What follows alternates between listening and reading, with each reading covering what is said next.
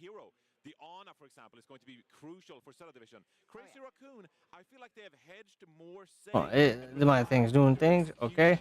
when it comes to these default team All right. coordination kind of So we got this positions. here. Looking forward in today's upper bracket. Nice. Which Let of me these go teams ahead will and come out on top? Yeah, I mean, it's the team make versus the this team. It's smaller. the individual matchups that are so And exciting we're just gonna with hide this one chat. because we know what each of these players can bring to the table.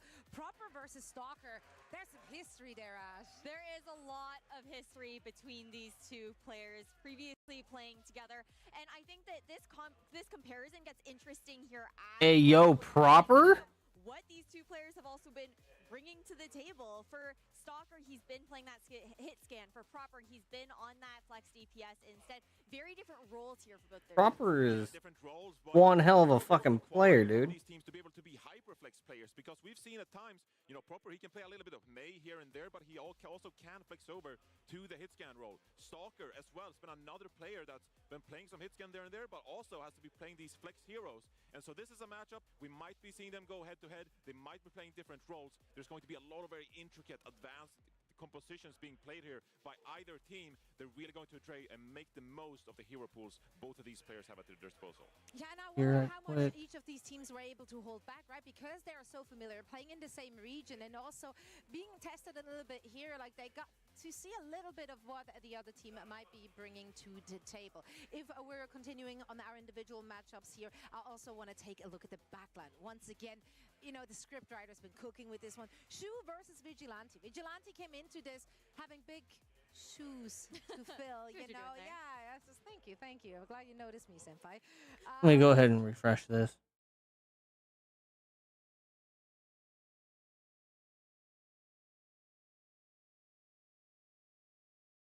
Why is it muted? Style there as well, but I feel like he's looked quite solid there, being that main support here on the side. Or sorry, it moved on me. Here on the side of Crazy Raccoon. Yeah. And I mean, part of that substitution of players was a big reason why Crazy Raccoon, they actually started the year struggling a little bit, because she was such a big presence on Crazy Raccoon the last couple of years. Vigilante trying to fill those shoes. He's not the same. Yeah, I may just want to sit here and watch this real quick before we actually get into it. So let me go ahead and just do this. Try to change their communication internally in Crazy Raccoon, losing a couple of key players at the start of this year. So we're going to be why is oh yeah, that's right. How they try to gel together as a team and get more coordinated as this year has progressed. Also, before we heading into predictions, I want to quickly get you guys' thoughts on like the subbing strategy that we've seen from both of these teams so far in the Champions Clash. Stretch to screen. In the tank matchup, it's been really interesting to see that is weird. I don't know why I did that. Their tank players. Obviously, Wrecking Ball is being played. I think it's just because it was like this, and then if I go, oh yeah. And so we've seen both of these players flex on to that hero when necessary, but also hold on. Bernard has been a standout Mauga on the side of Zeta Division. So Max is also seeing some plays for that Raccoon. looks so good. Tank players in the mix here. Not all the way at the bottom like I would like it. And I think if we see two matchups, but it's fine. We can they revisit each other in the grand finals. This up, have chat hold up. A lot of lessons to learn for these four players among them. And I think that flexibility on both of these teams is what's going to make this matchup so much more complicated when you're thinking about the hero ban situation as well. It's going to be so I'm curious to see what they're going to do. Pinpoint map to map who they really want to be focusing on, because both teams are so strong. And that's what made predictions for this one so incredible difficult, because yeah, if you're a numbers guy or girl, you know, like, then you might just go with the obvious Zeta Division, like they had the upper hand. But Crazy Raccoon, they have that X factor. They have a clutch factor where they just like somehow, some way step it up, making those lower bracket runs, and then getting really close to like hoisting a trophy again, which I know they really want. That said, I went with setup because I am a numbers person. Okay, that is fair. That is fair. All that to say. Matt's not a numbers person. I've also got caffeine too, so I'll be awake. I'm not going for numbers. I didn't even really finish it. Poor Crazy Raccoon. I think that they really haven't been tested so far in Champions Clash. There is that potential that there have been some secret things that they've been hiding. Meanwhile, Zeta, they've been pushed the limit. Of course, they are going to come out strong and angry, I think, going into this match, and probably confident too, considering the last results. Ash, I'm going to back you. Yeah. No. I love it. What? I'm going with Crazy Raccoon as well. Look, Zeta Division has been the more dominant team in this matchup so far. You saw the map record so far this year, but I actually think that Crazy Raccoon, they have improved as this meta has continued to develop. They've moved more towards the carry, and also the discovery of this Mizuki Mei composition we've seen more of this very weekend. I think that Crazy Raccoon, they found the compositions that work for them. They've ironed out the coordination problems, and I think they're looking like the better team of these two today. Yeah, I definitely gotta agree. You He's guys are talking about the gaslighting everyone. What? No. Hold on. No gaslighting here. He's talking about the compositions and stuff. He's been insane on the man. True. I gotta give it to him. You know what? It's going to be a close one. That's what we're hoping for. And we're about to head into our opening ceremony. But before we go, may I once again remind you to connect your Battle.net account to your Twitch account in order to collect the drops, because this one goes hard. We're on nighttime now. Nighttime mode here. Fuji-san in the mix. And of course, that beautiful goldfish that could be yours, including the loot boxes. So plenty of treats to make your own if you just connect your Battle.net account to your Twitch account. Now, we have a lot of great things in store for you today. You do not want to miss it. We are heading into the upper bracket final first. And of course, for that, we will be sending it to the stage for our opening ceremony. You don't want to miss it. Don't go anywhere. We should be right back. See, like, what I was gonna do was, like, you know, was gonna play this game, and I was gonna play Overwatch while this was going, but I might honestly just end up watching the matches because I want to see who wins, and I don't want to miss a damn thing. Because, like, yesterday and the day before, of course, even though the day before I didn't get the first set of loot boxes and whatnot. But yesterday there was a lot of wild ass plays, and I actually enjoyed it. And yeah, I want to see who wins the matches.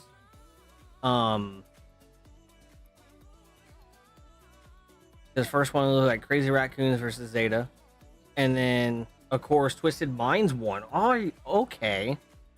Dallas lost against VP. Hold up. Damn, I missed a lot, bro. And of course, you know, that was during the time when I slept, so.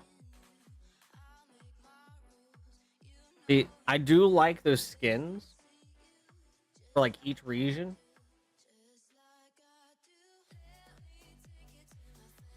But yeah, I'm surprised though to see that Dallas Fuel lost. They were dominant in the losers bracket in that first match, and then when VP took over, I mean, VP was a fucking hell of a team. That's fucking sad. And WBG lost to Twisted Minds. Oh shit.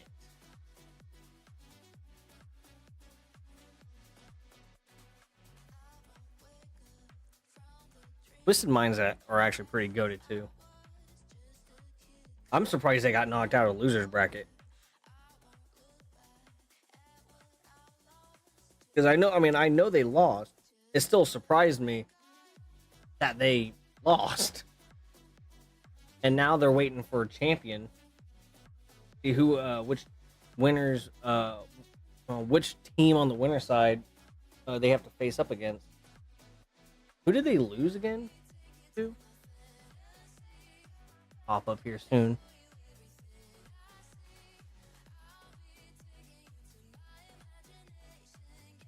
Twisted Minds lost to Crazy Raccoons. It would be a match of the century if Crazy Raccoons won and Twisted Minds and Raccoons go up against one another and Twisted Minds wins. I honestly kind of want that. I want that rematch. I want that rematch to come back. They need to run them once. I think it'd be pretty cool if that happened.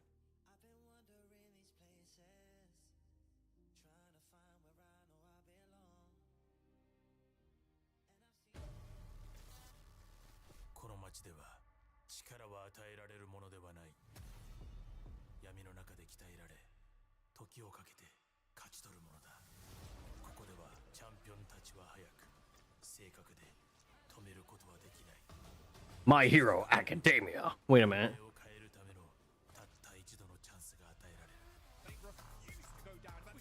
I'm sorry, who was it?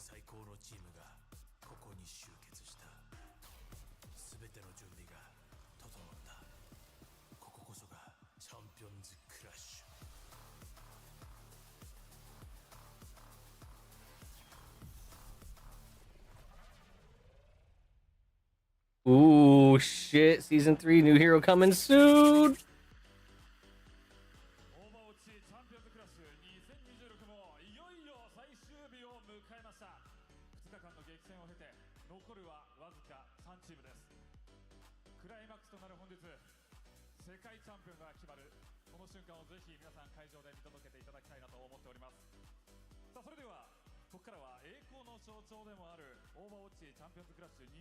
Honestly, I would typically play something right now on my TV, but I don't want to mess my OBS up again and mess with everything up.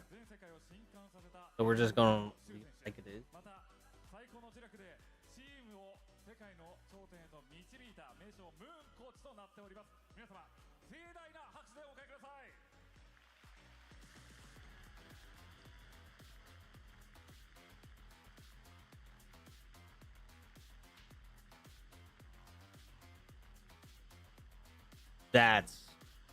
That's the trophy. That's wild.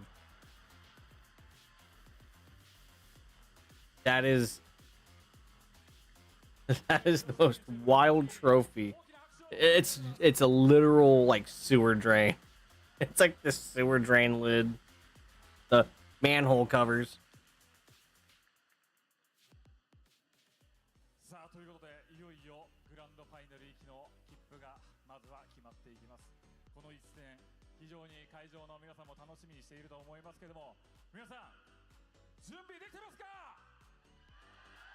Oh my fucking does not want to go over.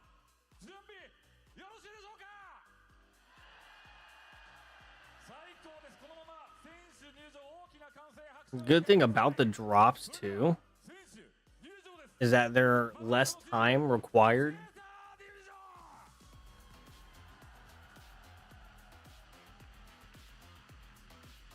So I'm actually quite happy with this. I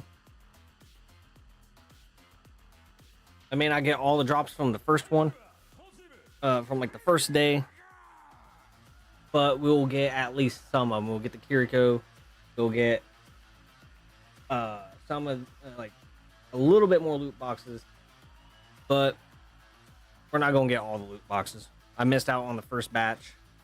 Was able to get all the second batch, and we're gonna get all the third batch. I made sure, you know, I was prepared. And I was originally gonna go live earlier, but I didn't because I was kind of like, you know, worn out. The crowd here, Crazy Raccoon and Zeta division in the upper bracket finals. Look, Moxie, they've had a couple of bouts, but it's been Zeta, a 4-0 in series record over Crazy Raccoon. I mean, Zeta. What are they tossing? Like said, Is it t-shirts? The Thanks to DHL, I was able to get a t-shirts from Crazy Raccoons and Zeta. Thanks, DHL. I might take the headset off and just try and find my way through the crowd. Just try and grab one of those, because you have to be a Zeta fan, but you also have to be a Crazy Raccoon fan, because like this is a meta which has been formulated by these teams. We have the Jetpack Cat, we have the Bastion, that was cooked up by the side of Crazy Raccoon, but then we also had the hidden Mizuki comp which came out, which a lot of the other teams just weren't ready for. Yeah, and the Mizuki's been really cool to watch actually, because we expected, like you said, Jetpack Cat to be played 99% of the time. Yeah. But now the evolution of Mizuki, where we're seeing it on places like King's Row, and it's even copping bans now. I mean, yeah, especially if you're not Hey, right. yo, what are those Malga Like emotes? New Junk City, there were a couple of times where teams would run out, try and Honestly, though, if I have to choose which team to win, I want Crazy Raccoons to win. Zeta, though, they have I think I think they have proper.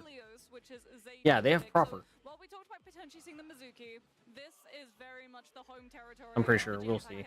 Kiriko and Bastion got banned. Interesting. Actually take the Bastion out. And the Kiriko too. This is a little... Well, that's shoot. That's rare one. like, That's actually pretty smart because the Cat Bastion combo was fucking insane. Kiriko can just heal anybody from a great distance because they buffed the speed of her Fudas like a while back. So really interesting is that Crazy Raccoon of their own accord. oh, shut this girl up. Got fucking deleted. Was being targeted, so now they can actually try and have a little bit more of a composition that can get into the back line, as opposed to Shu being able to snipe you down. Playing on Ilios too, if you look back to the Asia playoffs, both Zeta and CR, they played Lijiang Tower for both of their games on control to start off, and then an Oasis when it went to that map number 7. Well, it was map Do it, 6, damn, no Cat Bastion to start our day.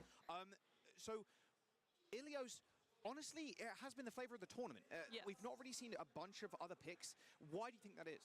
I mean, I feel like for both of these teams, it's going to be the Wrecking Ball, right? Both of these teams love getting to play the Wrecking Ball. Milgaru is going to be in as well on the side of Zeta, so you're going to be running a lot of those knockoff compositions. Not having the Kiriko as well means that it's going to be much easier to go put pressure on that backline with things like a Tracer, with things like the Wrecking Ball. It's control too, which means that the more players that you split off of the actual objective, the easier it is for you to be able to just walk onto the point and cap it. Bit more On the highway with my significant lover. Johnny's disdain. Hey, yo. I do like the fact that the Kiriko's banned here as well, because a lot of these maps, especially if we go down to the Lighthouse, we can play the Ana too, which Shu is a master of.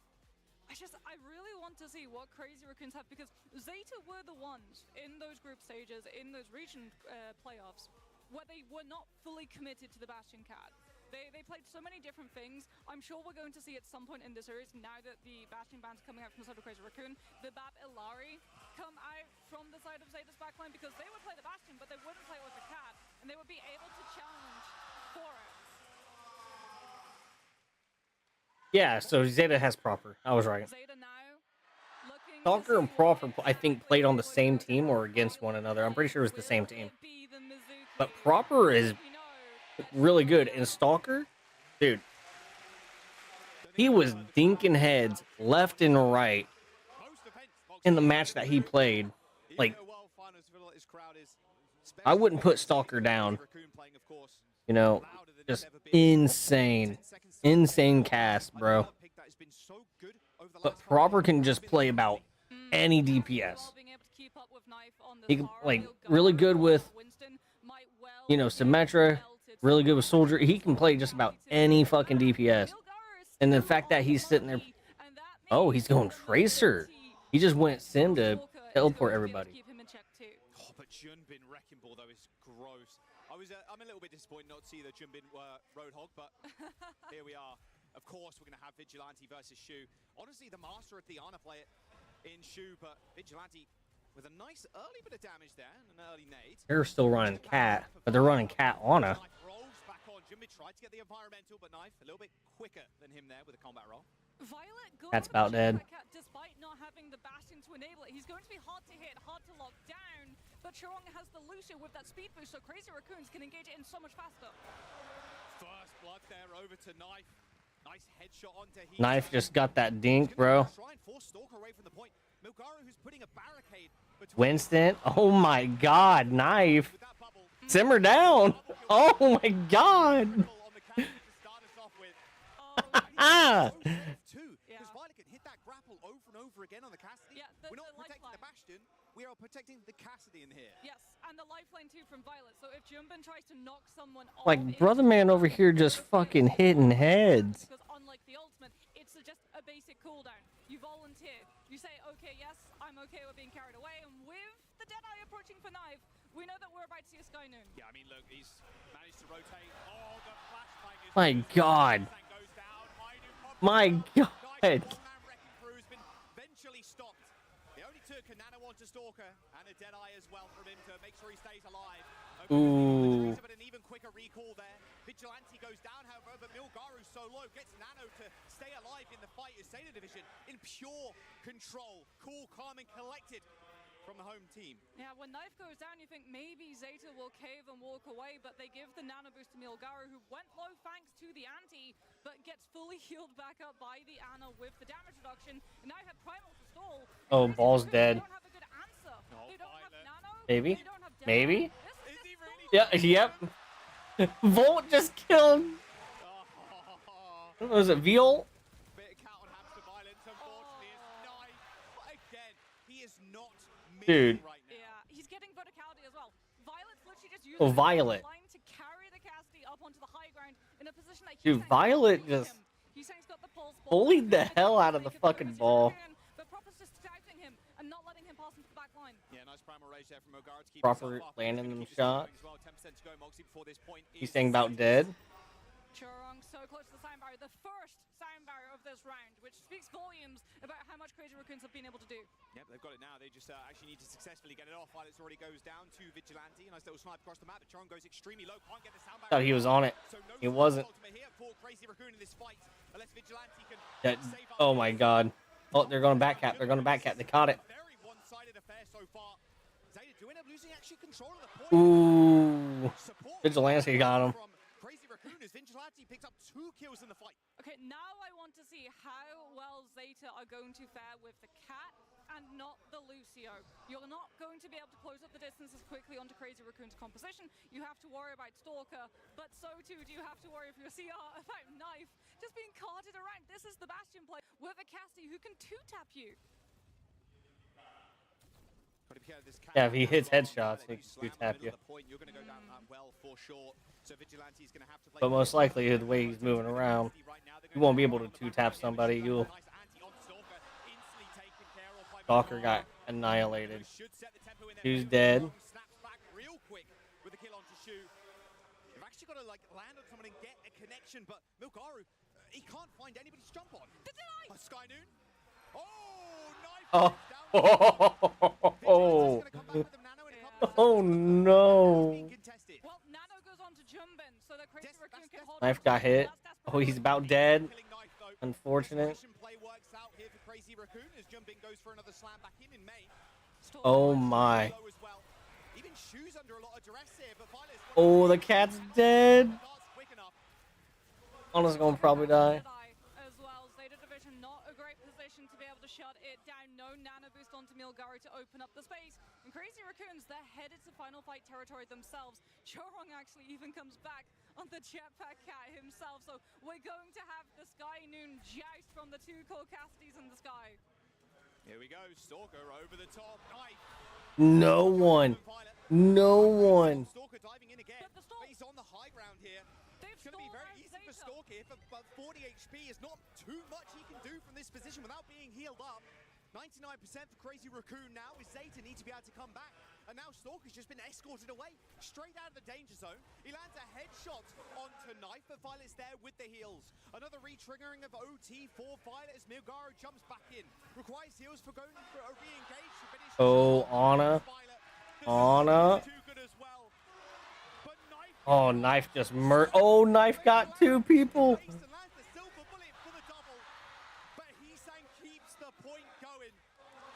Man, that was a match. That was one hell of a match, man. Because that was a 9th life play. The fact that they were able, with the Cat Noon, to stall out Zeta's push. Quickly do this real quick. I'm gonna probably play Monster Hunter while we wait. So I'll mute this so we can have this going. So I don't have to hear a bunch of noise. Sticking with the same comp, Milgaru back on the Winston, Jumbin on ball. How long before they actually switch to Cat here? I wonder if it's just going to be a speed boost from Chorong and then a quick swap. Doesn't look like it. They're sticking with the Lucio, even though it cost them on well. But there is less environmentals here. Yeah, honestly, Lucio probably isn't it. Crazy Raccoon being very careful since Knife has so much more mobility. Ooh. Knife is feeling himself today. He's doing such a good job, too, of just keeping Jumbin off of feeling aggressive towards the backline, and that sets it up. Oh, just Shu things, I suppose. Headshotting Choron. God, can you imagine Shu's face when he saw the patch of like, hey, you can headshot people as Ana now. Oh my god. Those Dude, silver bullets Stalker. have magnets in for these heads. Zeta, I'm surprised. Pushing all the way back into Crazy Raccoon's space, not allowing them any See, opportunity. That fight goes so one-sidedly. No one gets to build up an ultimate. Crazy Raccoons won that first round. They may lose this one. Already has high noon. Especially because they have Violet on the cat. Knife is just murdering people on Cass. He's getting them headshots and the silver bullet. Oh my god, man. I mean, these fights are not close. No, and that's really bad for Crazy Raccoon. Someone's behind. They forced recall already. I mean, Heesang is dead to rights. Heesang's gone. Knife is going to be able to go check out where that Tracer was. If you try and get close, it's okay. He's got the combat roll. He found the hammer to get the auto reload. Like, he's going to be in a really good position. As Jumpin, not so much in a good position right now. He's not been able to do anything to open up space for his team, which means that Stalker, he's playing with absolutely nothing in comparison to Knife, who has a full monopoly of ruins. So tough to get a lot of ult charge here for Chorong as well on the Lucio. You're only really healing the Cassidy permanently. Shu's taking a few bullets to the brain there in the back of the head, but it's going to be a decent My onto god. Nogara, which ends the fight. Stalker. Oh, proper. Oh, Knife again. Dude, holy shit. The clutch up from Zeta is just absurd. That's trying to take. Hits Heesang. He's got the body shot. He needs one more. The silver bullet. Yep. Gets him. Knife now. The backup coming in. Shu's going to be able to heal him full 100% HP as Zeta stands tall with only 2 players left. The good news is for Crazy Raccoon, they've got ultimates in this next one. The bad news for them is that Milgara has a primal. So Zeta Division can well weather the storm of the Nano boost. And who do you put it on? The Wrecking Ball to have the staying power, Nano? or the casting for the death? Oh my Nice god. in the background as well. Vigilante Chor glowing bright purple, but this is feeling a little bit like deja vu, I can't lie, as Zeta get 99 as Raccoon get the flip. Chorong has so close to sound barrier as well. Stalker sitting there with the high noon, but Zeta, they've got so much point percentage to be able to play with. They can just wait, fish for a fight that they feel confident, force Crazy Raccoon to have to burn ultimates just to be able to hold on to this round a little bit more. There you go, straight up to the high ground now for Knife. He's just poking. He's using the high ground verticality to be able to build up Deadeye. And now Crazy Raccoon have to respect the angle the Cass can have with Cat. Oh, they really want proper base movement a little bit too. That was a nice beat. Sky, Oh no. Knife, Oh. but still they had the beat, they had the tempo, but Violet gets another one as well. Knife and Violet are just a 2. Dude, they Heesang falls, Knife at like 10 HP or something ridiculous. Dude, this is gonna be a good fucking match. They get the round. Not happy with that first one. We can't go down that again. We're going to a round 3. Even without the Bastion, Cat proves to be a problem. I love that we were always talking about the fact of like, okay, if the Bastion is removed, that just disables Cat fully, because what else will you carry around? Well, at this level, Cassidy. Like, dude. He's having an absolute time of it. I mean, you've got to just roll out with the Cat at this point, right? Yeah, you have to match. You got 1 beat off there if you're Chorong, but yeah, like I said, you're not healing too many people. Healing like anything. The like, ball every now and then. Sometimes, Yeah, but that Tracer ball even sometimes. gets back to your team, because if he goes towards Zeta to play aggressively, chances are he gets flashbanged and killed. They're rolling with it. Look at this. Chorong instantly on the Cat. Very good map, though, to be fair. If you're going to play a Cat, you're going to force it, it's going to be this one. Yeah, Cat naps. So many opportunities to take people off of the map. Verticality Violet as the other day, the amount of times he was dragging people off the map, on this map specifically, was that's insane. Ridiculous. Shu just landed an anti-nade onto Chorong. Well, it didn't matter apparently, because Knife ends up going down anyway, and Shu paid for his sins.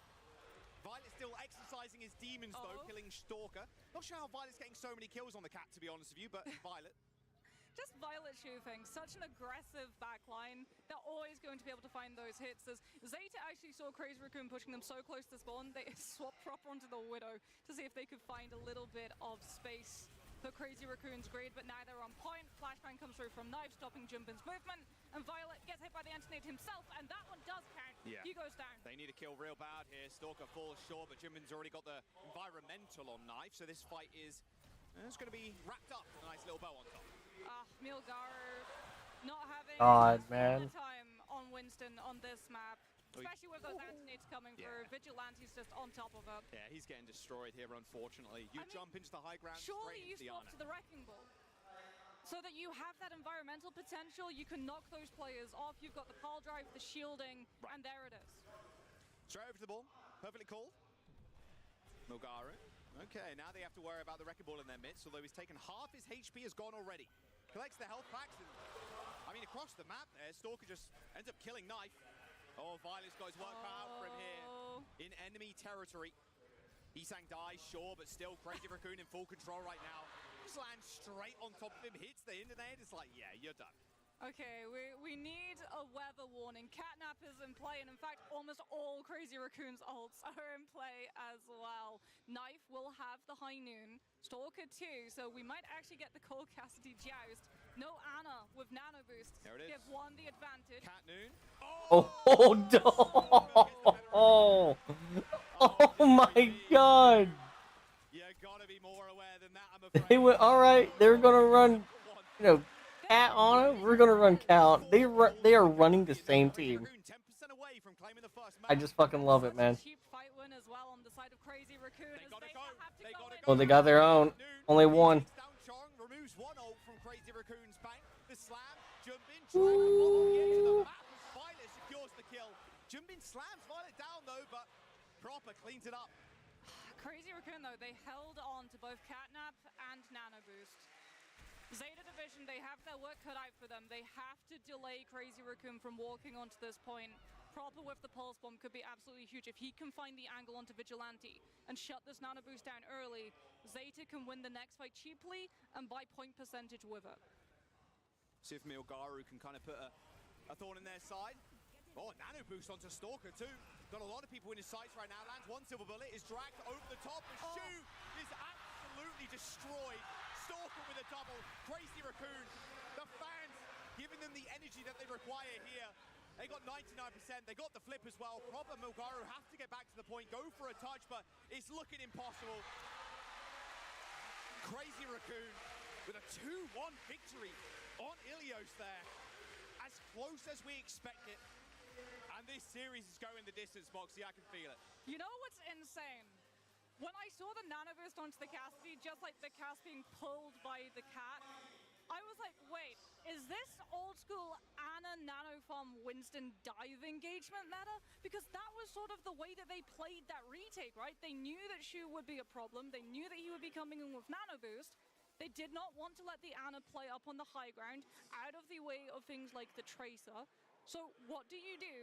You give your Nano Boost to your Cassidy, he gets the damage reduction, you tow him along, he gets to take away the high ground, you drop onto Shu, then you force everyone from Zeta to be beholden to heals from Violet, which then cuts into what Knife can do, because he's obviously not going to be able to get the lifeline off, because then the cat's not going to be able to help the rest of the team, and you can just work your way at taking the point itself. Man, it is just about the Casties right now. It feels like no one else really exists in the map. It's Cass. Yeah. Oh, yeah. Cast? Cast? It's yeah, close enough. It's a casting meta! Yeah, well, there you go. You got it. Nailed it. I think with how this series is going to progress, though, with Bastion not being banned now, I'm still like, maybe the Cassidy is kind of goated. I mean, we talked about the fact that Crazy Raccoon, like, by their own hand, banned out the Bastion, even though we were saying, like, this was the team that came up with the Bastion Cat comp. This was the team that stuck the most rigidly to the Bastion Cat comp. The maps that they pulled against Zeta, like, before, we were even talking about it on the pre-show, right? Zeta has always beaten Crazy Raccoon in the last year. And some of those have not at all been close. When it did start being close, when it moved away from just 3-0s, was when Crazy Raccoon cooked up the Bastion Cat comp, and the maps that they won in the grand final against Zeta, which went to a 4-3, were for the most part the Bastion Cat maps. So it was very strange coming into this and seeing Crazy Raccoon go for the ban on the Bastion, but still play the Cat. And it feels yet again like we're uncovering more of these layers to the Cat composition. We thought Bastion Cat's the problem. Okay, that's not the actual problem. It was hiding the Mizuki strat. But now we come in today and we find out that, okay, no, it's not just that. It's the Cat cast as well. So they've obviously had a whole lot of different compositions prepared that they did not want revealed to the world before it was time to show them off in an official format where you don't have the opportunity to adapt. Small substitution too. I just saw Jumbin get up, so Max is going to come in. But this is the Zeta Division stats against CR over the course of 2026. Push 100% win rate. Their weakest right now is that escort sitting at 33. That control obviously was going to get knocked down a little bit there. It's not 60% anymore, but close enough. But very impressive win rates across the board still. Oh, it is. Sorry, I'm getting word for production. It's been updated. So 60% even after that loss. Yes. CR. Yeah, well, the last time in the Grand Finals, Crazy Raccoon actually did walk away winning the first Lijiang, and it went the distance. It went all 3 maps. But again, it came down to the fact of, like, Crazy Raccoon were playing the Kiriko, Zeta were trying to play the Ana. Bernard's coming in as well here, so Milgaro, both teams changing out their tanks. I mean, makes sense, right? The hero pools are very much like overlapping for both of those two players. If you're going to be putting Max in, you're probably going to be playing things like maybe the Diva, but likely the Sigma, a little bit of that Malga, and you want to be able to match a mirror. Yeah, once upon a time, it was Jumbin in mainly, and Max getting subbed in once in a series, and right now it's looking like Max is going to be in for a lot more than just the singular one. Circuit Royale is going to be the pick from Zeta. Sigma. It's going to be a lot of Sigma. Potentially that Sigma Mizuki comp that we saw yesterday, where you get to use like the Bastion, you get to use the Mei Wall, you get to use that Mei Wall and just wall off the other Sigma, go into the Sentry Turret form with the Bastion, shred through the defenses, force out the panic coming through from like the backline to use the Immortality Field early. And speaking about the backline, do we think this is the moment that we get the Alari target ban coming on out? Because we know for sure, if Zeta played it on Havana, on Circuit Royale, there's no way that they don't field towards the Baptiste Alari backline. Yeah, if you're peeping the map pool as well, like, this is probably one of the best maps to play the Alari on, so... Yeah, I wouldn't be too shocked. Do you want to get that away from Violet? 100%. Yes, I mean, you absolutely want it away from Violet. Alari in general and Circuit Royale, Sigma map. We must play Sigma since like the dawn of time. But Alari at this point as well is like almost a must pick on this map. Just how long range things are and the amount of poke damage as well. If you don't have the Alari on your team and they do, like your Sigma shield's getting deleted if you're playing that mirror. Not just that as well, but if you're like Alari on the defense, you can put that pylon so deep in your backline that there's no way that you can break it. You don't need to right click, bro. And just put the pylon down. Yeah. Pylon does the healing and you get to be as aggressive as you want. And that suits Violet to a T or I guess a V. He's like DPS so players will be crying at that statement, but support player, by the way. Support hero is Alari, but no, we all know she's a DPS masquerading as a support. Yeah, she really is. It's the best. That's why she's the best support. Or the most fun. All right, Crazy Raccoon. Up a map already, first to 3 here. And if you're looking at how this kind of bracket has gone, it feels almost inevitable that we're in this situation, this upper finals with Zeta and Crazy Raccoon. I think coming in, a lot of people expected this, but Twisted Minds in that lower bracket. So you do have the world finalists looking for some sweet revenge as they move on their way up. The loser here goes against them in the lower finals later before the grands. Are you expecting, on like a Twisted Minds kind of perspective, who would you rather face at this moment in time? Because Crazy Raccoon, if they keep up this level of pressure with Stalker, I mean, that is so... Mitsuki got banned and Cassidy got banned. A Cassidy ban. Wow. From Crazy Raccoon and Mizuki ban from Zeta. Mizuki ban coming on from Zeta. I'm so happy that... So now that means Cat Bastion are going to be playable. Actually being played. The composition, like being able to mirror, having that Mei looking to counter wall, having to constantly worry as well about someone being just locked down into a position and jumped on, because the follow through from these teams, they're so good at identifying those slight little windows where maybe something goes a little bit wrong, maybe someone's just that little bit out of position and jumping on the opportunity. But with the cast out of the way, we do have other DPS available. We saw a little bit of the Hanzo as well coming back into the mix. The Widow is also still online if these teams want to field into it. Sojourn, Emaray still an absolute powerhouse that you could have the option to be able to go for, because we know, like, the tank will be Sigma, the backline likely going to be the Baptiste Alari, at least on the side of Zeta, since Violet gets the Alari through. Still have the Cat Bastion though, that's the thing. And you can play the Kiriko here too if you want to play that kind of flavor, but with the Sigma a little less prominent. We'll see what they want to play. Obviously, we're just loading in a moment. We have to wait for Benar and Max, obviously, to get set up. Zeta actually beat the Bastion Cat with the Baptiste Alari on Havana. Right. They were able to beat it there because just as we're talking about Alari being very aggressive, very good at being able to just keep shooting, she's also very good at just shooting aerial targets, right? Pharah, Echo, Jetpack, Cat. It's all that, plus the fact that you can actually double up with your activity, since the pylon is the thing that heals you. So when the Cat tries to go towards the Alari, unlike when the Cat dives aggressively on something like an Ana, you have to make the choice of, like, do I use cooldowns on myself or do I try and duel out the Cat? Alari gets to just sit back and actually click the head while still having the pylon healing her. Yeah, it's great. Symmetra being the most banned hero right now at Champions Clash. Diva, really? Alari, Cassidy, Kiriko, Zarya, copping about 4, 5, 6 bans each. Cass is surprisingly low. No shock, I'm going to be honest. A lot against the EMEA teams, you want to ban on that sim for sure. Yeah, the Korean teams as well. They've started picking up the sim. Like we got the sim Bastion on New Junk City yesterday, being such a pain, a thorn in the Ramatha side. Oh man, the rotations with the TP on first New Junk City is just so annoying. If you don't have that speed, trying to chase the teleporting targets, it's like, yeah, good luck. The bait outs as well, like when they fake out the TP, they're like, oh, we're going for the high ground, and then you have to just totally tailor your position around a fake out, and then like, you've given up the low ground space. We're all teleporting, I promise. Psych. All right, Circuit Royale, let's load on in. I would love to see a little bit of Widowmaker. If someone could grace us with that, that would be great, but... I mean, if Chronic was here, it absolutely would be Widow. A lot of good hit scans in this tournament, to be fair. A lot of very scary ones. Some of the best to ever do it in this very series, to be fair. All right, let's get in.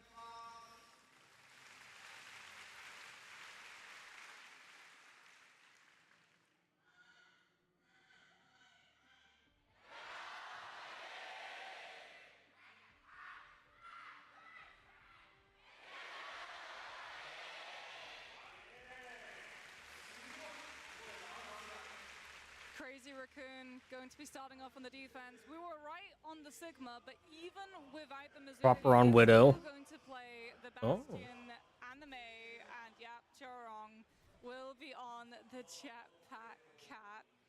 So Zeta Division, they might have moved to an escort map. They might have moved to one where it will be slightly longer line of sights for them to try and get on top of where exactly the Bastion will play from, but they still have not fully avoided the problem. But Knife should be able to scout it. He's on the Hanzo with the Sonic, going to try and lodge it around that wall that you can see Stalker hanging about on, setting up potentially a good shot from Proper was on the Widow, but swaps to the Mei. Yeah, a quick Sonic there to get a bit of information.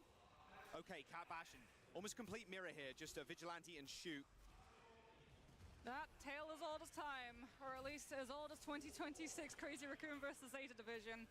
Really good engagement play from both the Nano Boost and the Anti, but the Kiriko aggression, teleport, and Suzu can really keep Shu in check. A lot of ability to survive these dive bombs from the Bastion as well. If you're playing the Mei, you can just hit the block real quick. Make sure you don't get blown up. Well, the good news for Shu is that there's no Mauga. So he doesn't have to worry about Crazy Raccoon just walking onto him, which was the thing that was the pain point for Zeta in the past. No, there they go. Nice anti on Heesang and Max. Oh. Stalker's good though from Proper. And now you can hold this corner as well if you're the Mei. Oh, they're pushing hard. They are. One of your DPS, They're doing whatever the hell they can. You can't control this fight. You can't control where the enemy Sigma is playing, and your Sigma is just so vulnerable to that. A very quick and clean fight from Zeta Division as they get the point. Yeah, they're already pushing Crazy Raccoons to have to just give up more space, since Knife and Violet in tow, stopping Crazy Raccoon from walking forward. They have to deal with the duo, which means that first checkpoint picked up, already started to move your way up through ramps, and Shu just quietly, steadily off of the poke coming through against the Bastion, building up Nano Boost so that Knife gets the better of Stalker. All right, straight over the top again. Chorong in trouble. This is Stalker needing desperate help, but Suzu's good. My God. Vigilante at 1 HP, but still manages to survive. Knife is going to pop this turret form here, but Max is already dead. Knife needs to deliver some comeuppance here to the enemy Bastion, but oh, Bernard actually eats the Blizzard from Heesang. Oh, that's devastating for Crazy Raccoon's ultimate economy. Eating the Blizzard, using the artillery strike to just totally stop any momentum from Vigilante's rush. And Zeta Division, they didn't get the picture of the nano boost, but it did enough to give They them have space and 4 the ults. to shut Crazy Raccoons out. 3 ults. Crazy Raccoon has 3 ults. Whoa, there's the Gap Bastion straight through the door. That was really quick. Ooh, that was a nice rock. The Blizzard in the corner. Oh, bro. Oh, no. The devastation. That is an unwinnable combo of ults there. Dude, Knife is just a menace. That is like Geneva Convention level stuff. Like, gross. Now Zeta Division, in 5 minutes and 20 seconds, this payload's not stopped. Yeah, and I mean, for Crazy Raccoon as well, you don't want to fight on the point itself because you get your Sigma shredded by the Mei. Vigilante has to swap off of the Kiriko, but Shu, by the way, he's already got another nano boost. Crazy Raccoon have no answer to this. And because they're not taking a duel against Zeta Division, they're trying to play space and high ground, they're not actually stopping the card's progression. All right, Trong has got this cat ult here. Oh, Violet. Oh, that cat was one, bro. A whisker of an escape. Straight over the top here. Shu does end up nading himself, so he does end up staying alive. But high ground control very much in favor of CR right now. But a rock from Bernard shuts down Stalker. And Violet trying to int into the back line. They got 2, but they got 1. They might have 3. No, I mean 2, I mean. He's still alive somehow. Yep, they got 2. Max does clobber him with his left hand, but They got 3. artillery barrage makes short work of They might have the 4. as the payload just F1 speed just hinting down the straight. They got 4. Fights are happening off the point itself, which means it's just there on the finish line. This is a late Crazy death Raccoon, if he you've got to dies. get on point. They got a touch. Max is trying to duel out. A nice Oh my god. Oh shit. Max, that was a They got 2 back. but Violet drags They got 3. a style kill onto Stalker. They got 4. Zeta Division eventually halted, but 4 minutes and it's like what, 20, 30 meters away from the checkpoint? I mean, we've seen stranger things than a 4-minute hold on Circuit 3rd, especially with the ultimate economy. They probably got the whole team and I just didn't notice it. Flux Blizzard combo. It's available there for Zeta Division 2, but Crazy Raccoons, they're wise to the strategy now. They have to make sure that they don't get hit by both at the same time. Bernard's got this flux. Oh, that's a fat fucking flux. The cat blocked that rock. Oh my god. Bernard, Max playing that so safe around the corner, guaranteeing yourself. He just did not want to get cancelled by the rock. Yeah. They knew that Bernard had it. The fact that Chorong literally steps up. Dude, that was such a smart play. And let Max be the play, be the win condition, so that Crazy Like, that was a smart play. The cat's like, no, you're not hitting my tank with that rock. And that's already 1 That was minute of smart as clock. fuck. Zeta Division with how close the card actually is. Again, they can just build up their stock. Shu's going to have a nano boost. The moment that Bernard and Proper get close enough to lob in the Blizzard. The sleep's really good here. Blizzard, though, Oh, that was a fat... the flux. Both Is it gonna be out? snow. But is the damage really there? They pop... Proper already dead. The DPS Damn. completely evaporated for Zeta Dude, Division. okay. What a perfect response from Heesang. They managed to land the sleep. Oh, that rock And they Blizzard straight at their feet. So is still hit. push off after that. They follow up as well with Nano onto Stalker. So you've got all of the setup with the Blizzard, rooting Zeta in place, and then all of the damage to be able to bag the kills. Shu, though, he's got the nano boost. That's likely going to come through onto Knife, but now onto the Diva as well. Just so you Oh, can they ruin swapped. the Crazy Raccoon's faces and take that high ground away from where the Cat Bastion can play. Just need this payload to move up as well. It's regressed so much after their first push. Classic wall, this high ground to give them a little bit of a reprieve here. Looks like they are gonna get Knife, but he gets Oh my god. He got slept in the air. Oh wait! What? Stalker gets dipped on in. Violet takes him over the edge of it, fighting close quarters with the Mei. What? There's like 3 pixels the guy's fighting on, and he kills him with the ice block passive. I mean, Heesang as well is able to This wall is a himself mess. into a corner, What which am I means that he's watching? counted as No, Max contesting. Dude, this is fucking wild. On the payload, of course, here, but Knife is still going. Turret form here. Artillery barrage for Stalker. Ooh, these are... But they got the bodies Oh, they went venture. Oh, they forgot. They let the point go. They let the point go. They let the point go. Oh, nice. Nice. The cat's dead. Keep Sigma up. Keep your boy up. Keep the tank up. The cat didn't get killed. That was wild. It's just the... Oh my God. 0.99 meters. Holy shit. They were less than literally less than 1 meter. 0.1 meter away from getting the shit. Like 0.01 meters. Oh my God. 30 seconds to go. Crazy Raccoon so far away from ults. It's just going to come off of Heroics alone. Yeah, Shu needs this nano really badly right now. 15 seconds. Bernard is like just, oh my God, oh my God. Dude, Proper's just hitting them shot. Knife got destroyed. Diva got slept. Cat's dead. But so is Stalker Max. Heesang barely survives. Cat's back. Stalker's gonna be back. Oh my God. They have more. They have more capable bodies. Oh, they're gonna push it. They got it. They got it. That was a match. They got that entirely. They put it down to the fucking wire, though. It was in overtime. Seen stranger things here in Overwatch Esports, and we were right. Circuit continues to be Wild. Third-point defense. Just wild. One fight. It's so problematic for these teams to attack into because you have to clear up the high ground. Max had like 10k damage there. You saw the Like genuinely, probably by far the most insane fucking match. Like, look at them, bro. They're like, bro, I'm sweating right now. I don't know about you guys. Don't get the opportunity to just walk away with all of that damage, all of the space, and just push that payload that little bit left to get the checkpoint through.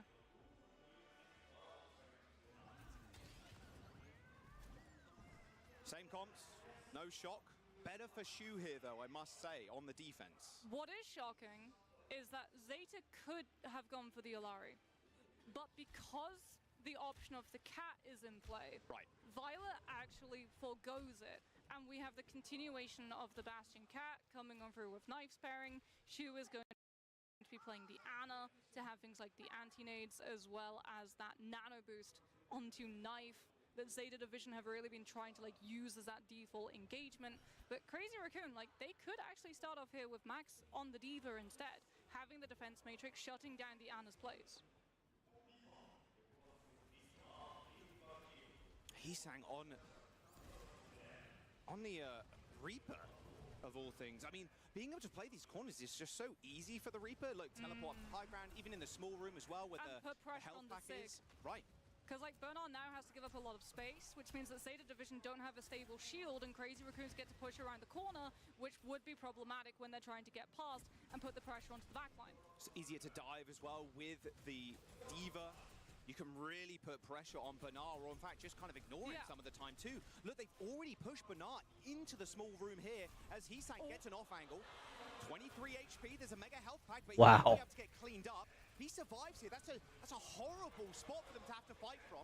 Prop is actually the one that goes down, and Knife just backpedaling. Oh my God. They haven't got this frontward pressure with the May wall. And look at Heesang's positioning. Like, there's so many things to look at right now if you're Zeta Division, and they're getting picked to pieces. Oh no. 50-50, like you're having to deal with the Reaper behind you, then the Diva's within one booster cycle distance. That May wall.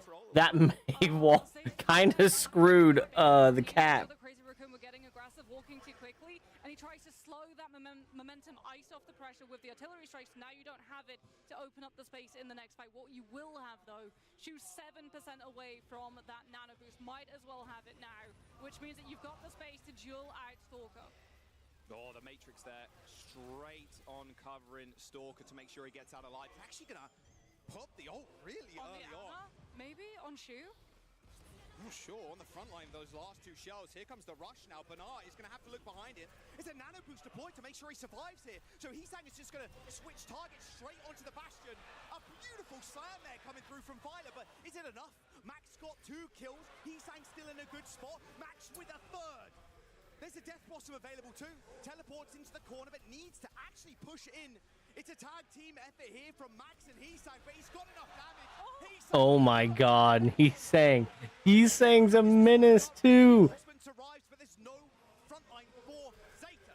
Vigilante even comes back on the Kuriko to be able to switch that with the rest of the team and rejoin it. They're picking apart Zeta division. They get late kills. There's no chance for a regroup. They get second checkpoint. 5.5 minutes. 5:30 on the clock. What we saw last round. No one can defend first and second. The same as last time. Bernard's off of the Sigma onto the Diva as well. Wants to be able to use the defense matrix to be able to put a shot down to Stalker's burst damage. Wants to be able to shut down Heesang on the Reaper as well, because these Death Blossoms have been so detrimental for Zeta to have to deal with.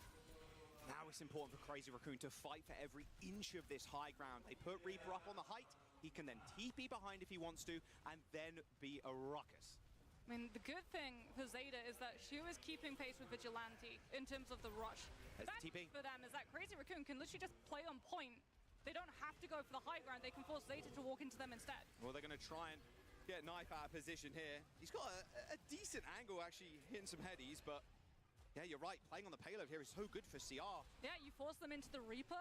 Proper at least has the Blizzard. They gave them high ground. They gave them high. Oh. What a slam from Choron. Easy pickings for Storm. Oh my god. You know you're going to get ulted by one of the cats. It's 4.5 minutes to go. They position 50-50. Half the team on the point, half the team taking high ground. When Zeta tried to jump on the players on point, they gave up the high ground, and Heesang's still there with that Death Blossom. Rush Mirror to decide. Heesang got that Death Blossom. They also got artillery. Got a better position now than Zeta Division had on their attack. Rush is on the point. Both running practically the same comp. Proper is just running Mei. Oh my god, that Death Blossom was clutch. The additional damage helped there to kill the Proper. A self-destruct is going to help clear the point here. Choron dashes underneath it though to make sure he stays alive. Another self-destruct eliminates Bernard's neck. Oh my god, dude, they pushed it with so much time. 4.5 minutes, almost 5 fucking minutes. 4 minutes and 39 seconds. Dude, they just thinking back to how fast Crazy Raccoon were able to pick up that first point too. Because the moment that they were able Holy to get that shit. TP off onto the high ground and put pressure onto Bernard to force him to kite around the first corner, they didn't really stop at all, which is insane. Like, dude, first and second, yes, I want Crazy Raccoons to win. Like I said, I want them to win. that's so rare. But Zeta is putting up one hell of a fight. In this map, though, they only got a minute defense. While Crazy Raccoons only have a 4 minute and 39 second lead. That is the most wild shit. I mean, there's a couple of options available for Zeta with 1 minute, but They're running Genji, can build up within that time, Reaper. right? Yeah, Genji, Reaper, Diva, Maybe we Cat, go for a nano and boost Kiriko. onto something like a Genji, even if you don't have the blade built up, going in with nano boost Genji. Crazy Raccoons running Mei, at Bastion, Sigma, Kiriko. Oh, they're swapping. They're still swapping shit. But Playing the Reaper against you, and it looks like they go instead for the Bastion Cat. Knife and Violet going to be trying to open up this fight. Shu playing as safe as possible on the Kiriko in case Crazy Raccoon to dude, fucking Stalker just beaming Knife. He gets a teleport onto the high ground or to that mini room. It's going to be, or the health pack room. It's going to be real dangerous for Max. It's the same play that Crazy Raccoon used and abused to push Zeta Division's defense all the way back. Bernardo gets hit by the rock coming on through from Max. Shu has to burn the Suzu early. Zeta Division missing crucial cooldowns, but if they wait for them to come back, they're running out of time. Yeah, Proper's already up into this height. Max tried to challenge there for a brief moment, but has fallen back. They're just waiting for him to make a mess up. That's smart. They're waiting for him to mess up. They're trying to outplay him in that little room, too. That is wild. Vigilante's dead. Stalker got Shu. Proper's almost dead. He's one tap. Oh my god. They got 4. They got the entire team. I mean, Knife, like you said, just going for the wrap around this corner. Crazy Raccoon having to take cover. CR and ZD got a fucking hell of a match going. This is like fight for blood. But all CR has to do is just be able to fucking cap the objective. I believe in the Raccoons. They got this. I believe in them. Not because I also play Rocket Raccoon on Marvel Rivals, but... Oh my god! Oh! No! Dude! Oh my god! Once Proper got killed, the time went boom. They were not close enough. That was one hell of a C9. They saw that self-destruct coming through. They put so much pressure onto Bernard's mech to try and pop him out early. They forced the self-destruct. The instant that self-destruct is in the air, Is it lag? They're saying Z9 instead of C9 because it's Zeta Division.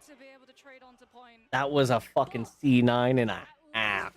With the 1 minute that they had available in comparison to Crazy Raccoon's 4.5. They got a 4.5 minutes. They got it through the first point. We wouldn't say impossible, but it would be improbable that Zeta Division would walk. They got it through that part there. So they, all Crazy Raccoons have to do is push it. There's highlights and then C9s are just lowlights. Production, clip that one. They already did. I know they did. 4 minutes and 39. The first point defense, the second point defense looked like nothing for both teams on the OG attack. Crazy Raccoon can take so much time as well.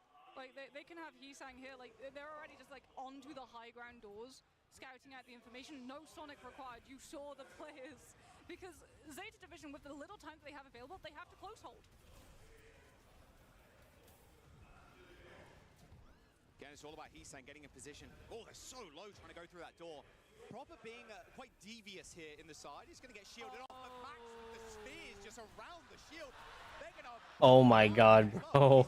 He's not getting healed, buddy. There's no way the guy's getting healed. Yeah. 3 players on the point now, pushing like this is Zeta Division falling all the way back. They can get another regroup here. But the problem for Zeta Division is that they were not in a position, they lost players, but they weren't in a healable position, so Shu does not have Nano Boost to be able to bail out Zeta Division in this next fight. And this is almost final fight territory. If Crazy Raccoons can bleed players late in this engagement, they will be able to push Zeta Division over before we get a full regroup in the next. It's basically a one fight here, Moxie. You're relying on the Nano Boost. Shu's trying to have the team stall as long as possible. If Knife gets artillery strike up, he gets a window, a space to be able to build it up for free, but Crazy Raccoon, they're just not letting up the aggression. Yeah, look at how aggro they're playing. They're just pushing this up and they can't move past because Yisang is holding the door there. Teleport behind, spotted out. The Cats. Oh, Violet. Tag team him up. Hang on. Yisang Stalker dead. Crazy Raccoon with a reset. Winnable. And in a much better position than Zeta were before that fight broke out. Shu has Nano Boost. Knife will have the artillery strike for the additional armor. But Vigilante, this is my worry, Jack. He's got the Kitsune Rush. Zeta Division, that card is so close to the checkpoint, they can't simply disengage it. They have to meet it head on or go first before the rush is in place for Crazy Raccoon to use it to win. Or even, to be fair, this Flux, 5% or so, they can just basically ult dump at this point. Ult dump, kidnap someone, get them out of the fight, maybe Shu. Like, Max can just move forward with impunity here, but Yisang at his back. There's the rush to start us off. Nano Boost onto Bernard. The rock goes a little bit wide, but Terraform is going to be engaged. The grass is going to get used to waylay all that damage, but the Flux... Oh my god. The kill onto Shu. Knife going low as well. It's a brawl on the payload. Violet. Dude, they won. The Raccoons won, bro. Payload secured by Crazy Raccoon. All they have to do is just push it up. They can't. Like, the opposition cannot go up, bro. They can't. That. Holy shit. A 2-0 lead for CR. They want revenge for that upper finals. They want revenge for the Asia finals. We've been here before, though. This was what happened in Grand Finals. Crazy Raccoons went 2 maps up, and then Zeta equalized the next 2. I'm sure we're going to be seeing at some point maps like Runasapi come out because that was where they've been the most dominant. But unfortunately for Zeta there, like, it was just a case of the amount of time that they had. Because they all stepped off of the objective when it was their attacking round, the moment that Crazy Raccoon get close enough to Cart to be able to use the rush, you can't use Nano Boost aggressively onto your Bastion to look for kills. You have to use it onto Bernard. Because if not, the rest of the team will be in a position to play safely away from rush, but your Sigma gets bowled over, and no one's within distance to be able to trade their position onto point and stop Crazy Raccoon from picking it up. So in that instance, it had to be you go first and play for preventative action as opposed to reactive action, or something has to go amazingly right when you have that Nano Boost and you get a kill off of just like Bernard being able to go aggressive, proper looking for a great wall, being able to cut off the rush when Crazy Raccoon want to go aggressive and are too deep that they can't simply disengage out. It was such a big risk, but if they went first with the Nano Boost, there's a much larger risk with the time bank Crazy Raccoons had that they would call off utilizing the rush, let the fight go, don't use any ults, fight it out dry, and then come into the next one with all of them available, good to go. Max kind of mogged Shu in that last fight as well. You see that flux hit him, hit a sphere, looked away. Knew he got the kill, guaranteed. Because Violet then has to react, right? He has to react, heal Shu, and Violet is playing more up with Knife, trying to get him, you know, grappling him around, getting him into a good spot, right? It's so tough for your Arnas there because it's like, okay, well, I hit sleep, I guess. Like, I hit an 8 on the ground, hopefully I survive. Like, but that's just not going to happen 9 times out of 10. Or you track the sleep dart cooldown and only then do you use Flux. Right. But then if you're so far across, like, it's a good, like, Shu's a good Ana. Like, you probably hit that, but if you're maxed out, you're taking that chance because you have so much time in the time bank anyway. I mean, there's also, like, some pretty cool min-max stuff you can do as Sig, where, like, you can still have the shield up, and then when you use the Flux, you can actually duck down below it, which is one of the plays that Sigma players will use to make sure that they don't get rock cancelled by the other Sigma in their Flux activation animation, or the sleep dart coming on from the Ana, and it feels like it was almost an impossible position that Zeta put themselves into with the little time bank that they had and the little distance that they picked up. Like, we talked about it, not impossible, but pretty much improbable that they would be able to walk away with that win. Like, the stars had to align. They went for such a greedy, risky play of holding so close and trying to cut off the high ground push. Coming on out, expecting Crazy Raccoons to get Hisang into a very aggressive position on the high ground very early on, wanting to be able to wall him away from the rest of his team, having the Mei, having the Sigma push that far up, but they lost those players early, they lost the opportunity to have the Nano Boost first, and they couldn't control the tempo afterwards. Need a reverse sweep now for Zeta Division to get themselves locked in for the finals, but Crazy Raccoon up 2-0 already. I think you look at the cams a second ago. Oh, there it is. Look at everybody was just trying to jump down. I mean, that was insane. Like, okay, well, we've got this, guys. Like you said before with that play, it's like, use the bomb. So that's an easy blizzard, and then everybody has to bundle back on. It's a catch-22 a lot of the times in these comps where you want to use your ults proactively, but then they've got the counter kind of thing. Do you go first? Do you go second? It's been real tough. Very close still, though, so far. If it's a 3-0, it's been a close 3-0. Yeah, I feel like this is one of the ones where it's like the scoreboard doesn't quite show how close it has been. There's been some heroic play moments, but the stat line, like, Max has been an absolute standout. 42 eliminations. And they're subbing him out. And they're subbing him out to put Jumpin in.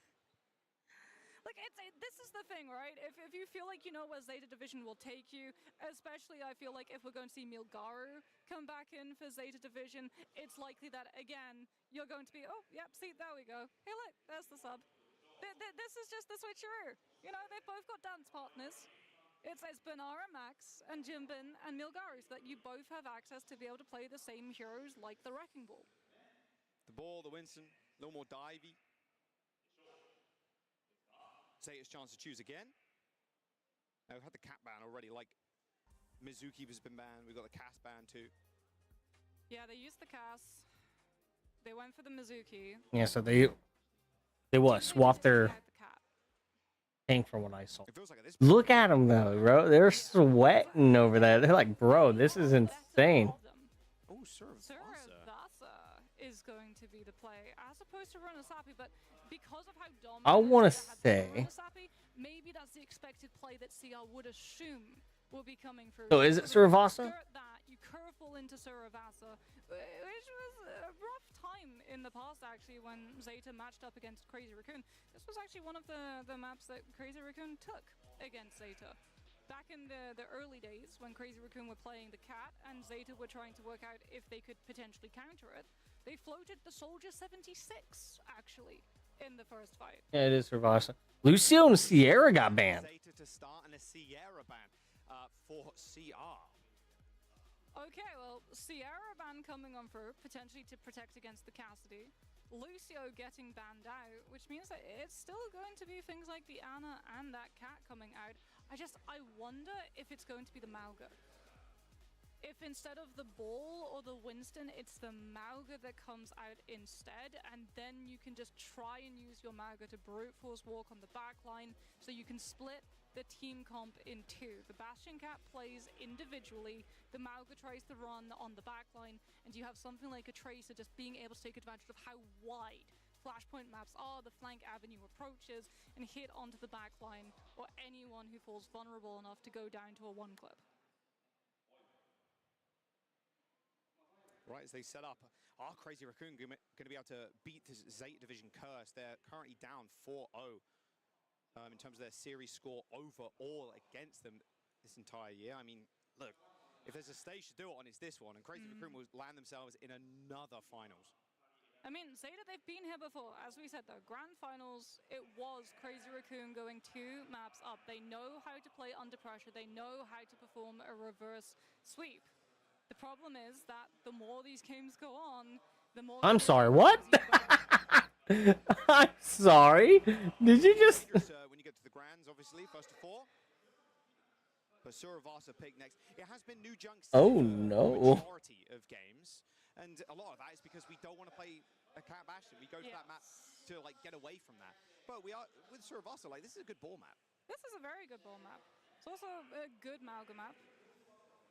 Potentially a Winston, since that was something that Zeta were trying to do earlier, having Milgaru on that Winston being able to give things like the bubble to protect the Cassidy, the vulnerable Ana as well. But the Winston against the Cassidy, it just was not performing, and Cass has not been banned because we saw a Sierra ban in its place.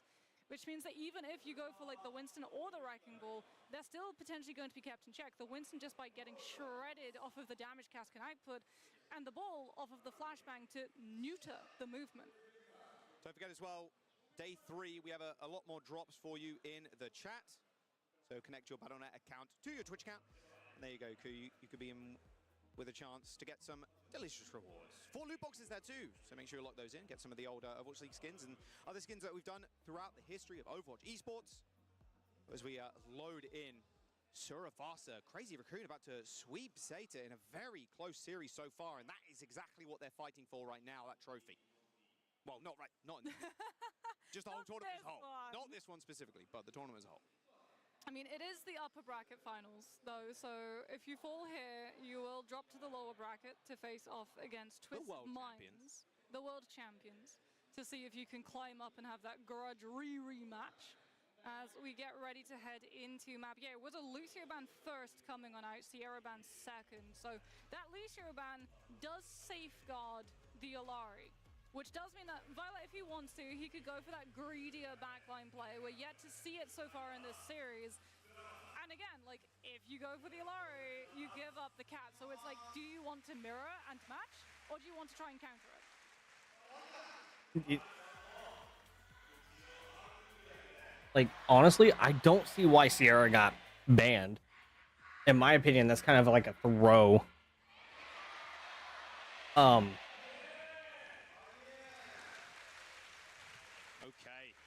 Potential of the Mauga, like mentioned, potential of the Wrecking Ball, potential of the Rhine. Are we believers? Crowd definitely wants it. I'll tell you that right now. Well, we had the Rhine mirror. Oh, yes, we did. If you play like Rhine, he can't hold up the shield. There we go. They're locking it. Are we locking the sim? No. Cass comes through from prop Yeah, so they swapped their tank. We're building the anticipation. We got 2 Rhine mirrors in 2 days of Overwatch esports in the big 2026. Can't have too much fun, guys. We have to pause. We have 2 to, Rhines on the screen. We have to let you wait. You know, we're making sure that you get the time for your drops in as well, because if this is a 3-0, this could be quite a fast day of matches. No, it won't be. Don't say that. Come on, you're cursing us now. You're as bad as Johnny with the curses. Come on. You can't. Jumpin looked a little bit confused there on the cam, so maybe a CR small issue. Hopefully we'll get that sorted in a moment. Looks like some nods.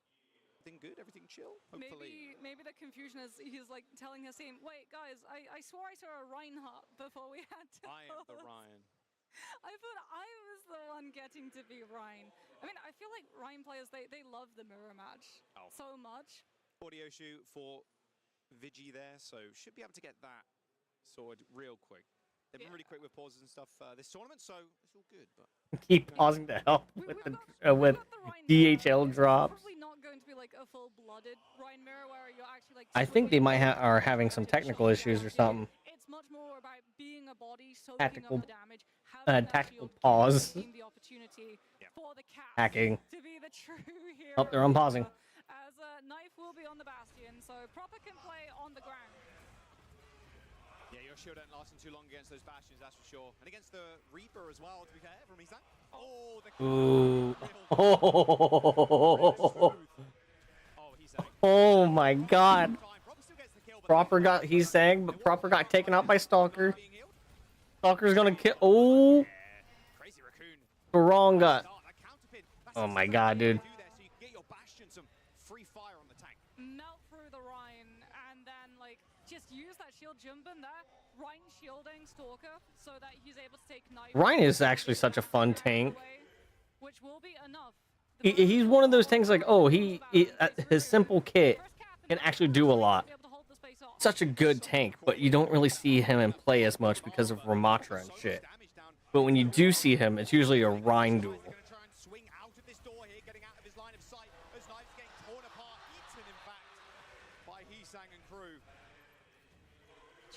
It is. But Crazy Raccoon down the Bastion. Choron gets the 1-versus-1 win against Violet. That's a screenshot moment.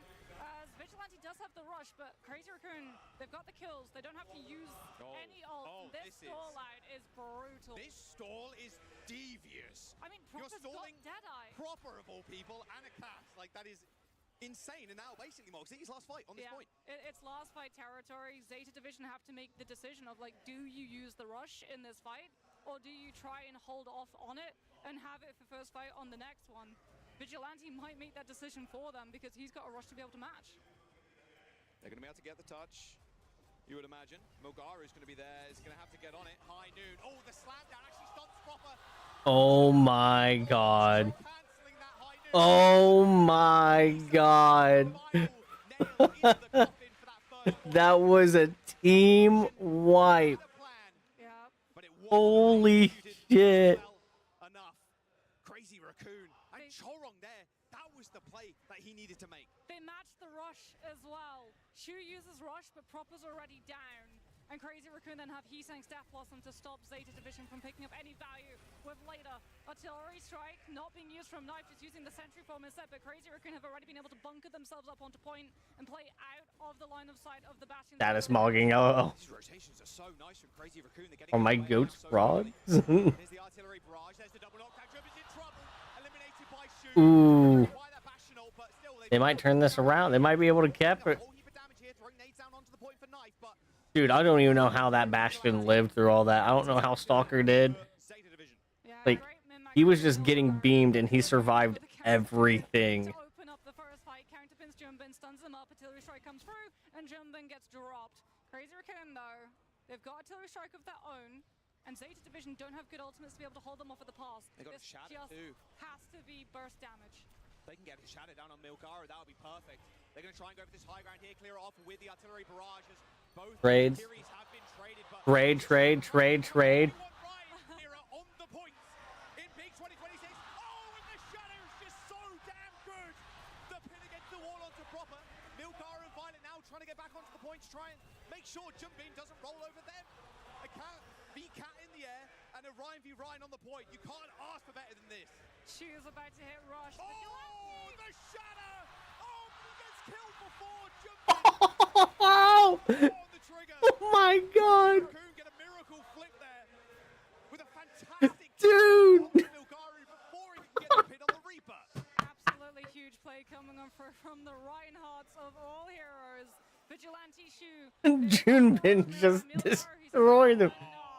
He's breaking out the Malga. Dude, he has to bring out Malga.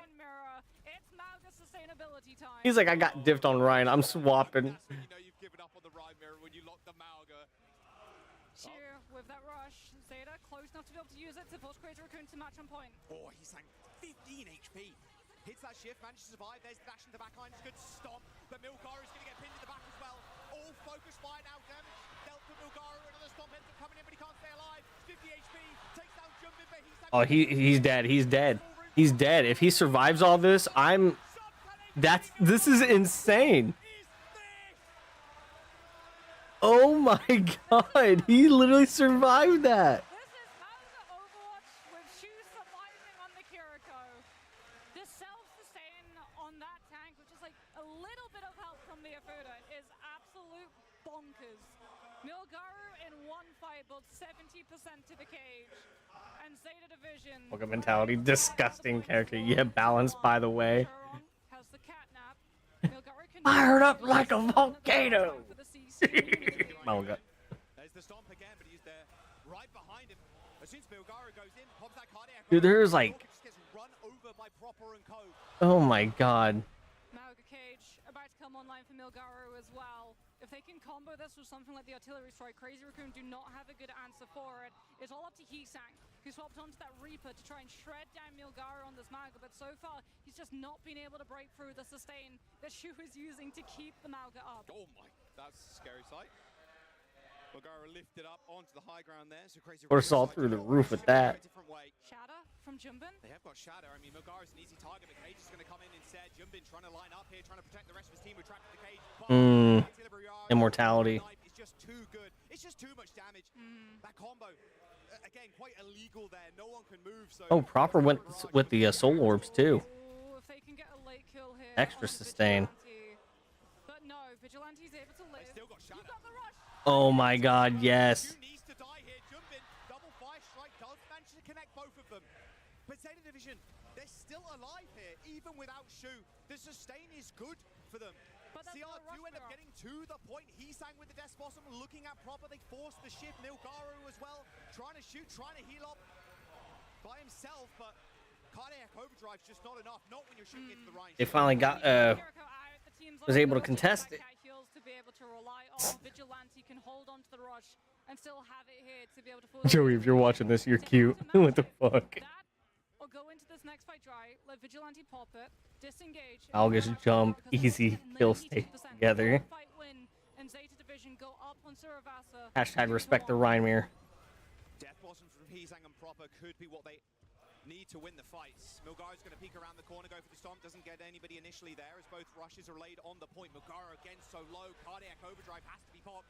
Proper's trying to go in, Death Blossom is going to be good. Oh, that was a good Death Blossom. They got two, but they traded two. He's now waiting for Heesang to come out of that Wraith form as he hits Oh. away from Heesang's own Death Blossom. Jumpin is just so low in this corner now as well. A teleport away as Proper just keeps dismembering Crazy Raccoon. That's 4 kills for the Reaper in that fight as Zeta Division, they cap the point. Going back and forth. Touch. That's it. 2-1. Zeta Division with the Malga and the Reaper still up are able to keep the point in play. And Jumpin still playing this Rhine instead of matching. Zeta Division now 1 round away from being able to start. Dude, honestly, the Rhine can work, but there's so much damage, he can't really do anything.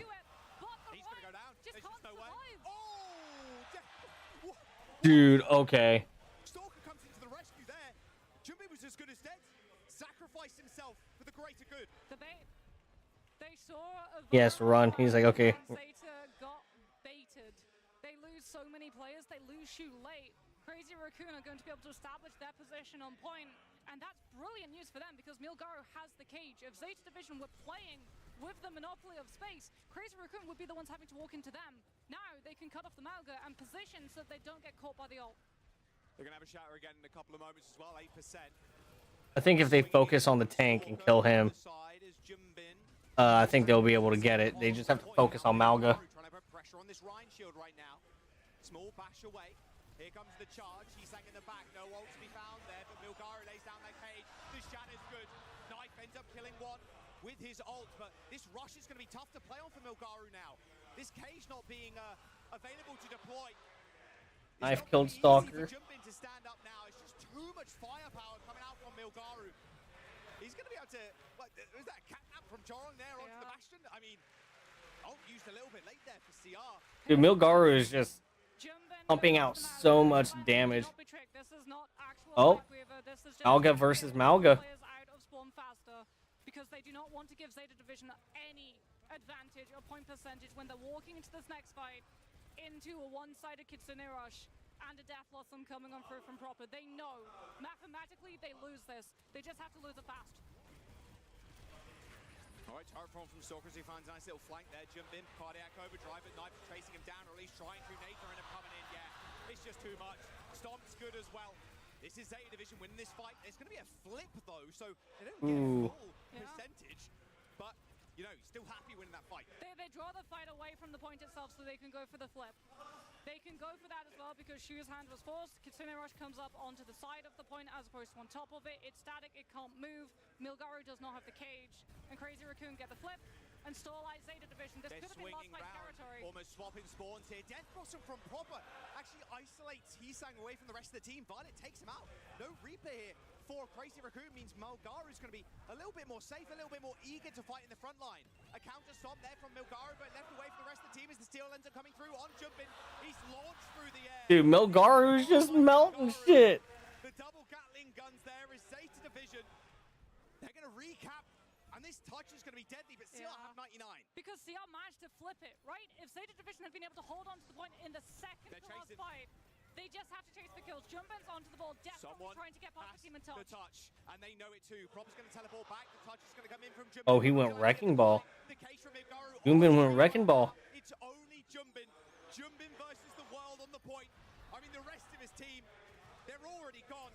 The point's not yours, and neither is this map.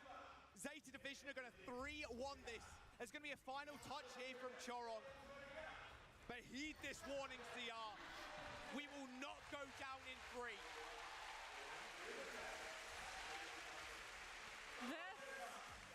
This is where Crazy Raccoons will start recalling how exactly the grand finals between these two teams went down. Down 2 maps. Zeta Division yet again. Replicate history. Claw the third one back. And a huge part of it comes down to the Malga play that they were able to pull off with Milgaro. Such good cages, such good follow-up from Knife. Like, Jumbin on the Rhine was absolute lights out. Like you said, he won the Rhine mirror. He forced Milgaro to have to bend the knee and literally swap off the character to go to a tank who counters Rhine and everything that unfortunately Rhine stands for. There's a reason we do not see Rhine all that frequently in Overwatch esports professional scenes, especially up against the burst damage of the Bastion and the Chaos. Like, you can lob the flashbang over the shield. The Bastion does not care about the shield. He just breaks it in half in a matter of moments. But it was some brilliant team play and some crucial late kills. Going for that early clutch pick onto Vigilante, who was 86% on the rush when Jimbin swaps the ball. I want to see this Milgaro clip again where the guy survives for, what, 20 solid minutes in that mini room?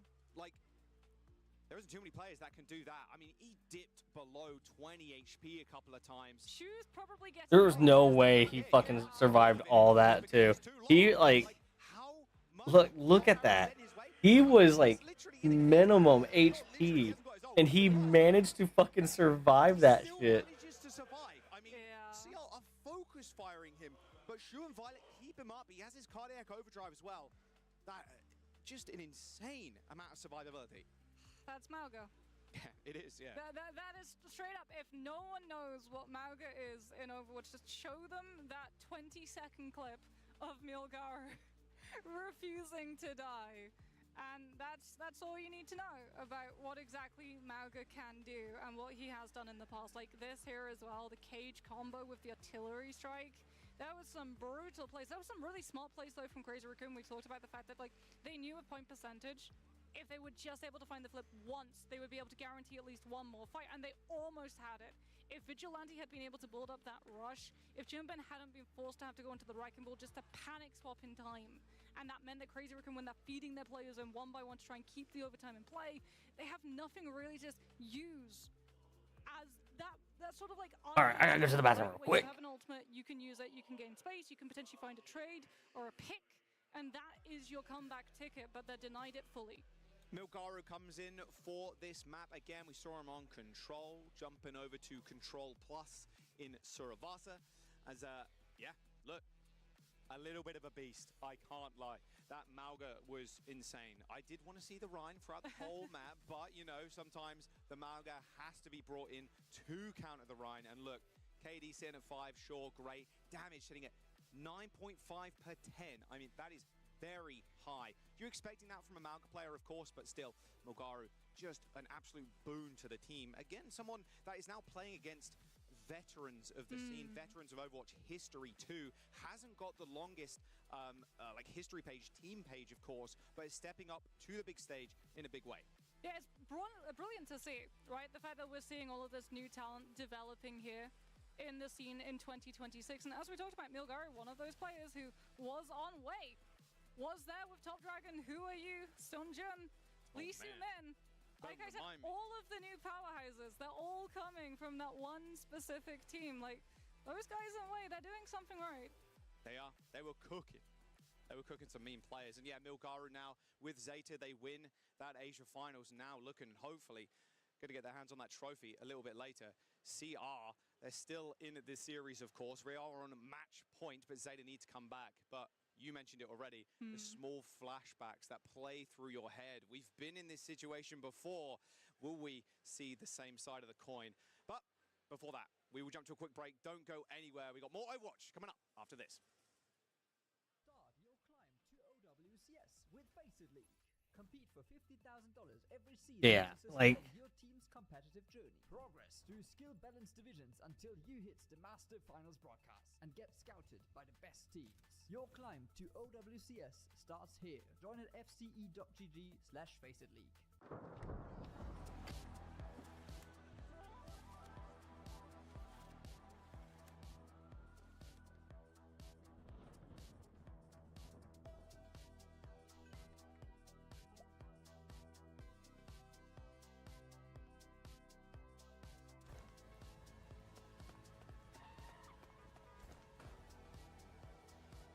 oh.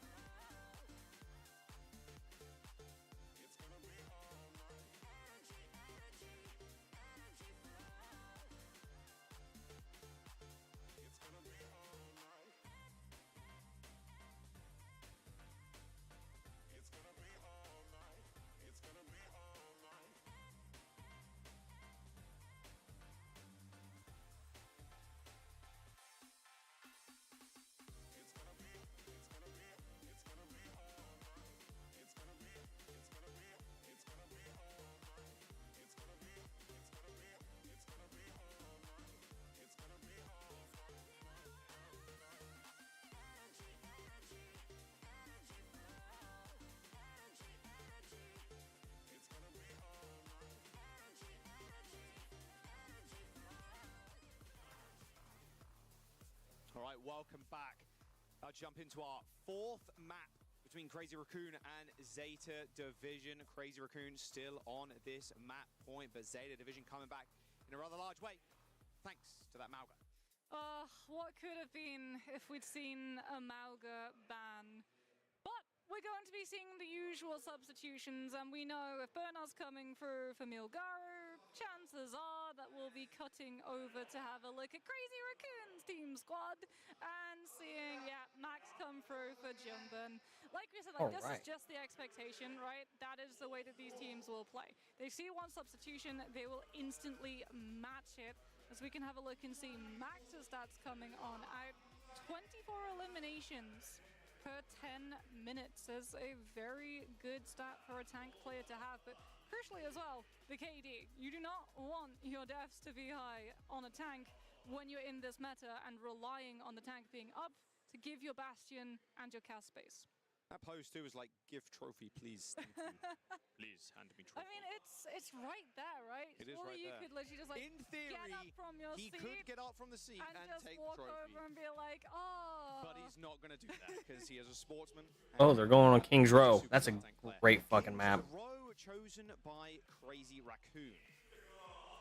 Okay, so we're locking out Numbani, which actually, if they wanted to like really lean into the Bastion cat play, they could have gone for Numbani. But they instead go for King's Row. So again, we're likely going to be seeing things like that Sigma, the Diva, potentially some of that Zarya come out into the mix. I just want to know, will it be the Cast Cat or will it be the Bastion Cat? Because we've seen both have really good potential.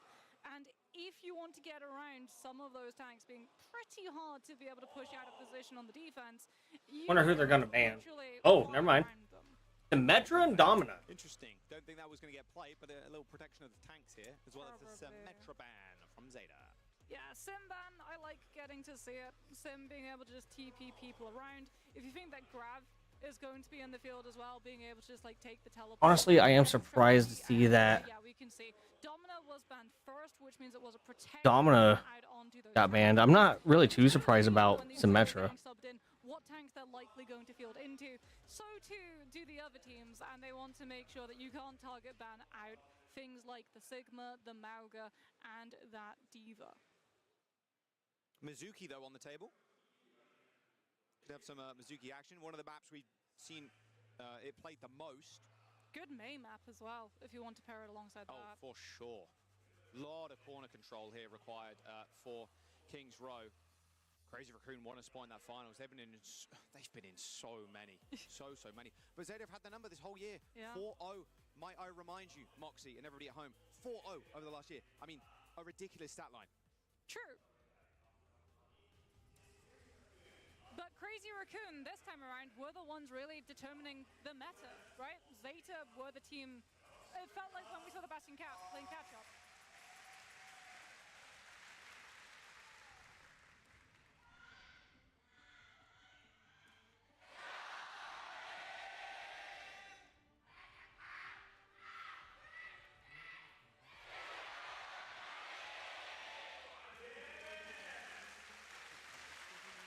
Is this the moment the fabled Violet Illari approaches?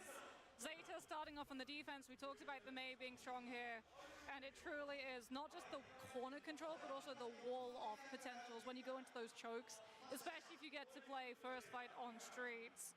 As Bernard will be the anchor on the Sigma.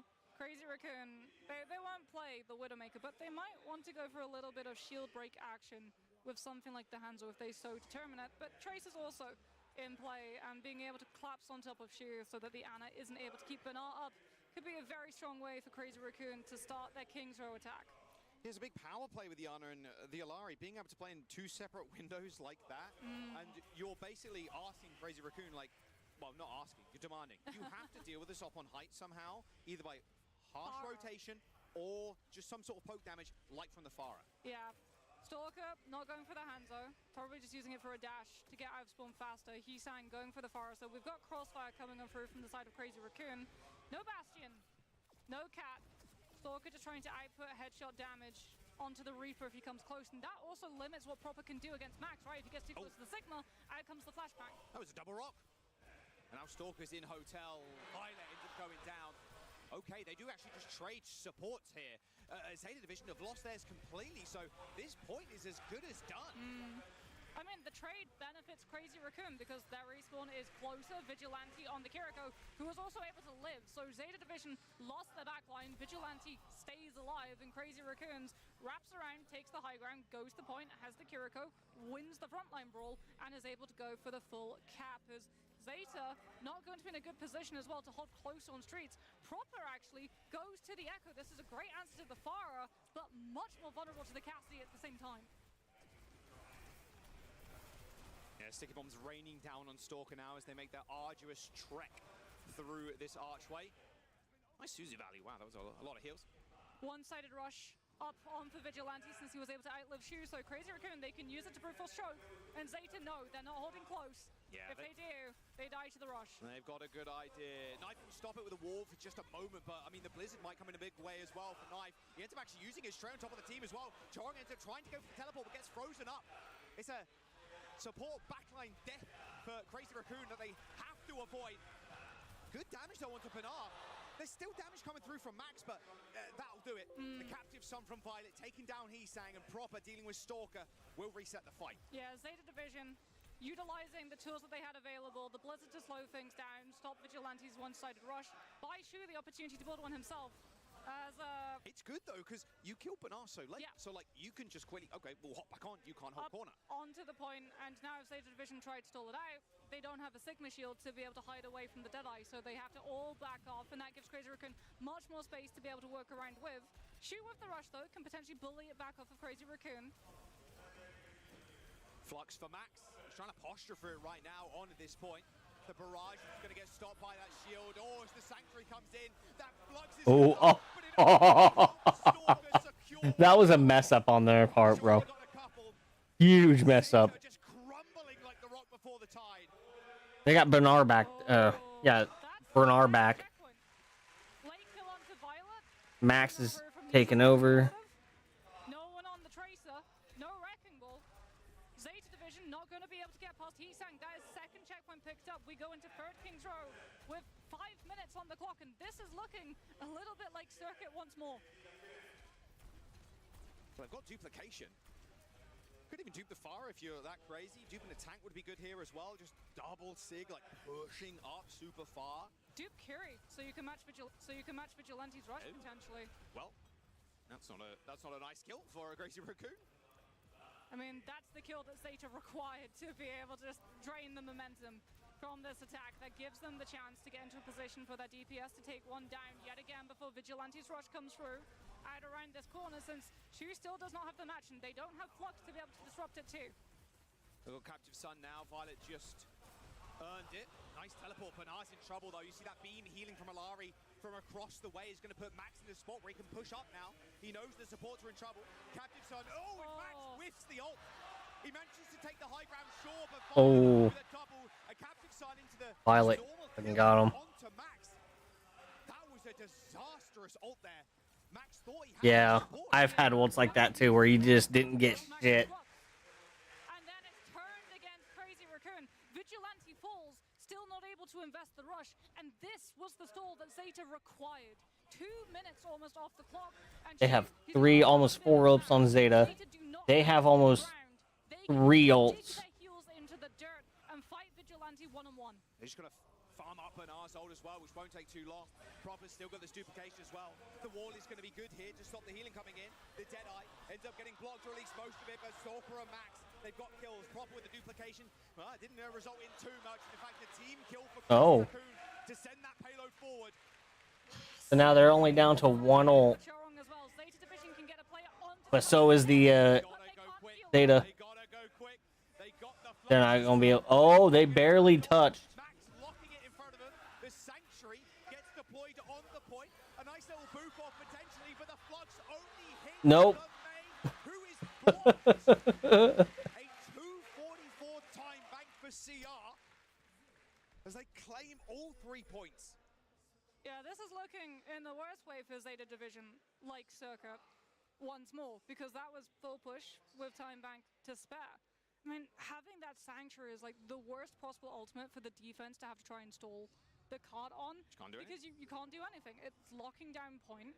You've got one player maybe getting onto the cart in time with things like the Venture mobility off of the burrow, but because of the Sanctuary, that absorbs all of the incoming heal potential, both inside and outside. So you have no way of sustaining that person's presence on point long enough Freaking for wild. the rest of your team to take the engagement or split away and try and catch on to Crazy Raccoon's back line. So they've got kill potential, they've got car control, and they have full safety for their supports. The three things that you have to be able to complete a full push on King's Row third. Cheeky play. Just to make sure that the enemy don't see what they're doing. Yeah, that ult is just so strong, even used on the corners in street. I feel like it has more playmaking potential. When you sort of like weigh up what it can stop the enemy team, Captain's got kill potential, and it can be absolutely devastating. But the speed, the healing aura that Mizuki is able to use, since you're playing this composition very stacked, and Zeta Division, they agree. Violet's actually going onto the Mizuki to match. All right, proper Farah, knife, Cass.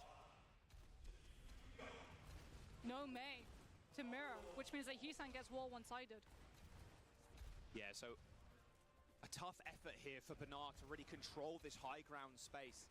It's going to have a lot of covering fire from Proper, right? Just throwing those missiles into the corridor. But this is the Bernard game you want to play. You want to play on point, force CR to drop on you because you're not winning that high ground. Yeah, and open space as well. Point is open enough that a Mei wall comes through, doesn't instantly kill your Sigma.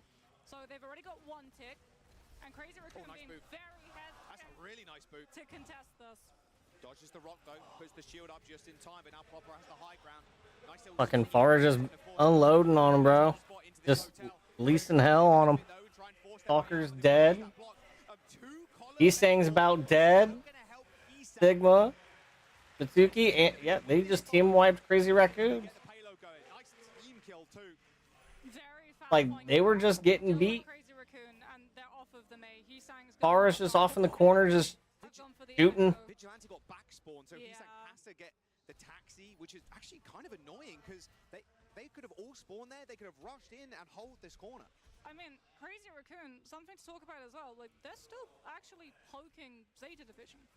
Like, they have to be so careful about the poke that they do. If Max uses those spheres against Zeta Division's team, Shu is only getting rush faster than Vigilante. This is an arms race to be able to get the Kiriko ultimate online. Kiri almost has her already on Zeta.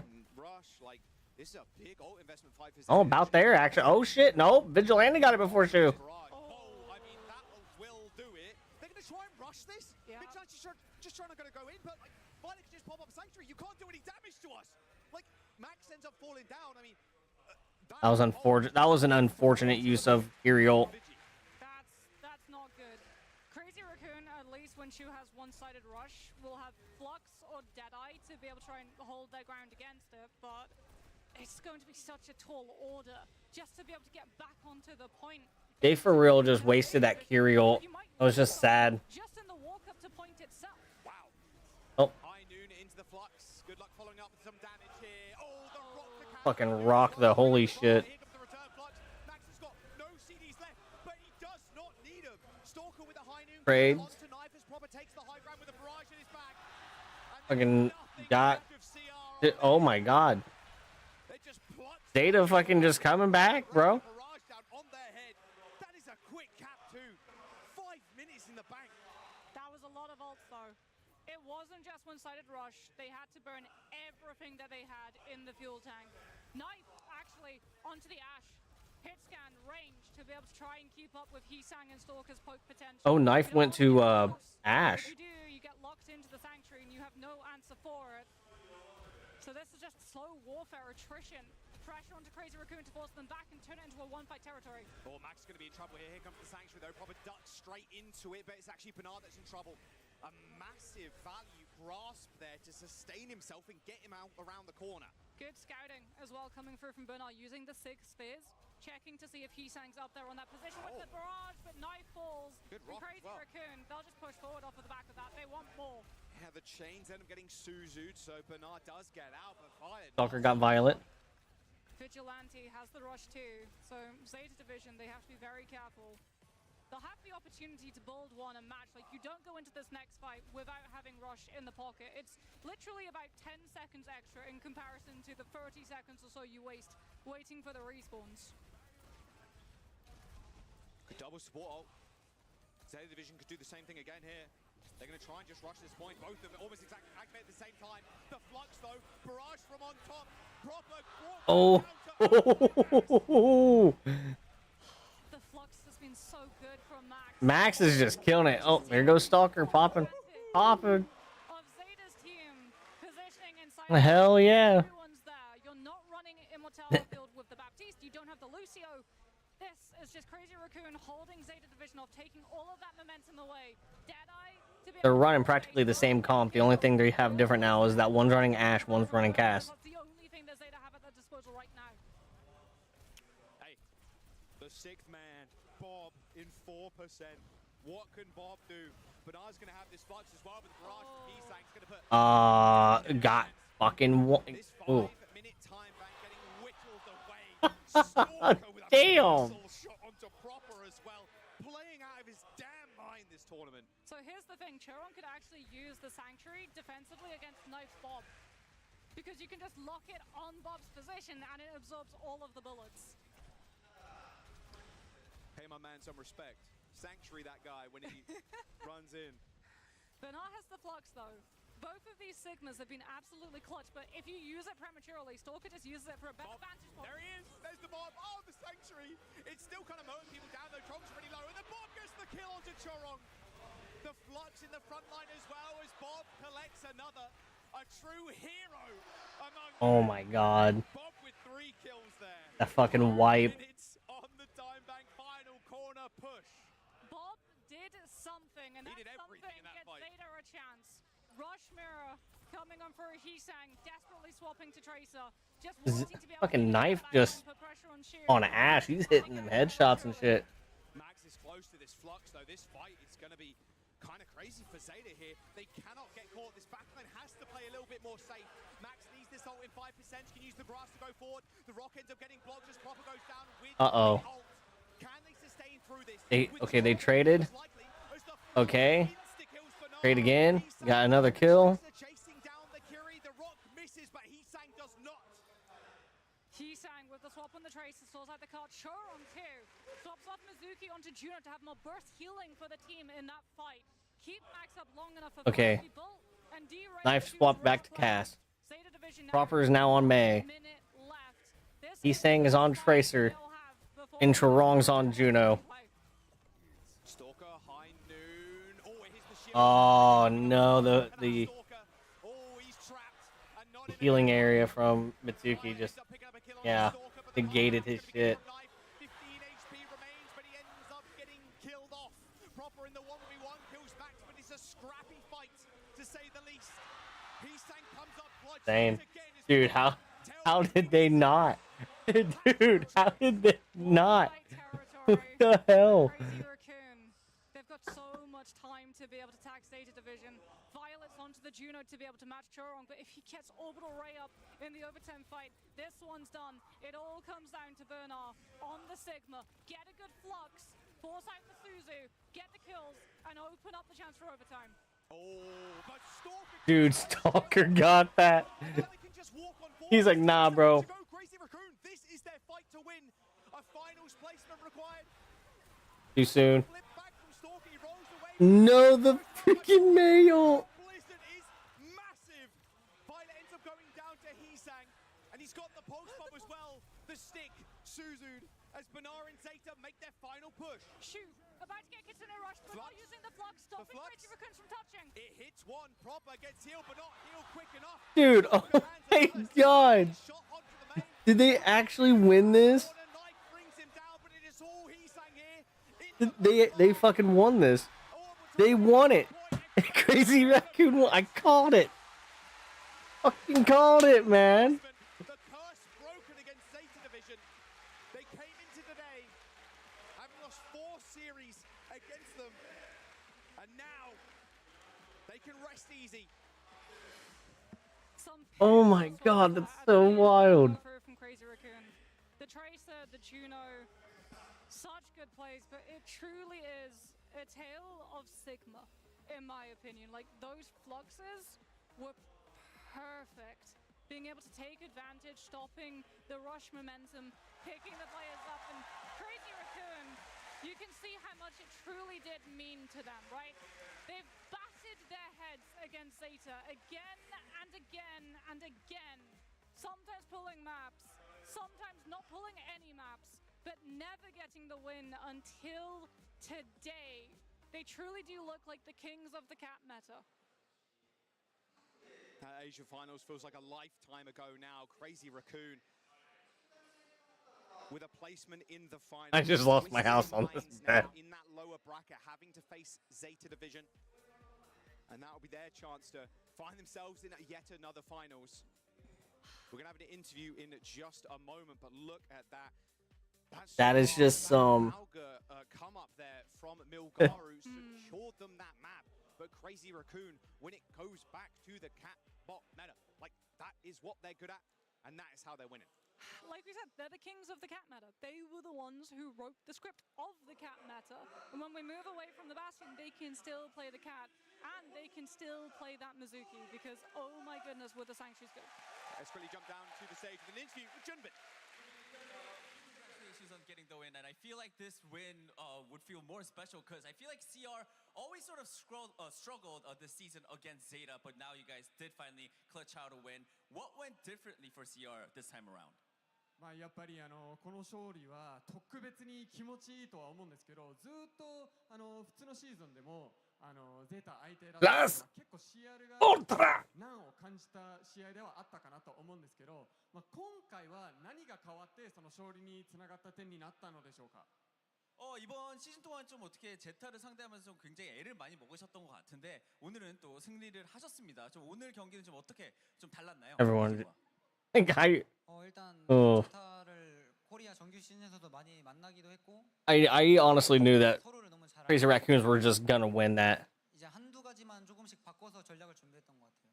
I think it really came down to It was one hell of a match. It was going back and forth in the beginning, and then the third round, it looked like it was gonna be probably it was gonna go like 2-2 and go on to like the fifth map and just do whatever. But I'm glad that the Raccoons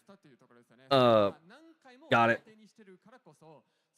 細かく対策することもできたし、今日は単純にそれがうまく刺さったというところですね。Took practically 2 hours for them to get to that.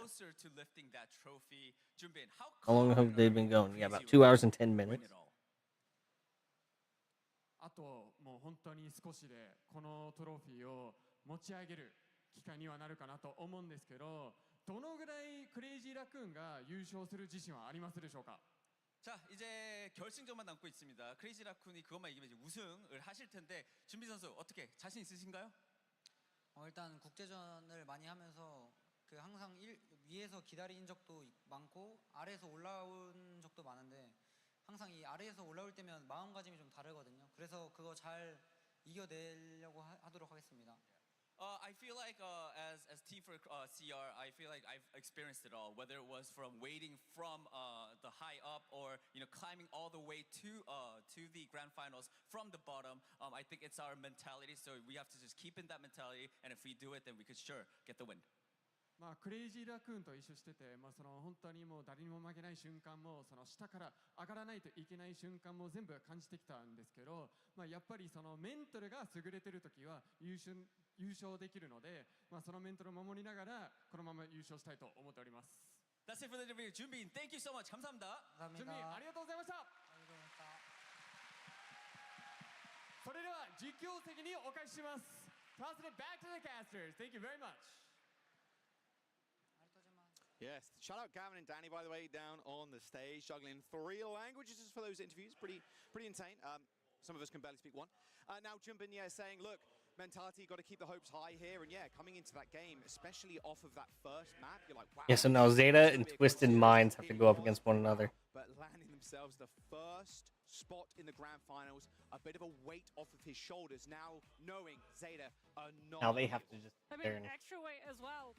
Probably recover. on the shoulders of Twisted Minds, because like if you were looking at that bracket based on history, you were expecting to be matching up against Crazy Raccoon. Right. Yeah. So it's like, how much preparation have they done in case it was actually Zeta division that they now match up against? And we know that like the Mizuki composition was being used there. We were thinking like maybe it's a specific counter to some other compositions that the other regions have been playing, but then they played it in the mirror. So like, no, this is not a full counter composition entirely. This is actually viable on its own. So for Twist Minds, it's a question of how can you keep up with the Bastion Cap, but also the Mizuki composition as well. Well, they were probably watching that game, so they're going to be able to glean at least something from it. But Twisted Minds, they are the reigning world champions. This meta doesn't look like theirs, though, and that's the thing.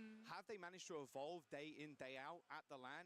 I mean, we've only got 3 days and 2 realistically to kind of prepare and really just hone in on that playing officials. Because now you find yourself in the lower bracket finals, one mistake here and you are out. Don't forget as well to follow us all on socials here, OW_esports on most of them, or I think OWEsports as well for things like Instagram. But or you can just scan the QR code. You know how to do it. You know the vibes. You got this. Yeah, QR code's probably the easiest way to do it. Just pull up your phone, snap a photo. Boom. Takes you to the link. You don't have to do anything else, but yeah, make sure that you are following the Overwatch Esports on all of those socials to keep up with all of the action. Stick around though, in just a moment. We've got a little bit of a sneak peek, a little dev, a little bit coming up in just a moment. Don't go anywhere. We're going to jump to a quick break while we set that one up.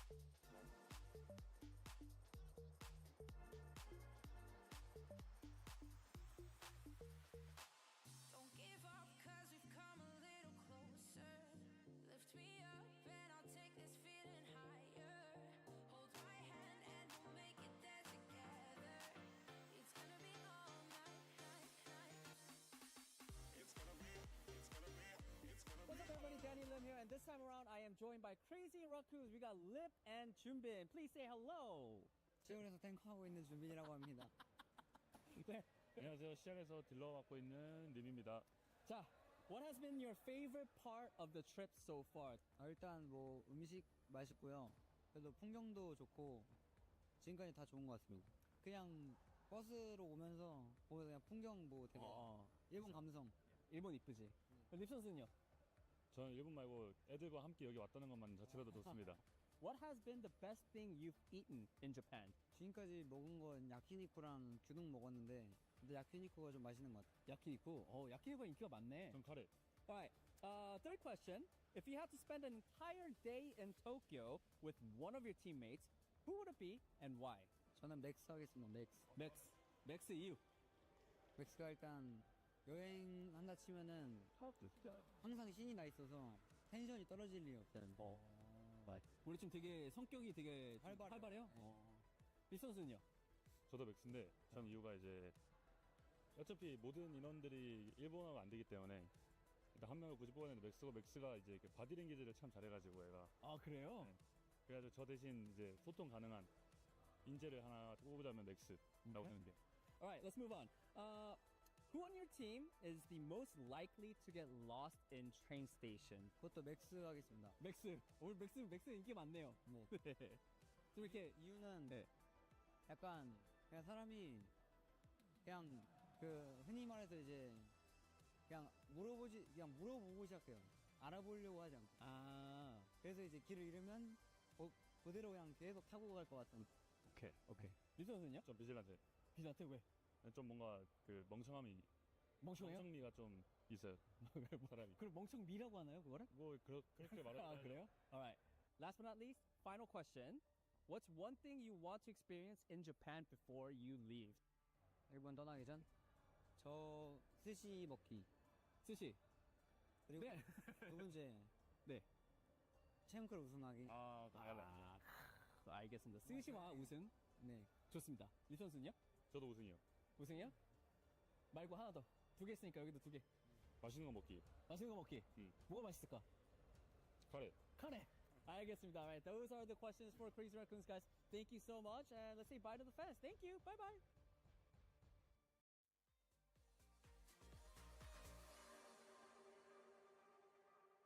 Being in love gives me a reason from ever falling down.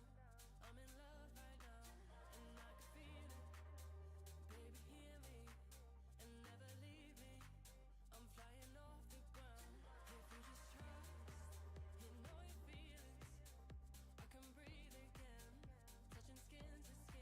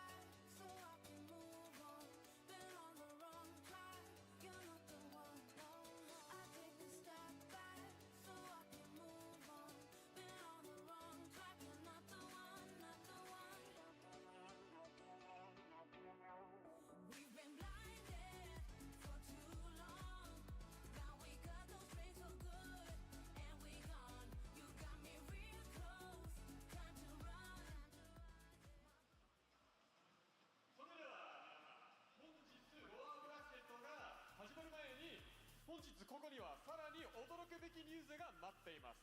オーバーワッチの世界をさらに広げてくれる新たな戦場、新マップを世界初公開するために特別なゲストをお迎えしました。So everyone, before we get started with the lower bracket finals, we have a very special guest to take a first look at the new map that is going to grace the world of Overwatch. May I have the pleasure to welcome Overwatch Team Art Director no Dion Raj-san desu. How are you doing, Dion? I'm doing well, Gavin. Thank you. Hey, everyone. So, Dion, how are you enjoying the event and your stay in Japan? ディオンさん、今回のオーバーワッチチャンピオンズクラッシュ、そして日本の滞在はどうですか？ Japan is always awesome. It's super fun, and Clash has been fantastic so far. And I'm rooting for Crazy Raccoon. 日本はいつも楽しんでますし、今回のチャンピオンズリーグクラッシュも非常に楽しんでるし、何よりもクレイジーラックンを推してます。So that's great to hear, but I know you came here to talk a little bit about the new map coming in Season 3. Is that right? Yes, that's right. ちょっと日本語も入れときます。今回はね、そのシーズン3の新しいマップについて話してきたと思うんですけど、それについてちょっとお話できればなと思います。Yes, that's right. I am here to talk about our newest map, hitting Season 3, Tokyo. そうですよ。今回の新マップについて話したいんですけど、それは東京のマップでございます。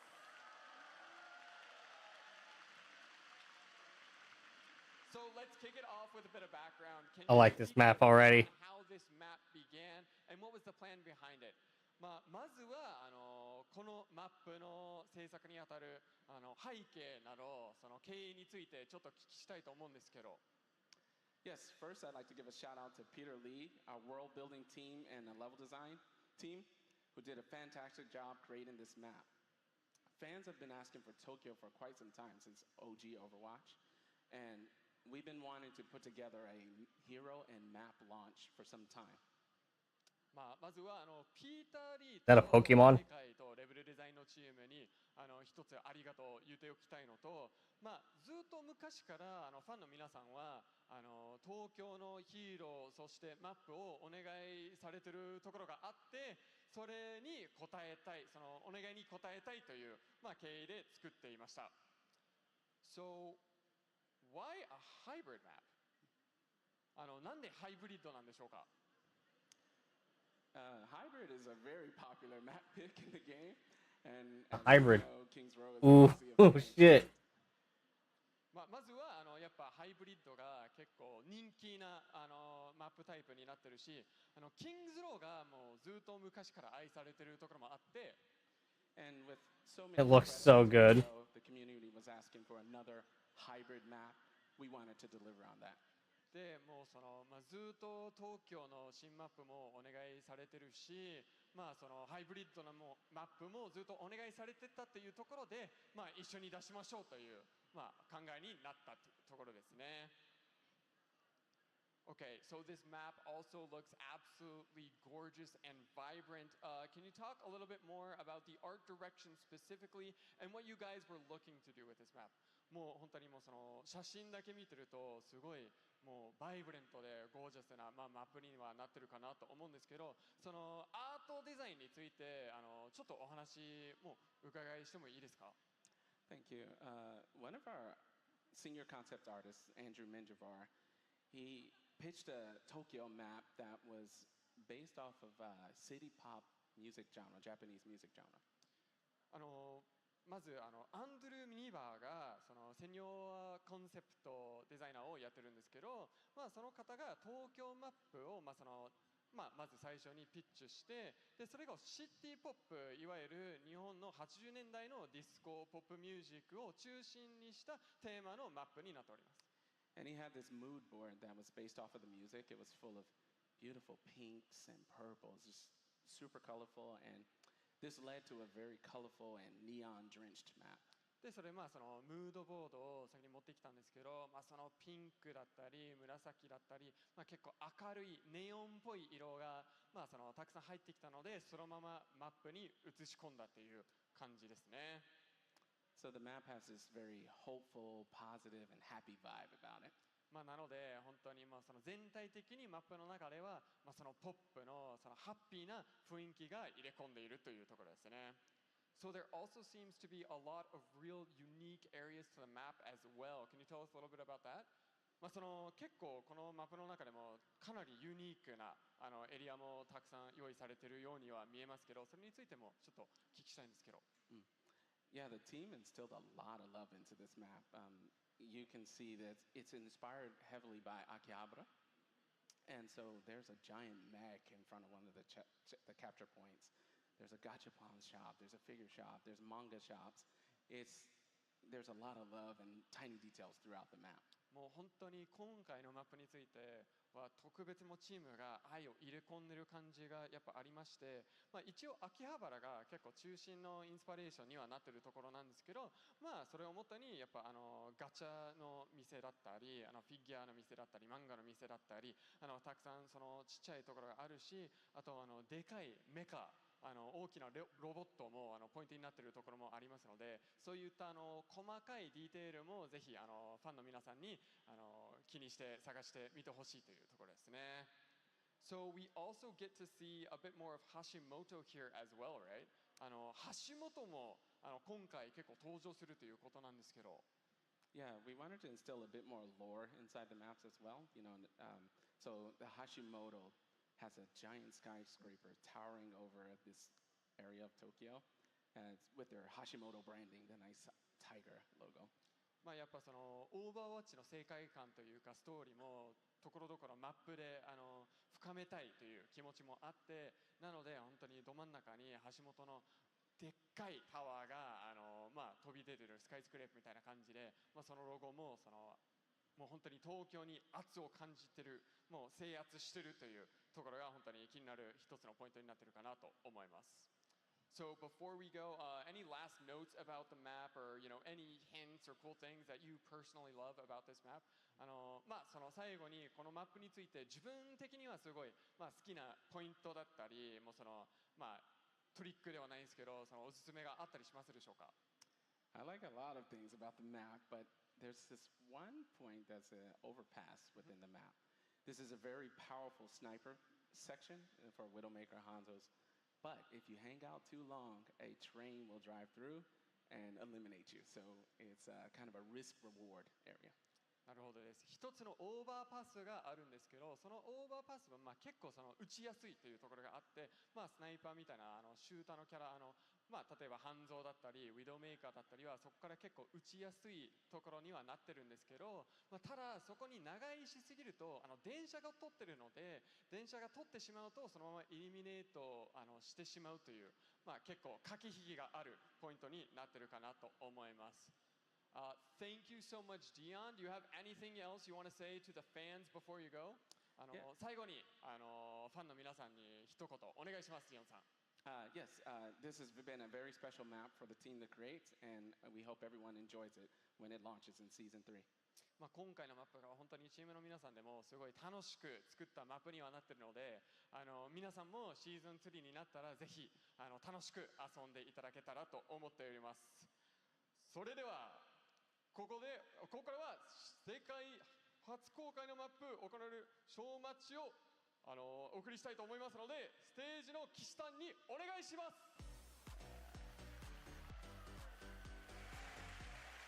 さあ、ということでここからお待ちをしたいと思います。まずはルールからいきましょう。ルールなんですけども、シャープOverwatch fans near and far, welcome to Neon Junction. We're going to take you guys through a quick little show match here to show off the newest match in Overwatch. I'm Jake. I'm joined, of course, by my good friend, Matt.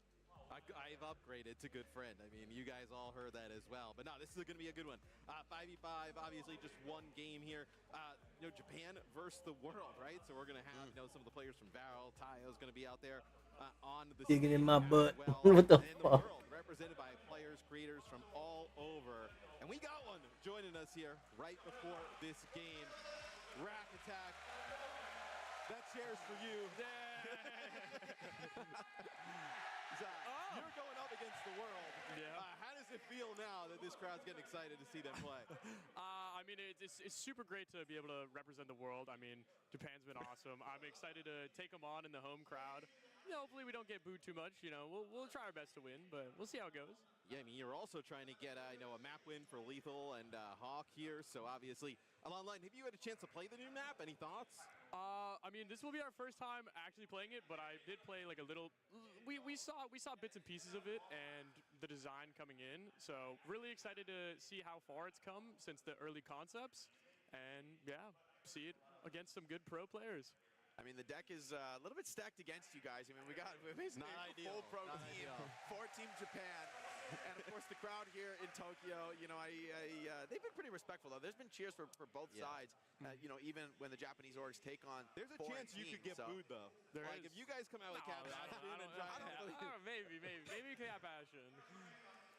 We take a look at some of the highlights of the map. As I know you probably had a really early look at it, but once the Overwatch art team gets their hands on it, man, they always could. Yeah, no, this looks like a beautiful map overall. Such a great looking map. So another hybrid map coming into the pool where it feels like, when was the last hybrid map? That's what I was going to say. It's been a minute. I mean, we've been getting so many push and flash points. I'd say Midtown? It might be Midtown. Was that with that was with Overwatch 2's release? I remember playing against you. You were coaching in Houston at the time. Yeah, man. And you told us don't go through the subway. I remember that. I was like, don't do this, guys. Yeah. Trust me, it's not good. And I think I've been vindicated. But hey, we are going to cast that show match. You have to go play in it. Yeah. They're probably waiting for you on the stage. We wish you good luck. You better get a win for the world. They're playing it. At least something. At least some fight. We gotta win. I'll show something for NA. We'll win. Yeah, turn up for NA. But thanks so much for joining us, Rack.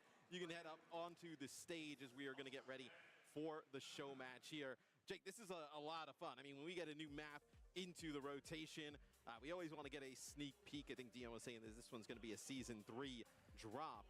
We go over the rules and just kind of how it's going to work one more time. So Neon Junction, the newest map set here in Tokyo. And Team Japan, I mean, look, we have to glaze Rack up a little bit. I mean, we got to, he's off the stream now. He's not watching. He's walking over. It's going to be They're cooked. It's going to be tough. I mean, it is going to be tough. Look, hey, I get it, though. You want to get a team together for the world? That's fun, Well, maybe a little competitive, but you can't have Team Japan lose this. Come on. Let's be 100% for real right now. Although, I agree, that effect, Lethal and Hawk might come out throwing haymakers. You got to, these guys, they're hungry for a dub on stage here in Tokyo. I also want to see how the map plays, right? I know, obviously, we get some really awesome shots of the map, the fly through, and but hybrid, obviously, with the control point first, gives some flexibility. Dude, he got up there quick. Dude, he's moving fast. He was moving. Gives some flexibility in terms of how they can design the map, right? Kind of going with almost a control type style, fighting over that first point, and then as it kind of moves through the rest of the map, can obviously change up a lot. I'm a hybrid enjoyer, Matt. We get our occasional draws on this map type, little throwback from the 2CP era. Man, imagine a show match draw. I don't think we've ever had that. We were talking about that in the back. That'd be spicy. Nah, I mean, dude, I think Team Japan, they are going to be very difficult, it feels like, to stop. But you also don't know. Hey, everybody gets a look at this at the same time, right? We'll see kind of how it fares. So I know you got Yami Blood, Hawk, Lethal, Lengsa, and Rack Attack there representing Team World. And Team Japan, we know this roster pretty well. Probably see them even, Overwatch World Cup. Yeah, an exciting team. A lot of these players, you got to imagine, are going to be making that Japanese national team and potentially joining us at BlizzCon. Japan has been a resurgent region this year, or really insurgent for the first time, is a team that can really compete, right? They've been taking it to the top Korean squads, right? They almost were, man. I know. They very nearly were. I think that's even more impressive considering the results from CR and Zeta so far in the tournament. To have been a contender in that kind of an arena speaks volumes about the potential of these players. I can't imagine it'll be long until they're joining us for some of these major OWCS LAN competitions. And making noise at the competitions, right? Because if you're coming out of that region, you're legit, right? So forged in the fire, man. It doesn't get harder than that. No. So here before we get into loser bracket final, we'll have this match. Then we got another one coming up later, another little show match. Gonna buy some time, get into that grand final, let players just kind of rest a little bit. It's Neon Junction, newest map coming to Overwatch in Season 3. No, I mean, dude, I feel like they always step it up with the art, but like some of the kind of stuff they were putting in and showing on that map, you know, even when we were standing here with Rack, he was like super stoked about it. Yeah, I mean, I think some of the features on it are going to be exciting, and especially to bring us back to a locale that I think has been really deep in a lot of players' hearts. You think about Hanamura, just iconic from back in the day. I mean, I mean, for me, like the very beginning, right? You know, just hearing about Overwatch, wanted to try it for the first time, thinking about, you know, Hanzo and Genji and those animated shorts, right? Like that. Thinking about getting casted by me and Mitch, right, as in your room, and you're like, man, I was like, really have to do that. Wait for Matt to cast. I was thinking about you, Matt. right. From day one. You did it for me. Did it for Matt. Made it. I don't think anybody now I'm out here, there baby. did. Yeah. Now you're here, and now you're disappointed. As we get the game all set up, ready to go. Probably Rack, who was the one who, no, we don't want to blame the delay, right? But it's probably Rack getting up there on stage. Yeah, I mean, we kind of like, I don't know if we want to be casting aspersions here. We're partially at fault there as well, right? So we obviously, I haven't had a chance to get a sneak peek at this map, right? So I'm going to be kind of learning, pretty fresh as well. I don't think you've kind of had a chance either. So this will be fun. This kind of probably looks like an area where the payload goes through. So some like close quarter and high ground type setups. Yeah, it's interesting. A lot of these smaller rooms arranged around the outside. Maybe you could get some smaller number skirmishes. I like It'll be an interesting map. I can't wait. Claustrophobic look on hybrid, because I think when you have the payload, moving through those areas, it creates its own piece of cover. I'm kind of curious to see too, what is the payload, right? Because every map in Overwatch has a pretty unique payload. That's true. And so, for me, that's always a fun bit of flavor. Thinking back to like Hollywood, the studio exec insulting you from his car. Yeah, this looks like probably the Defender's spawn room, probably the last one. That looked like the end of the map potentially there. So, yeah, it looks like a really close quarter, kind of like interior type of map towards the end, which is something, off the top of my head, it doesn't feel like we have another hybrid that has those type of features. I mean, Kings Row is one of the most popular maps in Overwatch history. And hey, Kings Row with some new art, I'm okay with that. Exactly, take same type of design, but Kings Row, I mean, that would be... I mean, it's going to be something new, something fresh. But also some of these, concepts in Overwatch can be iterated on, can be made better and better through time. Our team's getting set up on the stage. We'll be able to jump into this match shortly. Right, because the maps really have kind of, gone under an evolution, right? Obviously, a lot of the initial ones designed 6v6 in mind, and then, switch to 5v5, and then, with new heroes being added, and, just mobility, verticality, they've obviously taken a huge adjustment in terms of how they design the maps now. So, seeing kind of like how hybrid will kind of develop as a game mode, and like kind of the maps that are concepted up for that will also be quite interesting. I look, they can't come out and play Cat Bastion. Come on, give us that would be devious. Give us 30 minutes. Lethal's looking hungry though. He's looking, Lengsa coming out here. Yeah, I mean, look, they were. Rack was joking, but yeah, I mean, they want to get a win, right? SSG had a little bit of a rough run here. I know at Champions Clash, but good sports. Man. Always like one of my favorite players to get a chance to talk to, catch up Good with. guy. And Good guy. Yeah, he's one of the OGs. He's been doing it for a long time. Fierce competitor. It's a tough thing to do, to stay at the top for years and years. He's done it. That's the one thing I've always loved about Hawk, and like whenever you see him kind of coming off a loss, like some players they lose and they're not happy, right? But like, he is visibly like he cares so much. He's a fierce competitor. Yeah. I think a lot of people maybe miss that, because I think he's sort of a nonchalant guy, but he's somebody who's always pushing himself, always pushing the team. There's a reason so many top teams keep trusting this guy, with the reins of the squad, really, because he's delivered, and I've seen him behind the scenes. He is a hard worker. I'm excited to see our boy Rack play as well. Yeah. It's upsetting the stream is doing so well, because it was fun watching him in professional play, but, I mean, look, Rack stays winning. Yeah, shout out to the Rack stream. I'm sure they're turned in. Yeah. Shout out to Rack's family, who I believe a ton of them came out to support him here in Japan. So really an iconic story here in the Overwatch his universe. fam always is rolling deep for all the events. It's awesome to see. Kind of, my family used to do the same back in the day when I would play. No, it's pretty awesome to see. My family would not have gone this far though. I mean, yeah. My mom draws the line somewhere. Right. It's probably about in the middle of the Pacific. If it's doable in the car, then they're there. But if you got to get on the plane, then hey, we'll see you on the stream. That's kind of their motto. But just waiting to get into the game. Obviously, new map coming in Season 3, Neon Junction, a hybrid map set here in Tokyo. I'm sure we're going to hear a lot more about this kind of leading up, right? We've got some, I think we just Is your pulled season pork in a hot maybe dog week bun? or two ago, right? So have a little bit of time here heading into season 3, where I know I'm sure we'll all get like hands-on this soon and be able to kind of play it for ourselves. And hey, probably a new map potentially for our pool the next time we kind of start up OWCS. Yeah, always exciting to see, some new maps come in, shake things up, provide a new opportunity, a new field of play for these players to showcase their skills. This Team Japan, man, like, excited for them to see them together here and on the stage.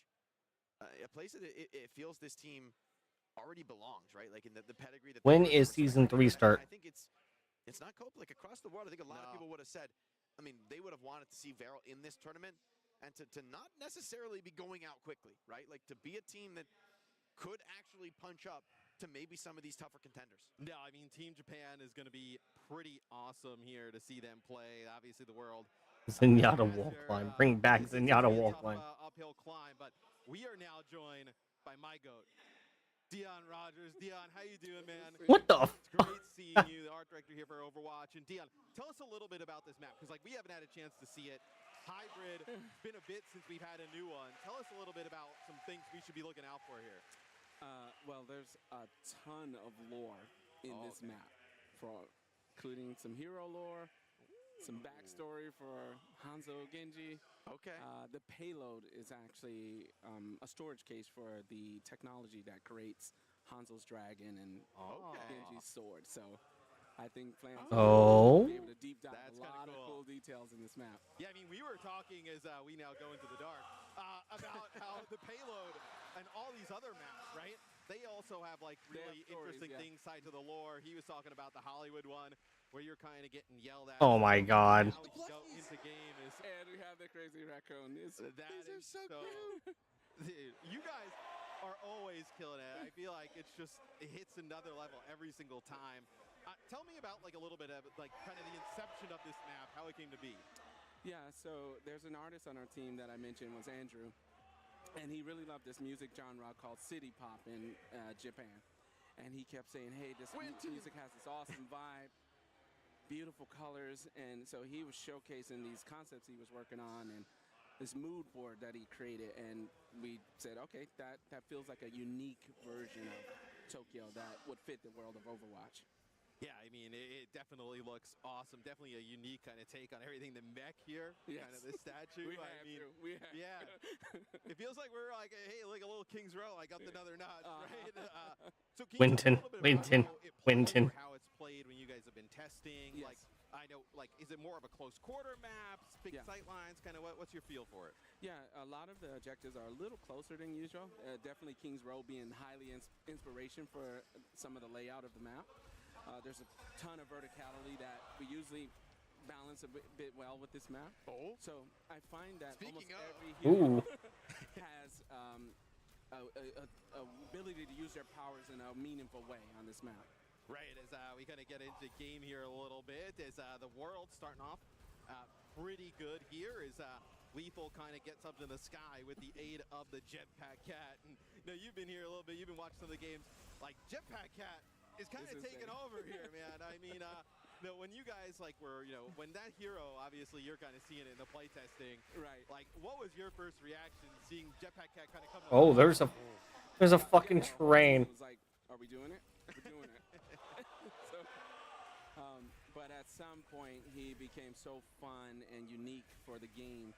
We knew that we had something special in the hero, so we continued to push forward. And he's also been around for a long time. There's this thumbnail on the napkin that, that's been around for a while, so it was time. It's like deep lore of the Overwatch team IRL kind of showed up in the game. Okay, so Jake, the payload gets taken here. How as Dion was messaging, like the objective is really close to the spawn there, which is really interesting compared to other hybrid maps. Jake, what's your thoughts here as we kind of go through this area of the map, just kind of what you're seeing? I mean, this high ground control that you're seeing KSG fight for looks to me to be super important. And I love this train hazard moving through the map. I mean, this is going to be an area you want to fight, but you've got to manage that hazard out. You have to be careful. It's wild, man. Japan wants to see a victory for their hometown squad. And Dion, this has to be a pretty sick moment for you as well, because like I can't remember the time, we've done a bunch of these, right, where we review a map, but like to do it in the place where the map is set. But that's something like, dude, US is going hard right now. Well, the world, I mean. Yeah, it's something we've been wanting to do for a long time, is launch a map in a way that it syncs up with a lot of cool things the championship in Tokyo and drop the map. The team worked hard to line the dates together, but we couldn't be more proud of everyone. Yeah, and I mean, just kind of hearing the crowd reaction here when they heard that it was Tokyo and starting to see, obviously, it has to be kind of going all the way back to the dev team at home. It's a self-destruct. Ooh, nice hazard wall there by Hawk, being able to block this is. I know, Jake, just kind of, we've been talking a little bit, like Japan has really leveled up in terms of like their Overwatch skill over the years, specifically this one. It's going to be a test for him this fight, though. Coming back on the retake. End of this checkpoint is always on pretty much every hybrid map in the game. A crucial fight to be able to win, but the Team World getting a lot of space. Nico could be shutting it down, but a Cat Pfizer, one of the most fun combos to execute, shut down by Wida. I know we've seen a lot of the jetpack. So is there for the monorail, is it on like a timer, or does it kind of, how does that work? Because I'm trying not to die to it. It's not quite on a timer, but there's some signals when it will come. I saw it, it lights up red with that ominous color. It's like, get out of here. You are on barrier notice. comes down. Do not stick around for long. But it's interesting because that position looks so powerful. You might want to take some risks, spend some time up there, and then, don't stay too long. Right. That's going to be me getting hit by it. Zoned out in the night, just like, oh, I'm up here, I'm good. And then all of a sudden. And there's some spicy jetpack cat carries into the train as well. Oh, that's like a new tech. Oh. I believe actually that was the jetpack cat inside of the orbital ray. Ends up getting taken out as OWCS, the Japan team here, starting to kind of heat up as they control a little bit of this high ground on the defensive side of things. Now, we haven't seen it yet, but talk to us a little bit about the end of the map, right? Because that always has some cool kind of lore and kind of meaning to it. Yeah, I wanted to note that the official name of the map is Neon Junction. Yeah. Yep. And the end of the map takes place in kind of a kabuki theater owned by the Hashimoto clan. Oh, and behind the theater, the first spawn room that the defense spawns in, or the defense spawns, is basically Hashimoto lair. Back there. I mean, that's one of those storylines I think fans have always been really interested in historically in Overwatch, right? Like learning more about the Hashimoto clan. What is this that, Genji Hanzo is such a contested story in their lore. Do we learn more about that from this map? Is that going to be something for fans to really dive deep on? There's a ton in this map. Multiple spawn rooms related to the Hashimoto, where the Hanzo and Genji weapons are created, those type of anima weapons. There's a spawn room dedicated to just that. And like how Jake was kind of talking to you, it got me kind of thinking back to like that cinematic with Hanzo and Genji. Like it was like the one. I was like, oh my god, this is unbelievable. I was just a kid, man. I was like chills. Now you're making me and Dion feel old. He was a kid. This is like, I mean, for me, 10 years ago, right? Yeah. This is like a huge. World pushing, trying to push up, but really Japan is just beating them, bro. A lot of love in the map. Yeah, as Hawk will get demec'd here, and really in a rough spot now. Team World. So, man, Hawk has been staggered out on the Diva a few times at this event. As see now, it's probably going to be just one more fight potentially for the Japan team to be able to win. It's looking a little rough for the world here. Japan planting their mark in the sand. You will go no further, and it's been quite a few fights back-to-back for them on the defense. The great thing, Dion gave us a little bit of an update on what happens at the end of the map. We may not see it here with how good Japan has been on defense, as Team World will try and step up, kind of control some of that high ground, as they do have a Kitsune Rush available. The Emre ult here popped by Lethal, so just trying to create some space. I'm so glad we got to see it. I was convinced maybe these players wouldn't let it happen. You know what, though? Hey, there's something to being world first, right, Dion? Yes. There's something to being world first. I mean, hey, like, look, they're playing pretty well. It's like, hey, I have an opportunity. Look, Taio's a content creator. He has the opportunity to get a clip there. I mean, he's been a showman. I've seen an emote from him in this game. Yeah, not saying that was on purpose, but, hey, I mean, I'm sure he'll have that clip on social in like 10 minutes as the payload now continuing to move here through the world, so 14 world. How far away are they? Okay, so is that like kind of the next objective right there, like as the next choke? Right out front of the Hashimoto building. Rally from Rack Attack could be huge this fight. Low numbers engagement on card, and the self-destruct pulled deep into the back line. Shuts down Cloud. And Rack stands staying strong on the point. I think Team World might just be getting us through the last point, giving the people what they want, closer to that Kabuki Theater and the Hashimoto Lair. And like that just shows like, you know, Jetpack Cat obviously that when the hero came in, a lot of people were like going for clips and stuff, right? And I think like now with how we're seeing like people get bashed up in the sky and all these other different things, I think we're just starting to scratch the surface of like the chaos that this Like hero this cat. kind of bring to the Love it. table. Where no, it's obviously a huge moment. You know, when like all those new heroes kind of came in at one time, right? It had to be great to see like, you know, just really the shake up to the game that it Check brought. this out, Matt. Get that closer look at the payload. Oh, I see exactly what you're talking about. And what a beautiful part of the map here as we, get a beautiful pulse. It is nice stuff. A pulse, but And it nothing. looks like Dion, this part of the map actually is like looks pretty like tight and short. Like they kind of get around that first corner, then make the next turn. Yeah. Pretty similar to King's Row, like you were mentioning. Yes, correct. A lot of the points are a little tighter than, you know, just to mix it up a bit. I think that's interesting because like we don't really have another map that's like an escort or hybrid that plays in that like close quarter type of geometry. I think it's really cool that you guys have gone that route with it. That was the goals of the level design team, was to achieve a similar. Oh, running Doomfist is ballsy as fuck. Other more popular hybrid maps. Yeah, I think it also, Jake, like as we kind of like talk on the almost like competitive side of things, right? Like with the design like this, it even opens things up for more heroes to get involved as Cloud will take out Yamablood, and that was huge. I mean, the sim wall available as Hawk going on to the Doomfist, but looks like he will get shut down. But yeah, a map close quarter here, like Jake, I mean, it allows other heroes to really kind of shine. Very good for the Kiriko ult, though, I will say, Matt. I mean, I don't know if the designers were considering it, but these tight quarters, congested spots where the rush just envelops the entire map. As an overtime fight begins, Lead, though, does shut down Tayo. Creates an opening for Team World to potentially look towards the full cap with Hawk adding on. Yes, I mean, this looks like Team World. Okay, I was going to say potentially taking it is, you see they've actually got to go in here for a back. Yeah, I mean, Japan has to get back here towards the payload. I mean, they're in a really weird spot. They have one player coming out of the spawn. That's going to be Tayo here on the Reaper as Hawk gets dangerously low. Yet again, Meteor Strike here used. Getting back on top of the payload. I do not think that's going to be good enough. As Dude, they pushed it up so far. the payload there towards the end, but at least they gave us we see the end now. We got to see that. At least we see the end now as just the unbelievable work by Dion and the rest of the Overwatch team, just bringing us a new map here, being able to show up Neon Junction. I love the lighting on this map. I mean, I think that's something that I really notice as being distinct from maybe anything else I've seen in the world of Overwatch, right? Where, you know, each point really feels like it has a different flair and flavor because of that. Can you talk a little bit about what the process is like for these final art passes on these maps? Yeah, thank you too for the compliment. This is Peter Tran is one of our lighting artists on the team. And when we build maps, like actually Kings Row does this really well. We call it the visual progression of the map. So as you make progress in the map, the world's changing, the lighting's changing. You're feeling the progress just through the visuals.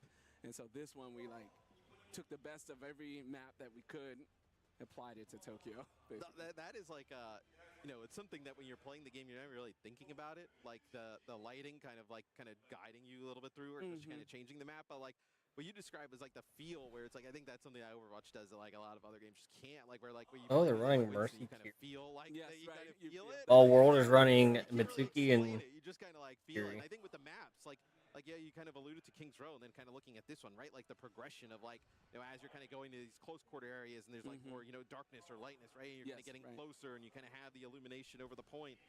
It really swapped. Is kind of next level. So and the Mercy. From an offensive POV, because we can get a better chance of to look at kind of like where the objective is. So you weren't kidding, Dion. I mean, they get right out of the spawn, and they're really close, right around that statue. Yes. Yeah, that is something, Jake, that we don't really have, I think, in other you know, really maps, right? That the fight is this open over the point right away. Closer, yeah. I mean, I do like it because I think some of the weaknesses of other hybrid maps can be really hard to cap first point. You kind of feel like, oh, where's the rest of it? What's the full story here? And I think to maybe give some powerful defender positions deeper into the map, but balance them with better attacker opportunities early, for me, from a competitive perspective, is actually really exciting. I feel like this is a map where, you know, those final clashes in the Kabuki Theater are going to be epic moments when this is played in an esports context. Yeah, and I know potentially a lot of how my game's going home. we may not see the theater, so I'd love to see it here. But it looks like Team World at least gets no, a hold here on defense right away. As I mean, we have seen no in this show match and at this event a lot of Mizuki. So I know Mizuki really kind of starting to show up in the meta a little bit. He's one of my favorites. Yeah, I mean, just kind of the whole idea with like being able to kind of heal multiple targets, like the hat, like the teleport. I mean, just a really awesome design. That's going to be a nano here on a KSG up towards that high ground.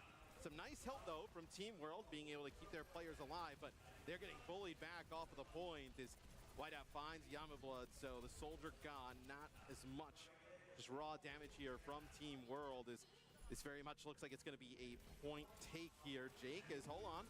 Team World, they come back. The Sanctuaries now create that Venn diagram. Sanctuary. Hawk taking the opportunity to hold the space with the high noon channel from Nico. This one looks tough for Team World. Hawk evades, but not long enough. Has to self-destruct to get back into the suit, but still a fight to be the mech crush. That's fucking diabolical. That is diabolical. Starting to pop off on the Emre as we are getting a really awesome match here on Neon Junction to show things off coming in Season 3. I gotta see, how long have you been here in Japan? Like, have you gotten to do anything like really fun around the cities? Yeah, I've been here since last Wednesday. And I've done a lot of shopping. Vintage watch shopping, like Seiko's. And, enjoying the food and the people. It's just an amazing place. So yeah, we've had so much fun here. Yeah. I mean, the food, the people, just being able to kind of like Hawk said tour. What's down there? Let's go that way. It's like let's explore a little bit. Hawk tour. We've had an awesome time here at Champions Clash. Will be a blade here for Tayo. Ooh. Trying to get Japan over the line here is getting very close. Yeah, the pressure on point looks to be overwhelming. Hawk out of the suit, last defender to fall. This payload will get rolling for Team Japan. I mean, we can't have Team Japan go out like that. They can't be full held on home territory. Lethal's coming for this win. Lethal needs a map win on land, and he's going to fight for it. You got to earn this on Team Japan. Yeah, we had Rack over here, Dion, before. Obviously, he was playing for Team World, and he was saying that, Hawk and Lethal, Team SSG, they had a rough go in terms of the meta. Didn't have a great fare. Okay. Tayo's going 2 for 2 there for a second. Hats off to the lighting engineer, because the ominous feeling in there when you need to get out. Right? Like, the first time you play this map, I feel like you already Roadhog. I don't want to be here much longer. Right? It goes like really dark and red, and then you kind of have it. It comes pretty quick. I mean, not a lot of time to react. It wasn't like that for a while, but a couple play tests, and we're like, dude, we need to know when the train is being a little too much here. I'm sure Custo is getting annihilated by the train. Yeah, he was just spamming emails about the train. As both Sanctuaries here just kind of dropped on top of each other, so going to be a death ball fight inside as Hawk is going to go over to Roadhog. As I know it's not a ton of Roadhog play at the event, but I mean, oh my god, with the Mizuki, really difficult to play around. So 2 minutes here on the clock for Japan. I need to see Hawk hook somebody into the train. I need to see it. I mean, I think he's thinking about it too, playing in that high ground. Dude, Dion mentioning the jetpack cat ult into the train has me thinking about, like, why doesn't anybody do that on OWCS, right? Just grab people into the highway and just like put them in the street. Put them in the street. I mean, it is so demoralizing getting taken by that ultimate. It is. Yeah. There's some things you can't hear obviously right now, but the sound design on this map is insane. The sound design team just. Is there some special things to like look out for in terms of the sound design? Like anything that kind of stands out to you, or just kind of like the ambience of just the ambience and the music, and when you step into some of the shops and you step outside, it feels like Japan.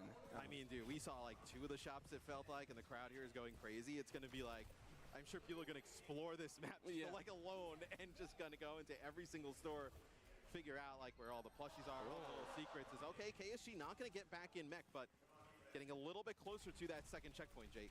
Huge fight here for Nico. A win could be massive for the squad, but can't quite get the connection. With KSG up the spawn, might be a regroup, but Team Japan showing a lot of fight. Team World's got to step up to the plate here. Yeah, whole hog available here for Hawk. We don't get to say that very much. No, we don't get many opportunities to say whole hog available. Yeah, it's Hawk just trying to take a breather, trying to get out of harm's way. He needs a lot of breathers. Oh, it does pop the mech on KSG, so Hawk finding something here, and Langsa quietly on the Mizuki, picking up one on the flank. Yeah, and I know Langsa already has another ult here, so Hawk.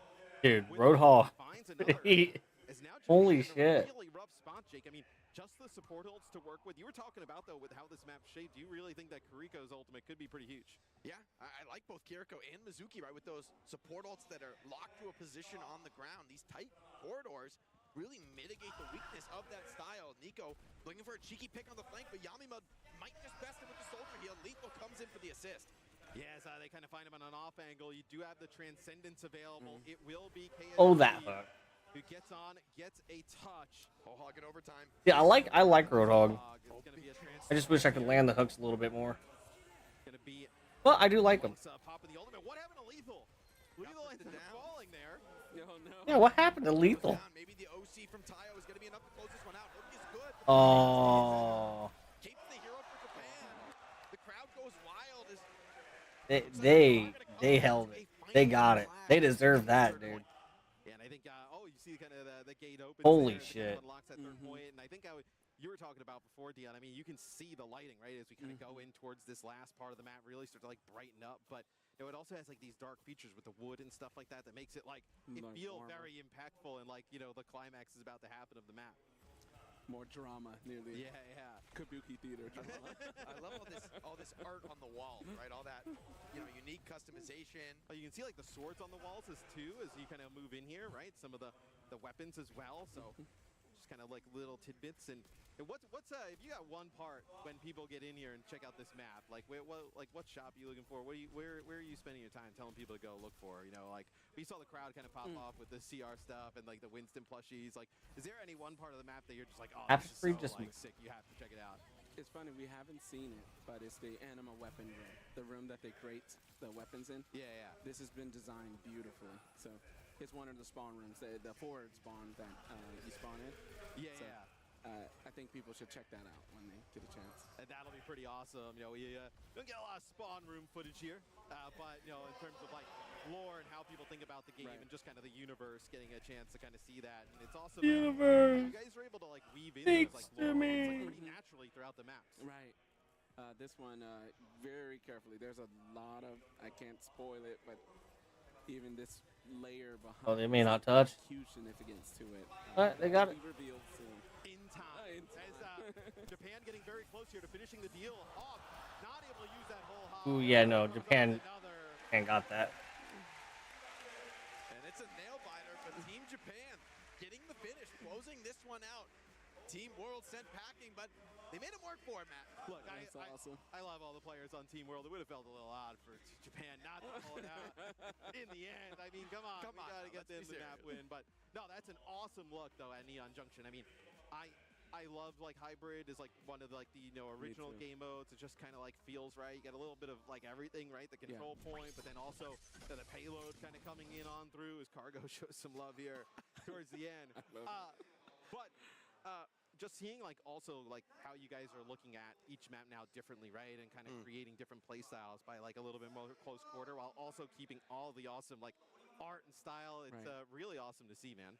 Thank you. Yeah, going forward, we're trying to inject a lot of lore, a lot of narrative, a lot of cool design, just keeping the maps fun and Overwatch moving. And the community has had so much passion. I mean, it's one of those things where you already know within 10 minutes of this map actually hitting the servers, people getting the chance. People are going to have found every little nook and cranny. So I like, you know, these little teasers. It's an opportunity to see, some of the big things on the map. 10 minutes, bro. To your point, you know, people need to dive in and find all those little details to learn more about this world. In 15 minutes, there's going to be a YouTube up just off of the map library, like stopping every few seconds. Like enhance. Yeah, enhance. We're going to zoom in over there. But yeah, I mean, I agree. I think it's going to be. It looks like a map that's going to be a fan favorite. I mean, just off of the art design and then how it's kind of drawn up. So I think so. We love it at back at Blizzard, and so we look forward to everyone's reaction. Yeah, gonna get a chance to see everybody play it. But I mean, I know, hey, Team Japan, they pull it out against Team World. Unfortunately, Lethal and Hawk still searching for that map win here, and our poor boy Rack, we had him here, and he, you know, has to go back to co-stream and hold the L. It's a rough one, but hey, I think it's a great sign though for we've been talking about how Japanese Overwatch has really kind of like really risen up over the last 2 years with like OWCS and like more open, seeing them kind of play obviously at that level. A little bit of a preview of what we'll see at World Cup in the future. Yeah, having some fun here, but it's going to be really exciting when they get a chance on a proper competitive stage to show, what they've really begin to put together as a squad. To see somebody like Taio, too, coming out, who I think has been a real lightning rod for the Japanese community, right? Like, you see his streams doing incredibly well. It's probably brought a lot of people interested into the game, interested into the competition, and it's great to have him here at this event as well. Yeah, no, it's awesome to have Taio and all the co-streamers here, creators, players from, I know, all different regions. Dion, thank you so much for joining us, man. It's been a long time. I love seeing you. Good to see you love guys. the stuff that Dion and the team over at Overwatch is able to pump out in terms of art and maps. But guys, follow us everywhere. The OWCS. You don't want to miss stuff like this. I mean, we just showed off a brand new map coming soon. Scan that QR code. Follow us everywhere. You don't want to miss all the awesome Overwatch esports we have coming up this year, right? We have the mid-season championship coming up. We got Overwatch World Cup qualifiers like this week. I feel like as soon as we land, we just start casting again, but just teams from, all over the world. And then, as we kind of build up towards the championship at the end of the year, and then, going back to BlizzCon with Overwatch World Cup, I mean, so much awesome stuff coming soon here, Jake. You got to follow us. You don't want to miss it, right? Stay tuned in on the socials. We keep you guys updated. Make sure that you don't miss a beat here in the Overwatch universe. Yeah, well, guys, that is going to be it for the Neon Junction show match. Thank you so much for Dion and the Overwatch team getting us a little preview. Season 3 coming up. We will be right back with our loser finals, though, coming up right after this quick break.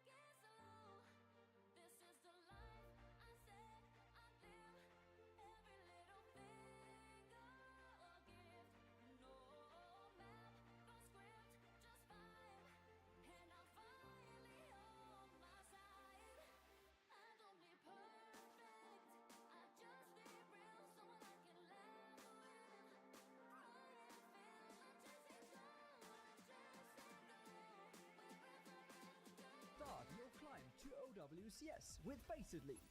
Compete for $50,000 every season to sustain your team's competitive journey. Progress through skill balance divisions until you hit the Master Finals broadcast and get scouted by the best teams. Your climb to OWCS starts here. Join at fce.gg/Faceit League. What is up, everybody? Danny Lim here, and this time around I am here with Violet and Proper from Zeta Divisions. Please say hello. Hello. All right, let's start right away. First question, what has been your favorite part of the trip so far? 팀에시로 먹었던 야끼니쿠가 제일 맛있던 것 같아요. 야끼니쿠 맛있죠. 네. 바이러 선수는요? 저는 이제 일본 오면 항상 세븐일레븐에서 오하이오 브랜드 그 크림블레 아이스크림 먹는데 그게 진짜 정말 맛있었습니다. All right, let's move on to the second question.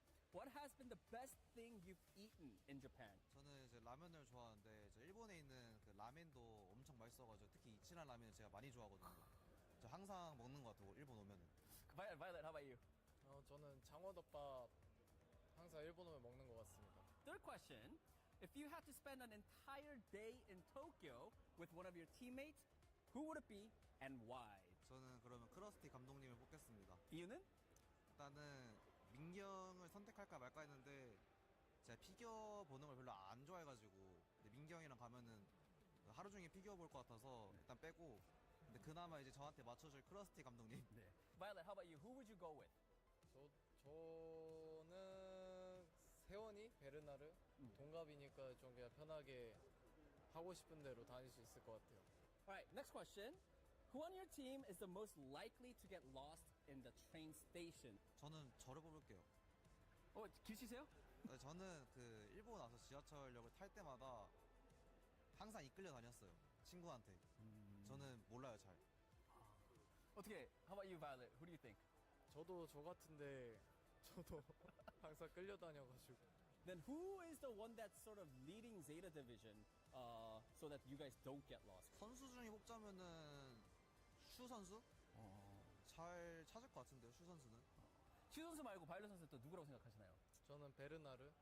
Last but not least, we have our final question, and that is, what's one thing you want to experience in Japan before you leave? 저는 제가 애니메이션도 좀 예전에 봐가지고 그런 데 한번 가보고 싶어요. 막 너의 이름은 막 그런 장소 나온 데 있잖아요.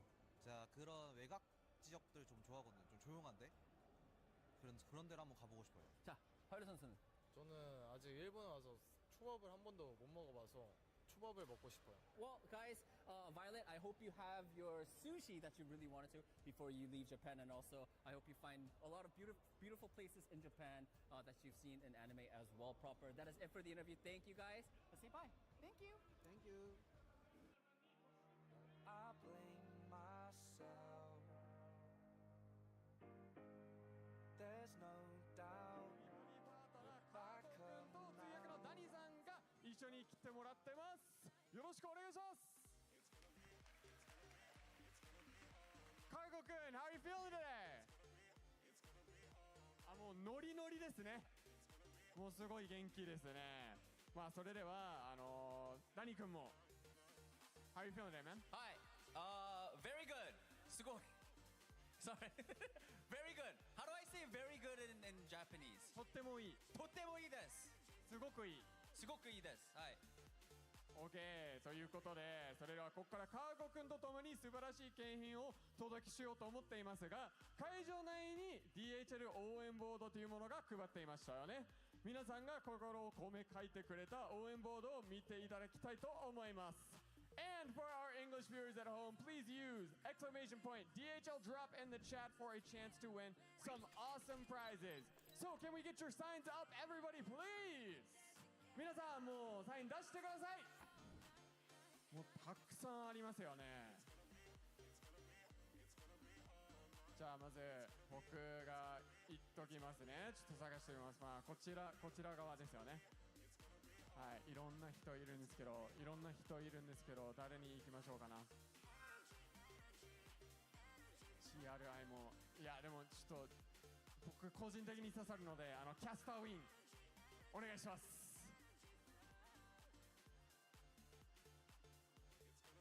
さあ、ダニーさん。Gavin, I think I already see mine. You already see yours? I see one. You already got it? Overwatch Taihan. Happy birthday, Overwatch. 素敵じゃないですか。What a great message. Happy birthday, Overwatch. Okay, that means my turn. So I'm gonna looking around. Okay, we got a lot of CR and a lot of Zeta fans and a lot of people that can't even make up their mind. でももうこちらの方も本当に手めっちゃ書き込んでる。ゼータウィンプロスパー神いきましょう。Okay, Danny, one more from you.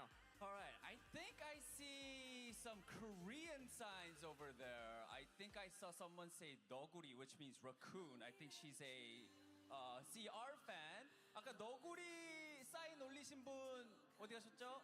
본 것 같은데? 잠시만요. I think I don't see her anymore. 저기 있다. 네, 이쪽으로 오시면 됩니다. Hi, please, can you get up? Yeah, right here. Thank you. はい、じゃあ最後僕ですね。もうこれもう残念ながら負けてしまったけど、それでも応援するという気持ちが素晴らしいということで VP do something でいきたいと思います。それでは5人が出揃いましたので前の方お願いします。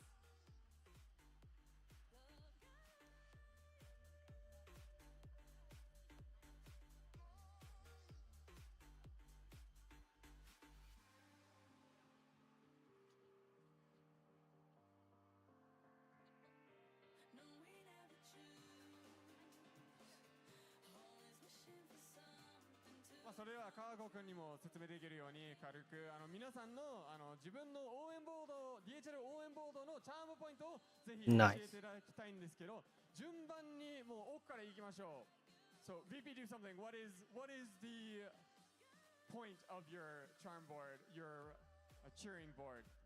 So I came here all the way from Ireland to support VP. I'm dressed as Ash, so that's why I wrote VP do something. いやアランドからやってきてコスプレまでしてきてそれは全て VP を見るためでしたのにそれでも残っているという素晴らしい応援ボードでございます。じゃあ続いての方行きましょう。Yeah, I think it's for you. Yeah, just can you tell us what that sign means? What do you have to say to CR? 자 일단 사인에 대해서 조금 설명을 해주시고 뭐 CR 이제 선수들에게 한 말씀 부탁드릴게요. 네, 라쿤이 오버워치를 지배했으면 하는 마음에 러구리 하트 오버워치라고 썼고 라쿤 멤버들 항상 화이팅! 감사합니다. 아리가토고자이마스. This message is in hopes of CR dominating the Overwatch scene and to all the CR members fighting. 화이팅! 자, 続いての方お願いします。もうゼータには絶対に勝ってほしいですし、もうプロパワーの神レベルに強いと思ってるんで、でもみんな神レベル強いと思ってますけど、もう絶対に勝ってほしいなって思って書きました。皆さんの proper guy。続いてお願いします。 And every day knows today is a very special day for Overwatch, and I hope all your guys, all your players enjoy your life and enjoy the game. Happy 10-year anniversary, Overwatch. Overwatch 10周年おめでとうございます。最後にお願いします。はい、日本のオーバーウォッチシーンを一緒に盛り上げてくれたこの4人なくしてはここまで盛り上がることなかったと思うので、このキャスターにもぜひ勝ってほしい。お願いします。チームだけではなくキャスターでもやっぱオーバーウォッチシーンを盛り上がってきました。それではカーゴくんに選んでもらいましょう。まず1人目誰が良かったのでしょうか。お願いします。 Take it away. Who do you think was the best? Cargo.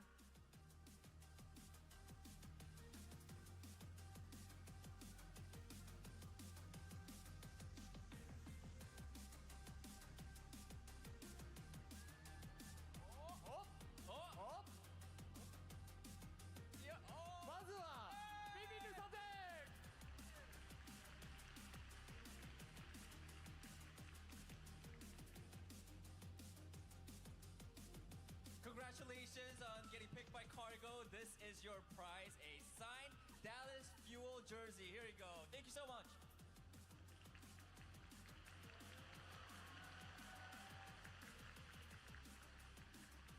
ただそれだけではありません。まだ2つのジャージが配れるということで、カーゴくん次の人お願いします。 We got 2 more カーゴくん so pick your next favorite.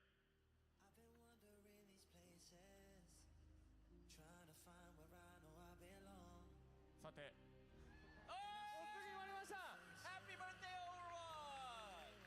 やっぱオーバーワッチを愛してるというところで、もうどのチームだけでもなく、もう本当にオーバーワッチそのものが愛してるというところで素晴らしいジャージが配られます。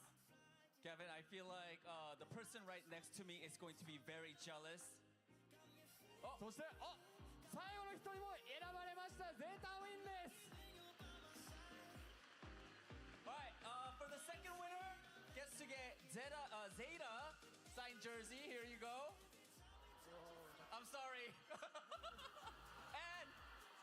and of course, last but not least, CR signed jersey next to the CR fan. 逆じゃないんかいっていうね。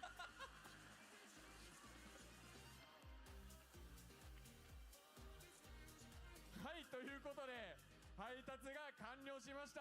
DHL payload successfully delivered。 これにて3日間にわたる DHL ドロップは完全に配達完了いたしました。まもなくグランドファイナル最後の1枠が決まります。会場の皆さん、選手に熱い応援をお願いします。それではここからは実況席にお戻しします。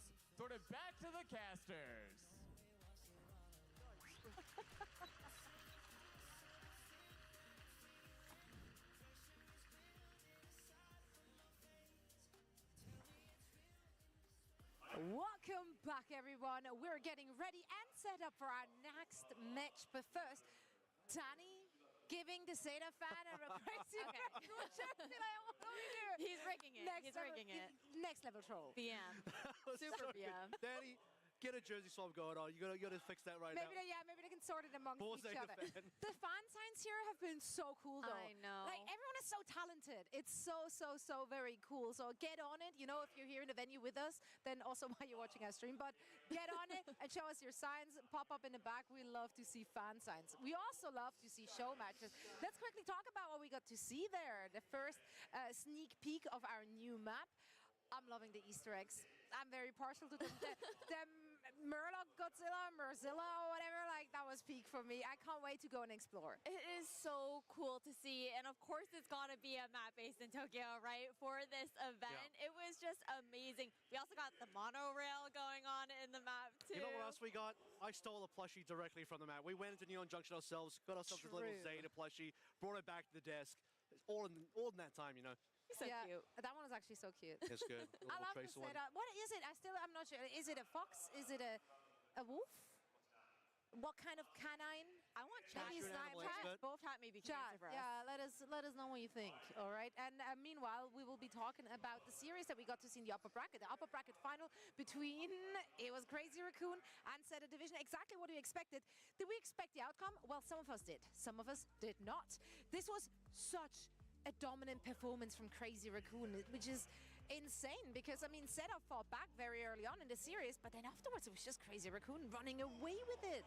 And we talked about how Crazy Raccoon have had such a good event so far. They haven't been pressured, and the fact that they're going up against their foes from Korea and Asia, and they're able to step up considering the history of losing 4 of their matches in a row so far this season up against Zeta. It was the revenge that they definitely wanted out Yeah, of. this is literally Zeta's first loss so far in this entire season, right? Because they've been flawless. I mean, they've lost maps, but they haven't lost a series. Certainly not a Crazy Raccoon. But I feel like we got a little bit of a preview of this in the semifinals. Crazy Raccoon 3-0 versus Twisted Minds, where Zeta did struggle a bit more versus VP. And once you start to read into those results a little bit, I think this result now makes a bit more sense. To me, Crazy Raccoon could have even maybe got it a 3-0. It was just that flashpoint in the middle where Zeta sort of found the magic again. Bit of a Malga moment coming in. I'm not gonna say it. I'm not gonna say it. The Morga mentality came out for just a hot minute there. We also got to see a Ryan duel there at the very beginning, so I'm here for that. But Admiral, as we watched that series, especially on King's Row and on Circuit, you pointed out the difference in the Sigma comms that we got to see. Yeah, I definitely think when you look towards Crazy Raccoon, with Max specifically piloting the Sigma, that's been his signature hero for the longest time, for several years in a row now, where, you know, if there's one hero you would associate with Max, especially if there's Sigma meta, it's that hero. But then you also have flexibility that I think Crazy Raccoon showed that Zeta didn't. The willingness to now move over towards a lot of the Diva on the attacking side. When you look towards the time bank of where that Circuit Royale was, I mean, defensively, both teams struggle a little bit. But once you get to the C-point defense of both Kings Row and the Circuit Royale, that's when Crazy Raccoon, with their ability to swap, with their clutchiness in their play as well, we didn't quite see that out of Zeta. They were able to prevent Zeta from really finishing the map, or when Zeta did finish the circuit with no time at all. Yeah, the flexibility was something that we're highlighting from both of these teams heading into that upper bracket final. But I also want to talk a little bit about the situation there for Zeta Division and the conversation about the support players, because we were talking about how dominant Shu has been. He was last year's MVP for Champions Clash there as well, and he just wasn't able to take that W up against Vigilante. We're so curious as to how that head-to-head was going to look. Vigi looked great on it, but I think that Shu, this is a player where he hasn't necessarily been like stepping up in that kind of way, but Violet has been showing really great promise and performances on the myriad of heroes we've seen him pull out, and leaning very heavily into the current meta that's been developing. Well, Violet's best look was certainly on the Cat, in my opinion, on that first map. Yeah. He was such a big difference maker, proving that you can be super active on the map. You might not even have to use a Bastion, because Bastion was banned on that opening Ilios, right? So a lot of great plays out of Violet. But speaking of the Shu situation as well, I think he definitely wants to lean more into the Ana. But in my opinion, looking at particularly some of these mirrors that we're seeing with the Sigma, the Kiriko seems like something that will give you a lot more consistent value over the Ana. I mean, Shu is by far the best Ana, but with the Kitsune rushes, how obvious of a win condition that is, and how good Suzu is, particularly up against an Ana as well. I feel like Vigilante and the comp difference, when you look at Crazy Raccoon, is starting to shine out a bit more for me. And I'm glad actually that we're talking about the backlines here, because now Zeta has to go up against Twisted Minds. And we did have Funny Astro on our desk yesterday, and we did pointed some pretty pointy questions regarding their choices in the backline with that break composition. And Funny Astro dodged. He did not want to share anything with us. How do you think they're going to stack up, Ash? Ooh, I think it's going to be really interesting because we've been kind of memeing about how they like to play on the floor, right? For Twisted Minds.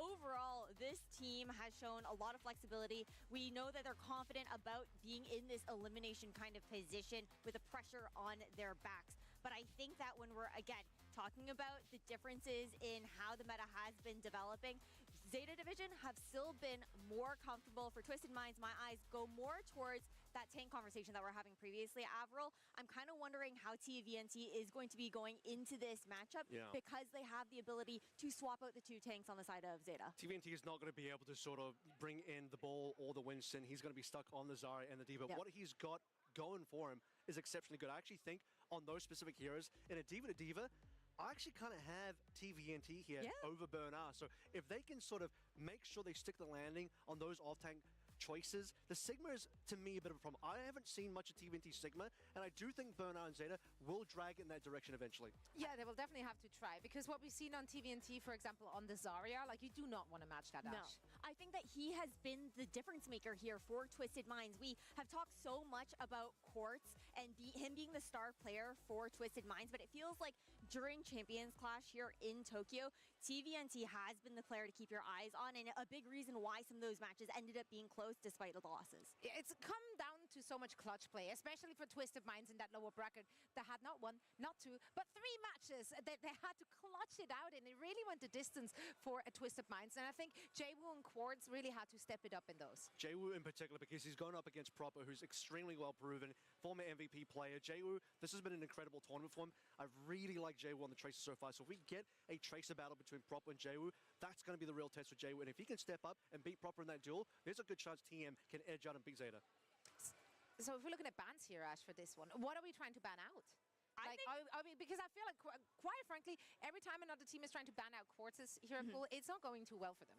No, it's not going that well for them because Quartz has been so flexible. Like when he's not able to play what he's comfortable on, you're gonna see him on the Freya sometimes, you see him on the Emery. There's just a bunch of hit scan heroes that he's gonna be able to pull out in that kind of regard because of how mechanical and talented of a player he is. I think that you have to target a little bit more into the tank. Honestly, that conversation that we've had about how good TVNT has looked on that D.Va, you want to get him off of those heroes. And then overall, I feel like the other thing too is maybe on the Twisted Mind side, they want to try and ban out some of the new meta heroes that have been coming in so they can play a little bit more to their comfort. Yeah, I definitely agree. Zeta should be focusing on tank bans here because attacking TVNT's hero pool is the most obvious.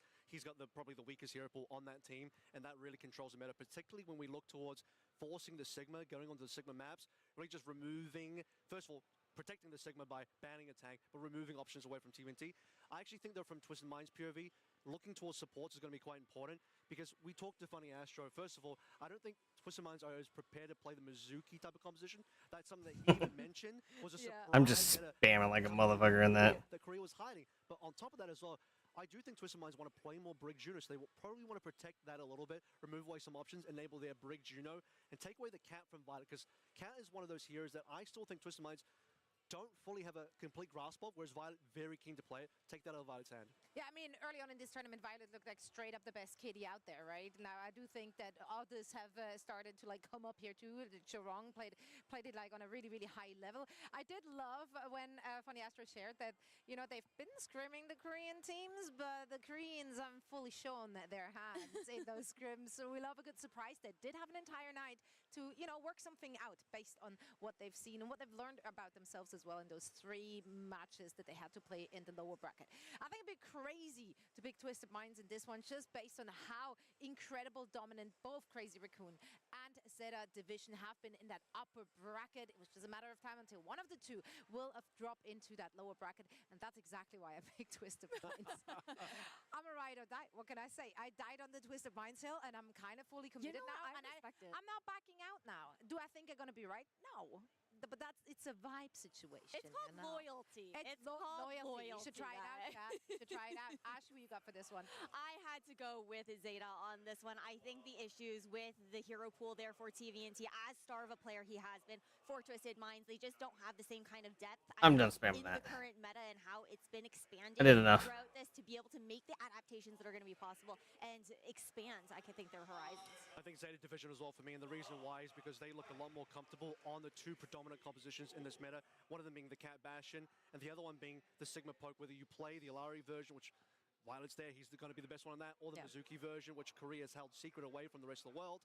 I think Zeta Division have both of those comps locked down, and those are two most important comps here. It's going to be a good one. Both of these teams wanted to end up in our grand finals. Their playoffs lives are on the line. This one is for all the marbles. One of these two teams will be getting a chance of hoisting our Champions Clash trophy. And we're about to find out which of the two will be meeting the Crazy Raccoon squad in the finals. So stick around. We're heading to a quick break. And then afterwards, we will be back with all the action.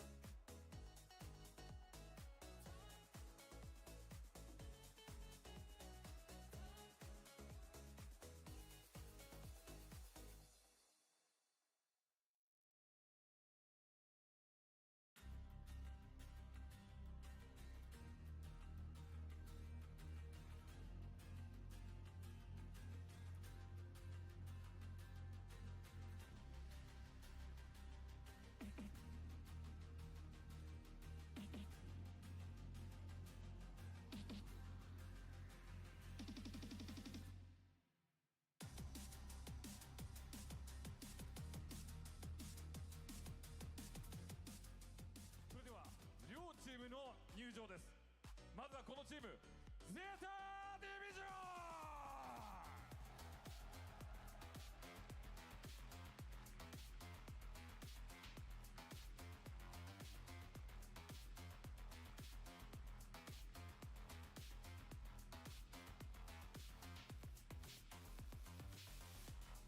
対するはツイステッドマインズ。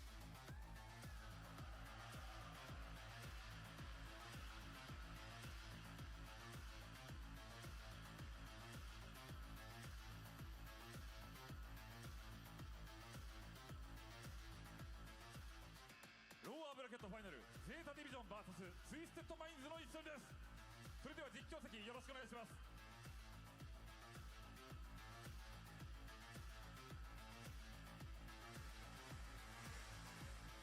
World champions taking the stage right now, Twisted Minds. That 2025 trophy was lifted by what? 4 out of those 5 players taking to the stage. But Johnny, we are now in the lower bracket of this event in Tokyo. And they're against Zeta Division. That is Asia's #1 seed coming in after they've taken, well, a pretty spicy defeat from the Raccoons. Yeah, this is when Overwatch becomes magical. Elimination on the line. 3 teams remaining here in our first major tournament of 2026. And like you say, the reigning world champions, Twisted Minds, they've had to do a bit of a lower bracket run here with the dominance from Zeta Division and Crazy Raccoon so far. Oh yes, and Crazy Raccoon are going to be waiting in those finals as well. Ilios is going to be our first map chosen by Zeta. And I must say, Johnny, history is being changed already. That upper bracket finals, finally, Crazy Eva and Ana got banned. Their fears right in Zeta Division, who up until this point had a 4-0 record, series record against Raccoons over the last year. Zeta Division has been the best team of the year so far, and them finding themselves here in the lower bracket perhaps is a little bit unexpected to them. Now, have to win one more series to make it to that grand final, and they're going to go to Ilios for the very first map. This has been a map that they've been dominant on, of course. Twisted Minds, they remained competitive on Ilios, but because Zeta Division, they drop from the upper bracket, they also get the first ban, and they remove the Diva. Look who's taken to the stage, though, on the side of Twisted Minds, Johnny. A different DPS. No Jwoo in the lineup. We have Yubi and Quartz coming up. I mean, this is as late as you can possibly go, almost, for Twisted Minds to make a roster substitution here. Yubi coming into the mix here to bring his iconic Symmetra gameplay that has been so successful for them in the past, and a big reason why they won the World Finals to begin with. But so far this year, you bring in Jwoo to replace Psycho for this lineup because of his mechanical prowess, how well he's performed on heroes like Tracer. But Twisted Minds at this point in the tournament feeling like that is not the path to success. They bring back Yubi into the mix. His in-game leadership and the Symmetra gameplay has been so good for them in the past. Got like all your cards out on the table. Quartz, this is the event performance so far, so the entirety of it. Despoten looking at 6. KD 3.5 damage. You're looking good there as well. Limbs up there, but like, this is not a position Twisted Minds are used to either. Look at EMEA, look how dominant they've been there. And we were expecting, as well as a lot of foreign teams, that, hey, the Twisted Minds are going to be the ones making that incredible upper bracket run, being ex-world champions. Now the meta is shifted completely. We're in a jetpack cap meta in which Zeta Division have already shown their prowess. And that's a bit to the shock to the system for Twisted Minds, having been so dominant on a meta for so long.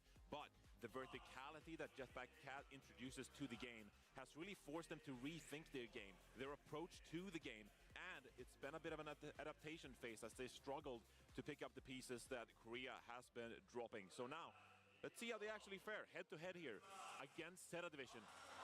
An opportunity for them to continue their lower bracket run.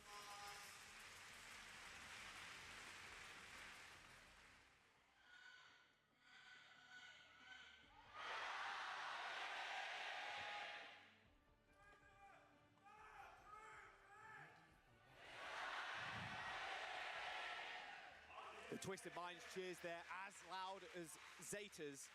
And Zeta in front of a home crowd. A lot of them may be shocked as well that they're in this situation.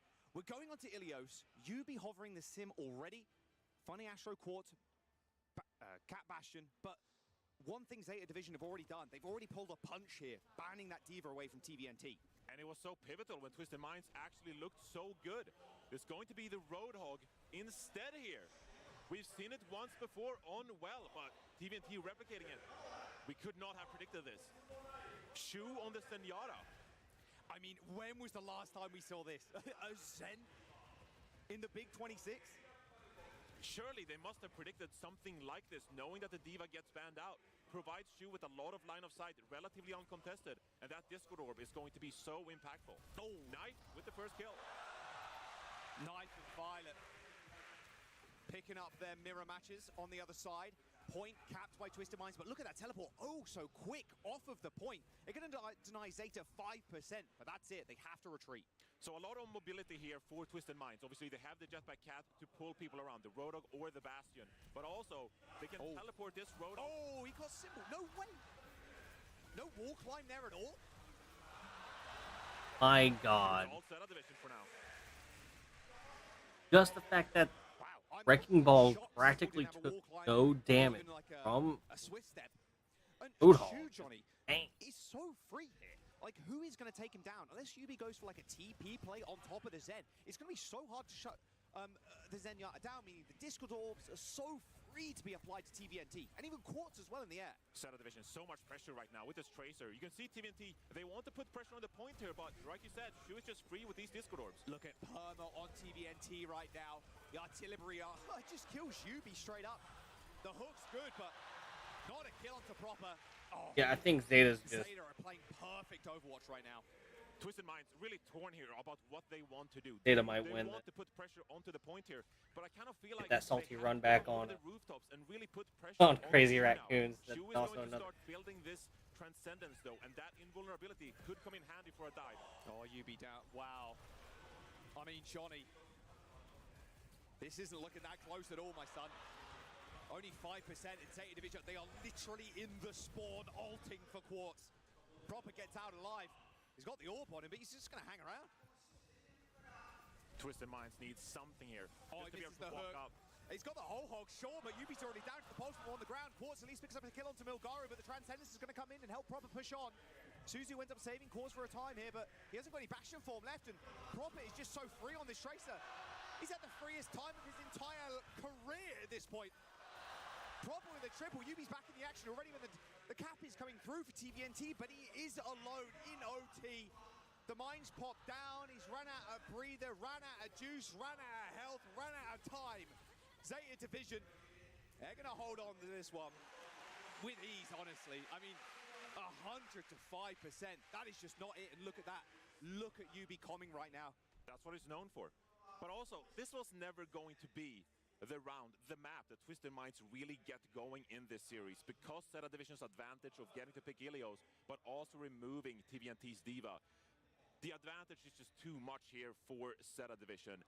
Twisted Minds in the past, they don't like substituting players in and out throughout the series, and so right here thinking that even if we have Jay win the mix here for an Ilios, it might temporarily benefit us here on the first map. But like we just saw, we want Yubi in on the very first map for that in-game leadership, for that communication, and then build as the series progresses. This is a Twisted Minds team that is thinking long-term the later the series goes. Okay, now the hog really comes into the fold. We're going to go to well. Honestly, the perfect stage for this kind of comp. Shu sticking on the Zen, though. Really like it. Counter rotations on the Zen are very powerful on these kind of maps, and even sitting on this high ground. Like I mentioned, that Discord Orb is deadly on the hog. You just get blown up in an instant. And now with no Jetpack Cat either, you can't really hard swing onto this Zenyatta as well. Quartz doing a little bit of poking and prodding. Need to look for some individual picks here. Yeah, and you need those picks coming from someone like TVNT. They need to land hooks. They're trying to kill the Zen. Oh, he's got fancy footwork too. TVNT's hook, which was not available there to actually go for an instant kill on the Zen. Quick teleport though from Quartz, catch Shu off guard. Finally, the Zenyatta is dealt with. Some sharp shooting, in fact, as Quartz claims yet another, and now dueling out against the Bastion on the high ground. Knife gets into cover eventually, but can Quartz actually carry his team to victory here? A slam onto the ground as TVNT kills Milgaru after that hook. So as you can see, a small adaptation being made here on well. Twisted Minds getting rid of the Zenyatta as Shu swaps over to the Kiriko. Milgaru. Rhine on well. I actually don't believe my eyes. High Noon is going to spot it out. There's a teleport there. Milgaru is on right. Only some damage. Ooh. My God. Oh, the hook is even better. That fucking hook. Wow, Quartz. He sees like 17 steps into the future there. That was a ridiculous flash headshot. And now Twisted Minds are coming alive with this hog. It's going to be the Mauga instead. Milgaru recognizing that Reinhardt perhaps a little bit in error from that previous series against Crazy Raccoon. Twisted Mind starting to build some momentum here, and they're starting to build ultimates as well. Simple has this Kitsune Rush. He can deploy for an advantage when it comes to the positioning here on that point. Set of division, they still have this jetpack cat. Let's see what they can do with They're the going to slam, they're going to drag, but TBNT doesn't even make it over the lip of that well before getting destroyed by Ignite. Oh, the boots, good for Funny Astro. And of course it was on him as well. Well, the wall's going to get sent out too. Quartz in this 1v1 versus Proper is just looking so crispy. Pretending that first round just didn't happen. Proper now onto the Pharah, and this is what Zeta Division does. Unlike Crazy Raccoons and Twisted Minds so far this tournament, they trust their individual star players to make the swap necessary to have the slightest of advantage. And so far it's been Milgaru, Shu, Proper, all been making swaps throughout this single round, but it's been all Twisted Minds so far here on Well. You're swapping Pharah into one of the best. Milgaru went back to Mauga. That's my only worry. Well, Shu's also got this rush. They don't want to get baited too early, though, into TVNT, who's got a hook ready and waiting for him. Let the point go. High Noon, there's the teleport. It's across the point, but it does end up getting destroyed there. Funny Astro goes down to Milgaru as the charge ends up coming in. Quartz rolling all the way back, but that whole hog is going to make sure Milgaru has not really an answer in this fight. As Quartz gives him a mean left hook, but the artillery barrage is enough to finish off the Cassidy. As eventually, Zeta Division find a semblance of control. And Twisted Minds have ranked up 73% here. TVNT has the opportunity here to make a swap away from the Roadhog. Now when Milgaru is over to this Mauga, Shu no longer on the Zenyatta, but looks like he's going to stay for now, trusting the process here. Quartz over onto the Bastion here as well. They got this cage from Milgaru. Violet so close to another ult as well. Proper starts off the fight with a kill, but a hook from TVNT just removes the cage possibility. Knife kill, simple, sure, but can you survive against the hog? Yes, you can. Violet slams him down as Proper takes to the sky. Oh, Proper with that. This is such a scary prospect now for Twisted Minds because they have to walk up, approach this point, and start contesting. But Milgaru has this cage, Proper with a barrage as well. Could be a lethal combination. I think Zeta's gonna take this for sure because let's be real, they are pretty good. Oh, that TP was perfect. Oh my God. Two ultimates from Zeta Division, just doing absolutely nothing but give Twisted Minds the space to work with. A dash onto the point here from the Mauga, but he's quickly dealt with a nade from Quartz. Blown to smithereens as Proper repays in kind with a kill onto the sim, but it is all Twisted Minds on control of the point right now, Johnny. 90%. They're just flanking around behind. Twisted Minds pretty good here. Proper being hunted down. He's got the mega, but he's going to get chased by Quartz. They just need one more tap. Yeah, he was dead. He ends up getting the kill anyway. Oh my God. Zeta Division coming in for the touch, trying to extend this overtime. They want to build this Kitsune Rush. Shu at 91%. He's fishing, and he's landed a massive hook onto the Bastion. No chance to save it from the swing, but he hits a miss. And now the ult from the hog. No way! No! What? Oh, Shu disconnected. No! You can't be serious. But at this moment. No. That was about. Oh. Come on, man. Come on. That is unbelievable. What do we do? What do we do? What do we do? Johnny, what do we do? What a start. There's no to procedure for this. There's no procedure. What a start to the lower bracket final. The game is obviously paused. It actually auto-pauses when a player disconnects from the lobby. Yes. But that is unbelievable. What a round of well we just witnessed. And it's not over. No. But so if Shu were to rejoin the lobby, would be stuck in spawn.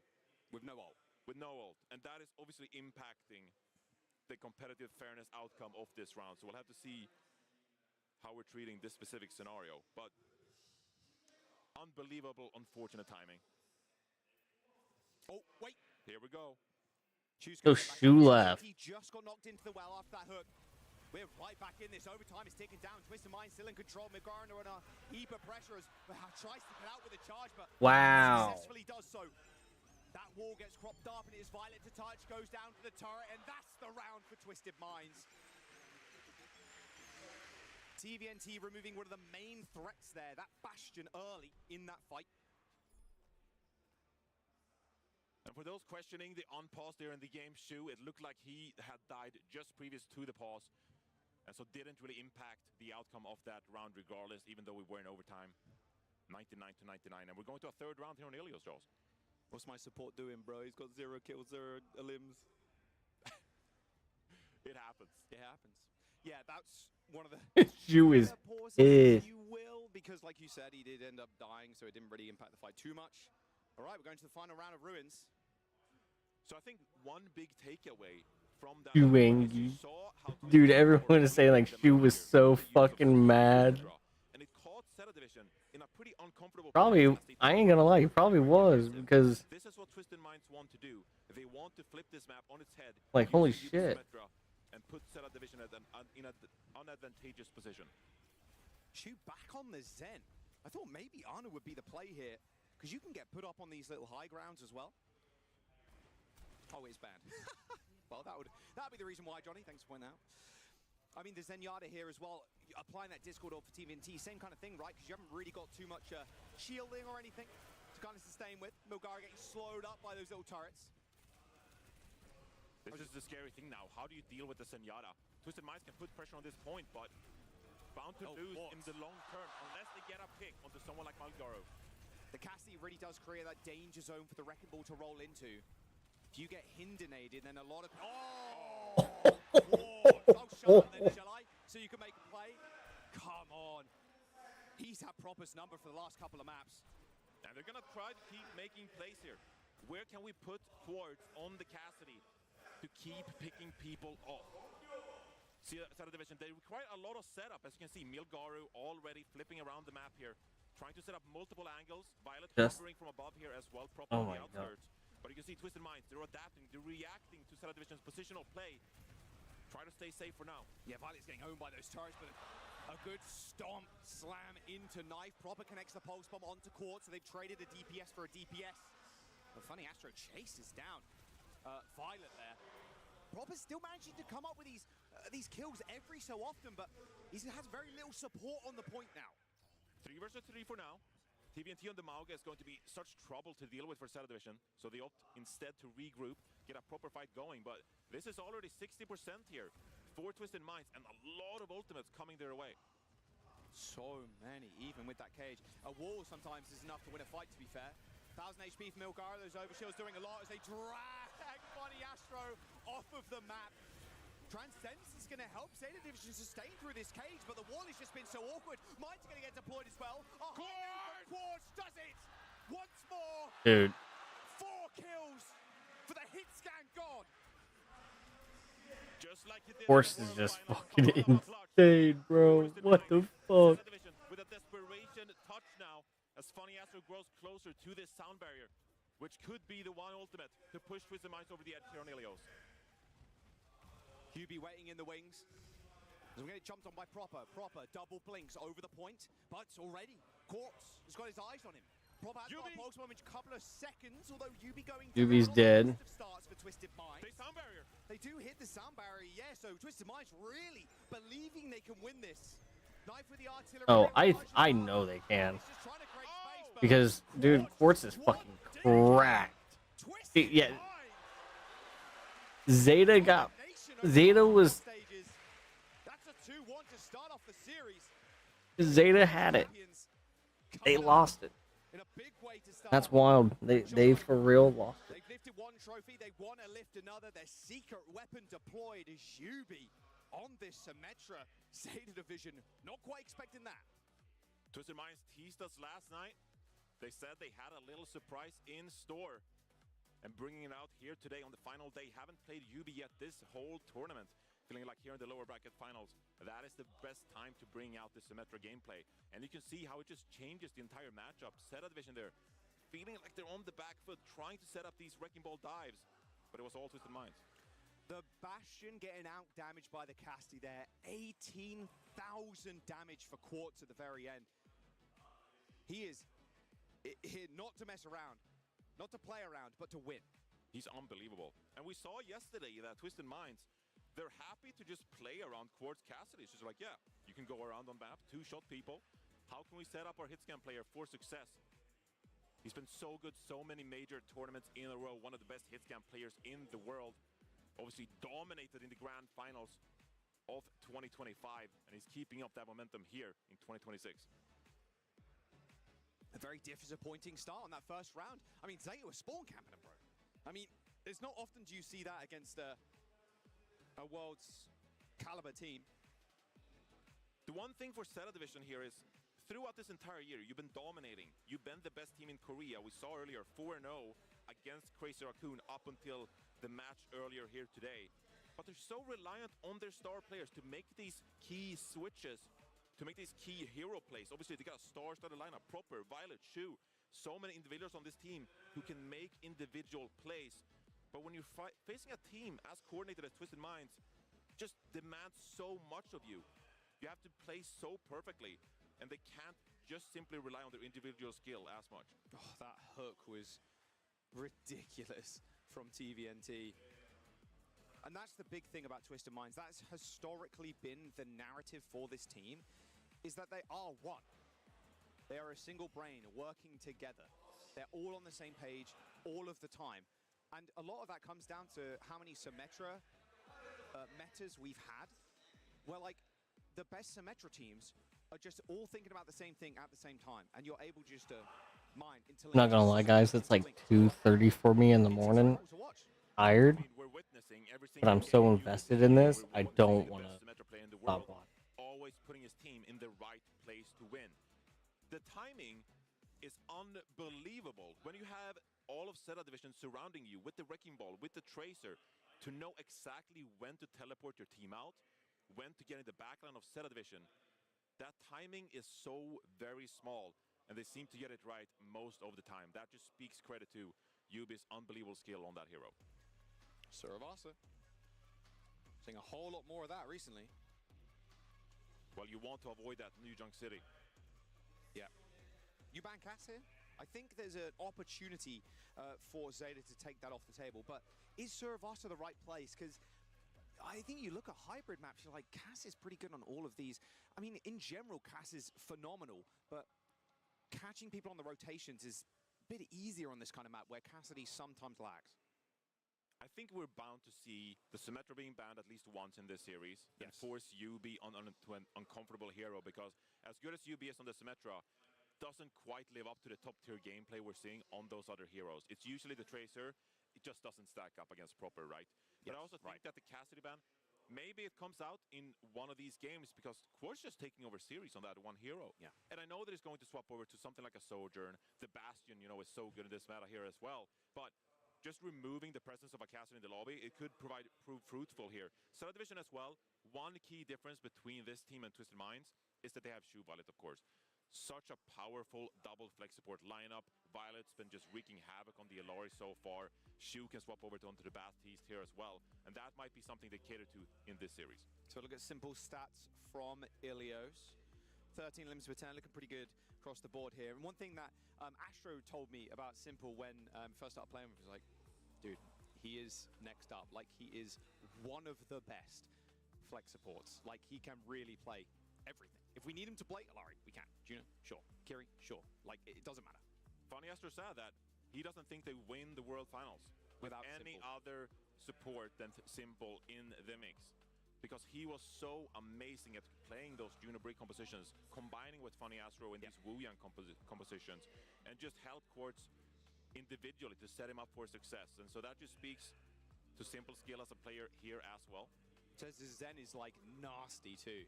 So yeah, he's ironically the one player we've kind of seen play Zenyatta last year when they pulled it out on Ilios there as well. Yeah, I mean, they were facing EMEA competition, and those EMEA teams had a rough go at it against Twisted Minds. No substitution here.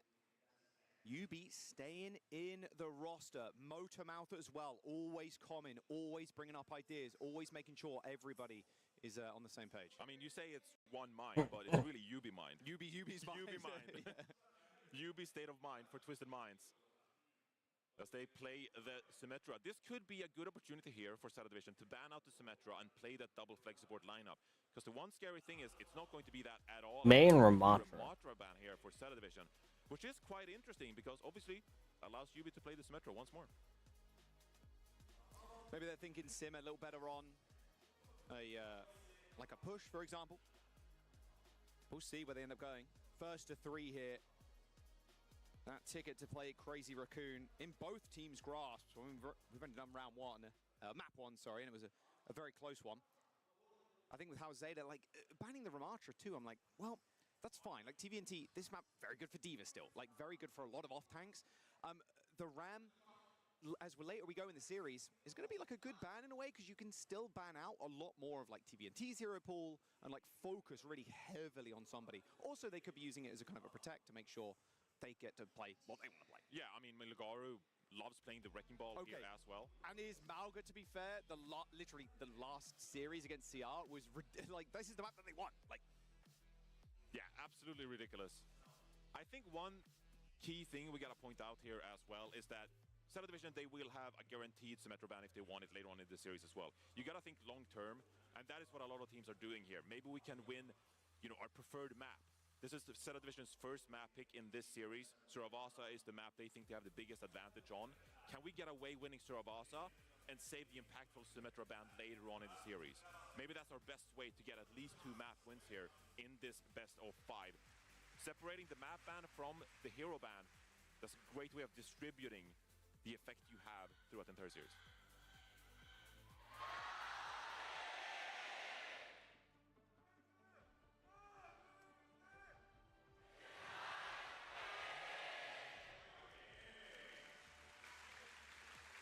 There we go. UB, I will say, we're talking about the Sim a lot too. He does like the summons characters. And, you know, Torb, hey, the Symmetra gets banned, they have UB in. You could rock the Torb a little bit. Torb is always a good hero. Love to see that. Do you think the Ramatra ban in place here to maybe help Milgaru?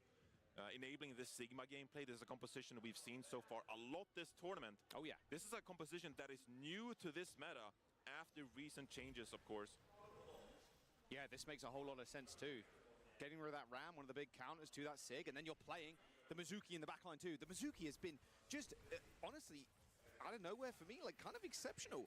On these close range maps too, the amount of AoE healing you're getting out and getting done, and you can play on off angles, and you can chain the D.Va to stop her kind of running through everybody. There's a lot of utility there for Violet. In this matchup now, proper on the Symmetra as well.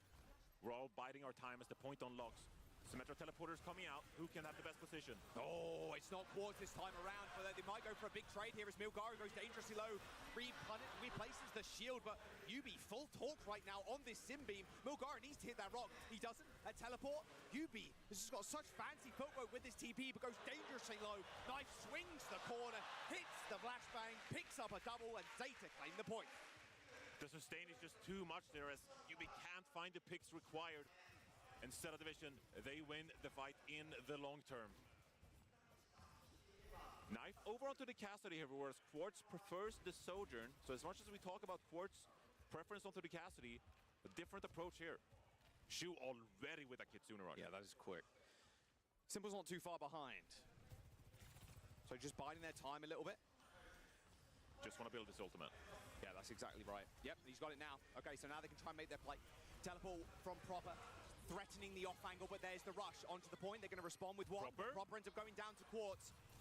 Oh, he's just a laser beam. He's already killed 2. And getting up to this high ground as well. Knife is going to use that Deadeye.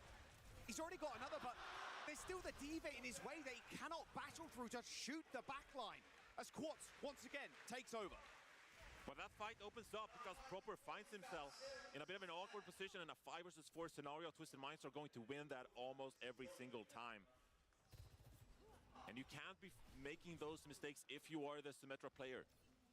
Proper obviously have to prove something here, despite being one of the more decorated players in Overwatch history. You're facing the best Symmetra player in the world. Now you gotta keep up.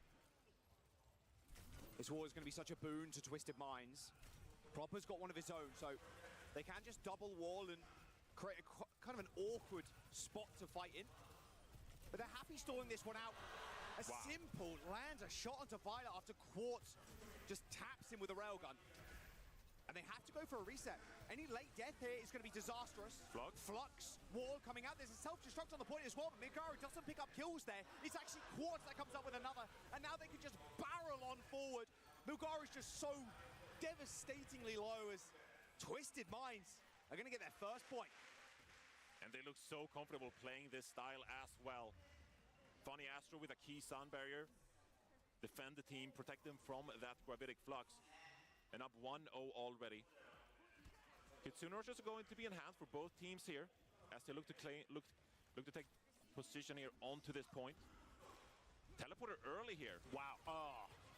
A real Doomfist. A real Doomfist. And he gets the punch on Astro.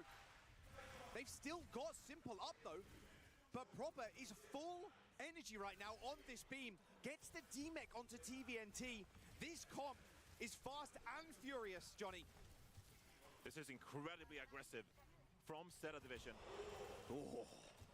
Obviously, Twisted Minds playing very stacked up here. Nice. Gotta watch out for a big punch. Yeah, the hope. Doesn't get the empowered punch there from Milgaru. Definitely would have gone in if he managed to get it. It's very all in. They moved him a little bit as well. Nice little teleport. Now he's got the powered up punch, but everybody's already disappeared off his screen. He's teleporting up to the high ground in the top left here. Shu has this Kitsune Rush, so if you're Zeta Division, you can wait this out. Punch. Straight to the back line. Yep, Proper has already got a kill onto TVNT. And that stops the Matrix as well. If you get a punch on the Diva, she's way more vulnerable. I mean, this is unheard of. We've never seen Doomfist gameplay, and Milgaru is making it work. I can't believe the amount of hero diversity we're seeing, Johnny. Yeah, he's got the Meteor Strike too. He can get out. It's a get out of jail free card for the Doom. Talk about Zeta Division making hero plays. Milgaru, out of nowhere, looks one of the least picked heroes in the entire game and is making it work there. Twisted Minds, a lot of ultimates on the board, but they need to win this team fight. Nice short punch. They end up hitting the teleport as 5 players though, and they end up flipping the map. Another punch in, high noon, teleport behind.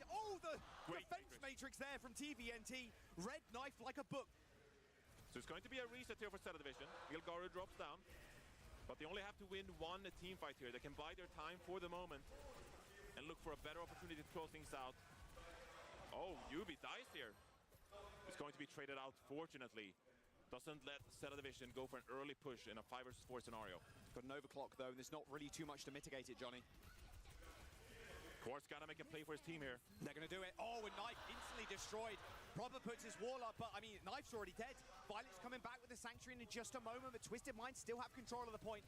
A punch in, hits TVNT, but Zalmar fighting Astro surges them forward. Another defensive punch from Milgaru, pushing everybody away, but still Twisted Minds have control of the point. Sanctuary deployed, but it is Violet that is now pushing up daisies. 98% for Zeta, but Twisted Minds have won yet another fight. And they're gonna keep pushing the momentum here. They want to take it to Zeta Division spawn. 80% then ticking here. Proper is going to make a swap onto the Tracer now. See if he can combine with Milgaru's aggression on the Doomfist. I don't think he's got a power-up punch either. Shu has this rush available. There it is, power-up punch, and the rush. Nice punch into the wall. Yubi instantly eliminated. No chance to try and save him there. As OT has been flipped, as Zeta Division now in control and Quartz in trouble. Proper with the triple blink dash. Milgaru and Proper save the day for Zeta Division. And you can hear the crowd erupt. Well, Twisted Minds with the first punch on Ilios. And now Zeta Division coming out in full force here on Suravasa with some interesting hero picks of their own. Equaling the rounds here. One apiece on Suravasa. Already Zeta in a kind of a priority position. They can get Milgaru up into the backline now because he has that Meteor Strike. But the teleports come through for Twisted Minds, just navigating that whole space as Milgaru tries to get funny Astro. Astro's in trouble. Astro's in a whole world of hurt. Shu with a nice headshot as Astro is wall-riding away to the rest of his team. Meteor Strike straight into the back. Quartz is going to be in trouble here. Everybody grouping up. A power-up punch smashes the Kiriko into the wall. A as Milgaru claims another. And this is just a Twisted Minds team that is now thinking, what are we doing? How do we adapt to this aggression of Zeta Division? You're playing very high tempo composition with the Lucio, the Symmetra. You can flip the map so very quickly. But the Doomfist and Tracer is keeping up now, and Twisted Minds are on the back foot. They are the ones who are constantly trying to absorb all of this pressure from Zeta Division. Oh my, wow, that Suzu was so early, but the E-Proper's pulse on the rotation. High noon for Knife, but Ward setting up with the overclock, gets punched away. Not many targets left to shoot at now. Proper manages to get out alive. Not even a scratch on him as Milgaru now with the power-up punch goes back on to the point. Twisted Minds have the wall and get the flip. They got the point control for now. Milgaru going down. That's going to force Zeta Division to back away here as they built the double support ultimate of their own. Funny Astro with the Soundbar in hand can't get cancelled here. He's going to be the #1 target for Zeta Division. Needs to get value out of this sound barrier. If he gets punched by Milgaru here, that's one easy way to Ajax. You got to look for it. Finding Astro, biding his time, playing all the way back. There's the beat, the safe one. Sanctuary on the point now. Milgaru can just have his way with the team if he wants to. The punch into the wall is good. The high noon not quite there. Dashes round the corner though with that roll as Milgaru denies TVNT the rematch. And how often do we see this? Twisted Minds with key ultimates being used and no value to gain. Quartz with the previous overclock. Didn't find any targets. Funny Aster with the sound barrier. Negated by Zeta Division's own Sanctuary. And look at the pressure they're bringing here. Milgaru's just going straight in. Everything's grouped up in this corridor. It's a triple punch. The Meteor Strike as well, but it's actually Yubi that's filling the kill feed for the Orange right now. He's taking out the backline single-handedly. Zeta Division have 95%, but they're going to lose this cap. Zeta Division wanted to make a play there, couldn't make it work. Yubi flips things around, and that's going to be Twisted Minds. Going up 2-1 here on Surabasa.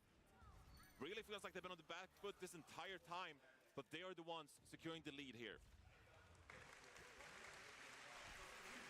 Something that we really don't see is this Doom, and Milgaru is continuing. Really feels like they're confident in this pick.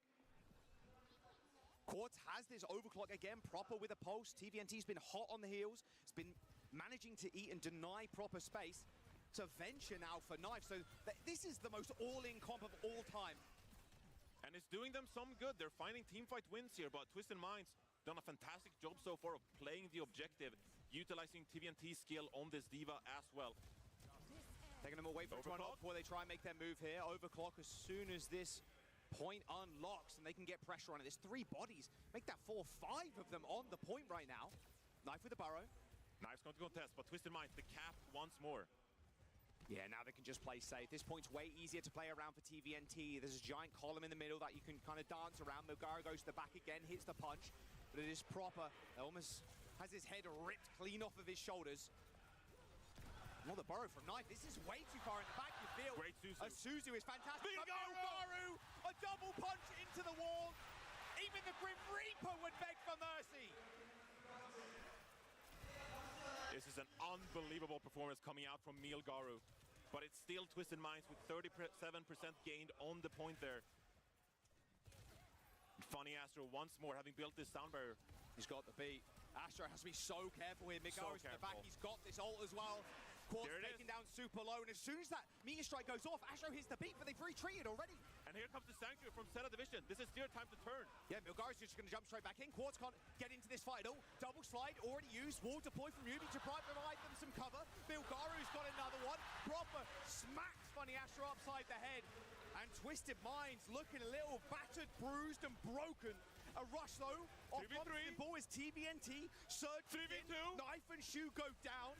They bandage up their wounds and they're ready for this next fight. Simple with the Kitsune rush while down a man in that fight enables Twisted Minds to get back to it and secure the cap. That's an unbelievable turnaround from Twisted Minds. Can't afford to go down early here. Proper throws out that pulse bomb. A scratch worth of damage there, not too much. Quartz is building up to another overclock here. Twisted Minds have to survive this initial dive as Milgaru goes in. Yeah, there's no ults here for Zeta, yeah. Quartz with this overclock.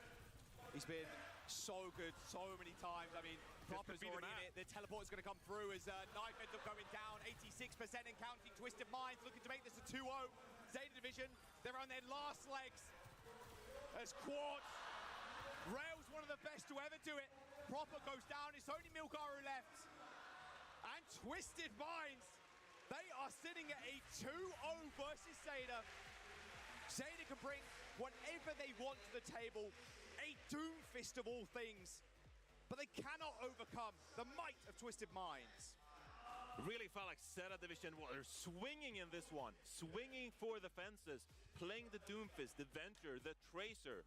And Twisted Minds still with the mobility from the Symmetra Teleporter. TVNT's defense matrix, they're able to buy enough time to survive the initial dive and then turn things around and pick up the pieces, getting the frags on Zeta Division themselves. So take a look at the stats here. Quartz again, 25-4. And look at the deaths here as well. Twisted Minds are the ones to come out on top, but 7 deaths here for 3 of the players. Just speaks to what a highly contested Saravasa this was. And I want to go back to what you were talking about halfway through this map. And it felt like, you said, felt like Zeta was in control, and it really did feel like that. You kind of, you know, we're rolling through the replays now, but you kind of think back like, wow, Milgaru had some insane punches. And there was a ridiculous dive from Proper on the Tracer using the Doomfist for space. Like, there were a lot of big plays from Zeta, but when it comes down to it, Twisted Minds fundamentally had a better game plan, it felt like, coming in. And that's what they've been doing so far this tournament. We saw in the upper bracket as well, when they were competitive on Ilios, it was them playing the objective, playing the point on Lighthouse. And now we're seeing that again with TVNT over onto this Diva. They're going to use their protective abilities, the Suzu, the healing boost from Funny Astro, the Symmetra Teleporter, to just navigate around the map and always contest the objective. And if you look at Zeta Division's composition, I mean, they're playing the Tracer, they're playing the Doomfist, but they can only contest the objective temporarily, and they're forced to give up the cap. And so even though Zeta Division, they're winning a lot of these fights, they're racking up the kill feed, at the end of the day, it's an objective game, and Twisted Minds are playing it beautifully right now. It's going to be some sort of casty ban head towards Quartz here, but we know how good of a Sojin he is. I mean, not if you're Twisted Minds as well, you're not really afraid of Milgaru's Doom coming out on any other maps either. It's there's a push available, Johnny.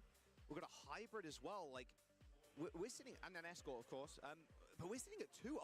I mean, Zeta, sure, they just come off of that loss versus Crazy Raccoon, but that was a nail biter. That was so close. Like, it felt like Zeta, well, they came in on top of the world, but they were finally knocked down a peg by Crazy Raccoon. Surely they've not run out of steam just yet.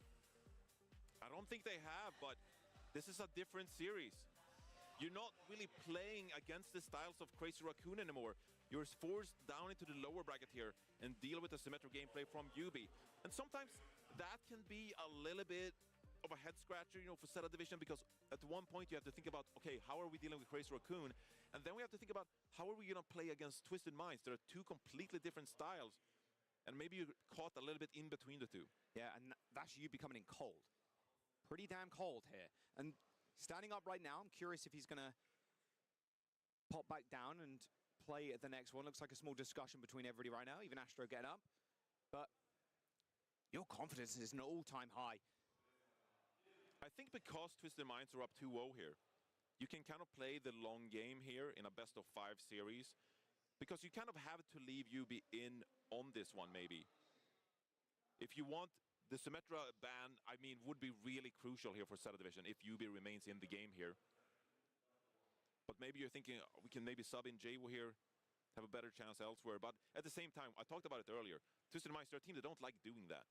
They like to keep the same player in the full series, and Yubi with his in-game leadership skills. You can see he's the one making the pass. He's the one making the decisions. He's the one teleporting the team, and he's the one making the strategic decisions outside of the game too. They obviously trust his intellect here in Overwatch. Oh yeah. Group discussion here for Twisted Minds and what they want to do, but yeah, I saw Yubi kind of sign the paper, whatever he just did.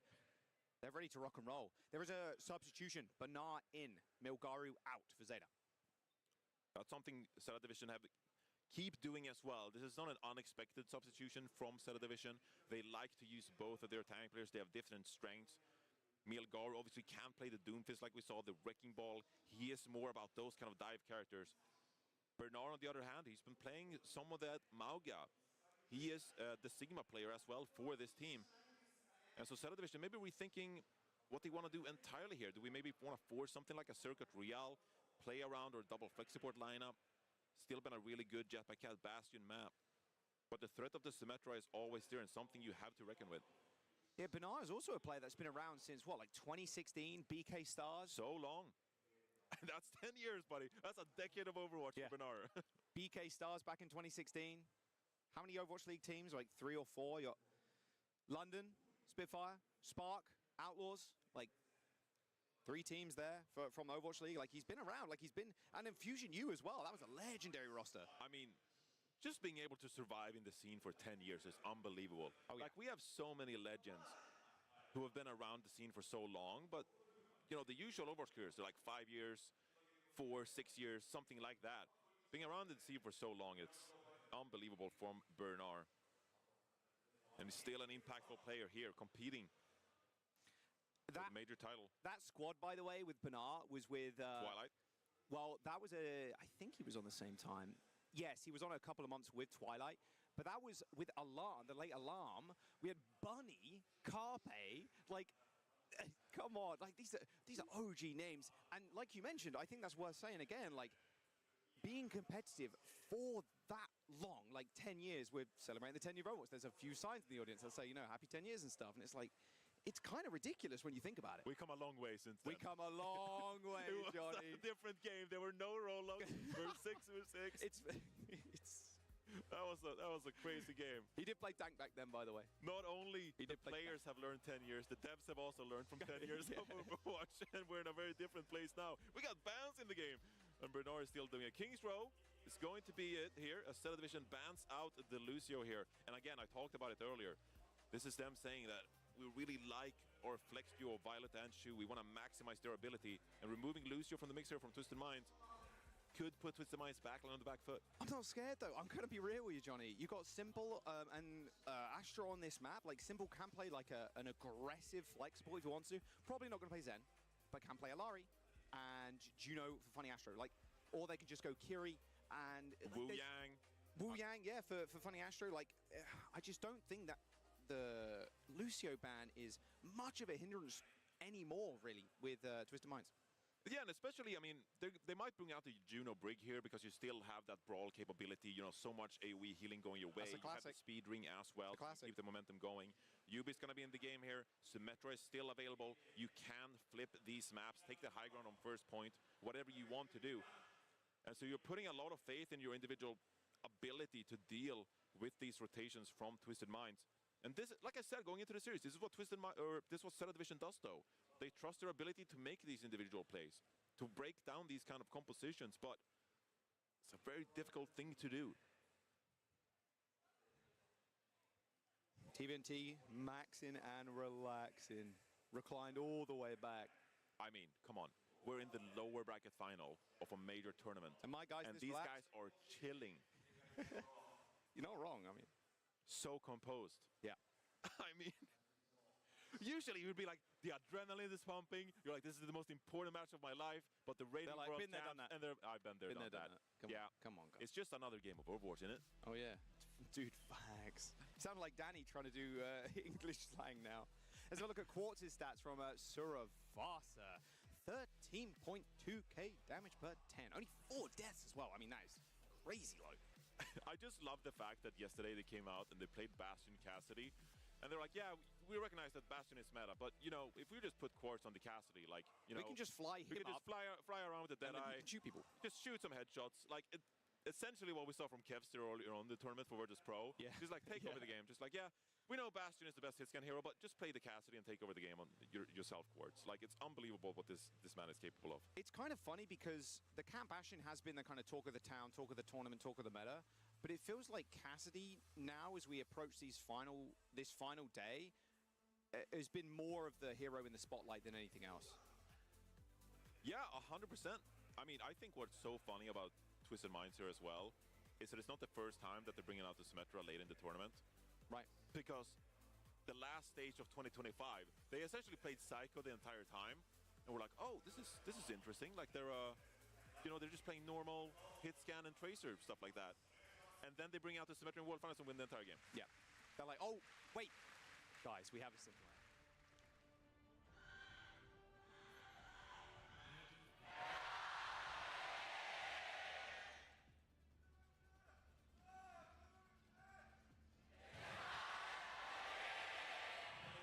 Zeta are about a couple of decibels louder than Twisted Minds right now. They definitely know how much it means to the crowd as well at this point, playing in front of their home one. That's the loudest it's been. Oh yeah. All 3 days, that's the loudest it's been. The Japanese fan cheering on this Japanese organization, wanting them to win here in their home country, this first major tournament of 2026. Astro on the Juno, Simple on the Kiri. That's a whole lot of healing coming through Twisted Minds. Defense, TVNT on the Ram. Pretty nice. Fantastic with the Symmetra, of course, but Proper's going to try and take to the skies as we see Zeta Division twisting things up as well, going to a Ram. But again, Zeta Division here, the team without the Symmetra, always have to be aware of Twisted Minds' potential to flip the map. If you are Proper here on the Pharah, a lot of poke damage is going to come through here. But what do when the hit scan flips the map on you and you have to disengage and survive? Yeah, you're hoping you save your boop right for a teleport or anything to get him away from it, and then hopefully kind of isolate a kill. Both Rams trading blows, the Nemesis form. That's a good Ravenous Vortex, but Quartz has a slide. You know that peel is going to be there for Quartz every single time. Oh, TVNT's on a little island here on the mini. Oh, dropping it. I'm telling you, this guy is out of his mind. Right-clicked and then through the statue, he ends up picking up a kill. Very small margin there to pick it up, but yeah, Quartz has already found one, and ooh, nice. Wrong place, wrong time, buddy. The momentum here for Zeta Division has really faded. Quartz is having an unbelievable series once more here on the hit scan, and Proper is sticking with the Pharah, trusting the process. But we need to see more from him than we have so far. Trust the process, trust Improper. That has been, honestly, a lot of teams have relied on just that. It's going to be the support ultimate build here for Zeta Division. Yeah, they end up just rotating really fast, though, through Hotel, but they're going to get pincered if they're not careful. Quick teleport out to the choke point, maybe. No, they're actually going to go flip. Flip side straight up. I mean, look, Shu's got the rush, too. And then Bernard with the Annihilation. Both rushes laid on top of each other. Ravenous Vortexes are traded as Rams go back-to-back as they just try and absorb as much damage as humanly possible for each other. But it is Quartz time. Overclocked used. Annihilation for Bernard. Violet is so low. Here comes the wall. No one's dying just yet, but Yubi is fully charged up right now on this beam. But Bernard refuses to fall. But it is Violet that goes down to Quartz. And Twisted Minds, they've cracked this open as Zeta Division. They had a firm hold on this point, gaining 2 ticks, Johnny. But now with 1:40 to go, they're going to have to regroup. Twisted Minds are allowed to play their game. Their layering of these ultimates is going to be perfect every single time, and they come out on top once more. Now, had to invest quite a few ultimates there. This should be Zeta Division's chance to really get things going. Knight has to come up big time with his own overclock. One-shot rails as well, Johnny, with the orbital ray. Proper's got the barrage, but a teleport onto the high ground forces him to relocate once again. Suzu early on, Simple down. There is the Ray, a return one. I think the fight might be already done and dusted, and that's Astro gets an insane kill, but no, TVNT. It's all Knife. No TVNT way. low. Surely Surely he doesn't survive. Knife lands another. Okay. Knife's in the building.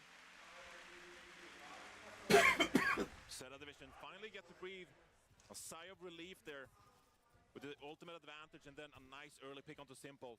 They get going in a 5 versus 4 scenario. And Proper still has this barrage. It is so difficult to get value here. TVNT is over to the Diva, and that is going to be the go sign here for Proper. He can't be on this Pharah against the Diva. It's going to be the Mei instead here, and now we're kind of playing that Mizuki composition once more. Yeah, he's going to take that 15% free ult charge from the swap. TVNT on this high ground, but they're going to try and maybe split the team off. But a really good wall from Proper there stops the assault as TVNT puts himself in choke. But these Ravenous Vortexes as well, Johnny, going to be big value if they land on TVNT and they can chunk him out.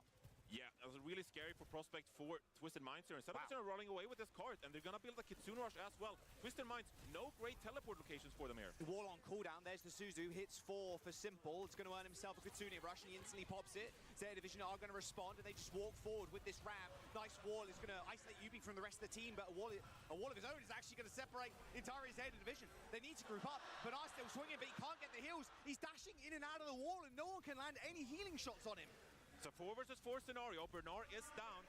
A lot of tanking away from They've isolated Proper. Sanctuary's going to come in though, and TBNT's trapped in here. He tries to chase Proper, but he's already been healed up. Beautiful stuff from Violet. Savior for Zeta.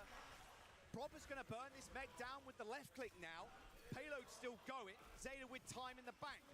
I don't think that Twisted Minds are going to get another touch here. It's going to be very close as they rely on Funny Astro spawning. Funny Astro actually gets a great spawn here, Wave, but it's not going to be quick enough.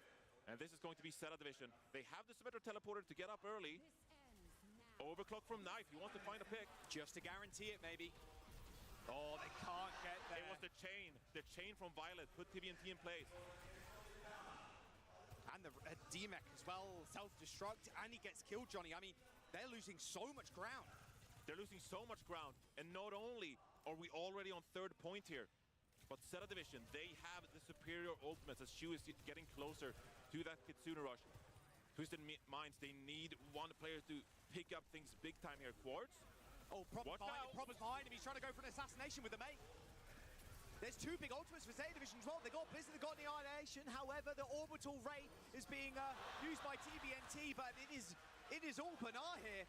Funny Astro popped that and hoping TBNT can push forward with the heals and the damage and kill the backline. But Zeta, like, perfectly. And now Proper as well. With this Maywall and the Blizzard available, could really put Twisted Minds in a tough place. The Symmetra teleporter is good. Trying to flip the map here. That last fight was so cheap though, Johnny. Blizzard on the point. TBNT gives his life up for the cause as the Annihilation now stands in the way of Twisted Minds and touching this point. There is going to be a sanctuary here for Violet. A Zeta Division. They roll on in. The ultimate economy on that last push has never looked so good. Twisted Minds, that map just got away from them. From the very first time on 2nd point where they kind of got walled off in the choke and Zeta Division were allowed to keep pushing that cart. It just made the defense really awkward for Twisted Minds there. Now, that being said, 149 in the time bank here. Because of Twisted Minds' fantastic defense on 1st point, does actually allow them an opportunity here to get back into this map. We know what kind of momentum they can keep rolling with the Symmetra, with the Sojourn. If they get going here on their own offense, this map is not over for them yet. We want more than 3 maps. The crowd does. Everybody in the chat does as well. I already know. This is the best Overwatch players in the world. We want to see as many maps as possible. Zeta Division, they've been caught lacking so far. Jake loved to point this out yesterday, by the way, that they're optimizing here to hide the composition, of course. Don't want to spoil to the offense just yet, that they're playing the Mizuki Mei composition. Quick change, though, if they do spot it, obviously, but yeah, denies a little bit of info. Every detail matters. Dude, so true. Me playing on low detail for 10 years. Every detail 75% render scale. I got 500 FPS, bro. On my 250 Hz monitor. All right, Quartz. Here's the TP play for Twisted Minds. This has always been the big problem, actually defending against this team. Quickly taking high ground, quickly getting to this mega health pack room, and Yubi basically sets up a little house, and they have Quartz basically just fish for snipes. Just a matter of time here for Twisted Minds as they look to use this teleporter to give themselves a positional advantage. TBNT is going to put pressure onto this point, and it's going to force the move. You can see Proper here contesting the point on the Mei as well. But with less members here for Zeta Division on the high ground, could be an opportunity for Quartz to set up. Knife and Proper are so low. TBNT. The health bars are so low, actually. He's swinging haymakers right now. The chain's good. I mean, sure, it locks him down so you can't chase, but whatever. Knife and Proper that entire time, Johnny, I was peeping the health bars. Under 50% HP for a majority of that fight. And that is just the point. And this is what I said as well. The momentum can really start going for Twisted Minds here. Zeta Division, have to set up their defense accordingly. If Quartz finds a pick here early to help get through this choke, that could be devastating for Zeta Division. Proper's on this Blizzard really quickly. He's hitting hella right clicks here, 80%. I mean, Violet too, he's almost got Sanctuary. They really needed to come online here. They need some defensive tools here. If they can, this is one of the better chokes in the entire game. You want to keep this defensive position from Zeta Division. It's crucial they get a good team fight here. Oh my god, Quartz is 1 HP. Wow, quick, sharp reactions there, destroying that teleport, but there comes the Sanctuary in the choke point. Proper, Blizzard at his feet. TVNT trying to get away. What a Suzu coming in from Simple, but he might have just given his own life, and unfortunately, it will be Twisted Mind retreating. Blizzard, Sanctuary on the corner, TVNT, he just couldn't be saved.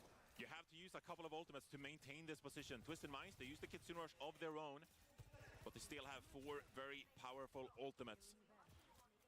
See what they can cook here. Try to set up Quartz for success with this overclock. Using very narrow sightlines here, but it doesn't need much. Yeah, here comes the rush. They're really tempering their ults now, but this orbital raid, the one shot onto Shu is good enough. Quartz trying to peek around the corner now. He's kind of been waylaid a little bit with his Ravenous Vortex, but they've opened up the choke with a team kill. The orbital ray and the overclock is enough. The damage output is just too much. And Quartz open things up there. And Twisted Minds get rolling once more. UB as well. He has the Symmetra wall, and this is a pivotal tool here to try and get some more sustain on this next team fight. This ultimate alone could be enough to win it. The wall is so punishing for Knife to fight into with this OC. There's the Ravenous Vortex. There's going to be a wall up too, isolating TVNT as the teleport swings Knife's head. There comes the wall, and now they can start their dance. A slow serenade on the point as Bernard tries to stay alive. Nemesis forms straight into the annihilation. Both TVNT and Bernard just trying to keep themselves up. As Quartz dashes back, receives a Suzu, but it's Bernard that falls first. TVNT absorbing so much damage. And for the rest of his team, it is merely cleanup. And going unnoticed in that fight is actually Knight taking a massive flank with the overclock, trying to get picks, but he doesn't find anything. And because Zeta Division are missing the damage from their Sojourn player, they're able to put more pressure onto Bernard to win the battle in the front line.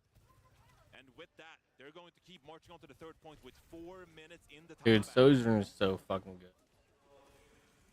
Like, I don't really play much DPS, but when I do, usually like Soldier or something. But if I have to feel like if I want to just do a lot, I'll play Sojourn. And yeah, I'm still awake. It's like 3 in the morning.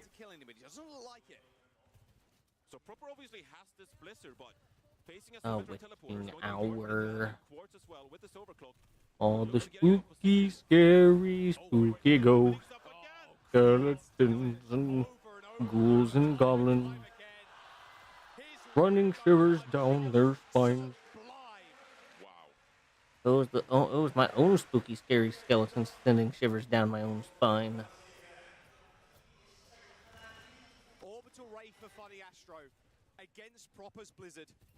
Quartz is waiting on this. Buddy, stop Quartz. That was gross. Quartz is really fucking good with DPS, bro.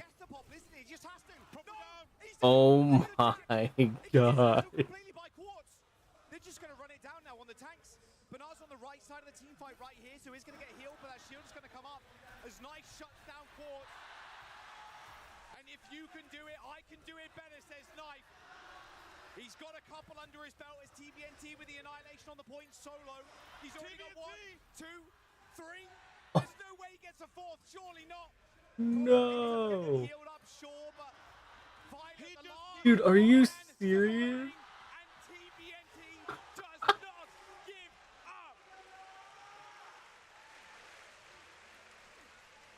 The Ramatra too strong for Zeta Division. It's an absolute brawl with Proper going down early. The Blizzard cancelled, but Knife fights back on the Sojourn, secures a couple of picks for Zeta Division himself. But it's not enough. The Ramatra with the annihilation. TVNT makes the most out of things. And Twisted Minds with 2 minutes 23 as we head into overtime here on Kings Row.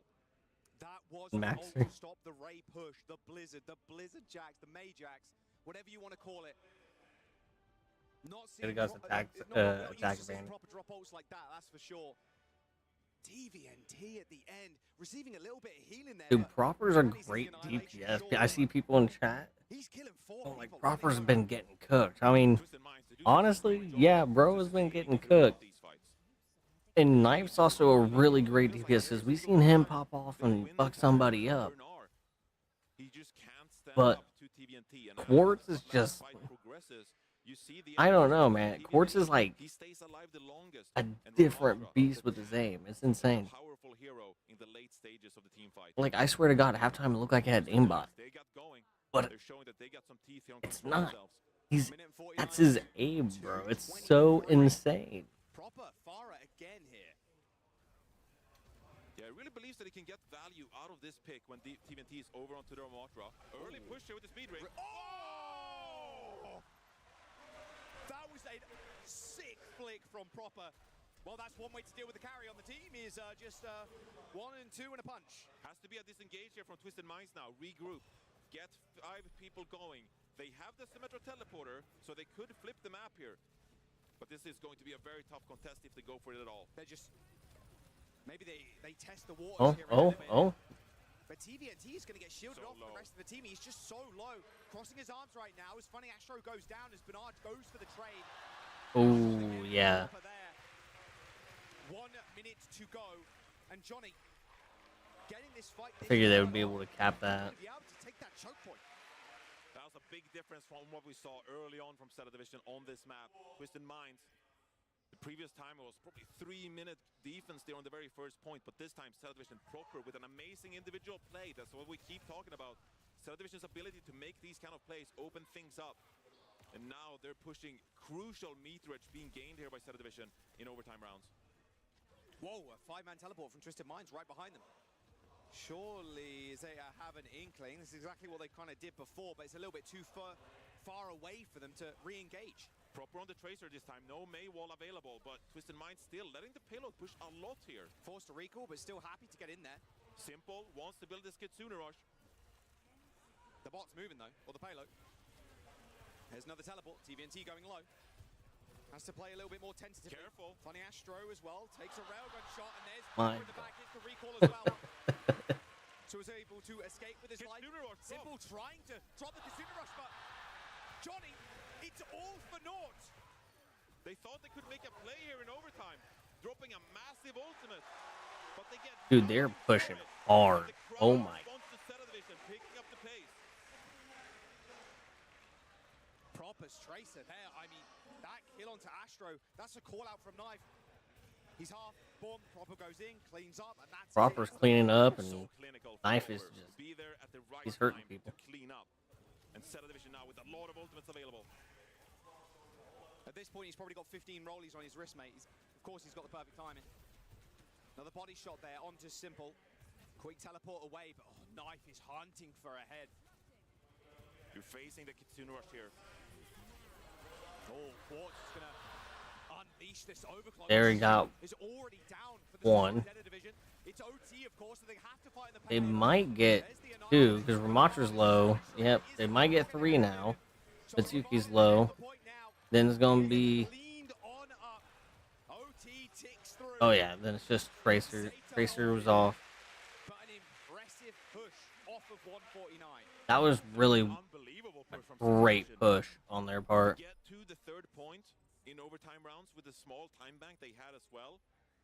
That should give them the upper hand here. That should be enough to claim their first map win in this very Look at the series. differential. We saw what Twisted Minds were capable of on the attack themselves. But to get to the 3rd point, to finish the series like this, highly unlikely from Twisted Minds. Quartz about 1,000 more damage, or about 700 or so above. Honestly, right now. looking at the healing stat, Similar-ish limbs. Data has more healing output than what. For their defense, it doesn't feel like they really need to. I mean, Proper on the Tracer is interesting. He has so many different heroes he can play here on this defense. but he trusts his own individual skill to achieve great things on this That's what's Tracer. wild. Proper, of course, Overwatch League MVP himself back in the day. Hailed as such a great young prospect, and he's made one hell of a career for himself. As one of the best players in the world. Undoubtedly the best player in the world at times. And he believes on this Tracer, he can have big enough of an impact to secure this map win for Cellar Division as they look to advance in the lower bracket. Now facing an 0-2 deficit. I mean, Trace has been one of, if not the biggest impact hero of all time, like since 10 years ago.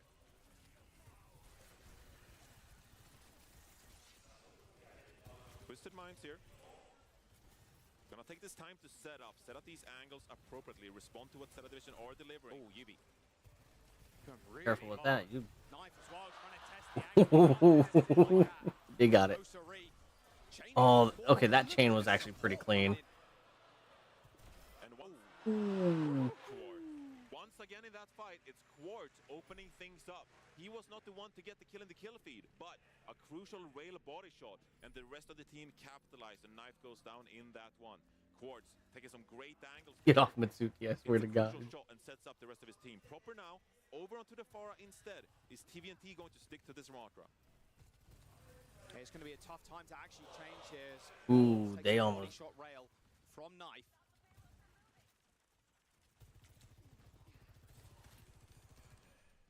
Just a battle to build these ultimates. Simple. Has to lead over to her, 70%. And this is Zeta Division trying to come back in the series as well, Johnny. There's a minute left on the clock here as they try and make their defensive move against Twisted Minds. Knife opens it up with a kill onto Yubi. Every kill counts here. Oh, he was looking for the dash. You see that? You have to keep taking these chances for either team. Obviously, the railgun's so powerful. You have to be wary of it. Oh, they're running Pharah. Stay proactive, stay confident. Oh no. That you can take these swings and not die. Here comes another swing for TVNT. Proper over the top there. I saw a couple of rockets raining down on the back line, but as TVNT now walks on forward. Oh, they're going. That was very close to Violet actually dropping, but it's TVNT that goes down. The overclock from Knife is going to buy them even more. It might. They might get this. They might actually get a map. This allows Cellar Division to set up this next fight however they want. Sanctuary and Kitsune Rush available. It's going to be a lot of ultimates deployed here. Proper Barrage could be a big difference maker though. Orbital Ray though is going to be dangerous. Yeah, Barrage. Twisted Minds. There's the Barrage in the back as well. Bernard is trying to stay alive, but it's Quartz. It's all Quartz. What the fuck? A double kill with the rail and TVNT cleans up the rest. Twisted Minds. Dude. They used 2 ults in that fight. But Cellar Division, they have a couple of Zeta used two ults, and Twisted Minds though, fantastic job. Twisted Minds used 2 ults. Only deployed the orbital ray and the overclock, and Quartz secured those. They have 1 support ult each, 1 DPS each, and 1 comes down to the ult. Knife though has a better charge rate going on compared to Quartz. They're trying to go for it now, but the wall is going to be a massive hindrance to him. There's the Barrage on top of the wall, but he's on the wrong side, but it doesn't matter. He still kills Yubi. They jump on top of the payload. Now it's Bernard activates the Annihilation to run the team down. Quartz is sitting all the way at the back as TVNT on his last limbs ends up falling with an Annihilation. They actually took that map. That's wild. They actually got that map. Look at them sweat, bro. They're like, oh my god. I hate to say it. Reverse sweep starts now. The reverse sweep starts now as Cellar Division win their first map here in the lower bracket final, facing elimination. And it was Proper on that Pharah, making the big play with the Barrage to open things up for the rest of his team. Great play by Cellar Division, holding on to their ultimates and finding the right time to collapse onto Twisted Minds. They close out King's Row in spectacular fashion, but now Twisted Minds get the opportunity to pick map for the first time in this series.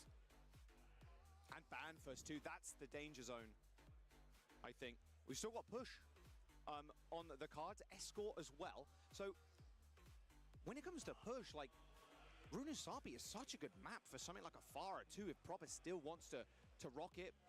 Cap Ashen obviously as well. I mean, You could get the Farah ban out. If you want to go to something like Runasapin, I think you're good to bring up Runasapin because it has been such a dominant map for Twisted Minds, the way they've been closing out on that map. And if you ban the Farah, well, you also protect, obviously, the Symmetra that is going to be deployed here. I do think that this is a very scary situation for Cellar Division to be in because obviously you have to reverse sweep. But you're going to be forced to play into Twisted Minds, now playing their own game with the Symmetra, with their map picks, their map bans. It's only going to get harder here. This was Cellar Division's choice here. They wanted to go to King's Row. They got the first ban. Now you have to play Twisted Minds game. I mean, Zeta Division, this was the map, not exactly the map, but the number, the third map in this series they won against Crazy Raccoon. Crazy Raccoon went 2-0 up. They take a map, go to the next one, and then they faltered to land themselves here. I really do feel if you're Twisted Minds here, you're so confident still. We took them to overtime on King's Row. We've been rolling these first couple of maps, playing the objectives so well. You're not going to let this affect you. I bet you if we take a look at the camps right now, they're leaning back, they're comfortable, composed still in this series. It's just a matter of where do they feel even more comfortable, what maps do they prefer in this one. Yeah, TVNT is going to be straight chilling again. Leaned all the way back. And you know they're going to learn from this series as well. What is Cellar Division doing? We saw Knife there a couple of times, hard swinging with the Sojourn, trying to open things up. Bernard, how is he playing in the front line on this Ramatra? Yubi, he gathers all that information, they learn from their mistakes, and they improve upon that. That is what Yubi can provide as in-game leader with a sick shot here from Proper. Oh. Just unbelievable. He's one of the very best for a reason. I mean, when he joined the Overwatch League, everybody was like, this guy is it. This guy is the God Gamer. People got tired of us talking about Proper so much. They did. They actually did. We talked about Proper so much, people got tired of it. People got really annoyed. But he was next up. He was. Rookie of the Year, MVP in the same year. Yeah. And that never happened. That was the first time that ever happened. It's the only time that happened, I believe. You're testing my knowledge here after a long day. But it is the only day, I believe. Proper was special, and he remains special here, making the plays on the Farah, on the Tracer here as well. It's going to have to be pivotal for the rest of this series. It's a Cellar Division team that, again, to recap, has been the best team in the world in 2026. They dominated Korea, beaten down Crazy Raccoon 4-0 so far, up until today, where Crazy Raccoon finally got revenge in that matchup and claimed their spot in the grand final. So Cellar Division, high expectations for this team. A super team coming together at the start of this year with the ambitions of winning majors, winning world championships. But now they face themselves in a 1-2 scenario here in the lower bracket final. They had expectations for so much more.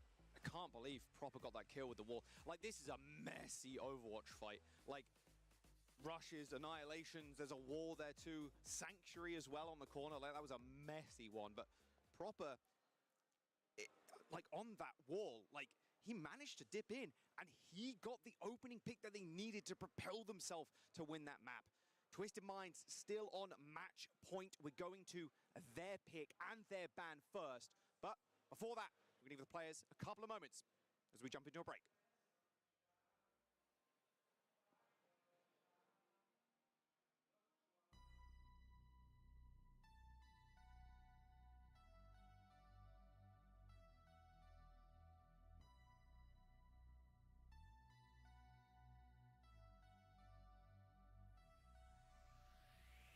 Broken pieces on the floor, like you've been walking on shattered hopes.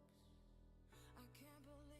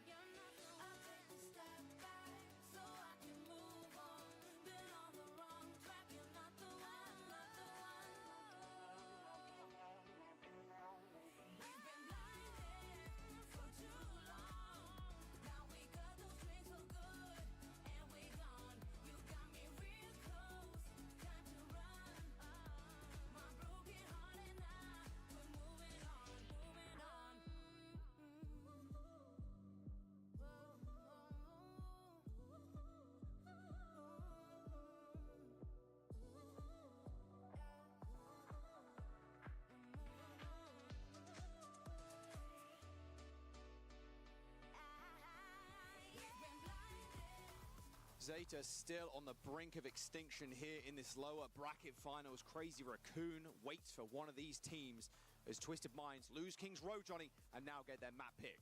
We're on to map 4 in this series with Zeta Division trying to make a comeback here. They faced an 0-2 deficit, took us to Kings Row, secured a map win on their own pick. But this is now Twisted Minds being allowed to play their own game, and they are going to take us to Circuit Royale. Okay. Now, where are they targeting their bans? It's going to be the Farah, taking that away from Proper. Zeta with the Kiriko. So again, can go Cat Bash in here. Can also play the Juno for Funny Astro. Can play the Juno Brig Brawl like we've talked about. On this kind of map, not so much. You really do need a Sigma here if you're both teams. TVNT, definitely no slouch on the Sig, but would probably opt to play the Diva regardless. Yeah, we talked about it going into the break as well, that the Farah ban, obviously it blocks Proper's ability to play that hero, but it also protects the Symmetra ban. And so that is going to be crucial. Do expect the Symmetra to be played once more here. It's just a matter of how do you want to design the composition around UB? What do you want Quartz to play here to really have that impact on the hit scan hero? We've seen a lot of Cat Bastion being played so far in Circuit Real. It's been a very potent composition. Okay, Proper, Knife, they're not tank players, but is their map to performance stats? I mean, it is one hell of a 1-2 punch duo. Oh yeah, Knife. Knife has been such a standout player. And I mean, he's been around the block as well. He was in the Overwatch League at the same time as Proper, just on two very different teams, bro. The Vegas Eternal mentioned, and then the San Francisco Shock, two very different teams. Hey, he was on Crazy Raccoon for a brief stint as well. Right, yeah. But didn't make it to the World Finals, unfortunately. Also had a short stint on Team Liquid, so that's what we're talking about. When Knife has been around the block, but I feel like, you know, this combined with his time on Fnatic as well, this has been one of the times he's really been unleashed and been allowed to play his own game. This is undoubtedly the best roster he's ever been on, and I think it speaks to his level as well. All these legends, Shu, Violet, Proper, them taking him in and saying, Knife, we love what you're doing, we love the impact you have on this game as well, and we trust your ability. We love what you're doing out there. Please come join us. it's just the way you put it, bro. I mean, look, okay, I gotta say, I know we got Zeta Division Twisted Minds ahead of us, but the fact that Knife earlier on Ilios took over the lobby when we had Proper, Stalker, Heesang, and Knife was the one who took over the games at times, that was incredible. Unbelievable to me. That's a great damage player you got on your hands here for Zeta Division. And so a lot of impact so far in this game. Really took it to Quartz at times on that King's Row. We talked so much about Quartz ability, one of the finest hit scan players in the game. And Knife, he was the one to pick up some of those entry frags as well. EMEA's #1 world champions and Zeta Division, Asia's #1, jumping onto Circuit Royale now. That Crazy Raccoon team taking down Zeta Division not a moment ago. Now it's Twist Minds. Maybe it's their turn.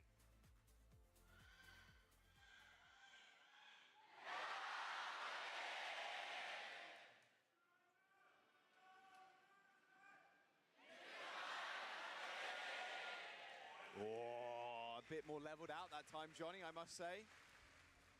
There's a lot of Twisted Mind fans in the building still. You're always going to be a fan of a world champion. So look at this defense. No big shock. I would say Shu on the Ana, no surprise. Kiriko banned, and man, it's such a good point for this as well. As Bernard doesn't go for the Sigma, is actually just going to face TVNT in this Ram duel. And I can't wait to see how this compositional matchup is going to go. Because we saw even earlier in the tournament, Virtus Pro, they brought out the Symmetra themselves, thinking that perhaps the Symmetra was a key for success here. Quartz, wait, no. Looking for an early hook shot there, but not going to be it, as he swaps over to the Sojourn. And I just want to see now how Yubi, with his Symmetra teleporters, could flip against this fairly immobile composition Zeta Division are playing. Yeah, they've got the Alari too, some added damage and pressure on that Ram. UB solo teleporting to this high ground here and just slinging right clicks out to see if he can fish for a body shot, in which Quartz can also then follow up with a body shot. There's a jump into, unfortunately, another little pause. So maybe Zeta Division their side of things. So we're just pushing the card for now, controlling the objective as we approach this very second corner of the map so far. And this is where things become really interesting, because where does that first UB teleporter get deployed? If you want to teleport you and yourself to the team to the outskirts towards the edge of this very first point, you're providing the rest of your team an alternate angle to try to get shots onto the backline of Zeta Division. But how do they respond with the May walls and such to try and prevent Twisted Minds to get into that superior position with the extra angles? Knife dropped something, or I don't know what happened there, but Knife's putting his earphones back in, so we shouldn't be another couple of minutes. We should be getting into the game in just a moment. Maybe he pulled his headphones out. I'm not sure. You want to make sure everything is perfect. Of It's course. a pivotal moment. It's just the briefest hiccup. It doesn't have to be much for any of these players. They want to make sure everything is working correctly. So hopefully just a brief scenario where Knife felt that something was a little bit off. Then it could be a quick fix here and get going once more. Yeah, looks like he's good. The ref's calling it in. Hopefully, yeah, this shouldn't be too much of an issue. Yeah, device issue I'm seeing on the big screen now. You can see it too. Device issue with Knife. He pulled his headphones out for sure. I mean, it's all I'm saying. technology, brother. I mean, we all know technology. I don't know how it works, but sometimes it doesn't work for some reason. And then it works again. That's so true. Damn. IT support be like, hey, just turn it off and on again. But it works though. Why? I don't know. Because I don't know, resend this. I don't know, man. I'm not IT support. I don't know.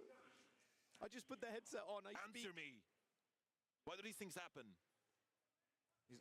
I'm not. No. Okay. All right. I'm not giving you that. So. What's happening? Twitch chat, please help. Please help us. What is Knife's problem? No, all good. Looks like it's resolved though.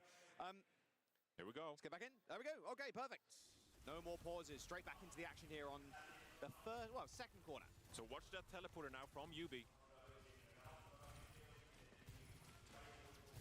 I'm gonna catch out proper, but very easy to go block mode and then wall mode. Bernard fighting against that barrier there. That's a lot of damage. That teleport again, really aiding in the pressure from Twisted Minds. Being able to teleport, find an off angle, Bernard falls back. No healing for Knife as Bernard was like sub 100 HP, even in Nemesis form. Proper goes down as well. They're falling like leaves on an autumn day.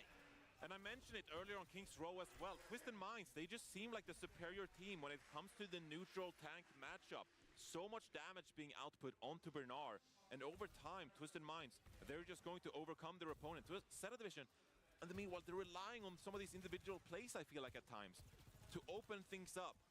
Twisted Minds, they have such fantastic layering of ultimates that Zeta Division, they need something a little bit extra. Love the fact they went with Alari and Juno. They've got ults coming up like this. Nano is so early for shoot. Twisted Minds have pushed up fairly far. They use that teleport to escape. Oh, this overclock, range true for Quartz, but an instant deploy of the Sanctuary, and even the Nano as well. That's two support ultimates for Zeta. They best be winning that fight. Quartz gets a what? Violet and shooting them going down. Twisted Minds have turned this one around. Quartz gets a third in this fight. I mean, Bernard and Proper have no say now. This fight's gone and done. It's over. He took out both supports, and that was the fight done. Out, dude. dude. It didn't matter that Zeta Division. They deployed the nano-boost there. They were the ones to get going. Quartz. Quartz has to be cheating. Unbelievable. They used both support ults in that fight, Johnny. Now Twisted Minds have both. Knife getting knife. 4 ults coming up. Like the May could be potent here, but Twisted Minds, they can play slow with the poke. Wow, that is a very early ult from Bernard there. Captive Sun for Simple.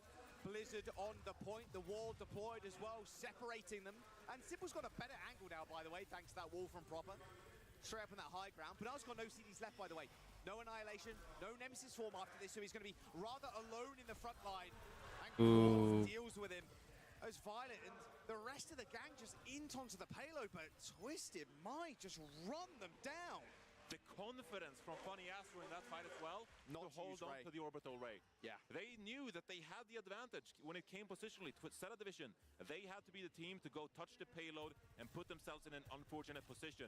Funny Astro using his veteran experience to know that held on to this orbital ray and are now giving Twisted Minds an amazing opportunity to have a tremendous push here on Circuit Rail, already on the 3rd point with 4:30 in the time.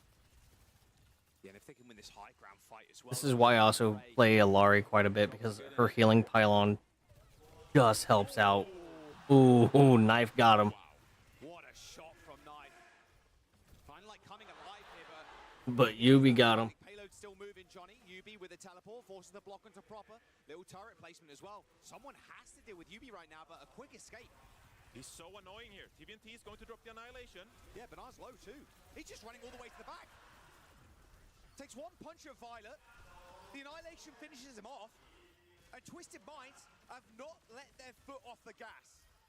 Yubi, what a sensational pick there to keep things competitive, and it allows Twisted Minds to get back early. The Annihilation is too much, and Bernard, the first tank to drop again. Quartz has this overclock here, Jaws. Oh, he's on a ridiculously deep angle right now. Violet's in trouble. He manages to get out of the way just in time, but Quartz might go for a reappearance Quartz here. so low. He is half HP, but still willing to test the mental of a Zeta Division. Proper sent equally low. All orbital ray now for Violet onto the point. Captive Sun as well is going to connect as Violet sleeping with the fishes, although Knife returns with a pick onto Yubi. It's a 4 versus 4 scenario here. Twisted Minds, they're still doing a lot of damage. Proper needs Proper's gonna drop the Blizzard. TVNT was trying to force out the entire time. Gonna be able to get out as well.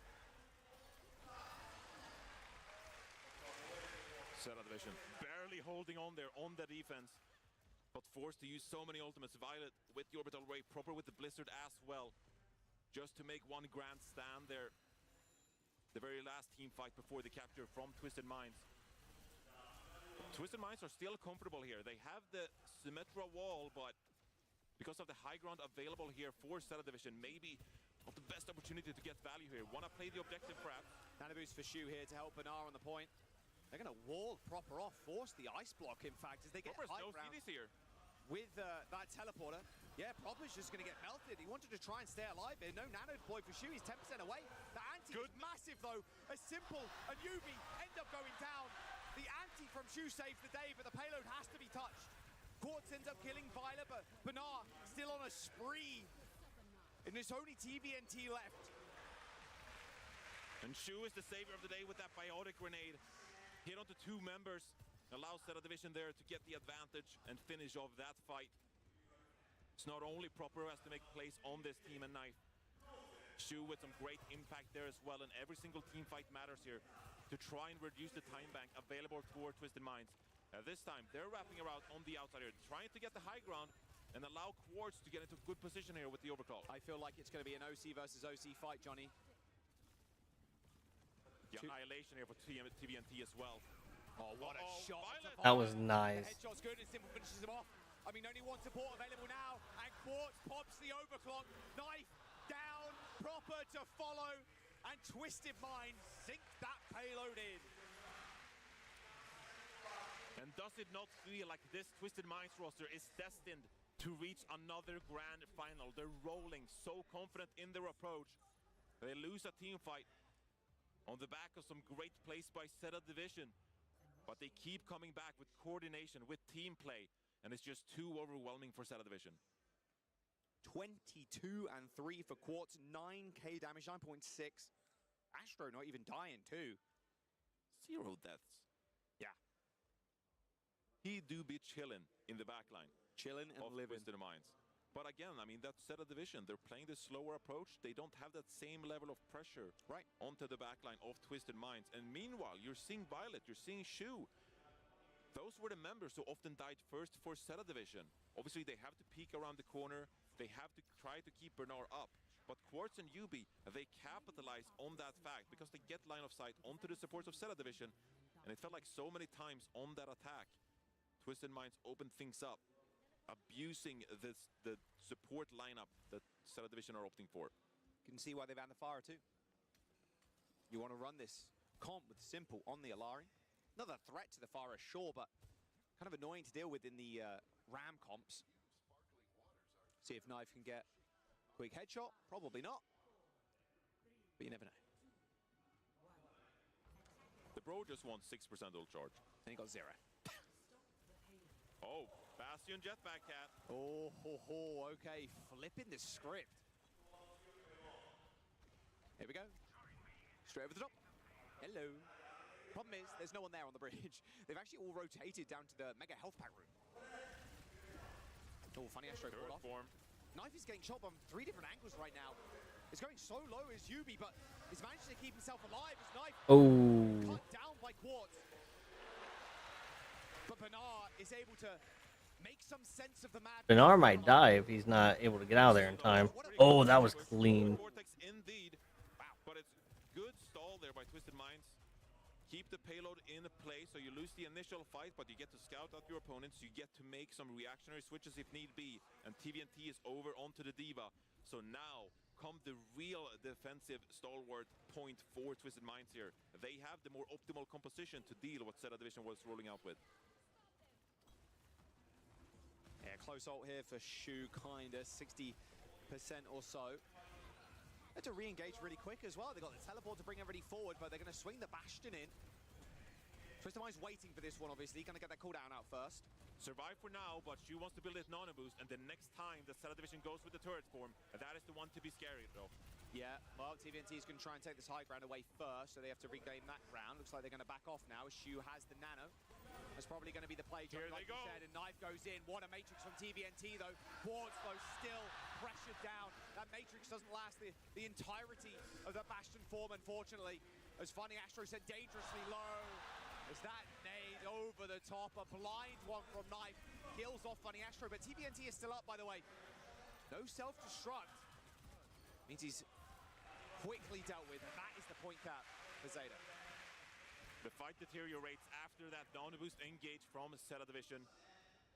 It is such a powerful approach. This is the meta so far this tournament. These aggressive swings with the Bastion, and especially with the nano boost in hand as well, it's just too much damage. You can only Matrix for so long, and you see right there why so many teams opt for that composition. Twisted Minds here, though. 5 ultimates at their disposal. Oh, High Noon. Yeah, well, we're all right. They're going to try and jump down this, maybe. Force making a decision. It's actually proper, that Force, okay. A good attack here from TVNT, just cutting off Shu from the rest of his team.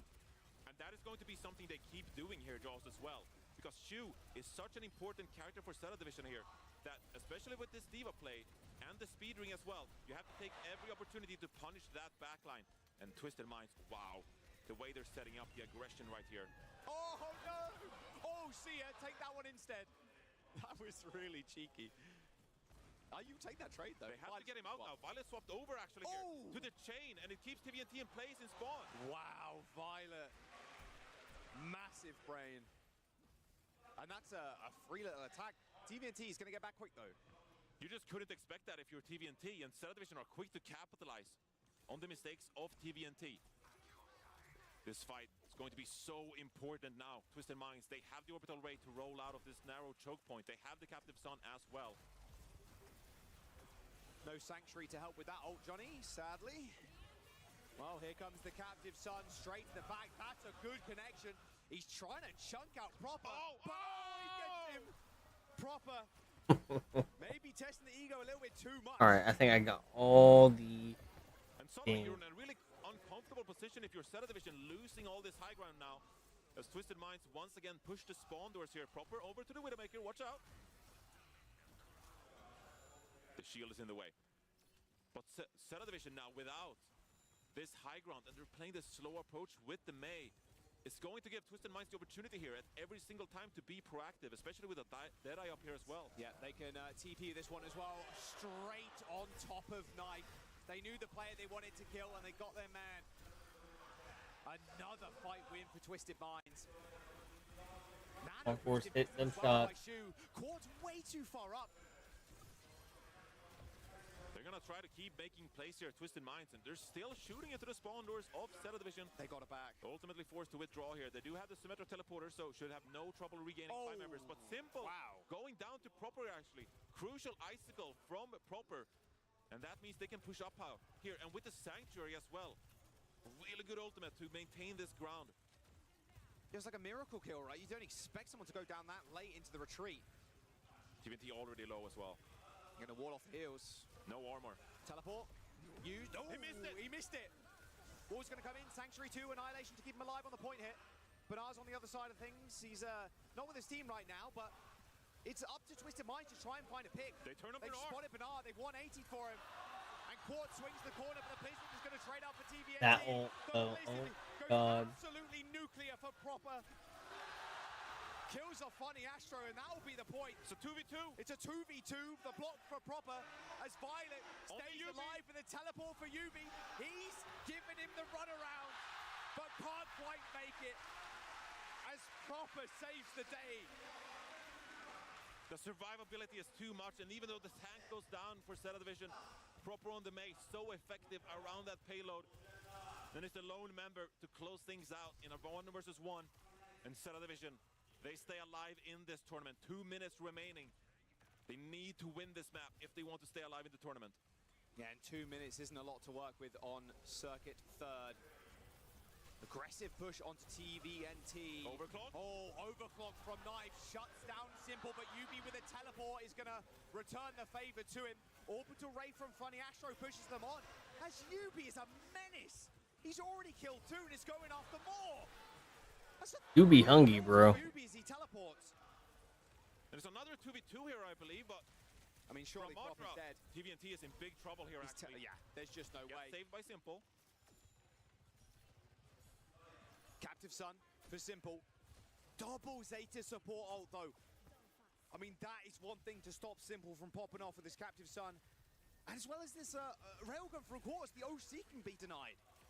This Sanctuary from Violet is going to be very crucial. As Simple will look to land one of these Captive Sun, you need some kind of protective area.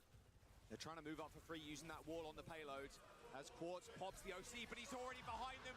Where's the Sanctuary at? Quartz. We needed it 10 years ago. Quartz with 3 with the overclock.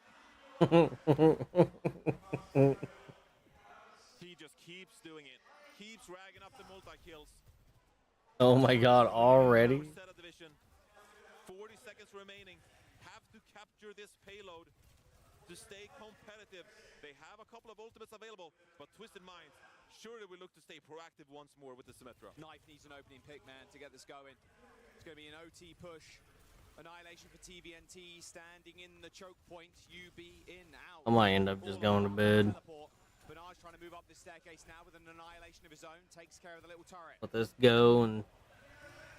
Wall. Oh, no. Banar's going to be in trouble here. He's just so low. Time's ticking, Johnny. Violet's going to go in. Pops the Sanctuary down. He's going to go so low. Quick teleport away there as Proper fights for his life with the payload. He ends up going down. TVNT just wreaking havoc on the payloads. They're not going to be able to contest. That's it. They're done. Oh my God. They get that salty run back. Twisted Minds, they keep marching on in the lower bracket, taking down opponent after opponent, and a super team from Korea is no match for them. As the reigning world champions earn their place in the grand finals against Crazy Raccoon.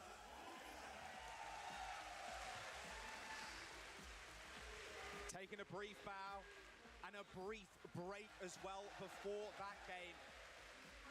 And I can imagine Crazy Raccoons looking almost in horror at this game with the fact that they're subbing UB in this late into the tournament and coming up with the Symmetra strats that they've been known for so long, since their inception in OWCS. The energy is different when UB plays the Symmetra. And coming into Championship Sunday here, it just feels like a different team. They feel so confident in their approach playing this Symmetra. And you can see when they take part of these team fights, they feel so comfortable in the neutral, they're calm when it comes to the ultimate layering as well. And that earns them a spot here in the grand finals. A familiar scene as well for Zeta Division. Exactly the same circumstances as they went down to Crazy Raccoon, Asia's #1 seed, and a team everybody was extremely scared to face here too. I among many, Johnny, come on, you can't escape this, thinking Zeta Division were going to make it to the finals with almost ease, the way they dominated Asia and Korea as a region. We said it was going to be a 2-team tournament, and Twisted Minds proving here that they are one of the two who make it to the grand finals instead. I mean, I said it earlier, Zeta Division, they have been the best team so far in 2026, but the regular season, the regional play, it doesn't matter once we get to the international stage right here, and Twisted Minds are the team to keep going. Let's jump down to the stage real quick for an interview.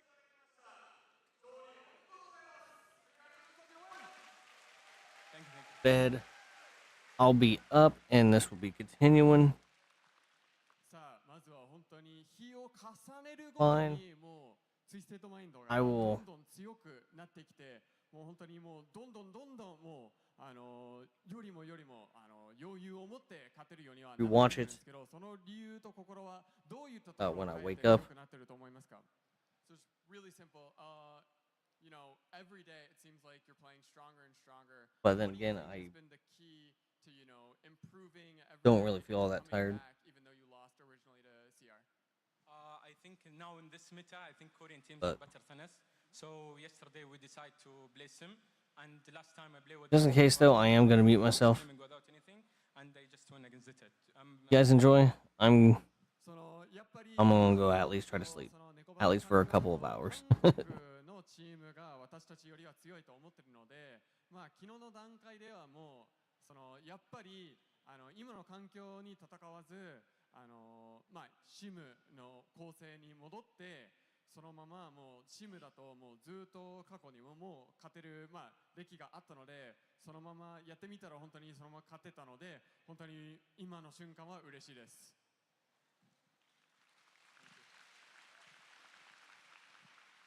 じゃあ続いては、まあ、もう一回クレイジーラクーンと戦うことにはなるんですけど自信はどうでしょうか So next up, you're going to have a rematch versus Crazy Raccoon. They 3-0'd you last time. How are you feeling going to this match? It's gonna be a hard game, and Crazy Raccoon now is the best team in the tournament. I hope we can do something against them, and we're gonna full try hard anyway.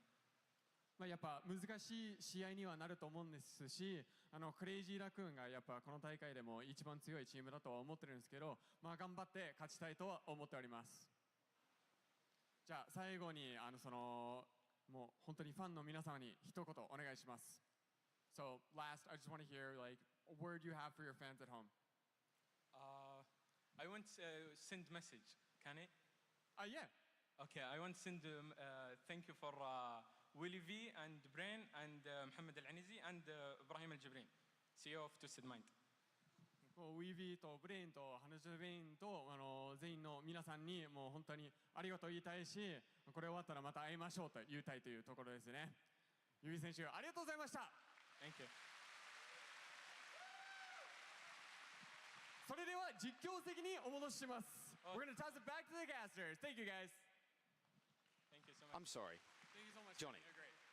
Yeah. I just hear that right? Bro said last time I played with the team was the World Finals? That's been the case. Jay Wu too strong. But even stronger with No UB sprint? in the mix. Guy said he wasn't scrimming that much. And he comes in like this, beats Zeta 3-1. He said it was going to be a hard game. He's built different.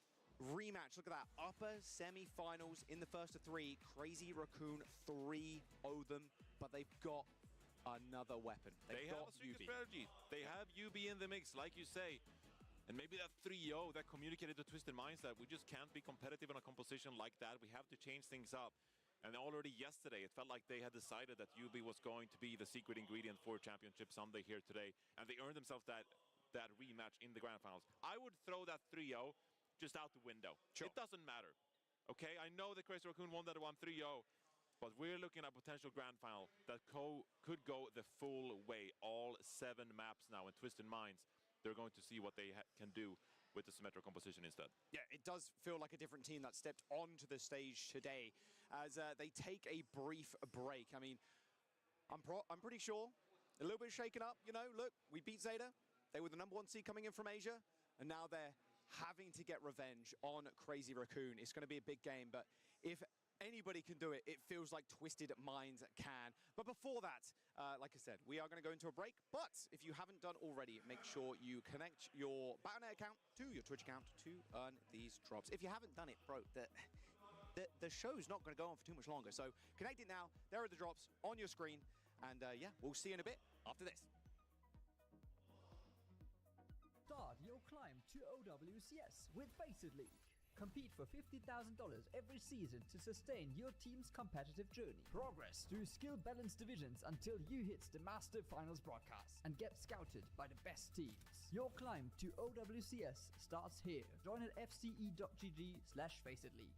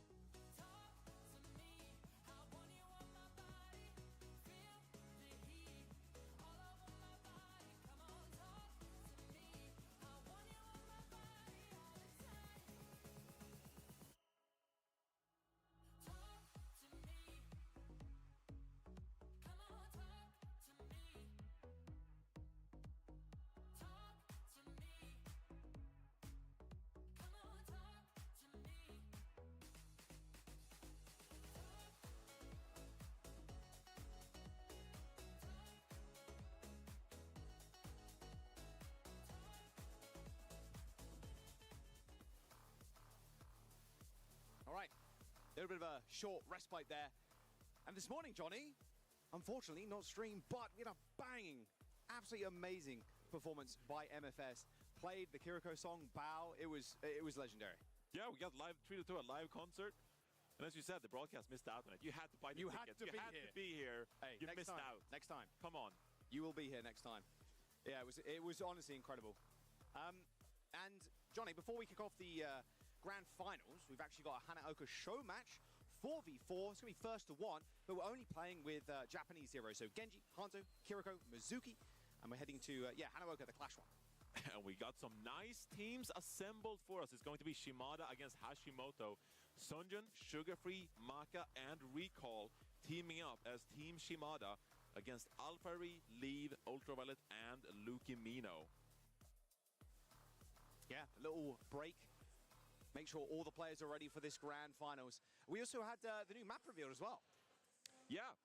Neon Junction, of course, the new map in Tokyo with some real Kings Row Midtown vibes. It's going to be another hybrid map. Yeah, I loved it. And Dion also talked about it. It's just like, well, we know you guys love Kings Row. Yes. We also love the lighting and stuff like that on Kings Row. And so we're going to try and replicate that with, obviously, all the beautiful details of Tokyo.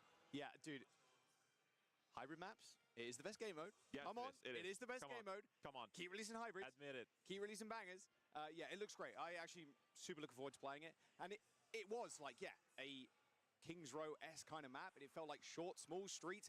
A lot of ability to do environmental as well. I saw that giant train coming along. I'm like, oh my god, those jetpack cat steals are going to go crazy. There's going to be some shenanigans taking place on that map for sure. Yeah, let's quickly jump down onto the stage, Joe. Let's get the show match underway. のみとなりました。ヤビンさん、本当に熱い戦いで、ツイステッドマインズが勝ち上がってきましたね。本当にツイステッドマインズがもう本当にそこまで新しい戦略で、もう新しいと言ってもいいのか、古い戦略と言った方が正しいのかもしれないですけど、やっぱり自分たちのね強みを押し付けたような戦いにもなりました。そしてこの後待ち受ける歴史的な一戦の前に、この興奮をさらに盛り上げる。そして、もちろんね連戦となってしまうので、一旦ツイステッドマインズは若干こうインターバルというところも含めて、イニショーマッチをここからお届けしたいと思っております。ということで、今回はミニショーマッチに出場していただく、方々にインタビューを行っていきたいと思います。そしたらギャビンさんお願いします。じゃあまずはシュガーフリー選手の話をちょっとお伺いしたいと思いますが、シュガーフリー、Come on, come on. Didn't know I was coming up. さあ皆様大きな拍手をお送りください。お願いします。さあまずはミニショーマッチということで、4対4という変わったルールでもありますが、そのルールに関して自信はありますでしょうか？ So I know, 4v4, a little bit of different rules than normal. How are you feeling going into the show match? Feeling pretty good. I mean, I'm just playing some Genji probably and see what happens from there. 結構気持ちいい、気分がいいというところで、これから現地使えるというところで、とても楽しみにしてます。ありがとうございます。日本楽しんでますか？How do you like Japan so far? Japan's really nice. I love going to Lawson and getting some onigiri and sandwiches. 日本めちゃくちゃ好きだし、コンビニ行ってサンドを買ってるのが一番の楽しみだし。いや楽しんでて嬉しいですね。さあ相手たくさんの選手自分のチームメイトもいるんですけど、特に戦いたいというか倒したい選手はいますでしょうか？ So I know there are a lot of different players on the other team, even Ultraviolet, your teammate. Is there anyone in particular you're wanting to beat on the other team? Yeah, probably Ultraviolet, so he can leave Japan without getting a single map. 特にはウルトラバイオレット選手を倒して1マップも取れずに帰らせたいという。Okay, thank you. はい、ありがとうございました。ありがとうございました。フリー選手でした。Thank you so much. I go now. さあそんな中でじゃあ呼びましょうよ。ウルトラバイオレット。はい、もうそれはもうウルトラバイオレットの話を聞くしかない。Ultraviolet, can you come up please? なんか言われてましたけどね。いや結構言われちゃいましたけど、はい、まずはめちゃくちゃ言われちゃいましたけど、それについても一言お願いします。So, Sugar Free, just definitely lay down some words for you. You got anything to say back just to start us off? Yeah, I was thinking since I'm like a support player, I'm supposed to help boost my DPS's confidence, but I think I'm just not going to go easy instead. まあ普段はやっぱサポートをやってるので、まあその DPS をなんかもうなんていうの気持ちよくするのが仕事だったんですけど、もう今日はもう手を抜かずにもうぶっ潰すということですね。楽しみです。まあ今回はまあ変わったルールというところもありまして4対4というところだと思うんですけど、そのルールについては自信はありますでしょうか？ So rules are different than normal. It's going to be 4v4. How are you feeling going into the match itself? I don't really have a plan. I'm just happy to be playing on stage again. 特に戦略はなく、ただステージの上で立てるのが楽しく思っています。ありがとうございます。はい、ウルトラバイオレット選手ありがとうございました。Thank you, Ultra Violet。この後も頑張ってください。さあ今回のねミニショーマッチ、また後ほどねルールでも説明するんですが、4対4で、やっていきまして、そうですね。なんと日本の花岡で、日本のヒーローだけで戦うという4対4のマッチになっていきますので、もうタンクとかじゃないです。そうですよね。はい。もう結構もう変わったルールというか、どうやって戦うのがちょっと気になりますよね。キキリコ、半蔵源氏、多分半蔵をどうにかしないと。そうですね。半蔵源氏がどんぐらいもう制圧できるかというところになるかもしれない。源氏は水木で抑えて、キリコでもどうにかなるんですけど、半蔵をとにかくやらなきゃいけないなというところで、まあここからね実況席にお戻ししたいと思います。この後よろしくお願いします。Turn it back to the casters. Thank you, everybody. All right. Wow, Lenny. Some spicy words there. Gonna make sure UV doesn't go home. Doesn't go home with a win on a map. That is absurd. Well, he better make sure he doesn't lose this one, because then he will be the guy that goes home without a win on a map. Yeah. All good. I love that Ultraviolet talked back a little bit as well. It's just like, all right, I know you're the superstar damage player of the team, but fella. Ultraviolet's got some mechanic himself. Yeah, he's a little freaky with it. I mean, SSG was a super team that really came together at the start of the year. Had a tough tournament, of course, but Ultraviolet and Sugarfree, two of the premier North American players in this very tournament. Yeah, they got to leave, though. I think UV straight chilling. Yeah. Leave versus Sugarfree in a Tracer head-to-head. Who do you got? Or it's gotta be Sugarfree, I think. You think? I kind of want to go. Really? I mean, look, I know Leave is the MVP. I know he's got the resume and all of that, but in 2026, the Big 26, in the Big 26, take Sugarfree over Leave. Wait, is this like a hot take? All right. Like, what does the Twitch chat poll says? Do you have Leave or do you have Sugarfree? I think I'm part of the people here. I think the people vote Sugarfree. Maybe. Leave is just so good, though. I mean, it depends on if we're doing it on Twitch or Bilibili, I guess, but... I mean, if we're doing it on Bilibili, everybody's voting for Leave, bro. I hate to tell you. I hate to tell you. There are the rules on your screen.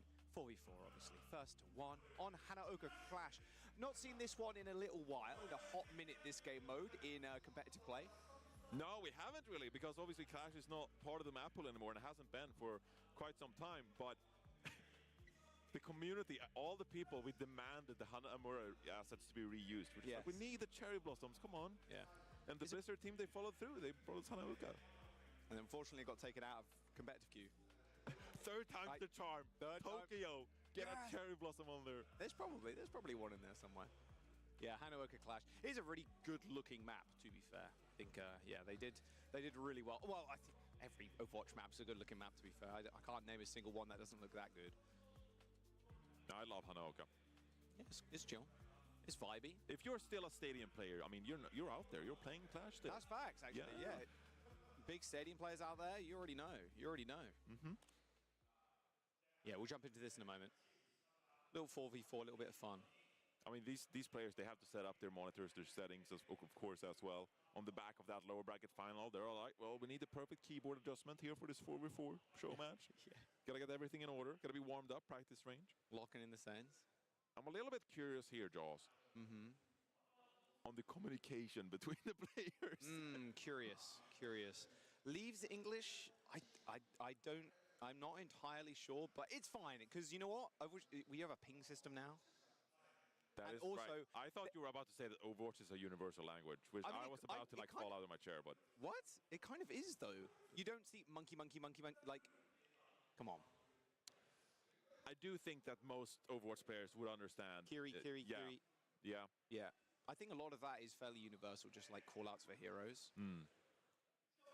I mean, I play with a voice chat off, and so it's still working pretty well for me. And himself.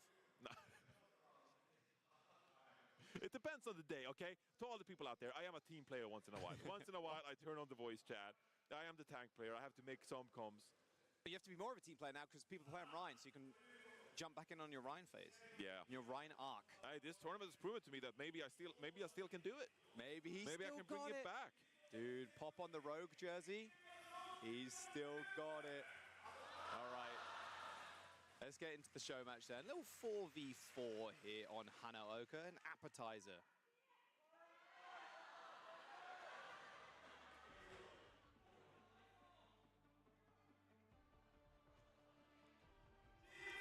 Yeah, even cheers for the...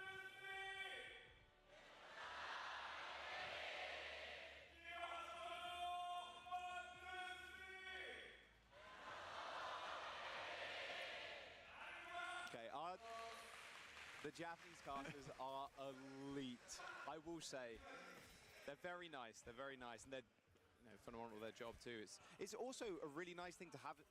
Obviously, this LAN in Tokyo as well. Finally, bring it to the Japanese audience live.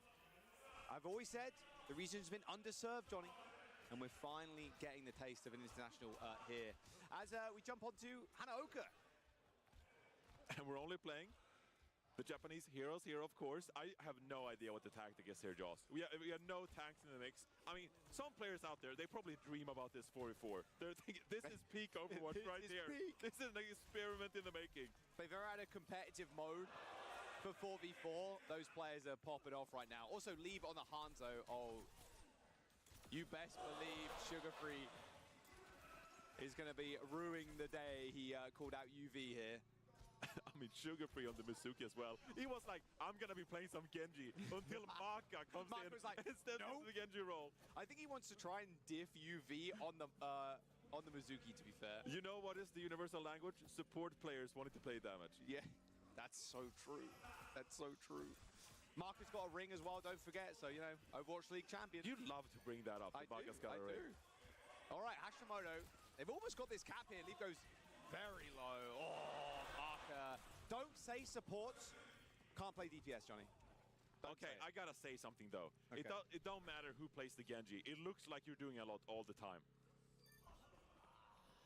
Ooh. No, well, what do you mean it looks like you're doing a lot all the time? It looks like you have impact on the game, when in fact, you ain't him. You ain't him. You ain't him. You ain't him. You are... Okay. Nice first cap by Shimada. Ooh, wait, they're actually rolling. They actually might be snowballing this. Oh, Parker. Yeah, the supports are hitting. I mean, so this is going to be Shimada getting control early here on point B, but early play, the rush to the spawn. Get it, Maka. Oh, Maka. Oh, you gotta be kidding me. Yeah, look at that grin, look at that smile. There's a body on the ground and you're laughing? He's hitting him with that blade too. Oh my lord. Uh-oh. Leave. Oh, Sugar Free gets him with the... That's a rare one. Getting him with the chains kill. Dragon strike coming out. Alfari, nice little deflex. Oh, the Mizuki Sanctuary. But Alfari. Oh, with 4 maybe. Hang on. 1v1. Marker, you got to get out. He's so low. 4 kills. Oh! Hey! Team kill for Alfari. Alfari is like a 20-year-old young Chinese player. First international event here for him. He's like, I know it's a 4v4. I ain't messing around. No, I'm getting the Dragon Blade 4K in this one. I will be killing him. Nice Dragon Strike to... Is it? Stop the push. Oh, well, they got the cap. That was the biggest zoning dragon I've ever seen. Hey, it worked. I mean, it was Sleeve, you know, Overwatch League MVP. Surely he knows what he's doing. He knows what he's doing. Don't question him. I ain't. Ever. Avril will have something to say, is all I'm saying. 2 support ultimates here for Hashimoto. I just want to see Sugar Free and UV in a 1v1. Put the Sanctuary down, just do the 1v1 in style. Oh, Maka's going in, man. Oh, there's going to be a trade. At least Sugar Free for Alfari. Here they're ulting on the point. There you go. Ooh, Sonju. Nice sanctuary. The music goes crazy on that too. Yeah, the new sound effect. I love it. It sounds so good. It's really cool. All right, well, Hashimoto used their support ultimates, and they got nothing for it. Oh, Marco got chains. Oh, get him out. Nice. Quick little Hanzo headshot. Boom. Boom. A log is all you need. Dude, so true. Lumberjacks be like. Nice play. Oh, the chains too. Suzu initially. Oh, there's Suzu to help Flick him. of the sense. What is Oh this?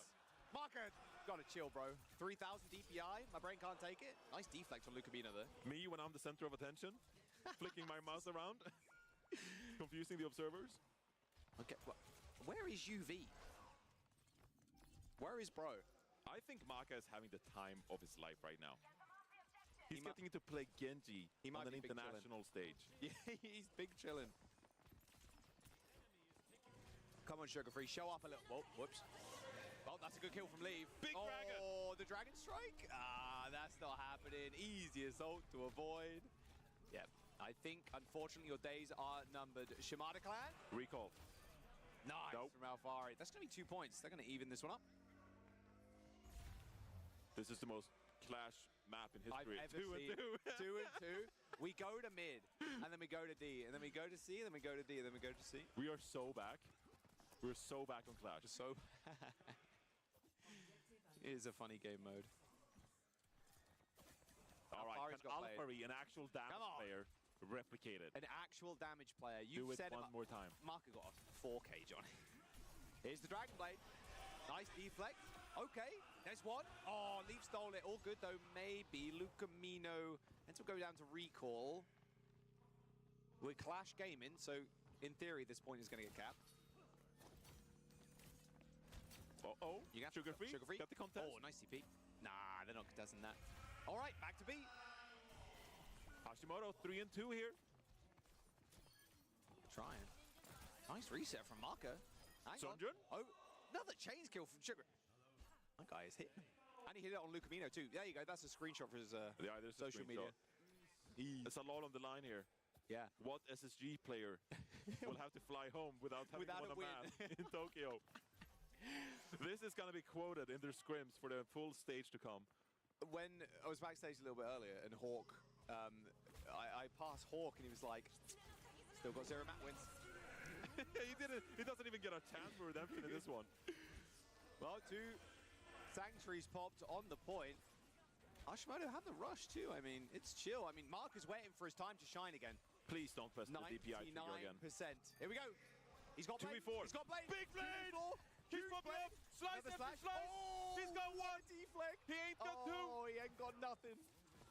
Oh no, Marker. It would have been so cool. He got though. the 1 clip though. It's all good. It's all good. He got the 1 clip. Oh, surely he gets out as well. His teammates are going to come back in a moment. Marker. Not quite. Wait a minute. The dragon. I mean, surely not. There is so much teleporting going on in this backline. I know with with Kiri and Mizuki. Yeah. All right, that's 4 one points for more point. Hashimoto. Match point here. And they only need 33% as well for that last point because they're on 4. Yes, a third of a point equals a point here on Clash. That's a third of the point equals a point. Dude, he's so true. So true. I'm just explaining to the viewers what's going on at home, buddy. I know, I understand. Oh, Leave control. Save my boy, Leave. Good Suzu. Oh, the chains are really good, but yeah, better Suzu. Big dragon here. Nope. Unfortunately, Yeah, it's but only look at all the little ground they took. Space created. So Okay, true they're as still they sucking play it. in that well, small choke point. They're building support ultimate. Oh, nice deflect. This could be it. It could be. They're trying to get this cap. The blade's going to get popped here. Oh, is Alfari? Is he really going to finish this one off the blade? I mean, it looks like it.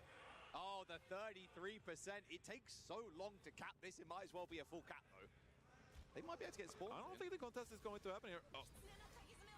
Just when I say that, the Kitsune are too much. And a Sanctuary as well. Oh, they have all the ultimate here, John. It's just not This is happening. it. Sugar free. Sugar free goes down. 0 maps for him. This stage is Ultraviolet. Look at that big grin on his face. He's ready to rub that in for the next few months. Put it on Liquipedia. Yep. Oh, yeah. Ultraviolet won a map. From Sugar Free, and the rest is, well, a fun show match nonetheless. Still big grins from Lenny, of course. It's all in good fun. as Hashimoto take the mini show match. It's good to see a little 4 versus 4 action. Yeah. That is what Overwatch looks like when you don't have a tank player in the mix. Yeah, just a mess. You determine damage players at home. You determine. Was that what you prefer? You know they're going to say yes. No. You know they're going to. You're like trying to like bait, but I'm just saying you put a Ramatra in the mix there for either team. We're looking at a very different matchup. So true. Would be back to normal Overwatch. Nice win though. Obviously just the first to 1 there, so taking a W home. So we have a brief break in a moment before we end up going to the grand finals. Crazy Raccoon. I can't wait for this one. Crazy Raccoon TM. It's going to be such an epic showdown. So great as well to see the reigning world champs in the grand final. They get to defend their crown. Making it back from the lower bracket and also revenge against Crazy Raccoon in the upper bracket semis. Pretty crazy. Crazy Raccoon looking to reclaim the crown, of course. That's a Korean team here. Korea that has been so dominant for so long. We thought the gap had closed with Twisted Minds winning the World Finals, of course, but we'll have to wait for that Grand Finals yet to come.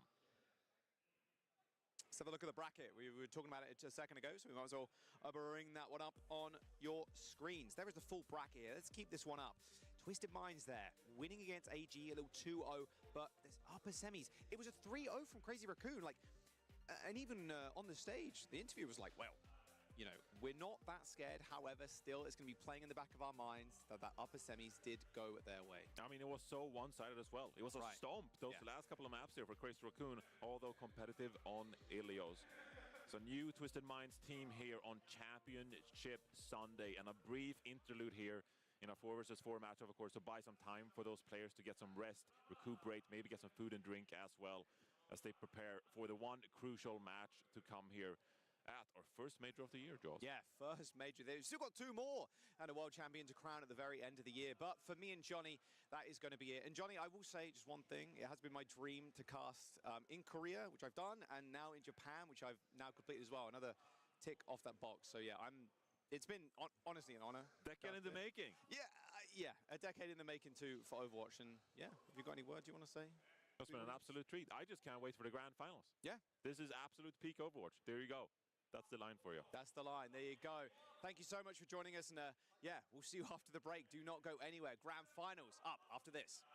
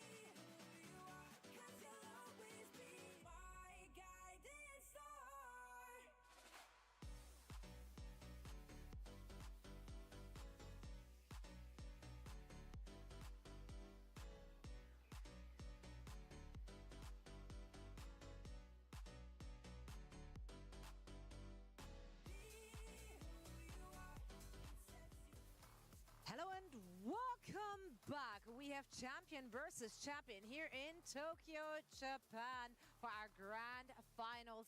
This ought to be a good one. Quite frankly, I don't think anyone had this one on their bingo cards. We're kind of looking at Zeta going up against Crazy Raccoon for our grand final. In fact, we thought that Zeta is going to be the team to dominate them all. Alas, it was Crazy Raccoon. Zoe here, joined by Ash and by Avril. Let's talk about how Twisted Mind got it done. They went for that lower bracket run, and it was an insane run. They managed to somehow carry the momentum from yesterday into today's match, and they did the craziest thing. They repeated the world final spiel, their playbook, where they go like, you know what would be a great time right now? Let's bring Yubi back in. Would you have changed your prediction if you knew that? Ooh, honestly, I should have gone with my first answer. I was originally going to predict TM, not even knowing that, but I think Yubi coming into the mix definitely shook things up a lot. We talked about how important the hero bans were going to be heading into this matchup and the expectations that they would be more targeted towards TVNT. It didn't end up, well, we saw the Diva ban come out first on Ilios, but it was surprising, Avril, that we didn't see the Symmetra ban come out whatsoever there on the side of Zeta, and that felt like a really big mistake early on into the series. Personally, I'm going to stick by my guns. I wouldn't have changed my pred knowing that, even though I think Yubi did put out a tweet last night saying, like, you might see something special tomorrow. And that's only because I think my expectation was Zeta. Himself, that's actually crazy. I don't think he fully announced himself, but he said, you better watch out for some spiciness tomorrow. And we got it right, because he subs himself in, just like we saw Grand Finals last year. But importantly, I think I had high expectations for Zeta. They probably had high expectations for themselves as well, and maybe underestimated Twisted Minds a little bit. You sort of mentioned this, Ash, but they didn't ban the sim at all during the course of this entire series, and probably by map 2, if you lose the first map, you know Yubi's going to be in for the whole thing, or definitely in for map 2. Probably should ban the sim by map 2. Get momentum back. Don't rely on yourself to reverse sweep, because now you're 2 maps down. It's getting difficult. It was getting difficult, but it wasn't just Yubi that was the problem, right? TVNT and Quartz were such an issue. It was so hard to deal with them. Even when that Diva got banned out on Ilios, he pulls out the Roadhog of all things, and that must have been a tilter. And it was good. That's the thing. Like, it almost felt like Zeta got tilted by the off-meta comps that we got to see from Twisted Minds. Now, of course, Crazy could have been watching that game. What is their takeaway? What can they do better than what Zeta did? Well, first of all, they know, well, look, if Yubi's going to end up playing again, Simban has to come on through. It is going to be a little bit weaker in the Grand Finals, given that first of 4, BO7, you're playing up to 7 maps. A single Simban, even if you do win that map, it's only 1 out of potential 7 maps. That's number 1 that you have to look out for. Secondly, I still think Crazy Raccoon can play a little bit more Cat Bastion, maybe to a high degree than what Zeta shows. Zeta kind of shied away from that one a little bit. They didn't actually even win the Cat Bastion that much when they played. You mentioned the Hog. Actually, the Hog on map 1 was a really good call coming through from Twisted Minds. I think that's sort of dodgeable by Crazy Raccoon if they sort of just avoid Ilios on map 1, maybe even drop in a Hog ban straight away. So a lot of surprises that Twisted Minds brought up against Zeta Division, those are now fully in the open to the public. Crazy Raccoon should be paying attention to what picks came through and how Yubi was piloting those. Do you think Twisted Minds has something else up their sleeves? Oh, well, I don't know. Anything additional from this would be kind of crazy, to be honest. There's a lot of sleeves, you know. There can be a lot of sleeves, that is for sure. But I think overall here for the side of Twisted Minds, I still believe that for Crazy Raccoon, they have a really great shot. It's going to be a close matchup no matter what, but having that revealed is definitely a huge boon to Crazy Raccoon. They got to kick back, watch what happened in that game. Funny Astro, though, he did say how prepared they were. I think now, after playing against them the first time, they weren't really knowing what they should expect, but now they should. Crazy Raccoon need to drag the game away from the Sojin, though. There probably needs to be a Soj ban at some point, targeted obviously towards Quartz, who was a hard carry throughout the entire Zeta game. What needs to also happen is, I think if you do play the Cat Bastion a bit more, you're pushing Quartz more towards the cast. He's still a great cast player, but Soj is where his bread is buttered, and that's exactly the position and the hero you got to get Quartz away from. That's something that Zeta didn't do enough, and Quartz was able to take over the show. I mean, you're talking about that Cassidy, though, and Stalker has been insane on that hero.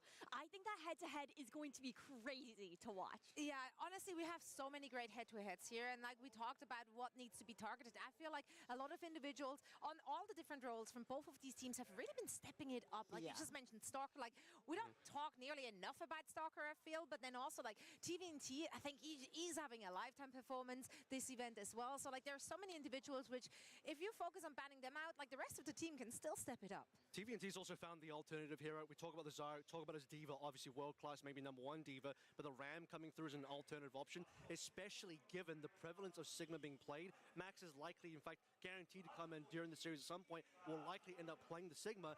Coming through with the Ramatra is going to be a strong look for TVNT, but you have to be careful here. I do expect on those Sigma maps, Crazy-kun should respond by looking towards a Ramatra ban.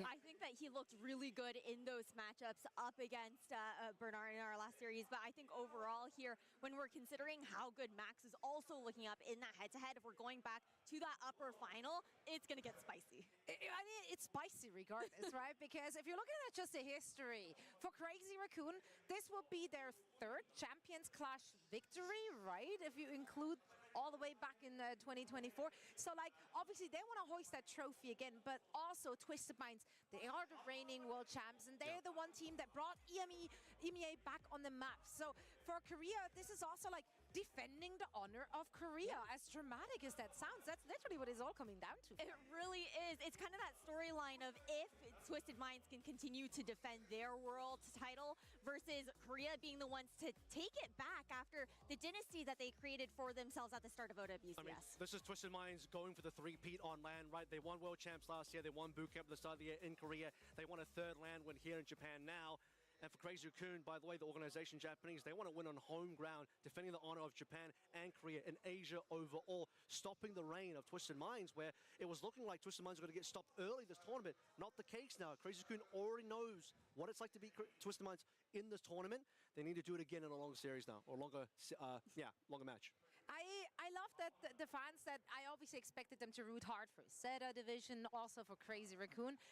I'm seeing a lot of love for Twisted Minds here too, because quite frankly, this crowd here is just all about good Overwatch, and the teams have more than delivered thus far in the Champions Clash. They absolutely have. It's been quite the event so far here in Tokyo. So impressive to see all of these teams evolving and culminating into this grand final. The dynamicism within the meta that's been developing over just a couple of days is wild to see.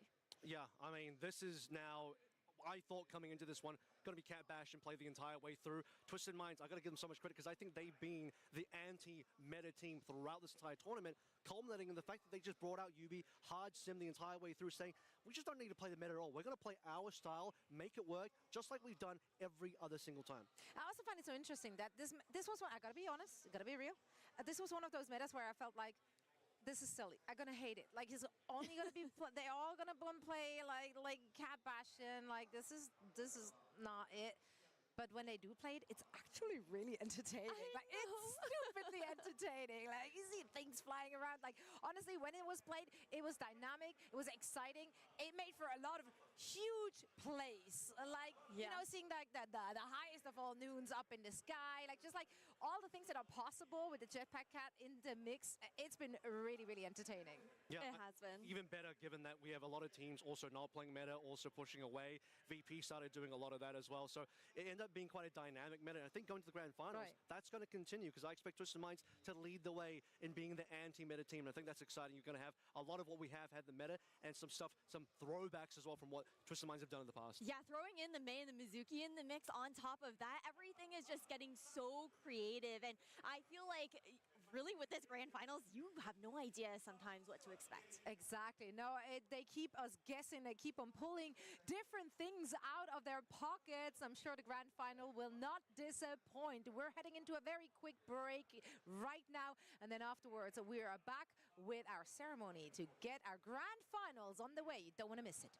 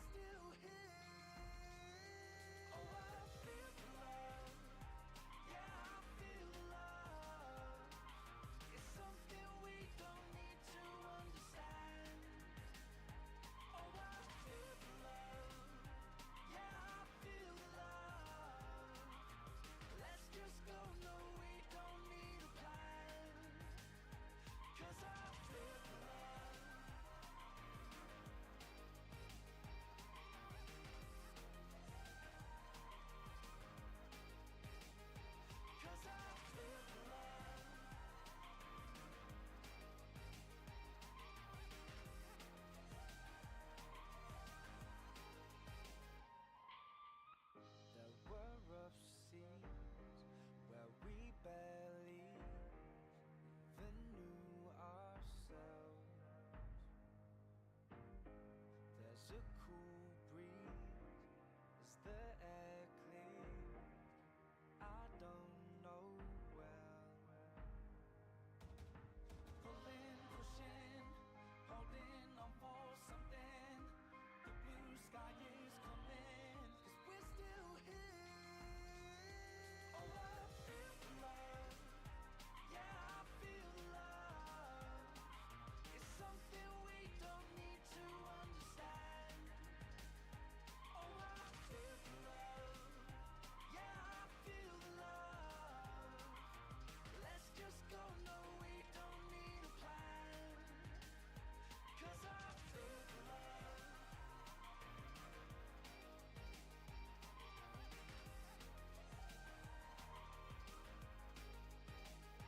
'Cause I feel the love.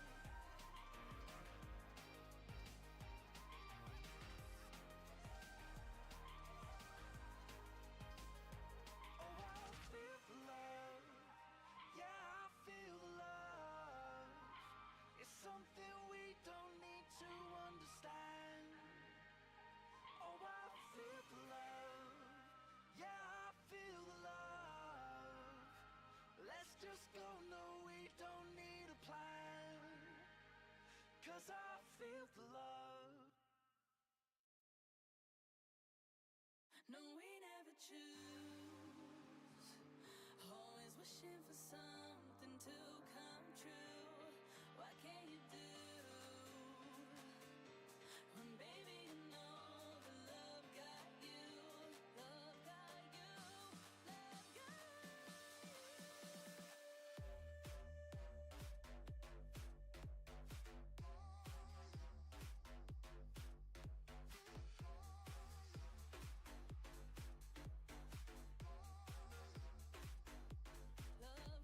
you.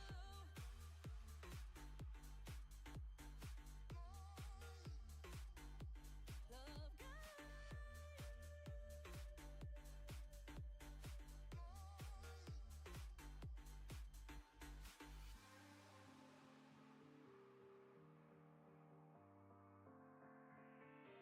no, we never choose. Always wishing for something to come true. What can you do when, baby, you know the love got you? Love got you. Love got love got you.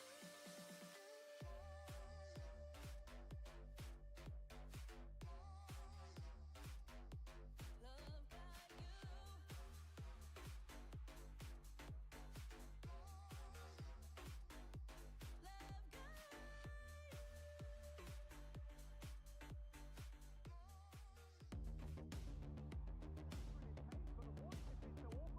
Gonna get deployed as well. Quartz does it! Once more, 4 kills for the hit scan god. They're gonna take the map. 最後は右クリック範囲ダメージで抑えていったのは TBNT. This has been brutal, man. Dude, it's almost all over. Third of the fight. Twisted Minds, undeniable. And Crazy Raccoon have done it! With a pixel shot onto Proper as well. And Fuel out of gas. Crazy Raccoon knocked him out in 2. 昨日キーバックまだ止めちょろどこまで行くんだ Soccer denies him. Swings deep into the flame and takes them. They are unbreakable. Crazy Raccoon unstoppable in the brawl.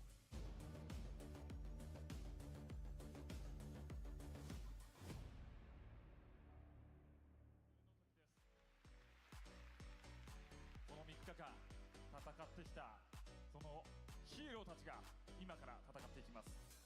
わずか2チームだけがこの舞台で戦うこととなっていきます。さあそして皆さんもう素晴らしい舞台、最高の舞台、そして最高の観客、そして最高のチームが出揃いましたけど、まだ一つ足りないものがあります。皆さんのエールです。もう今日は皆さんサポートになった気分でたくさん選手にバフを届けていただきたいと思います。皆さんバフをする準備できてますか？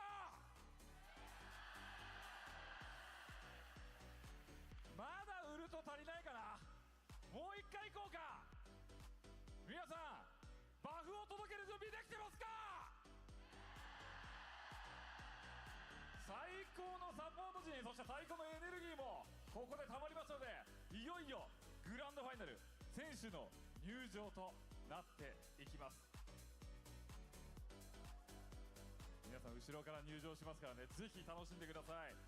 それでは世界一に臨む2チームをステージへと呼びましょう。まずはアッパーブラケットから圧倒的な力で勝ち上がってきたクレイジーラクーンの入場です。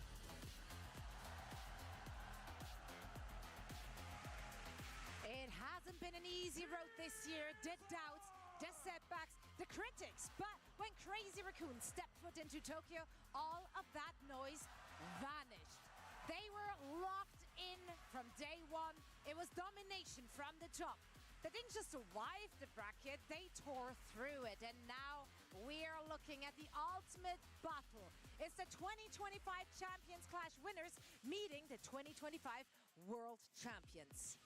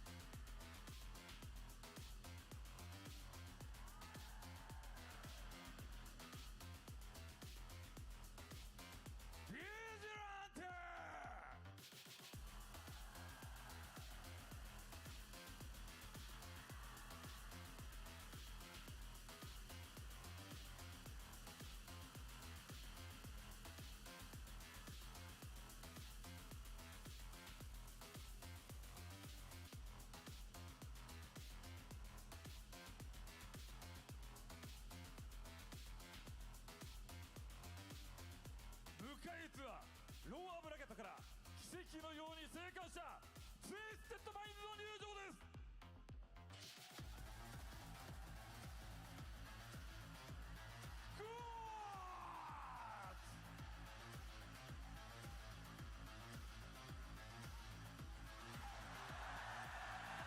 And they took the hard road, the grueling road, down in the lower bracket with their backs against the wall. Twisted Minds found their rhythm.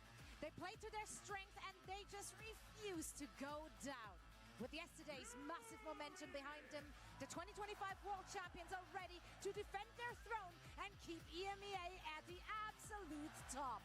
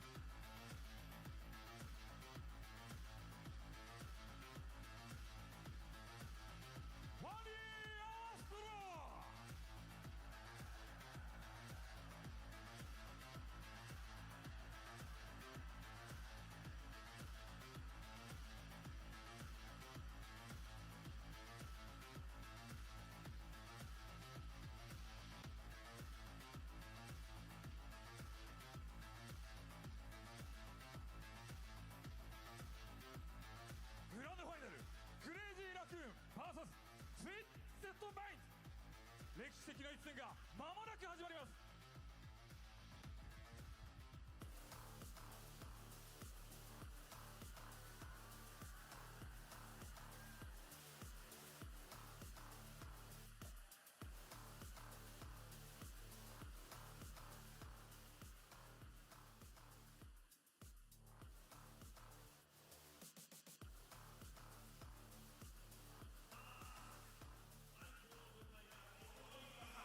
And so it comes to this, a long road to one final stage, one last chance for Twisted Minds to hold on to a championship that seems to have nearly slipped through their fingers, and yet now, grasping back at it, Matt, they're going to get one more chance. It didn't look likely when we were kind of here on like that first day.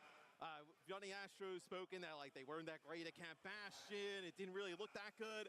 Wasn't their meta. Wasn't meant to be their tournament. But they're still kind of lingering around, right? I mean, like this is they're a live dog in this one, I think. This is more than lingering, right? What they just pulled off against Zeta. I mean, no one would have called that coming into the tournament. Those players included. They didn't believe that this would work in this meta. It was desperation that pushed them to that. And yet now, well, you have to start to believe it. It becomes real. Yeah, I mean, you also bring in Yubi here, which is something they did last year, right? Where it's like, okay, like Yubi doesn't play at all, right? They're playing Psycho a lot of the time, and then he subs in. They lead it to a world championship. He's on Twitter like, we got something special today. It's like, hey, you know what? I haven't screamed in ages. Let me just dust this sim off real quick and come in, try and get some dubs. It'll be a Crazy Raccoon map pick. They will take us to Ilios, which you're wondering, like, do they go here because of, like, the Roadhog that we saw against Zeta Division? This is, like, you know, a really good hog map. I mean, it's pretty desperate when you're talking about Roadhog being the pick you're worried about. We were telling Dion, we were like, hey, we don't get to say, like, oh, he's got a whole hog off, and like, the next game, we saw it. Interesting, though, they banned the Diva. Right away. This makes sense, though, because I think CR are calling the bluff. They're saying, all right, run the Roadhog again. Yeah, see if you can do it. I mean, Well is one thing. I personally, I'm a believer on Well now. Yeah. Like, I'm officially in the hog camp.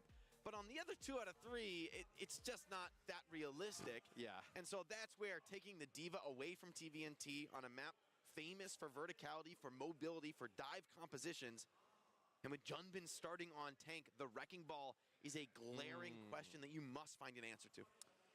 I think CR obviously comes in here a pretty heavy favorite with how good they have looked here throughout this event. But like we were talking about Twisted Minds, I think they've kind of like, you know, since their loss to Crazy Raccoon, which, you know, I mean, they got taken to the cleaners, Matt. Let's be 100% for real right now. That was not a close match. They got beat up. I mean, but I think since then, though, they've kind of said, you know what, screw it. Like, we're going to try and, you know, play some of these Sim Rush comps into, you know, Camp Bastion, see how it fares. I think TVNT, like, obviously his Diva's been really strong throughout this. Some of, you know, teams like CR and Zeta have used, like, the Mizuki comps, like the Sigma, to really kind of, like, negate some of the things that Diva can do. But his Ramatra has been quite good throughout this event as well. I thought it's been a really nice showing from him. We've been talking about TVNT in the back. Like, this is a player who I think goes a little bit unsung, unappreciated for Twisted Minds as a team. I mean, there's so many star players on this roster. He, I think, often gets left out of the conversation. But we were saying, I mean, think about it. Find me a time where TVNT has made big errors, has slipped up in big moments. That's exactly what you need in a tank. That reliability, the anchor for the squad. And he's been delivering in spades this tournament and over the past couple years, really. Yeah, as we take a look at TVNT here at this event, he has had a really good showing. I think has kind of cemented himself, right, as like one of the best tanks in the world. I think we kind of knew that, but it feels like not really discussed amongst that kind of rank, maybe globally. And then I mean, dude, the confidence for this team in Yubi and Yubi himself to be like, you know, final Sunday, I haven't played at all, I'm going in. I mean, they haven't scrimmaged with him in months, man. Like, understandable with a player like Jaywoo on the team, but also in this moment, the Mizuki had presented huge problems to them. The sim feels like a good answer to it. And there's one thing that, like, they've always discussed, like, right, this team doesn't have a coach. Like, Yubi kind of feels like that coach, so bringing him into the live game, that can kind of, like, calm a little bit more. Maybe he saw stuff from, like, a coach's POV that is a little bit more of, like, okay, I think we can actually stop this with some of the sim stuff and really give it some trouble. We're just maybe not making the right reads or calls that I'm seeing in action, but still, it'll be map number 1, first to 4 here in the grand finals. Twisted Minds, they also banned the Ana here to kick things off. So we've seen the Ana in combination with the no jetpack cat at times, right? The Nano can be really strong on the Bastion, take that combo away. Yeah, it's something that you don't want to worry about, especially with D.Va off the field. I mean, one of the best ways to stop Ana's cooldowns is simply gobbling them up with the Matrix. But if you do run the Roadhog, you're basically a walking sleep and nade target. Often the Nano can just overwhelm the health pool. Crowd here absolutely energized. This is the match people have been waiting all weekend for. I mean, really, since OWCS kicked back off this year, it's really been the matchup that everybody has been waiting for.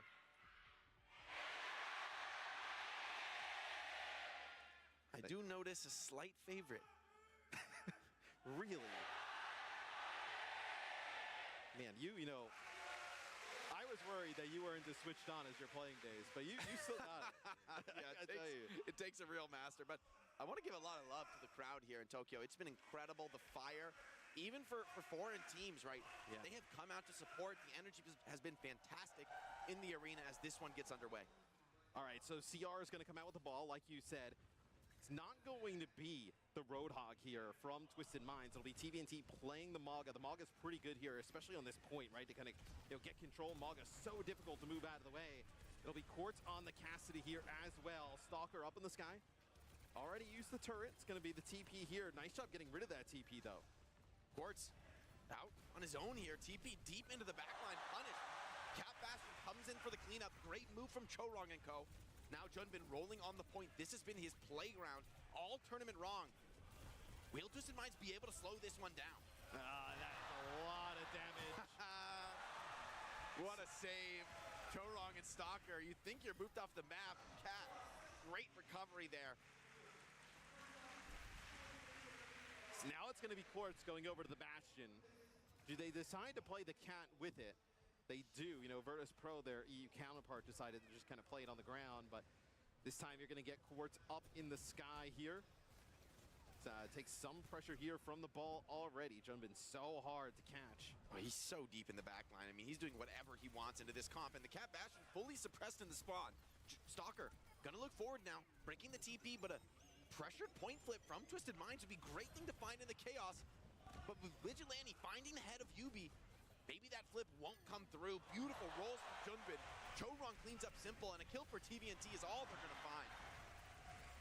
This start, Jake, it looks a lot like the last time we saw these two teams square off at this event, as Crazy Raccoon have been perfect thus far. I mean, Stalker has been a monster this tournament, like truly terrifying. And now, obviously, with some of the changes that come from Twisted Minds in terms of heroes and compositions early, you're going to be quite behind in terms of some of these key ultimates. So CR, if you try and TP to the point right away, they're going to have this barrage. That looks like a TP straight across here from Twisted Minds as they're trying to set up a play for the point. Gotta be careful of this barrage. Junbin pulling attention to himself. Heesang waiting for that moment to strike. A rush from Simple now forced out the cleanse, keeps him alive just for a second. Heesang has found his mark and looking for more now. A second onto Yubi. TVNT strikes back with one, but player advantage Raccoon. Quartz files back into the side, but that just creates an opportunity for Stalker to clean up. And it's only the Malga stalled out now in the final moments. Complete composure as Crazy Raccoon barrel towards their first round. They're trolling him. I mean, they keep TVNT alive there for 10 seconds. Well, the Yubi here, last-ditch effort. It is not gonna work. This is CR. Yeah, this is CR dominant round one. Oh man. Crazy Raccoon getting so much out of the Pharah on this map. I mean, Quartz forced to just duel the enemy Bastion in the sky at all times. These aggressive moves to point not working out at all for Twisted Minds. Yeah, and I mean, look, when they get forced in the Cat Bastion, that is not the type of play style that they'll excel at. I think they would tell you that themselves, especially against a team as well versed in the comp as Crazy Raccoon. As we take a look at some of the first round stats, nothing too surprising with Stalker and Junbin with 0 deaths. I mean, we were kind of calling that out, right? They were deep in the spawn, unkillable for most of the round. Chorong has been the mastermind of this comp. How will they respond, though, to the TVNT Hog? A well-placed hook could be disastrous. CR once again over to the Farah. I mean, dude, a lot of pressure though. Oh, aggression so deep. Wow, Quartz overwhelmed. Not expecting that level of pace out of Crazy Raccoon. I mean, he is instantly dead. Oh, and another nice rocket. Oh, it's getting ugly now, Matt. We're just getting started with this grand final, and already you've got to be worried. Quartz, though, does drop a body shot from range. Don't want to get too close to the spawn door when he's on the Widow. Okay, so I was going to say, there's no way for the Sim to engage in this comp, right? With the Farah and the Bastion, and so much verticality from some of these heroes. You're going to have UV switch over to the Tracer, which is another hero he can play, but if you were going to have to get into a Tracer battle, you would love Jwoo out there right now. That's the weakness. I mean, if you're going to commit to the UB Sim, you've got to go all in. Feels the pressure here. Stalker over the top, no hook. Hunting down TVNT. Beautiful boot from Junbin. Denies a retreat into the room. And without the tank, the standard bear for Twisted Minds. The rest of the players cowering in fear. He's saying Junbin looking to hunt, and with slivers of HP, Junbin refuses to back down. They are able to just kind of body block there, stay alive. This has been an absolute blowout here on Ilios. It's a bloodbath. Junbin tanks the hook. Not a care in the world. And over the top, over the spawn. Oh no, Matt. This is not a position you want to see. High Noon shambled, but a beautiful response. Chorong runs for cover. Quartz finds nothing off the ult. That is brutal there, as we've seen some pretty big deadeyes throughout this event. As Heesang backs up, it'll be TVNT who gets on, gets a touch. Just kind of posturing here. Oh, Quartz. Has he ever been shut down this hard, Matt? I mean, this is brutal. This is not the answer to this Crazy Raccoon comp right now. It has just been a drubbing here in map number 1 thus far. There's some kills here from TVNT, but they got nobody else alive. Whole hog used here. No, it's going to be the Kitsune Rush, just for good measure from Crazy Raccoon, but it is just a matter of time, Jake. Great minefield zones players away. Heesang takes down Quartz. Now the focus comes towards the Roadhog. Stalker will have him as well. Players trickling in. Funny Astro can't even make the touch. And map 1 gone in the blink of an eye. We could be in for a rough one, Matt. I mean, dude, that was a total annihilation there in map number 1.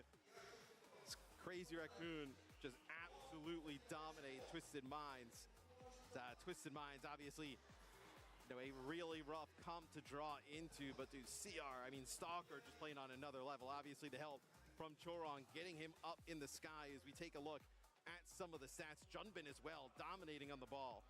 His wrecking ball has been just untouchable. I mean, frankly, every time we see him on Ilios, it feels like him going deathless is honestly the norm. Like, it's rare to see mistakes out of him on the wrecking ball. It feels like he has every position mastered. You also got to look at Chorong on the cat. I mean, a difference maker for sure, right?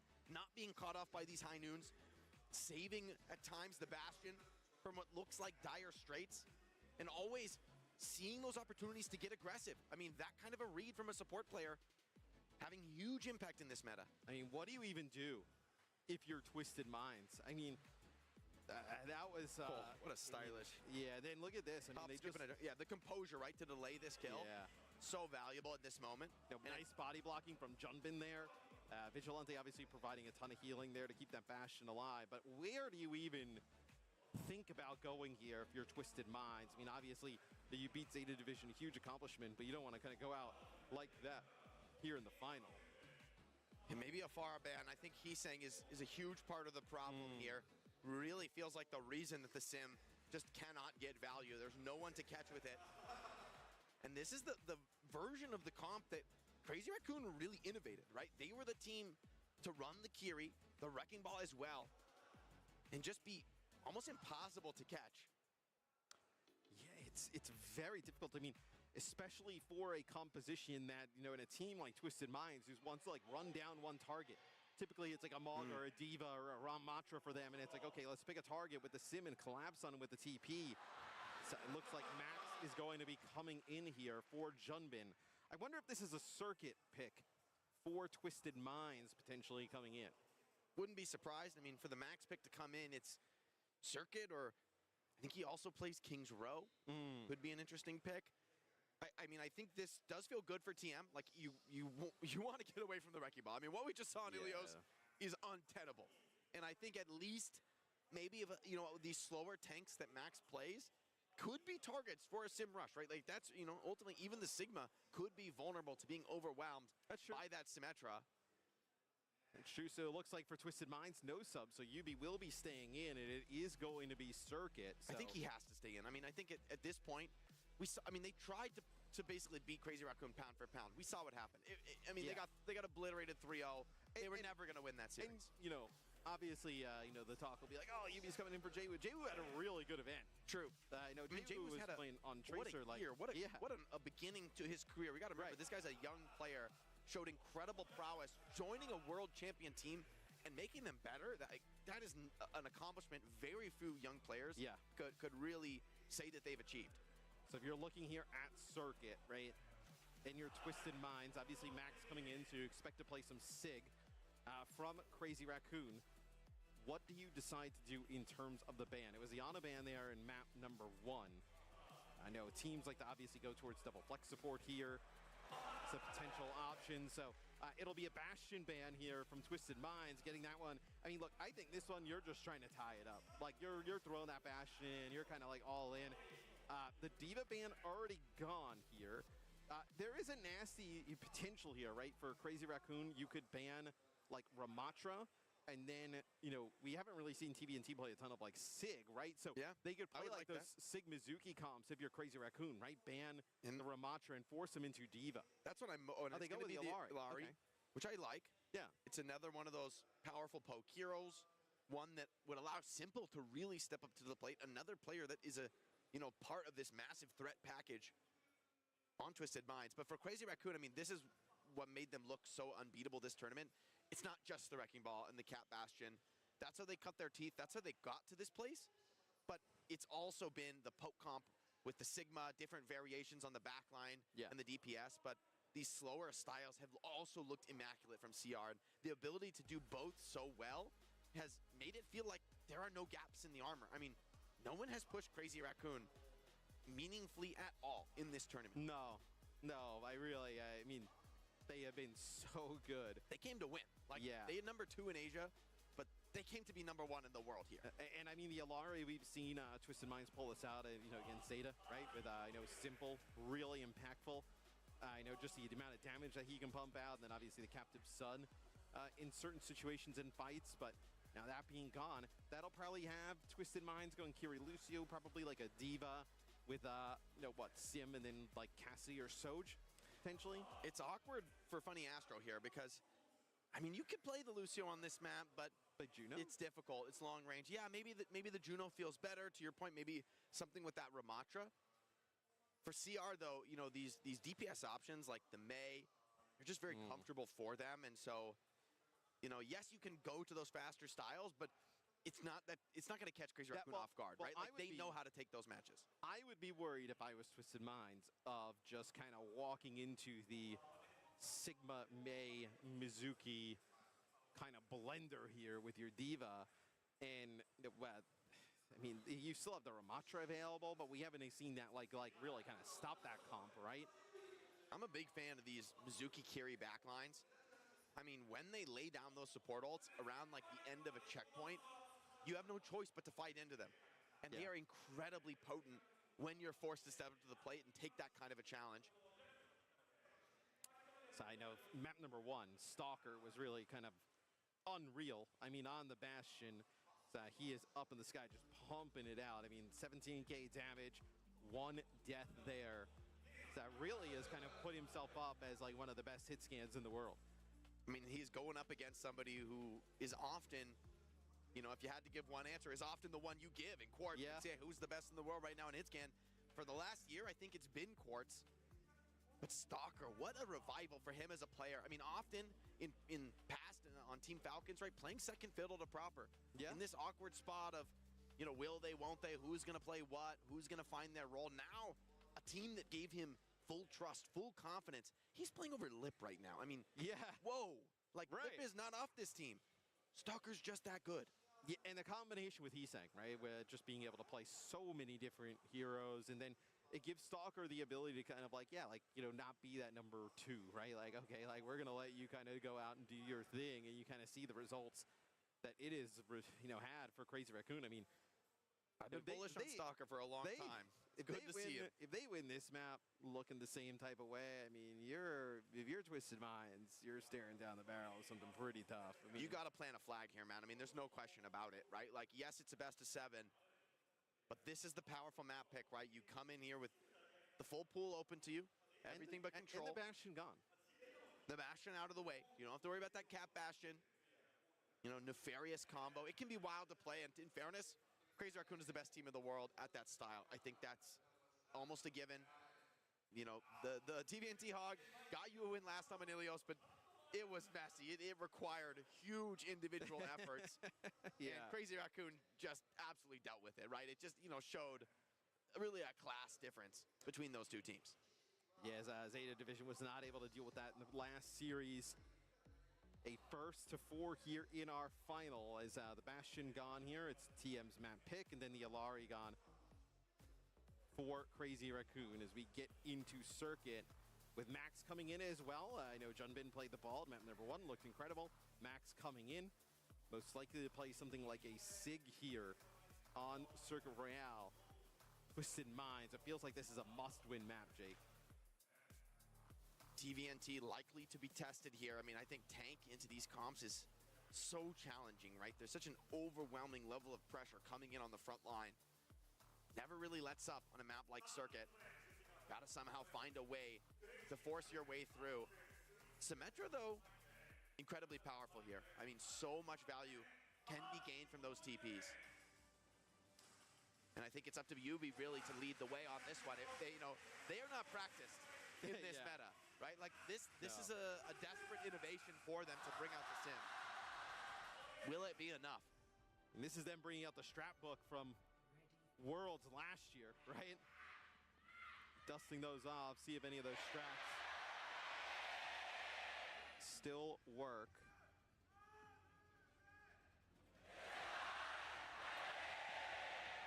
So it is the May with the Sigma and the Mizuki, like I was talking about. So I just gotta say, we gotta have more events in Japan. Are you hearing this crowd, man? Yeah, they've been going crazy. They're showing love to TM right now. Yeah, I mean, did you see they were shooting pyro when I was on the desk? For me. That was for you, Matt. That was for you. Yeah. That's what Zoe told me, just for making myself feel better. But it'll be CR here on D. It's Twisted Minds. I actually kind of like the idea to come out with a Ramattra straight away. I think you probably had a good idea of what you're going to see on the other side. Let's not waste any time playing that Diva.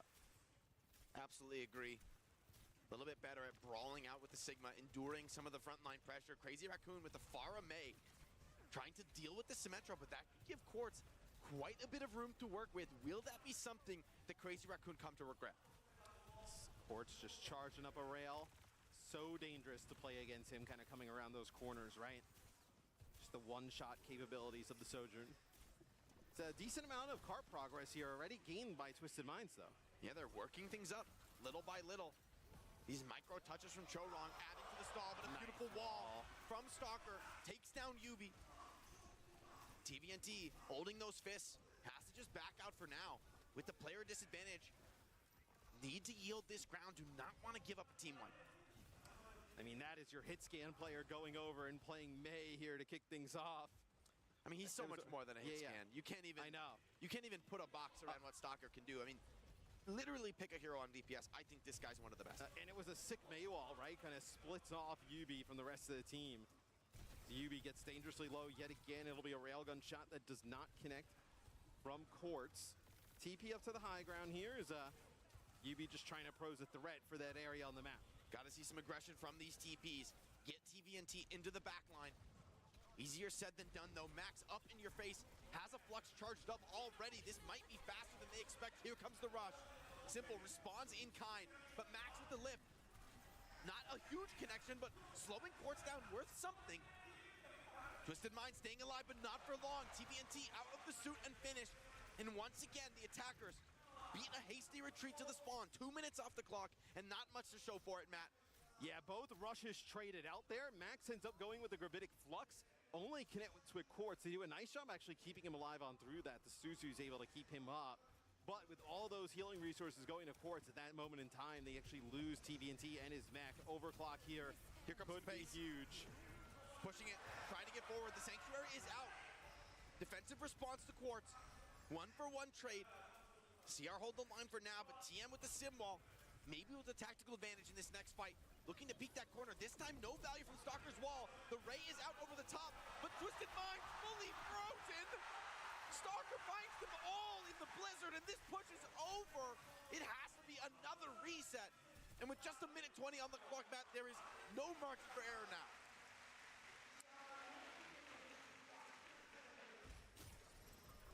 See if Quartz decides to stay on this Freya. I mean, this would be a pick we have not seen in ages.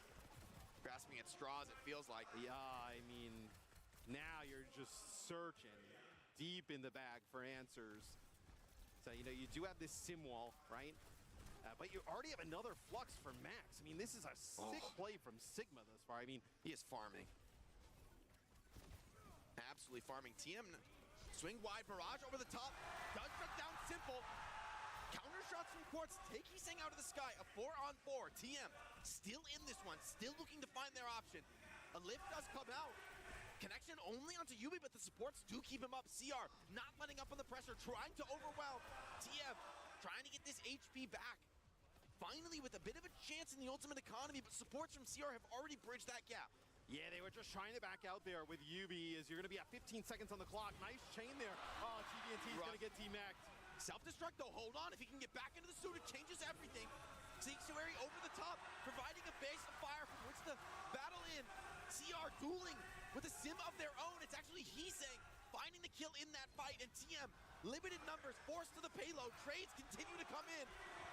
It's anybody's game now with a low numbers fight, but maybe there's too much support behind Max for the attackers to break. TVNT gets D-Mac and Jake.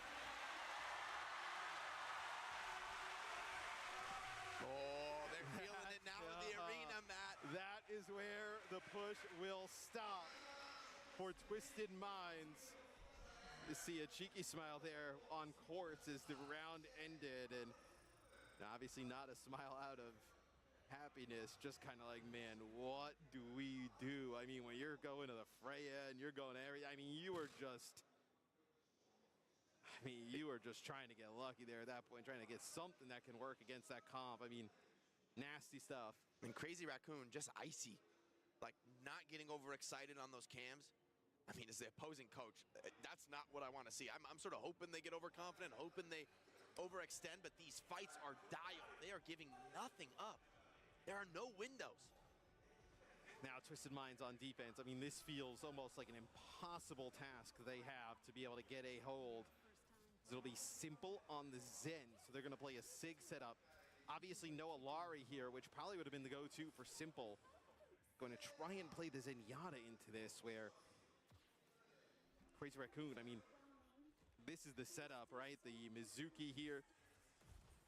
You've used some Mizuki against the Diva, right? I wonder if you kind of see the Sig on the other side, if there's a different type of response. We'll find that out. We have not seen Twisted Minds play the Sigma at all throughout this event, so you know TVNT can play it. It's just we have not seen them pull it out. This feels like another little bit of sign of desperation. It'll be a Sonic Arrow here from Heesang. Let's see what they decide to do in terms of comp. Yeah, Horong's flexibility is vaunted. I mean, I think among supports, you've really got to consider him as, if not the most flexible in the world, So they're going to change off certainly this one. Mizuki, I think. I think they like it against the Diva. It looked like Chorong's going to go back. Okay, so they're going to play the Kiri with a Juno here, so something of a little bit of a different look. It's kind of like a, you know, you're playing with this Sim in the maze. Oh, kind of another Not with the bang, but maybe with a whimper. The maze begins to swing wide, taking that space away, and in an instant, Twisted Minds find themselves on the brink of going down 2-0 in terrifying fashion. Crazy Raccoon setting up for the final fight. I don't know how you fight this effectively here if you're Twisted Minds. I mean, it's going to be forward. TVNT steps Into the up back here. line, Simple is down. He never saw it coming. Both supports fall. Quartz strikes back with one of his own, making this just possible, but only barely. And with Max finding another, taking that last shred of hope, ripping it away from Twisted Minds. They're down 2-0 just like that, Matt.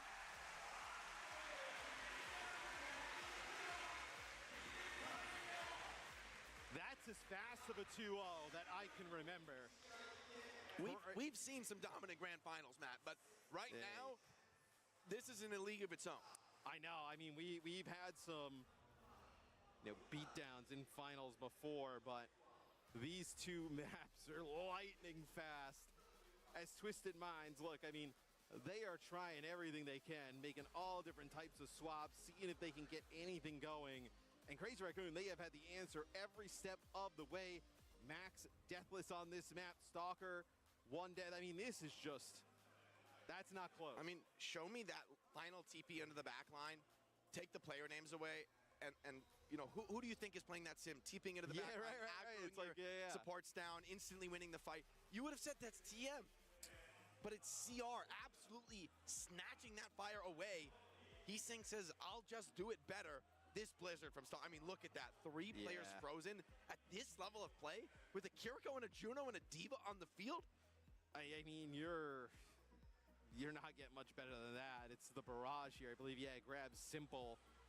And, you know, the Mizuki ults have been quite impactful in a lot of these fights where we see him. The Sanctuary can just eat up so much damage, right? Force you to go inside and fight there against the team. And that's not the spot you want to be in, especially against a Mei Sig. It's been a wrinkle that I think people did not expect coming into this event, but especially, you know, the chain of Mizuki, right? Not able to be eaten by the defense matrix. That is such a nasty shot off the rip there. And here is the TP play into the back line, then the Mei wall, right? So you can't really even turn and fight it. Just split off the supports and it is over. And Crazy Raccoon sweeping forward what feels like almost an inevitable victory on that map. I mean, when you set a hold like that on first point, you almost already know. You find a pick on Quartz to start things off.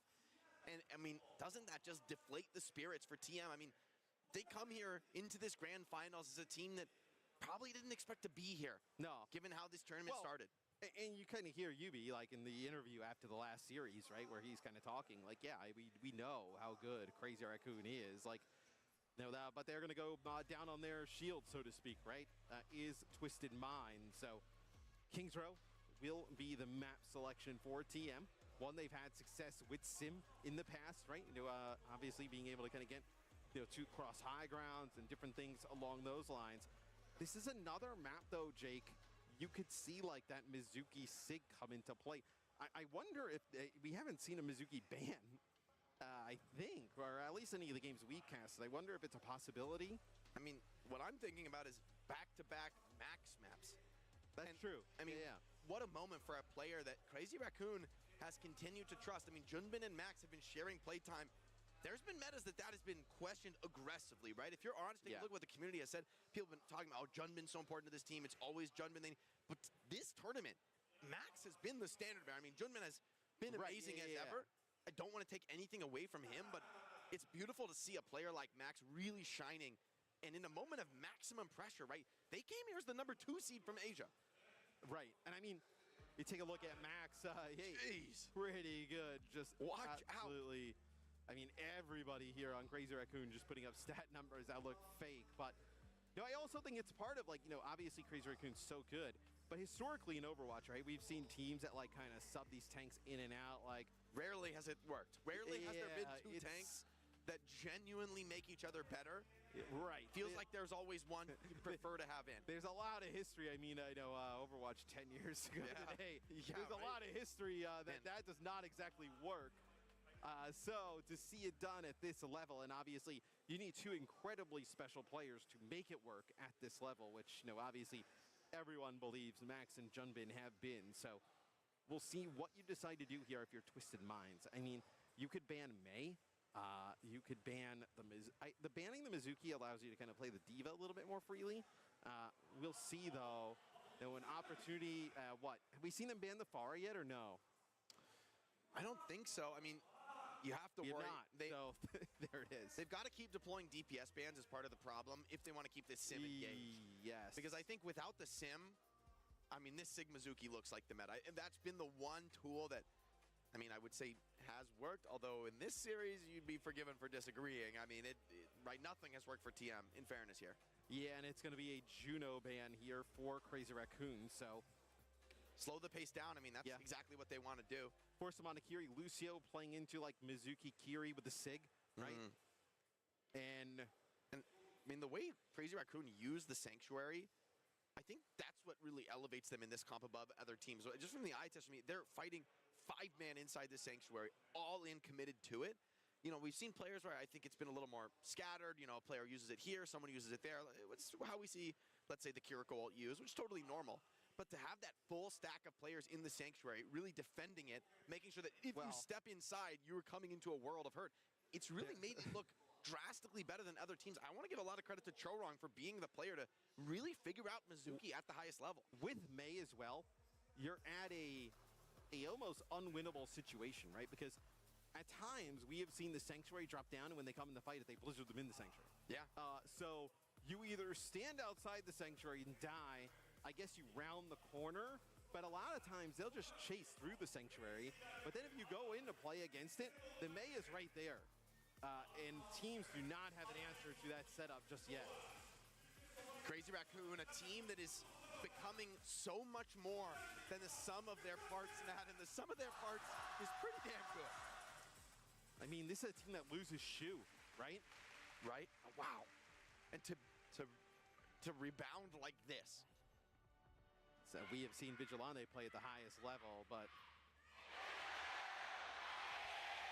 it is rare to come in and replace a player like Shu and keep that same level of team play. It'll be Crazy Raccoon on defense. Matt, allow me to sell you something. Allow me to sell you something, Matt. I've been talking about this in the green room. Yeah. Have I not? You have. Have I not? But nobody's bought it yet. I'm telling you, we need the Rhine. I don't know if I'm going to be your first sale here on the Rhine. But TVNT is. He's got to believe. Somewhere Hottie is smiling. Yeah, I think Hottie knows it too. He sees the vision. A sim Rhine. An iconic classic here in OWCS. Against the Bastion, though, the damage is going to be overwhelming. Margin for error non-existent. A beautiful Maywall from Heesang actually breaks the teleporter from Yubi. Tried to go up into the window. Great heads-up play from Heesang. He's played these games before. It's TM looking to see if they can get a TP up to the high ground, get that Rhine in position, which they do. Dangerously low as Yubi there. Oh, in these close quarters engagements, TVNT steps up, shield breaks now. No margin for error, but he continues to push forward. Heesang forced into the ice block. Max stays in the fight, but Bunny Astro finds Mei in the chaos. Twisted Minds healing up. Simple on the Batiste, doing everything to keep this squad in the action. And Twisted Minds find themselves just a bit of purchase in this series. Somehow they're able to keep everybody alive there for Twisted Minds. That'll be a second checkpoint. Nice Ant Matrix here from Simple. Immortality field used as well. Stalker raining down fire and fury from the high ground, but it won't be enough to deny the capture. And TM on the board for the first time. There's no way this Rhine is going to look that good, right? I mean, Crazy Raccoon, they ditch the Mei. It'll be Heesang over to the Echo here. Just putting even more pressure on Yubi. No Pharah available in this one. See if the Echo can have the same level of impact. You're going to have Sound Barrier here as well. You can get quite aggressive with this Reinhardt and be the Suzu used here, and then it's going to be the Kitsune Rush as well. Beeping Max alive. Holding the line. Astro keeps the fight going. Quartz takes the opportunity to shut down the Echo, but losing TVNT, will you still be able to continue this push? Crazy Raccoon has 4, fighting, but TM somehow continuing to roll them over. Stalker, though, cleans up the backline, and now maybe the stabilization that Raccoon have been looking for.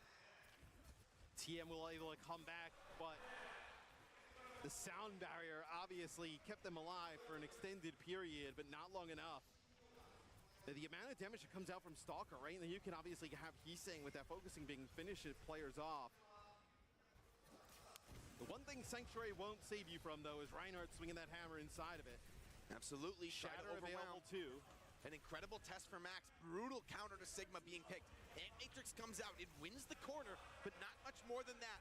Raccoon yield for now, playing their time. But with Shatter available, a sim wall as well. Sanctuary in the backline. Hold on, Crazy Raccoon trying to flank and punish. No value just yet. Simple weathers the rock and stands up. And so CR losing position, find themselves in an awkward spot. I mean, this is a really weird spot for Twisted Minds to play from as TV well. broken, UB down. Overextension. Shatter comes in, but where's the follow-up? Max finds himself in a comfortable corner. The cart rolls forward, but Crazy Raccoon have done enough. The copy Bastion seals the deal. And Twisted Minds, using some of the most powerful ultimates, and even being delayed, a brutal stagger on this Batiste. They are just torturing Simple. As I think TBNT just uses that Shatter just to stay alive for a little bit longer. Max to his left decides to turn Shatter him. He's able to stay alive a little bit longer, but not enough to make a real difference. You are very close to the second checkpoint, though. You'll have an Ant Matrix here. You can maybe like TP Quartz in an odd spot with the Bastion. Use that Ant Matrix. Get the payload on in. It looks like they're going to try and potentially show that they're going to wrap here. Will they go for it? It might be selling a fake. They're considering swinging back out main. No, they continue to go deep, taking the defender position, but Crazy Raccoon spread out across the map. A powerful concave. Window is out. Flux responds, ensuring that it's difficult for Quartz to get value. Stalker, the forbidden combo, deletes Quartz off the field. UB finds one, but with just two supports in the sim, it feels too difficult to win. UB dancing well, but Max, wait, hold on. Needs to fight. Okay, that was a little scary. UB just trying to farm some beam charge there and maybe see if he can kill Max towards the end, but Max finally takes him out. Now you do have 2 minutes on the clock, right? You know, fortunate for Twisted Minds, they took that first point pretty fast. This beat needs to be massive here from Astro. TP, they don't go through it. They got to push up. That's a massive pick. And here comes the beat from Astro, doubling down, disrespecting Vigilante's rush. He's saying pull some aggro into the backline, staying alive for now. Max kiting back, but Vigilante is not so lucky. He's saying now looking to find his man, but Quartz responds in kind. Max falling back, getting low. The overwhelm from TBNT is good, and the second point falls to Twisted Minds. Not pretty. Oh, that is, though. Gets right up in Chorong's face. Fire strike there from TBNT. Stalker will go back to the Bastion, just was hovering the Reaper there for a second, but you may be able to get some good progress off of this, right? Because you have the sim wall here, Shatter, you have Ant Matrix to use. Nearly the full stack for TM. Without the beat, though, there's always a risk of losing those pickoffs. Ant Matrix comes out first, simple, buying space and time, deploying it on the payload so that it moves forward as they push, maximizing the value. Twisted Minds pushing towards a final fight. What will the answer be? Here comes the Sanctuary from Chorong. Ooh, he's pushing up. I thought he was maybe going to kind of go for a swing and then go for it. He's thinking about it. A TP into the back line. He's saying with a copied Sigma, copies his ally, tries to find a list, but maybe being broken out of the copy already. The fire is brutal from Quartz, punishing all tenders. And Twisted Minds standing strong, 5 on the point. Crazy Raccoon bleeding out. This defense is done. And Twisted Minds have done it. TBNT turns the corner. Stalker in the Bastion artillery. He's dropping it right on his own head. He says, I don't care. Just charges him out of that. Loses his life in the progress, but what a way to bounce back if you are Twisted Minds. The Reinhardt cooking a little bit. Why the Reinhardt? Why the Reinhardt? The price is up now. Yeah, stocks. Price is high. Hey, stocks go up and down. It's all right. I'll buy it when it's back low. Why the Reinhardt? Look, it's all about the Sanctuary, right? It's that ability to be unstoppable when you group as 5 in the Sanctuary or inside the Kitsune Rush that you just cannot be contested. No one can challenge you. Reinhardt is one of the highest DPS heroes in the game when he can connect on you and swing those hammers. It is, when he's cleaving multiple targets, he's the highest DPS in the game easily. And so you got to remember that raw power behind the Rein. I guess the ability of the threat of getting into the Sanctuary and then also shattering as well would force you back, if you're Crazy Raccoon, almost back out of it in a way, potentially as a threat. But yeah, like the damage output while you're inside of it, right? I think also it's pretty nasty. It's so hard to play Sigma into this. Both Ryan and Sim really don't care whatsoever about the defensive utility from Sigma. They essentially ignore it, run him over. And so for Max, it's very hard to contest that ground. Batiste as well doing obscene healing. I mean, I'm excited to see the stats for Simple because he is going to have bonkers stats. TBNT, it felt like he was permanently at like 10% HP the entire time. As Crazy Raccoon, they'll end up playing the Mei here with the Sig. Twisted Minds decides to play the Sig, so not going to play the Rhine here on defense. They're going to just TP up, a little bit of a mind game here, take this high ground. Crazy Raccoon going to rotate out, swinging to the hotel. A TP gets them up to the high ground, and point is being forced. Response necessary for Twisted Minds onto their own Sigma for this defense. A positional game here, dancing around one another. Stalker, though, could be able to grab this first tick. Twisted Minds will give that up, but they won't yet give any more. TBNT now steps to the point. That creates an opportunity for Max on the flank to find something with a Sigma of his own. Yeah, and it's going to be Yubi falling first, but Isang falls as well.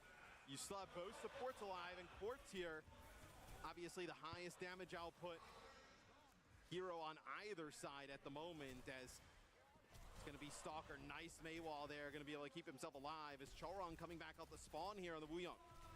It's a bloodbath. Could favor the attackers, but Twisted Minds holding steady. TVNT, ever the anchor for this team, stays alive. But Max forcing this to a big blizzard. Will they be able to TP out?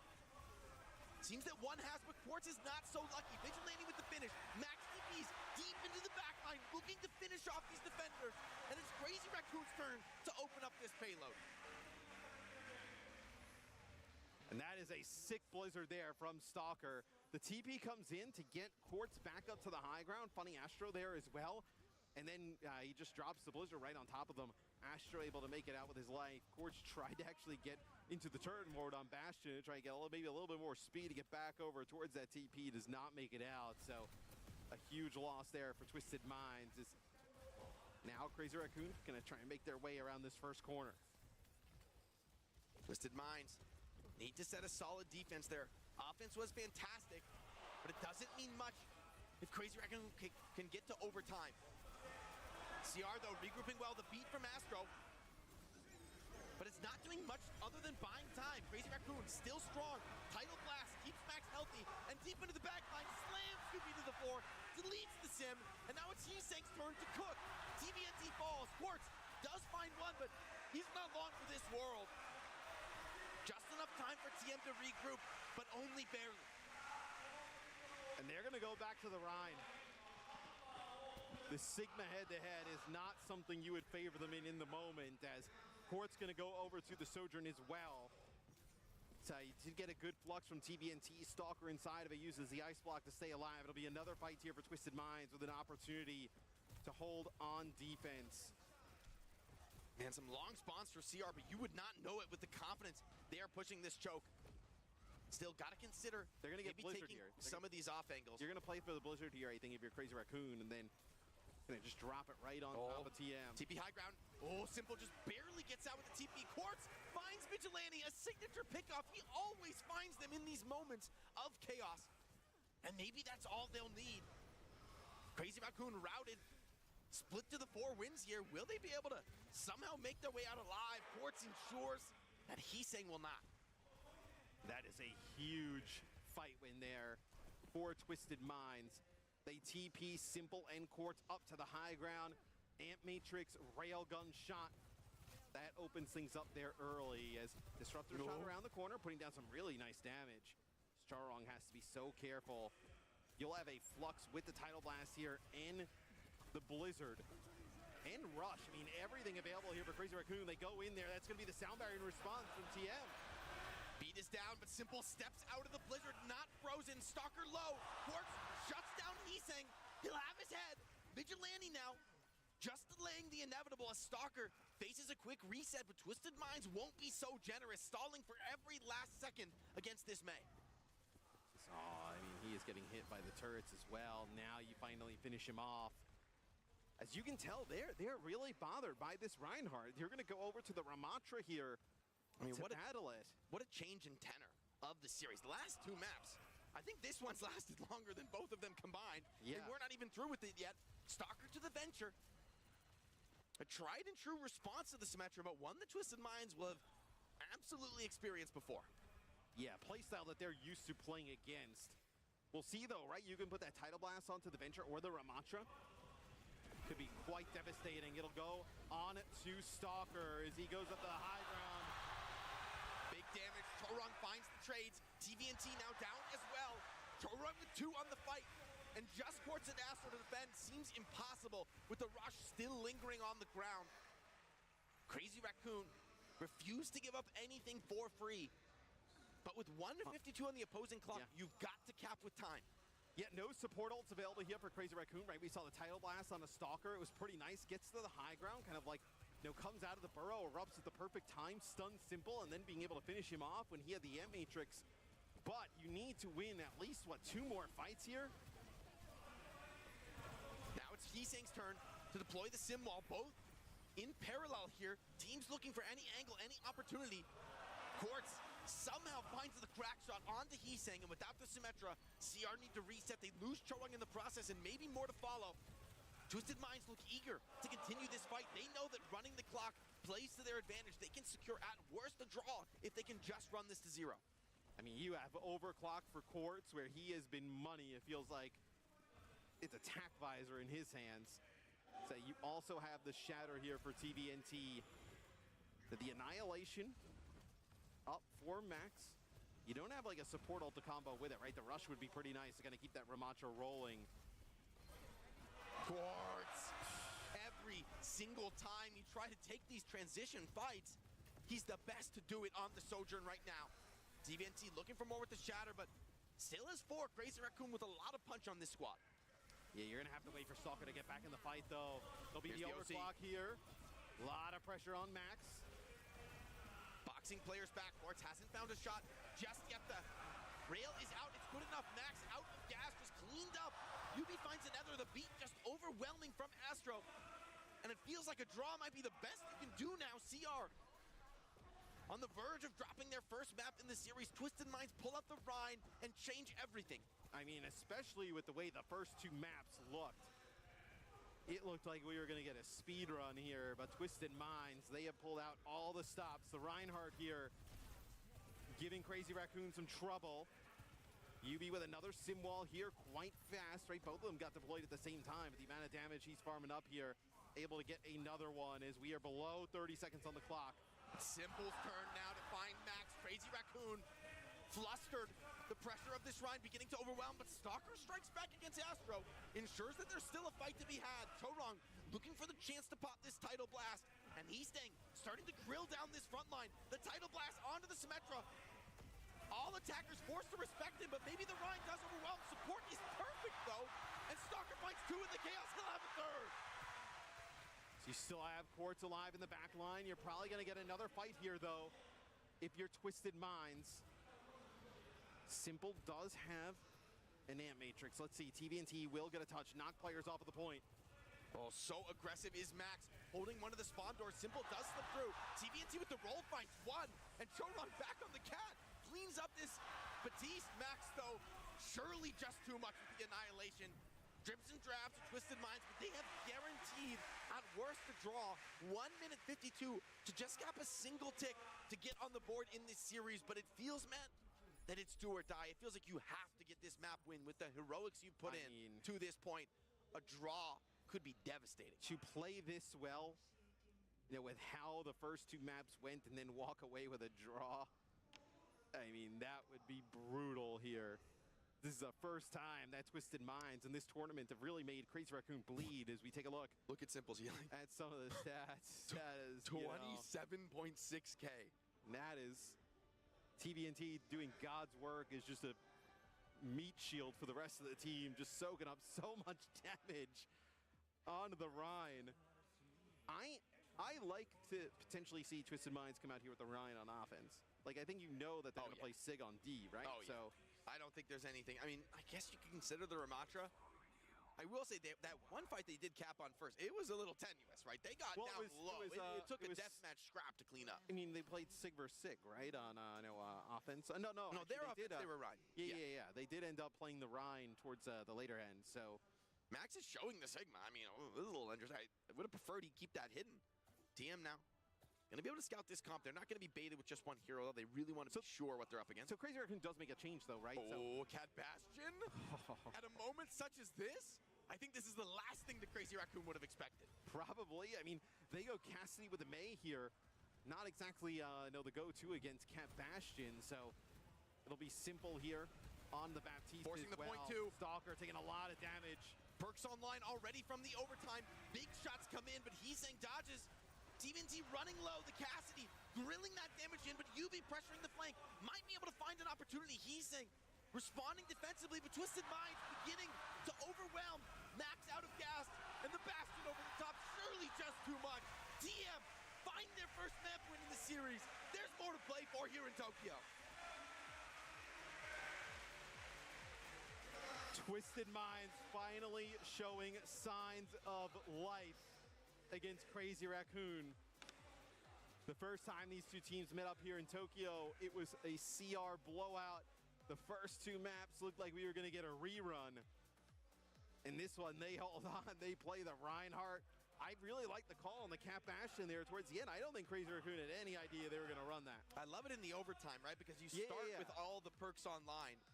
Typically, we've seen Bastions actually not go for that explosive artillery perk, right, and go for the self-repair. But only needing the one tick. Exactly. You can go but for you're it. not even in the mirror anymore. You don't need to worry about shooting the other Bastion out of the air. You just need to find those pickoffs into the back line. And what could be better than the AC-130? I mean, come on. I mean, that speaks to me. I know, I'm speaking your language now, man. Speaks to my heart, man. As let's take a look at, you can see some of the highlights here playing in the venue behind us. Some of the players kind of stand up, get a little bit of a bathroom break. Simple. That's a stat line heal frame, almost 30K healing there on the Baptiste. As I know Court started to come alive on the Sojourn as well. Crucial for him to really get some wind in his sails. So here's Twisted Minds, right? You feel like, okay, when you see the Sigma, maybe you have some type of response. You don't really have a response for the Cat Bastion Pharah yet, right? True. If it feels like now you can come back to a Wrecking Ball map or somewhere where those highly mobile strats are going to work. I don't think the Ryan is a response to the Sigma, but how you deal with the Cat Bastion is another unique test. And I mean, look, they banned the Bastion already, right? Yes, they did. They banned the Pharah? I think they did, right? Did they not ban it on Circuit? They did, yeah. They banned the... no, actually, it was Alari was the ban, and it might have been the Pharah. So you're down to just the Cat, right? We'll have to take a look and get the series bans, man. I'm going to put my foot in my mouth. I'm way too locked in on the Reinhardt. They played... I blacked out when I saw Reinhardt come out. They played May with the Pharah on Circuit. Yeah, okay, you're right. The Barrage. Yeah, I remember now. So you've used... you haven't used the Pharah ban, and you still have the Cat ban, right? Yeah, I mean, CR, though, can guarantee Cat Bastion if they just open with a support ban here, right? So, the Bastion ban's been used. Now you can protect the Cat, ensure the combo's there. You could consider something like, I don't know, a Wrecking Ball ban to attack Junbin, but I'm pretty skeptical, let's say, of the impact that'll have. I mean, Junbin as a player, you'd be hard-pressed to pin him on a tank that he's not going to be successful on. Yeah, and I guess, now King's Row gone here, so Hybrid and Escort. I guess now you end up, are you going to play are we going to see like a Surafasa potentially here? A lot of options, I'm sure. Players, coaches discussing in the back. Now we've got a real series to play for. And guys, don't go anywhere. We're coming right back after a short break.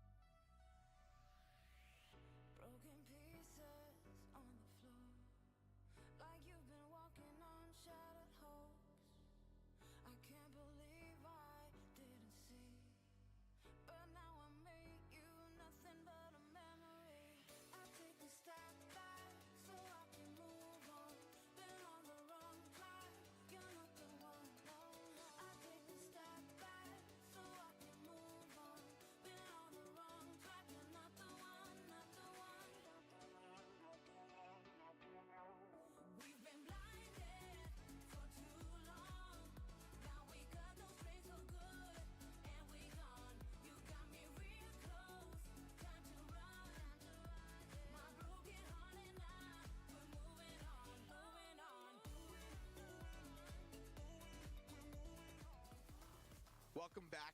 If you're just joining us, this one looked like potentially a pretty rough series in the first two maps, but what a return to form for the world champion squad Twisted Minds, refusing to go down easily in this first of 4 grand finals. Okay, so it'll be New Junk City here for Crazy Raccoon, their map pick.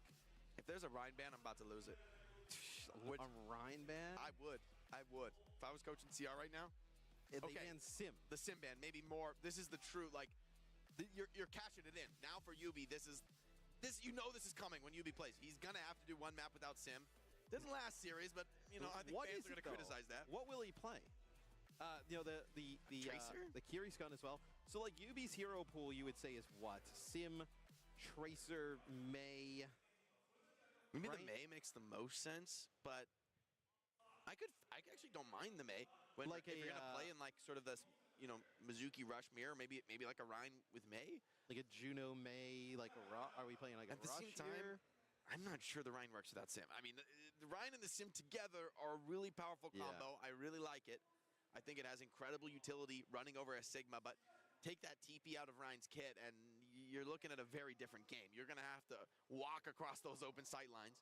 I mean, yeah, you're asking TBNT to do a lot if you're asking him to play Rhine there without a Sig. I mean, just the amount of damage he was taking there as we take a look at some of the stats from the previous map.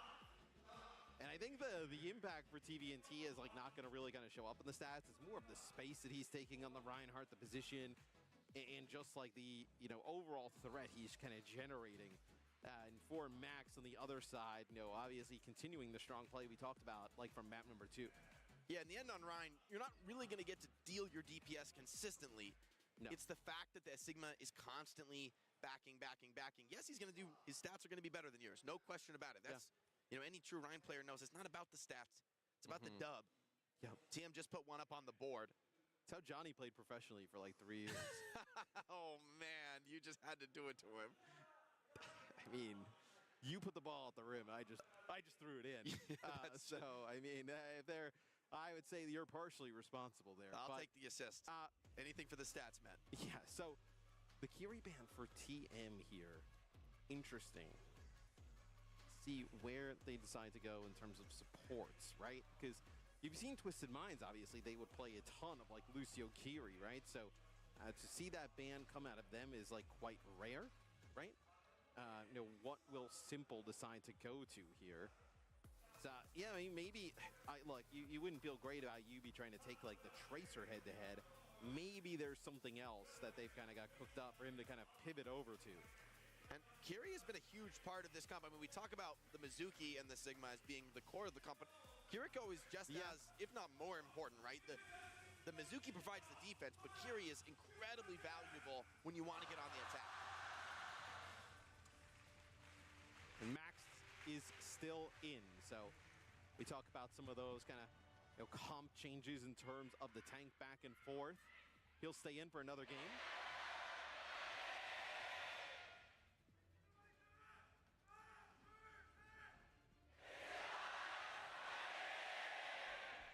Twisted Minds.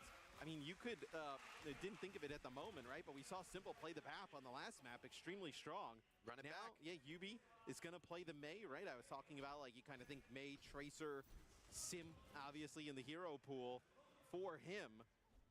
So now you're going to also just play the Ram and just try and run him down.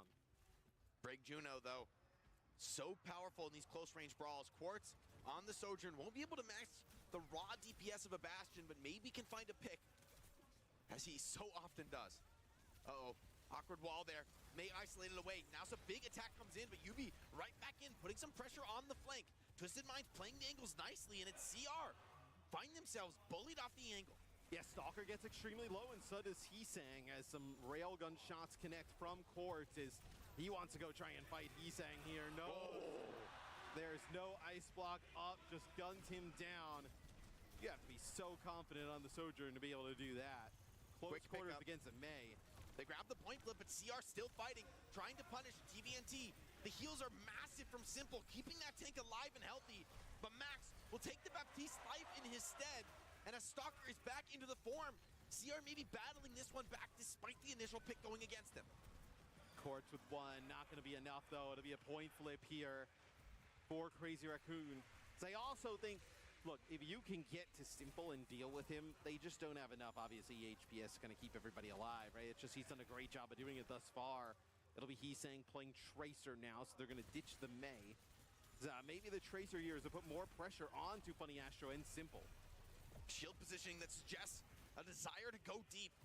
They'll think better of it, but now, here comes the Ray over the top, the Bastion form as well.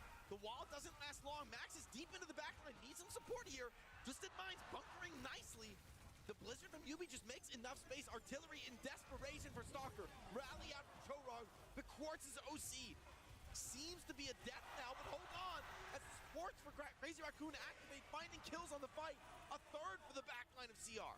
As this started off so poor for Crazy Raccoon, but they battle back. They get aggressive behind the orbital array, but it's a really nice Mei wall there from Yubi in combination with the Blizzard that splits Max off from the rest of the team. Ant Matrix used there as well, but not enough there for TM to battle back. They get early point control, but lose it. Be the first flashpoint on the board here for Crazy Raccoon. Astro has the sound barrier, but this big Juno comp can be so difficult to aggress into. So many powerful defensive tools. High ground control, though, for TM provides Quartz with a base from which to put that fire down. He's saying holding a pulse bomb, though, and finally a comp in which he can really connect with. Chorong gets low, man, but they do not have enough to go in, try and fight him right away. Here's the beat. TM deep into the backline. Can they find kills? Stalker is down, but Chorong demands a trade. The Annihilation is out early from Max. TVNT responds in kind. Max a little bit healthier of the two as these Ramatas brawl out. Vigilante is behind, and Yubi gets cut down. Despite the ultimates committed from TM, they can't win the team fight. They can't earn that contest. And I wonder if you're thinking about potentially a swap here for Twisted Minds. It's interesting, right? They banned the Kiri here. Or you would love the Kiri to maybe even play with the D.Va in this type of scenario, right? At this moment in time. The nade comes through the choke here for Stalker, puts down some damage. As Yubi taking a lot of damage as well. It is going to be costly for Twisted Minds to kick this fight off. Another nade from Stalker. That's going to earn him the artillery strike. In this position, so cloistered, so close range, it's hard for Simple to find the opportunity, but Quartz will make it himself. An instant pick onto Stalker with the rail headshot, a recall force out of Heesang. But once again, Crazy Raccoon refusing to yield. In the 4v5, they'll initiate first. They'll be sending these attackers packing. Even though they get that pick, Quartz takes it off. It's going to be Stalker with a long-range artillery here. Oh, are you kidding me? The Lucio, how does he do it? Heesang cleans them up. And Crazy Raccoon making Kings Row look like an anomaly. Up 2-0 with very little contest so far on New Junk City. Stalker with the artillery from Spawn gets Funny Astro. No way Twisted Mind's going to be able to make it through the choke. They give it up, but they do not have another flashpoint to give up here. Rally with the bash. Double bash onto Astro, but hold on. Drone keeps them alive, but not for long. The rest of Crazy Raccoon pouring over the top. A Blizzard freezes too, but where's the follow-up? Max still healthy. Heesang cleans up Simple. And just Yubi and TVNT remain. Running back to the spawn, a familiar sight on New Junk City as Crazy Raccoon once again finding the early fight win and the first cap. Yubi to the Tracer. And Simple, the Moira? Now at this moment? Now we're just searching, just raw HPS Moira here, just trying to keep everybody alive, playing as much ball as possible. It's back. Artillery from the high ground activated, but hold on. Max may have overplayed his hand, has to fall back into the waiting arms of Vigilante. Yubi forces the point as well, pulling Crazy Raccoon this way and that. But so far, they refuse to yield a kill, although Quartz, somehow always in the moment of need, finding the kill. TVNT finds a second. Astro wants to hold on to this B, but may not be so lucky. A crucial 1v1, and Quartz on a single point of HP. Not even a reaction as he goes down to literally 1 HP, able to survive, battle out Chorong. Yubi over to Tracer, but Wilder The Moira coming out here. It's Cat Bastion on the cards. It'll be Stalker with an opportunity here to kind of hover over the point. Nade over towards Quartz, forces him back a little bit. Now the turret form coming out. TVNT offers himself up. The beat comes in from Astro. 4 players connected. Can they get towards his backline? Vigilante is low. Yubi playing distraction on the flank, but he's saying, looking forward, trying to hunt him down. Gets that recall out, but can he find the kill? Simple with the coalescence now. Started to overwhelm, but again, Stalker, the artillery fire, shuts down the Lucio. Pulse does go wide. Quartz, a second lease on life, another chance. Maybe it'll be enough, but it comes down to a scrappy trade, and Moira reigns supreme in this kind of an engagement. Yeah, Simple gets 2 here on the Moira. His Twisted Mind stays alive. The coalescence early there allows him just kind of beam people down. I mean, so the Moira, right? Like, in some of these fights, as Max goes over to the Maga here, just the amount of healing that Moira can just get, right? And like a little bit of, some damage at times, survivability, allows TVNT to kind of continue to take these positions aggressively. Best in class survivability, but will it be enough? Vigilante pops the ray to ignore those fists of fury from TVNT. Crazy Raccoon, step up to the point, but it's not quite open yet, so the ray gets essentially nothing. Beautiful rotate from TM, but Crazy Raccoon refused to yield. Max pulls aggro to himself, but just dashes right out. Quartz now with the OC. Will he be shut down? The Bastion looking to hunt him down, force him to slide out. Astro rides out. And somehow the first flip goes to TM. Raccoon not out of this yet. Still 5 players remaining, but Stalker seemingly soon to fall, and Yubi will find the finish. Yeah, this would be such a huge comeback for Twisted Minds. The Moira coming in. Nobody would have had that. They're going to go away from Cat Bastion here.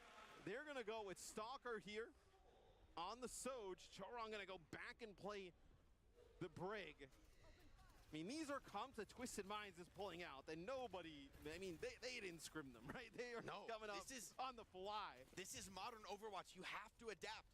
And both teams now throwing caution to the wind, willing to risk everything on this gamble. Max already cut down, deleted the rail from Quartz. The follow-up from Yubi is good.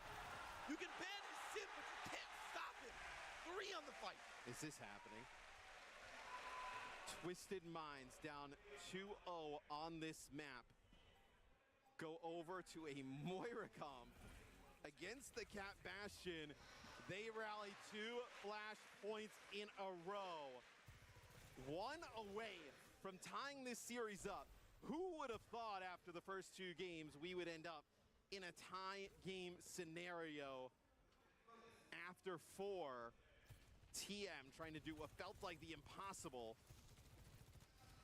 Quartz is going to have OC for this as well, by the way. Pulse Bomb from Yubi doesn't get much. Stalker, he'll take the challenge now on the Sojourn Mirror. Quartz, though, maybe with the edge, an early OC could be devastating, and Astro holding on to that beat. Feels like so much is riding on this opening fight of the checkpoint.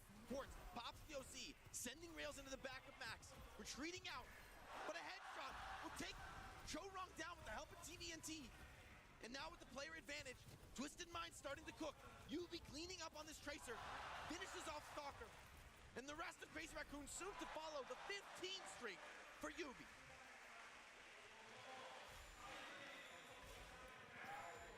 I mean, there's one thing we got right here is we have the 2 best teams in the world in our final here at the moment. Twisted Minds pulling out all the stops. This is going to be a tough fight, though. Orbital Ray, rally, cage fight, everything available here for Crazy Raccoon. It'll be Max who gets onto the point here, trying to drag them down from the high ground. Ray used as well. He's called upon in his team's moment of need. Astro with the beat, it's purely defensive. Vigilante with the Ray now forces the issue on point. TVNT, though, holds the line. Still healthy and with Annihilation to spare. And Annihilation and Coalescence, it's going to be the cage fight here dropped by Max. It's going to be an Annihilation. TVNT, he's healthy, he's good. Down, had to come in to support. Got beamed, great awareness to change targets. Twisted Minds starting to crumble under the pressure. Coalescence still holding, though. Chorong rallying, desperation now as they look to burn down TVNT, but he just won't drop. Ramat's still fighting strong with Heesang, shutting maybe hope is left for Crazy Raccoon. Twisted Minds pick up 95 on the play. Yeah, they get up to 95. It is heroics for Crazy Raccoon. They are absolutely dumping everything into that. It is just one fight, though, that Twisted Minds needs to get to tie this series up at 2 apiece. Yubi with a pulse bomb. Aggression onto They Quartz. push up. A devil slide away. Astro now in the sights. Crazy Raccoon looking to change this story. But Twisted Minds definitely fall back. Pulling off the play. Max, though, getting a strong trade on TVNT, who needs some real help. Max senses weakness. Charges forward, but backs out. Simple's the one to find the kill. And in the chaos now, Yubi with the pulse bomb could be enough. And he catches Choron. It's Twisted Minds on the verge of picking up their second map in the series and sending us to a tied grand finals. Crazy Raccoon obliterated on maps 1 and 2. Where have you gone?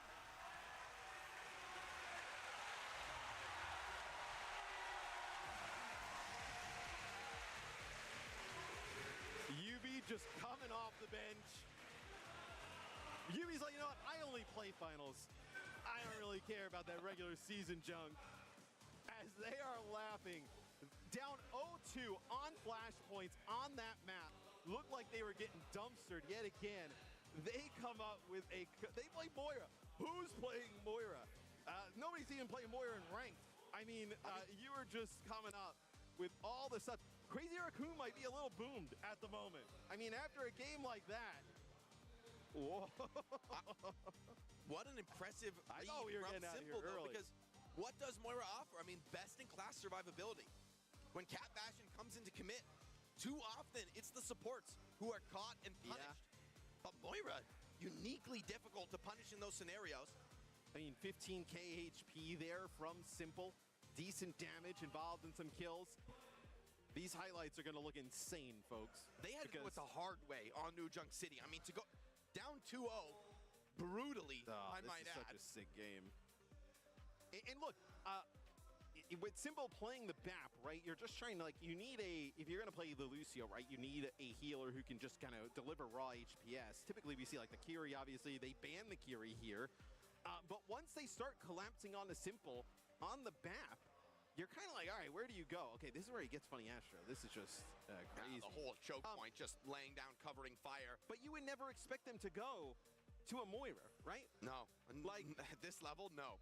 But what are the other options, I guess? I mean, you know, that's when you look at a player like that for Simple, that's something that, you know, if he had lost this, right, if it had gone and people are like, oh, no, Moira, are you crazy? Like, they would have mocked him, right? They would have mercilessly, I might add.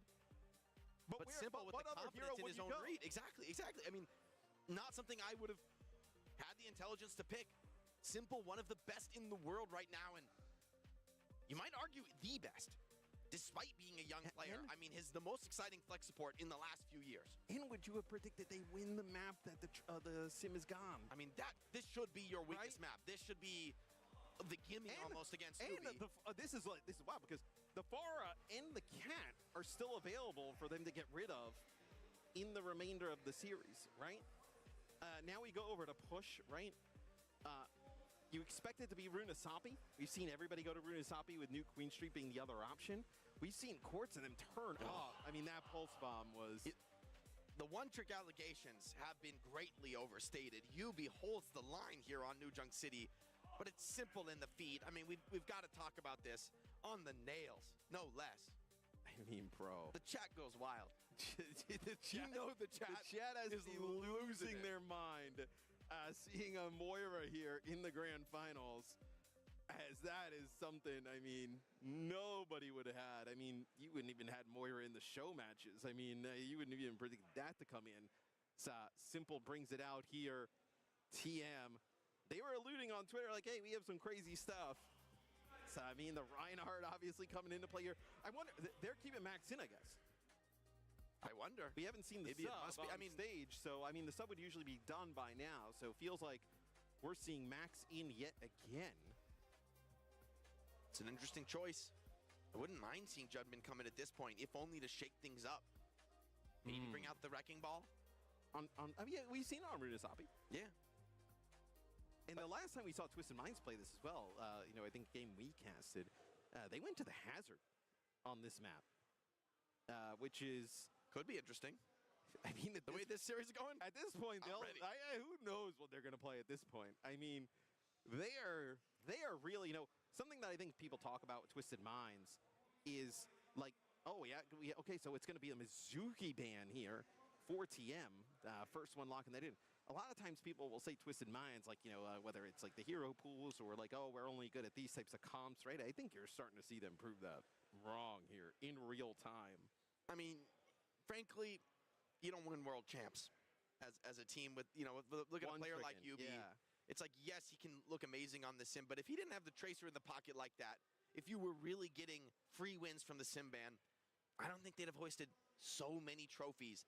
I don't think they'd have earned such a pedigree. And now look at the players. Well, you see also like Coach Moon and the staff for Crazy Raccoon just kind of like trying to keep these players on track, right? They looked like this was going to be an easy walk in the park after 2. I mean, they had to have started to feel that. They didn't look overconfident, but I mean, come on. It's natural. Circuit, you feel it. Felt. I mean, we felt it. We were starting to book train tickets. It was looking. It was looking dicey. Johnny's looking at restaurants. I mean, people are like, "Hey, this is looking rough." Cassidy ban. Honestly, I don't think that bothers TM that much. Because, like, Quartz is going to play the Soj, right? I think he wants to play the Soj. Not a Soj ban, frankly. Yeah. I mean, maybe you feel like the Soj is also really great for Stalker to have access to. If Sim comes out, Soj being able to drop the Disruptor shot on the TP and slide away. It's a very comfortable hit scan matchup where Cass might be maybe a little bit more vulnerable. Cass can also be incredibly powerful in dealing with the Jetpack Cat. So this could just be run it back on Jetpack Cat. I mean, with these bans, it's like, what's really going to stop you? Cassidy has been one of the few hit scan tools for these low ground teams to, fight back. Yeah, that is a good point. Is the Mizuki is gone, so maybe you're trying to take away some of those like Sigma May. This is probably the only time, really throughout the series thus far where we're going to get see TVNT play that diva probably in like the freer type of style that he would love to, right? Without the Mizuki out there. Mystery heroes for TVNT so far on the day, but I mean he's looked fantastic. The whole roster. I mean, he's got wins on Roadhog and Reinhardt today. We saw them play Freya on Circuit Royale. I mean, when was the last time Freya basically, the season that she was released, we saw her. She ran the table for some time. Yeah, she had a good run, but it was not really been viable here at this event. They went to. I love it. The Twisted Minds, they're pulling out. No stone left unturned. It's like, hey, you think Freya can work? I don't know. Let's see how it goes. So the Moira comes through there for Twisted Minds to tie this series up at 2 games apiece. Dude, if they win this one, CR is going to be sweating bullets. Oh, man. You take Runasapi. This is a crucial map, right? Because whoever wins this is on series point. And the way this series is going, you can't take anything for granted.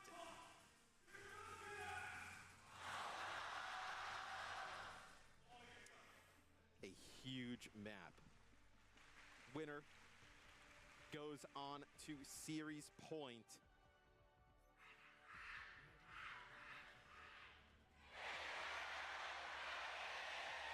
The loser will continue to search for answers in the set. It'll be Twisted Minds here. I think they'll end up playing this diva. This is kind of like really what they want to end up playing in a lot of scenarios. Just really haven't felt the ability to play it here against Crazy Raccoon. Is okay, let's see if they can do it. Let's see if they can beat this Jetpack Cat. Could be the fire for Heesang. Goes to Reaper instead, valuing that low ground threat. Quartz will have a lot of work to do on Bastion. Gonna have to be defensive. Always aware of the threat of Stalker, but Heesang's Reaper, another huge thorn in your side. Twisted Minds getting aggressive with the sim, though. CR on notice. You will not be allowed to rotate around this map for free, but with form used by Quartz, a window of opportunity presents itself. Yeah, they actually see the form used there by Stalker as well, so they're going to get back up. Jetpack Cat will just kind of fly the Bastion out of dodge, is trying to put some pressure on it. Max getting dangerously low. He's in trouble. Heesang forced to Wraith form. Twisted Minds enduring well. Max goes down. TM regrouping, still healthy with a 5-on-4. Vigilante now soon to drop. And he'll fall as well. TVNT cleaning the map. Stalker pulled into his death. Chorong just has to take the quick reset. And the concept looked good on paper for Crazy Raccoon, but Twisted Minds back to basics, and Simple on the Kiriko really unleashed now in the series. So this is where, though, they've had trouble with Heesang now going over to the far, and no way that the Sim can engage with really either of the damage dealers on the other team. You can't really dodge both for long. So you see some damage here from Stalker on the flank, putting them in a really weird angle. Kitsune rush used by Simple, trying to keep everybody up. Early rush. Zoned away, but Quartz swings. Heesang caught alone. Bastion's DPS throughput in the rush is immense. Even Stalker zoned away with the help of the cat. Quartz, a huge threat on any angle. Bastion left on his own. UV immediately smells the weakness. And CR uses the rush here. They use the rush. Twisted Minds just back up out of it here. They're going to keep Quartz alive here. He's going to use the artillery. Big pressure on Max now. Pops the form. Twisted Minds, though, on the retreat potentially. Sim grab, but he can't be pulled away. Quartz grabs the kills back. Vigilante and Max find frags of their own. And it seems that TM's push runs out of gas for now. As I say that, though, TVNT finds one. Quartz finds another. Oh, he's going to get that help pack. The 2v4, they're somehow winning? He's going to get that help pack. They're going to have to back out there for a second, though. Crazy Raccoon, they actually dodged the Cat Bastion. They're going to go with Chorong here on the Lucio. Stalker going to go over to the Venture. Wow. They already have checkpoint here for Twisted Minds as Crazy Raccoon, Jake. I think when you get in this like mystery hero type of game, this is like Twisted Minds. This is what they want. Like, this is what they would rather play. So Max does have the Annihilation sound barrier there. Only connects beat on two. Weak beat from Astro. Maybe an opportunity for Raccoon. Twisted Minds, it's 1-for-1 off the play. Quartz is low. Does not have form. Surrounded, flanked from all sides, but he continues to fire back. The supports grouping around this backline, ensuring the Quartz can still put down the damage. The tracking is perfect. I mean, you're watching the best hit scan in the world by just off of the consistency that he plays with. Stalker now going over to the Mei. Twisted Minds looking to run it down on CR into their spawn. Kitsune rush there. Max taking a lot of damage as he's going to back up. You probably farm rush here for Vigilante and Crazy Raccoon, but it does not feel good doing that back in your own spawn. The Mizuki ban has been huge on this one, by the way, as well. Absolutely. TM now looking comfortable in their lane with a massive advantage here on push. 100-meter gap already opened up. But TM, if I know anything, is that they're not thinking about that. They're thinking about the finish here on Runasapi. Heesang with the barrage could find something over the top. Artillery shells raining down from above on Quartz. Raccoon now with a rush of their own. Stalker just barely stays alive. Rush is good for one, but Simple still gets the trade. Yeah, it's going to be TVNT using the self-destruct here. Going to get a remake back. Everybody is split. This is a bloodbath of a fight. As Yubi and co just trying to chase the members of CR down. CR just trying to get this back towards mid-map, Jake, so they can fight outside of their spawn for once. I mean, running the cart back mitigates your losses, but it doesn't do much to change the fundamental state of this game. Twisted Minds, happy to run the clock down with an advantage like this. It's Crazy Raccoon, they'll have their sound barrier. It'll be Twisted Minds with theirs to match. Blizzard available here for Stalker as well. Some big damage there going down on the TVNT. It's going to allow them. You're going to have an advantage here for Twisted Minds in terms of support ultimates. Blizzard deployed, a good boop. Ensures TVNT can't escape. Only a two-player beat for TM. Once again, but it's enough to keep TVNT alive, which I think was the objective for Astro. Yubi takes an icicle to the head, has to slow his roll just a bit. But TM bending, not breaking. He's saying, over the top, needs to find value. But with the rush out of Simple, maybe the value is just to survive. Yeah, it'll be the rush here. Gets Quartz around the corner here.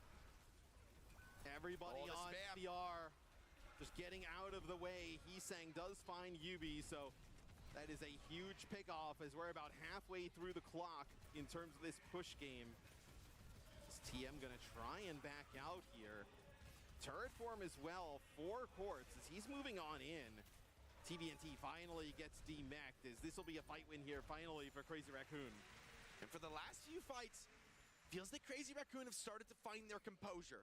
Twisted Minds came into this map firing on all cylinders, but Crazy Raccoon now with the chance to change things. The economy flipping back in their favor, but still TM with good options to deploy. CR is going to have just about everything for this next fight. It's TM. They're going to go on a wrap here, Jake. See if they can find one. Nice Maywall actually prevents them from collapsing on a target. This is a really weird situation for Twisted Minds to lay into. Chorong! What? Bounced in by the grenade, perfectly placed from Quartz. Yubi follows up with the Simmel. The rush from Vigilante, though, makes it a little bit hard to step up to the plate. A TP into the backline for Yubi. He's all in committed now. Blizzard is out, and Vigilante is good for one. Heesang still floating over the top. TVNT will shut him down. It's turning into a deathmatch scrap on the point. Annihilation from Max. Will it be enough? He finds one. Vigilante with the nether. And Crazy Raccoon right the ship here on Murasaki. They will demech TVNT. 3 minutes on the clock. As that did not start off well for Crazy Raccoon. You lose Chorong at the start of that fight. Quartz is going to go over to the Sojourn. I think this is like just to be a little bit more of a threat to that Pharah constantly, the railgun shots. So that is what has really bothered them at times throughout this series, this Heesang Pharah. So it's going to be Twisted Mind. Quartz! That could be enough. Kiriko pick first is just about the dream. Desperation Barrage, a beat going in as well. Crazy Raccoon, the pick, they refuse to back down now. An even 3-on-3. Simple commits the rush, and TVNT finds two. Will Max be able to fight this? The rush provides so much in this kind of a fight. And it seems that Ramatra finds himself on the way back to spawn. Twisted Mind staunch the bleeding, but Crazy Raccoon with a meaningful push into enemy territory. I think if you're Twisted Minds, your kind of goal here is if you can win another fight, get this back closer towards that spawn door of CR with like a minute 30 on the clock. You feel pretty good about your chances. It'll be Heesang going over to Aggressive the Sim beat. here. Max TP's out. Beautiful from Heesang, saving the Ramatra. Beat gets nothing from Bunny Astro. A Blizzard out now from Stalker. TVNT frozen. The self-destruct gets him alive and out of the fight, but Heesang runs him through. Yubi charged up, but Max drops him like a stone. Quartz answers with one. You still have a few players alive here for Twisted Minds. The bot gonna go back towards TM territory as TVNT gonna ditch the Diva, go over to the Ramatra. Gonna try and brawl this out a little bit more. Huge rush here available for Vigilante and Crazy Raccoon. You can just not lose somebody at the hands of Quartz early on with this overclock. You need everybody to make it through this. OC could be devastating. A Simwall to support. Simple finds one. Quartz might even be able to hold on to this. He certainly shouldn't need more. 1 kill, 2 slides. Vigilante does find him, but it's an expensive one. The rest of the team falling around him, and a nice delay on this Kiriko. Vigilante knows it. He has to just head towards the edge of the map, but that buys a massive amount of time for TM to roll this card. Crazy Raccoon now. And that's the rush for Crazy Raccoon, right? You're going to have this rush here for Simple with the Ramatra inside of it. You don't have the Annihilation, but with the Annihilation from Max, you imagine Quartz with that OC is going to farm through that. Caution thrown to the wind, but Chorong already down. Too close to the corner. Took a risk, and he'll regret it. TVNT, though, frozen in the Blizzard. Vigilante strikes back. Max, though, getting so low on this Ramatra. May need the Annihilation just to continue the fight. The shield providing so much value. But Quartz somehow always finds his man. Back into the pack. Immediately back into the fight. So good. And with just 10 seconds remaining, desperation for Stalker. Rapidly to the Tracer, but will he even be able to touch? I don't think so. Twisted Minds, 1 game away. What a world. That's 3 in a row for TM against CR. Matt, we've been around for some time. We've seen some blowout grand finals. Have we ever seen a grand finals start like this one did? And for a team to come back in this fashion, I mean, I can't remember it. No. I mean, not in this fashion. I mean, this place is stunned. Crazy Raccoon, it looked like it was going to be a party in here early on. And Quartz has just been dominant, man. 29 limbs there, 16k damage, whether it be the Bastion or the Sojourn. And dude, I gotta say, for Crazy Raccoon, like if you were to tell TM 2 days ago, hey, in the finals, you're going to get CR playing Ramatra with a May and a Sim. They would have said thank you. Yeah. They would have said please and thank you. No changes needed. That is the type of play style that Twisted Minds plays themselves, and they have no problem playing that. They have to feel so confident at the moment. CR will not go down, though, like this. 4 games in a row. Can you imagine if Twisted Minds, after those first 2, just comes back and just casually runs 4 games in a row against Crazy Raccoon, and that's how this ends? I mean, that would be a statement performance. I mean, if you don't believe now, Matt, you aren't paying attention. This team has battled back, now in pole position to lift yet another trophy for the franchise. In a meta that they thought top 3 would be a great result. They came into today thinking, you know what, we're playing with the house cash. We'll see what we can do. The way they were talking coming into this, event, once they got here and started boot camping, that was like, hey, if we're there on the final day, awesome. But it wasn't like they're extremely overconfident, Twisted Minds.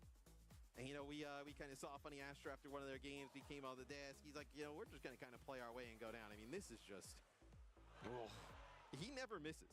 I mean, like in these moments, right, of all players, to have that kind of a test asked of them in a moment of maximum pressure with no opportunity to make any kind of mistake.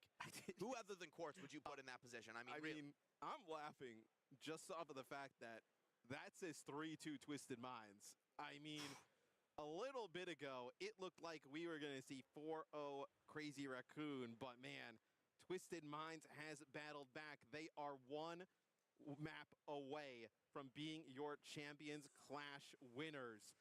We'll have that next map right on the other side of this quick break. Start your climb to OWCS with Faceit League. Compete for $50,000 every season to sustain your team's competitive journey. Progress through skill balance divisions until you hit the Master Finals broadcast and get scouted by the best teams. Your climb to OWCS starts here. Join at fce.gg/FaceitLeague.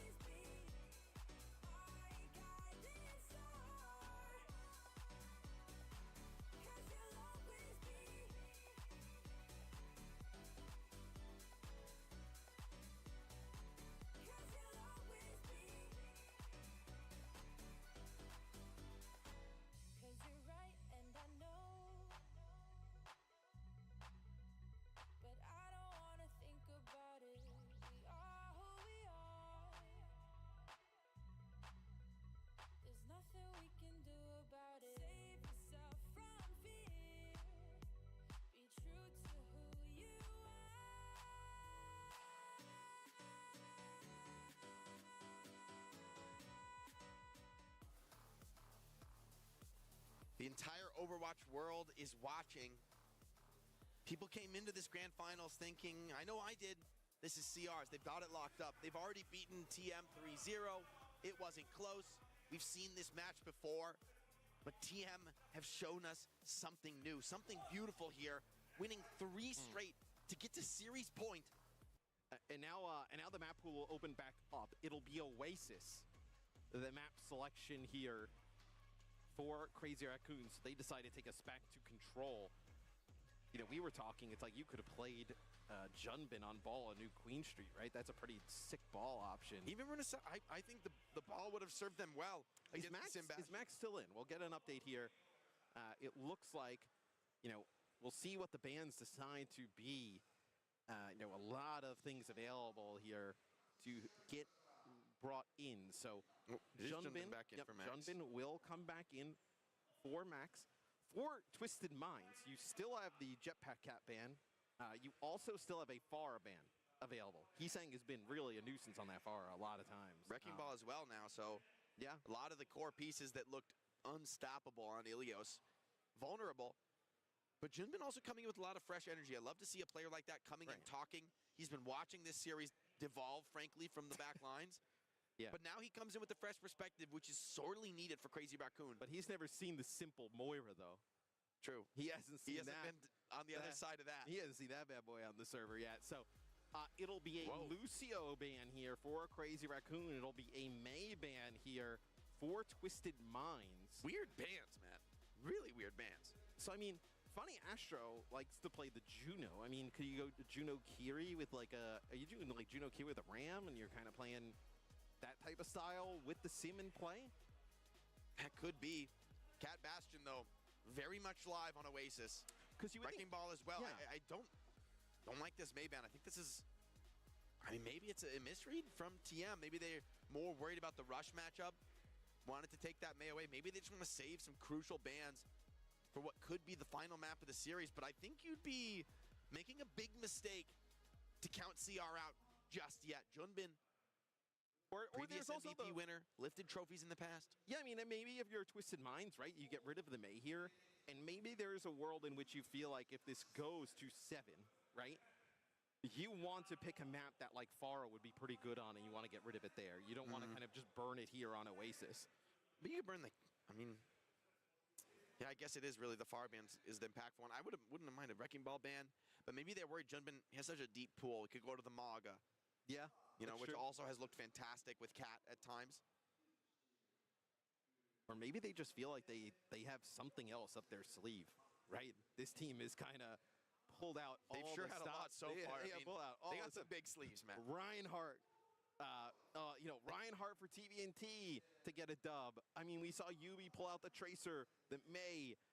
We've seen Quartz have to go over to Freya at times in this series. Simple on Moira. I mean, they have gone in every which direction throughout this one. And I think Crazy Raccoon, I think with the amount of like swaps and everything that TM's doing, I think it's kind of thrown them off their game a little bit. Like what is going on here at times? I mean, see if they are able to send us to 7. Crazy Raccoon, they have lost 3 maps straight here against Twisted Minds just in this set. Man, the fans have shown out in such a big way this weekend in Japan. It's been incredible, the energy that they've given, not only to hometown favorites like Crazy Raccoon, but to some foreign upstarts like TM.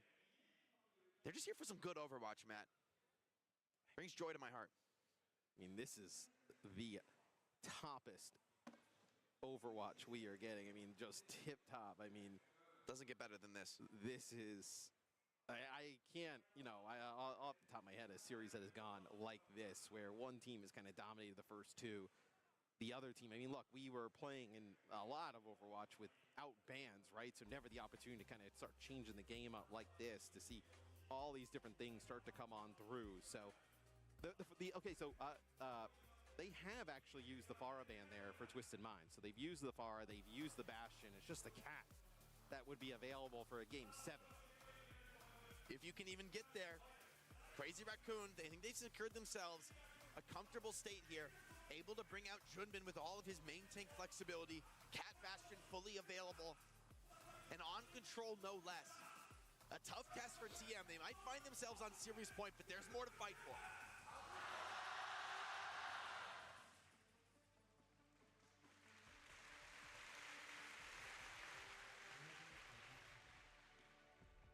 CR's tournament life on the line.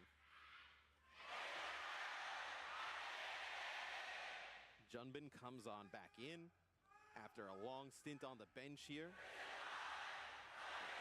And I mean, Jake, there is no bigger moment for him than this. I mean, Yeah, I thought Max played really well. It just seems like Twisted Minds kind of has those comps dialed in that he is playing Crazy Raccoon. They will go to that Jetpack Cat with the Bastion and the Pharah. Can Twisted Minds finally beat this setup? TPs from Yubi, though. Gets high ground control. But against Cat Bastion, it won't last for long. Crazy Raccoon taking these wide angles. Yubi TPs forward. Maybe they're going to look for some pressure. Aggressing. But Trollron quick to pull Stalker out of trouble. Now he's right back into the mix. TP broken. Limited mobility now for TM. How are they going to fight this one out? Yeah, TM gets out of dodge there with the turret form that comes on through. It's going to be TVNT who steps up onto the point here. Just trying to keep this one contested. Nice rockets over the top there from Heesang. And Junmin forcing the issue on point. A headshot is good, but Stalker with a big angle on the Bastion. TVNT dropping low, needs a lot of care from the supports at this moment. But with the point under pressure, forces himself into a difficult decision. Still, neither team finding first advantage. No one wants to make the first mistake on Oasis. Yeah, it's going to be Quartz with a Deadeye here. Man, that's an early Deadeye. Can you move up here? It's going to be a TP with that Deadeye. He shoots and scores! Shuts down the Cat. Yubi with the turret. Cleans up Stalker. A Deadeye before the first cap. I don't know that I've seen that before, Matt. Just absolutely farming. As he rounds the corner as they get quite aggressive here. Stalker with the artillery. Nice shots onto Heesang. Quartz will not be denied. Trophy at center stage. One that both teams dreamed of lifting. But Quartz. Oh, dude, a CR. Are they crumbling here, Jake? Maybe a little bit closer, Matt. He is inexorable. On to the second Deadeye of the round. Sooner rather than later. Yeah. And Stock, I mean, he's the Bastion. He's got the Cat by his side. It does not matter. They just get Quartz in his face and they just try and challenge. I mean, the play from the hit scan of this Twisted is not Minds. normal. What? I mean, he's taking over the server, Matt. Raining down terror. Deadeye comes in. Will there be a TP? Flips the map. Jungbin definitely comes down low. A TP back. Heesang's not ready for it. Bastion still with the angle, but now it's TVNT's turn to challenge for the high ground. Crazy Raccoon fighting on in the 4v5. Rushes deployed on the point. The raid from Astro, though, buying time. Position still strong for TM. Quartz, though, caught. Forced into a desperate 1v1. TVNT looks to punish, but Annihilation ticks away. No support comes in, and the Diva gets the job done. Yeah, it's going to be a TP back from Simple to the rest of the squad. You're not going to be able to fight this just yet. It's going to be Crazy Raccoon Heesang going away from the Pharah, going to go over to the Reaper. The Pharah has been so good for them. Now over to the Sim to try and get them back into the fight. But this is a comp Twisted Minds is totally fine playing against. It's going to be a nade there from Stalker, puts some damage down, gets rid of the TP. Simwall is going to be huge here.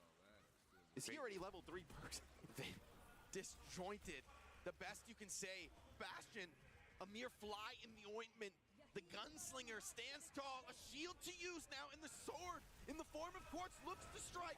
TVNT, though, cut down by Heesang, has to self-destruct, but somehow Torong is found in the chaos. Twisted Minds with a player advantage. 99 is the cap. CR still fighting with 4. Do or die in this fight. And it seems that death is the answer. TVNT refuses to back down on the point. Junbin running low. And 100-0 is the score on University. This could be it. TM on the verge of lifting a trophy that even they dared not dream for. 1 round away.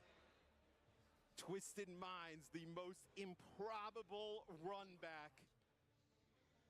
So we take a look. Simple, TVNT, and Yubi. Really, I mean, dude, that is dominant. Everybody perfect there. What is Quartz stats? In round 1. I'm sorry, what is that stat? 6K in a round? That's a 100-0 round. Yeah, I think it's like, let's even just stop the conversation about who's the best hit scaler in the world. Like, it's kind of, it's a stupid conversation, and at this point, there's no more room for debate. I mean, with the way he has played, now let's get Junbin on the ball. If you can beat this, I mean, you deserve to live that trophy at the front of the stage. He's saying over to the Tracer as well. Could be the final test. Aggression now for CR. They look to change the story of this match as it has been in the last 3 maps. Court's always finding the initiative. Maybe Junbin's Wrecking Ball can change that. A relatively passive position from TM. Flanked from all sides. Crazy Raccoon. Twist the screws now. Not overcommitting. A roll forward from Quartz needs the support. But big damage is coming in against them. The dive from CR. What brought them to the top of the world may be enough to keep them alive in this series as Junbin finds Simple. And I don't think TM is surprised. You know, they thought that when Junbin comes in, you're going to see this. Is Junbin trying to stay alive, taking damage from all angles here. Does go down in the trade, but Bastion over the top from Stalker. TVNT heavily taxed on this point, and just out of gas. Quartz has another high noon. Somehow, I don't know what they're feeding him. Quartz with one. The point is still...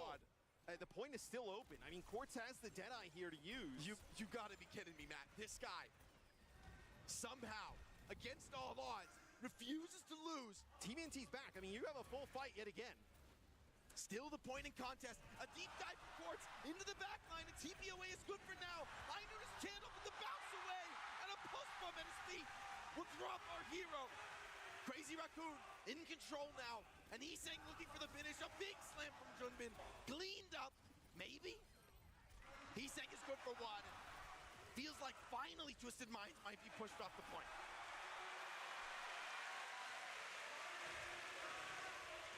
It took a while, but CR finally able to get a fight win.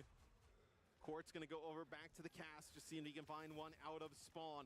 2 support ults here available for Twisted Minds. Gonna be able to fight within that ray as Quartz puts a shot into Stalker at range. TP straight to the point. They want to have the fight taken to them. Minefield is massive, surrounds Quartz, burns him down. Rush deployed from Simple, but will it be enough? Turrets cleaned off the point, and Crazy Raccoon firmly in control, waiting out the rush. Quartz is a long way away from this fight, and Twisted Minds choose to regroup rather than fighting without the Cassidy. Hard to disagree with given his performance. And this is a brutal point for Twisted Minds to fight into. I mean, you had that rush, it kind of went for nothing. You thought maybe you could keep Quartz alive, as it'll gonna be Simple over to the Brig here. Juno Brig, combination we haven't seen in quite a while. Artillery for Stalker. Let's see if he can find some kills through the choke. Point is flipped. Wait, what? For free. Crazy Raccoon alive on 5. An unforced error here. Maybe they'll be able to find Quartz. All would be forgiven. Junbin takes out Yubi, but the ray is down. Quartz still looking for more. Stun, good enough, but Choron can't pull him away. Junbin, though, gets the kill himself. And with Stalker remaining on the point, run down by Brig and Diva, but the support is good. Bastion will not fall. Dude, it's wild they gave that up. I mean, typically you don't see this point just kind of flipped out of nowhere. It's one you can contest forever. Oh, this TVNT, is brutal. He's gonna rematch. Okay. Junbin has the timing down to perfection. TVNT gonna get back. They're gonna go this deep. fight. Yeah, it's gonna be a minefield.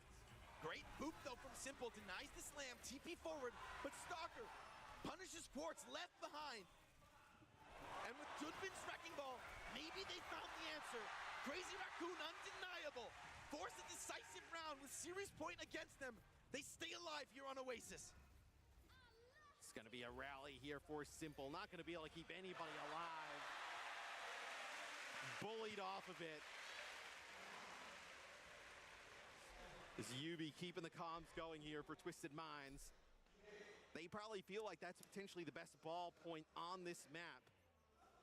Then maybe you kind of just chalk that one up. We take a look at some of the stats. The tables have definitely flipped a little bit. Crazy Raccoon still into this one. Doing a much better job collapsing on Quartz, right? 5 deaths there after a nearly perfect round 1. Incredible energy here in the venue. Twisted Minds consider their options. Gonna stick with the tried and true. The Brig Juno and Junbin. Feels like the Wrecking Ball is the answer, and I like this play. It is a Brig cast against him. It won't be easy. But if anyone could do it, it would be Junbin. Best ball in the world right now, and an instant kill on the Quartz. Follows up some early pressure from the high ground flank. And they're gonna back up.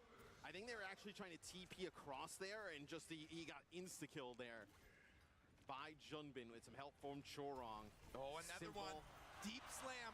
Quartz cut off alone. Where's the support? Cassidy shut down, isolated. Stalker, though, traded by TVNT. But the flip comes in. Crazy Raccoon getting what they came for, but Twisted Mind's going to try to fight this one out without their hero hit scan. Yeah, TVNT goes in, crosses the point, maybe sees the support. On the opposite side of it, Junbin still so much HP rolling around on the point. Almost gets a body block there for a second. This player still contesting this for Crazy Raccoon as they're in control. Huge pressure on Twisted Minds to find something. Junbin takes some big damage. He's gonna have to back off, grab a health pack to come back into the fight. But in the chaos, Crazy Raccoon finding comfort. Quartz drops slow, bit isolated. TVNT peels back for the flanking support. A high noon now is out, a TP to use, but being attacked from all sides. They flip the point. That's nice. Will it be enough? Artillery dropping around his ears. Junbin comes in for a slam, throws caution to the wind. But in control of the point, it's TM's turn to find their comfort, but Junbin denies. Again and again, the post bomb is good. TVNT dropping low now in the suit. Simple committing the rush, holding onto the point for now. A self-destruct by TVNT, not enough for a second lease. And he's saying Junbin getting to their deadly work in the back line now. TM, a regroup a necessity. Junbin wants to continue to play aggressive. I mean, just so annoying for Twisted Minds to deal with.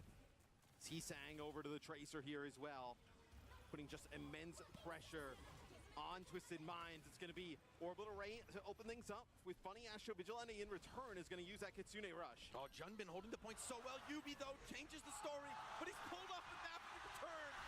Jorong and Stalker finding two. Just Quartz now, the standard bearer for TM.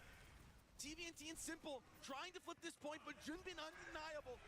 Refuses to back down from this Cassidy. He'll give his life, but he gets the job done. They do find Quartz, no flip here. Nice use of the artillery for the HP to stay alive. TVNT in so deep. Oh, he's gonna be delayed here, Matt. Yeah, this is miserable for TVNT. Clean up from Chorong. There will be no tank in this fight. TM need a massive stall.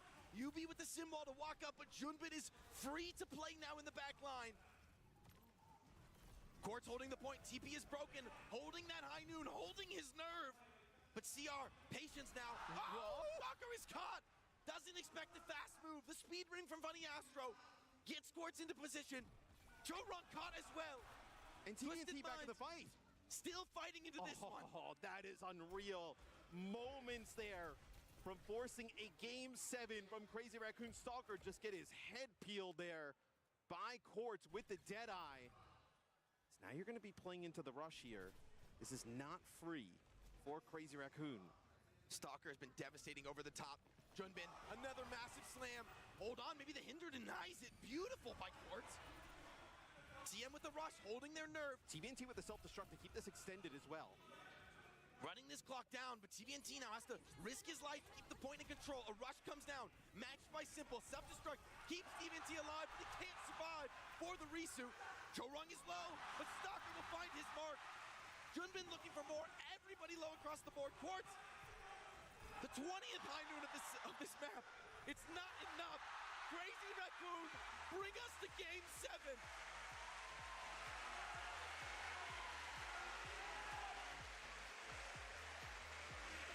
Couldn't end any other way.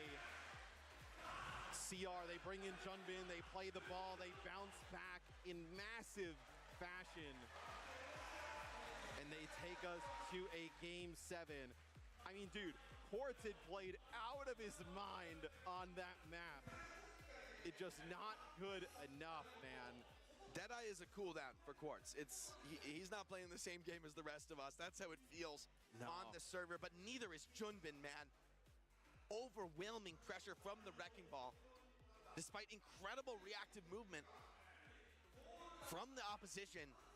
And I mean, you have to ban that in the last game? I would. I mean, that's been the issue, right? When they haven't lost with the ball yet. They've lost with just about everything else. The ball, yeah, it's been the answer for Junbin. Historically, a great matchup against Sim, a hero who hates to be booped around, disrupted, denied from utilizing the TPs as they prefer. And crucially, it allows you to put pressure on courts the way nothing else quite can so far in this series. Yeah, as we take a look at some of the highlights here. Nice shots there from courts yet again. But yeah, like you're talking about, I mean, dude, they have been unreal with the ball. And I think that's one thing that TM just doesn't really, like nobody in EMEA is playing, nobody really is playing ball, you know, outside of really what Zeta and CR and obviously the teams in APAC. Not a lot of ball players in EMEA. It just does not seem like something they feel good about playing against. This is some unbelievable support play, able to keep Stalker alive through that as he's like steals the health pack there from Simple. That is just so mean. Dude, some of these tracking moments from Heesang, I mean, it looks downright inhuman. Yes, this is the second round where things kind of started to turn, and then just more of that here at the end. Some kind of pre-fire there from Chorong, and then a slam on top of the TP. This is just dominated by Junbin. I mean, you see this, and you're just like, okay, well, we know. Let's lock in that TM ban for the game 7. I mean, just been so good on the ball. And then I think that kind of gives you a weird thing to work with here for if you're Crazy Raccoon. If the ball ban is the ban, who's the tank? Yeah. In game 7. I mean, the thing is, you're going to have to pick your tank before you know. Yeah. Right? You've got to lock it in. But honestly, could you really take Junbin out at a moment like this? I mean, no matter the ban, it'd be tough. I just don't know that you can. I mean, Max has played a phenomenal tournament. We've been singing his praises. And then what map do you go to? I don't even know, man. We are. Do you play Saravasa? I don't hate it. It's a place where Cassidy, Sim, look incredibly effective, consistent. Like a ball ban, play Saravasa? Yeah, like maybe you put Junbin on the Maga, which is something that it's a lot more team is understandable for they TM, can right? deal Like, with that. Yeah. They're comfortable pressuring these rush tanks. The way Quartz is playing, you'd rather not have a head hitbox. That's the way I'm looking at it. All right, so here's our series head-to-head, so we can get a little bit of an idea of where we're at. So 4 Twisted Minds here as we get into 7, right? I know the Jetpack Cat is available to get rid of. You also, I think the ball is the one that's like the clear one standing out here, right? If you're on the other side for CR, right? What you can ban Soj. Looking through some of the other ones. I mean, if you wanted to, you could ban Kiri. Is an option for Crazy Raccoon. So maybe a cat ban to come in also as a consideration for TM. I mean, maybe it's the ball, maybe it's the Cat Bastion, right? Like, so, I think there's different ways you could look at this. Well, yeah, I mean, you would have to kind of like be in the team comms to really kind of understand like what is the kind of root cause of that issue. Is it like if the cat is gone and the Bastion's on the ground, is it that much of an issue to deal with the ball? Is it because of the angles that the Bastion is at with the ball in combination with the Tracer?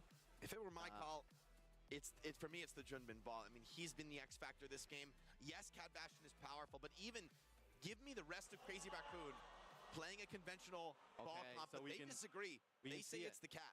Yeah, so it is a cat, and then like I was kind of talking to, they could ban the Soj, so they get rid of the Sojourn here, and that is going to force Quartz onto the Cassidy, which, not the worst thing in the world, right? But still, I mean, you think about, I know Runasapi was so good on the Sojourn, and the Saravasa is the map pick. That's kind of what I was talking about, where it feels like the place to go. It'll be the cat that gets removed here in Game 7. CR, they answer in response with the Sojourn. And we have gone the distance officially. No draws on Flashpoint, Matt. Are there any other hit scans you could play? It's just got to be the Cass here. I really don't think there's any other option, right? I mean, there are other hit scans, but the way Quartz is slanging bullets right now, I just don't see it. I just don't see it. I mean, the High Noon looks fantastic. It's, I think, one of the best hit scan to consistently combo with the Symmetra. You could consider a Bastion of your own, I think, depending on the matchup. CR could throw some chaos into the works here. I mean, Junbin's a flexible player. Wouldn't mind seeing him come out and maybe trying to hit some tricky swaps, maybe start with a poke comp, switch to the dive, right? Like to really throw a wrench into the works, but there's no margin for error now. I mean, do you think they play ball here? I mean, without the jetpack, like I think we get there. I think we get there. Yeah. I don't know. I mean, for me, the very first point on Suravasa, I quite like Sigma. Yeah. I think that range poke can feel really oppressive. Because I think the hard part with the Cat Bastion in combination with the ball is there is no target. Right? The target would be the Bastion, but he's up in the sky. So now if the Bastion's on the ground, if you can like use the defense matrix, live through some of that, right? You TP on top of the Bastion, you're in a good spot. I mean, could CR... I don't think you play Bastion without Cat, though. For CR, that is. Yeah. I think that's actually an interesting point. What is Stalker going to play? I don't think they're often going to play maybe a cast of their own. Could be a double flex look. We did see them play May Sim a little bit earlier, but you're not playing that here. You can't take the Space Sim mirror. I mean, come on. At this moment, with what TM have shown in a rush mirror, that would be too crazy for me. Personally, I would throw a conventional ball dive. I would say bring out the tracer, bring out the ball. We'll get it done the old-fashioned way. We don't need these modern tricks with the cat and the Bastion. You play Pharah Tracer with the ball? That second DPS pick is really vexing right now. It's like, oof, it doesn't feel great. I don't love the Pharah, but what else do you really go to? Maybe just a hit scan of your own. I do, maybe. Soldier 76, thoughts on that? He's Soldier, bro. I wouldn't mind like an Emmerich, could be interesting. Not see much Emery throughout this event.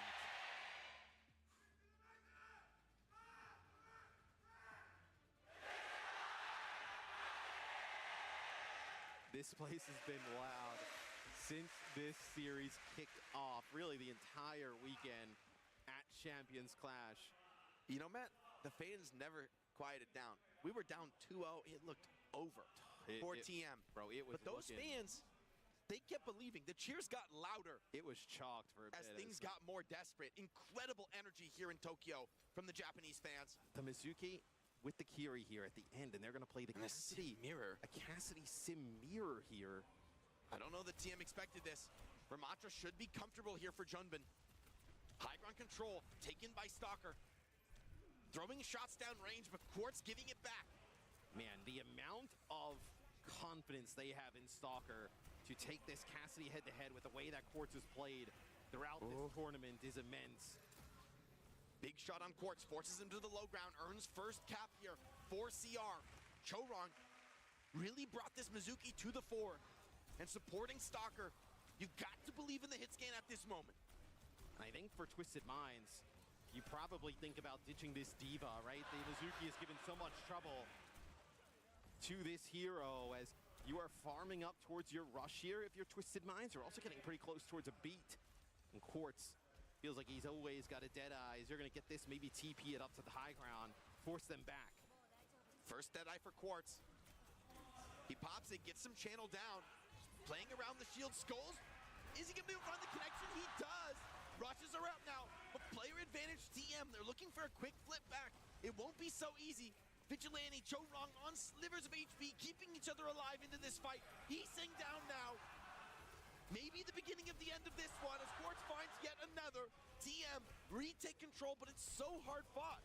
We're getting to 90% here for Crazy Raccoon on the first fight. Yeah, I mean, these fights just go for ages. Twisted Minds, they play for the Deadeye, they play for a rush off the rip.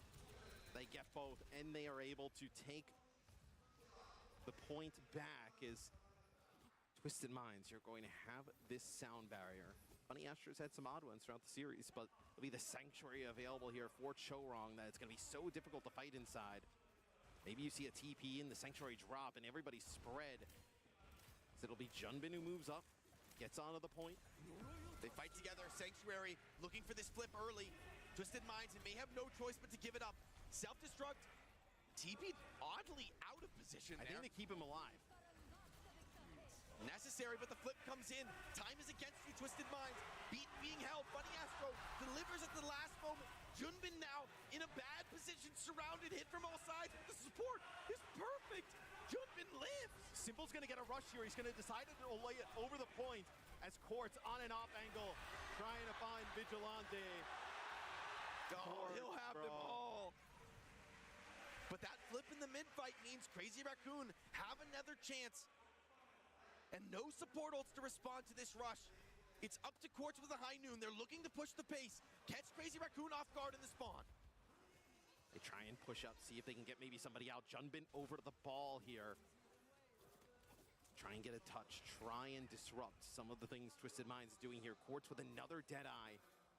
They're so good at TPing him around the map, Drake, and keeping him up. Junbin will move up. He will get a touch. Oh, it takes a lot of damage in the process. Chorong backing out as well, but here's the rush from Vigilante. Deadeye. Quartz, high noon. Where's it going? Holding the line. Looking for that skull connection. Chorong baits it out. Junbin, though, caught by the hinder. Will Ball be able to survive? It's up to Stalker to hold his nerve, find the kill back into this Astro's gonna fight. get beat. Astro's gonna get beat here. It's so close, he needs it. Chorong 80 to the Sanctuary himself. Here comes the beat. Twisted Minds look to overwhelm quickly, but Junbin delays the push. The headshot is good on the Heesang. Will it be good enough for the finish? Oh, he gets it done. And TVNT Oh, they weren't on the point, and they are not able to keep it going. Oh, the C9 at this moment. But if this is any portent map, we're in for a fantastic final map of this series.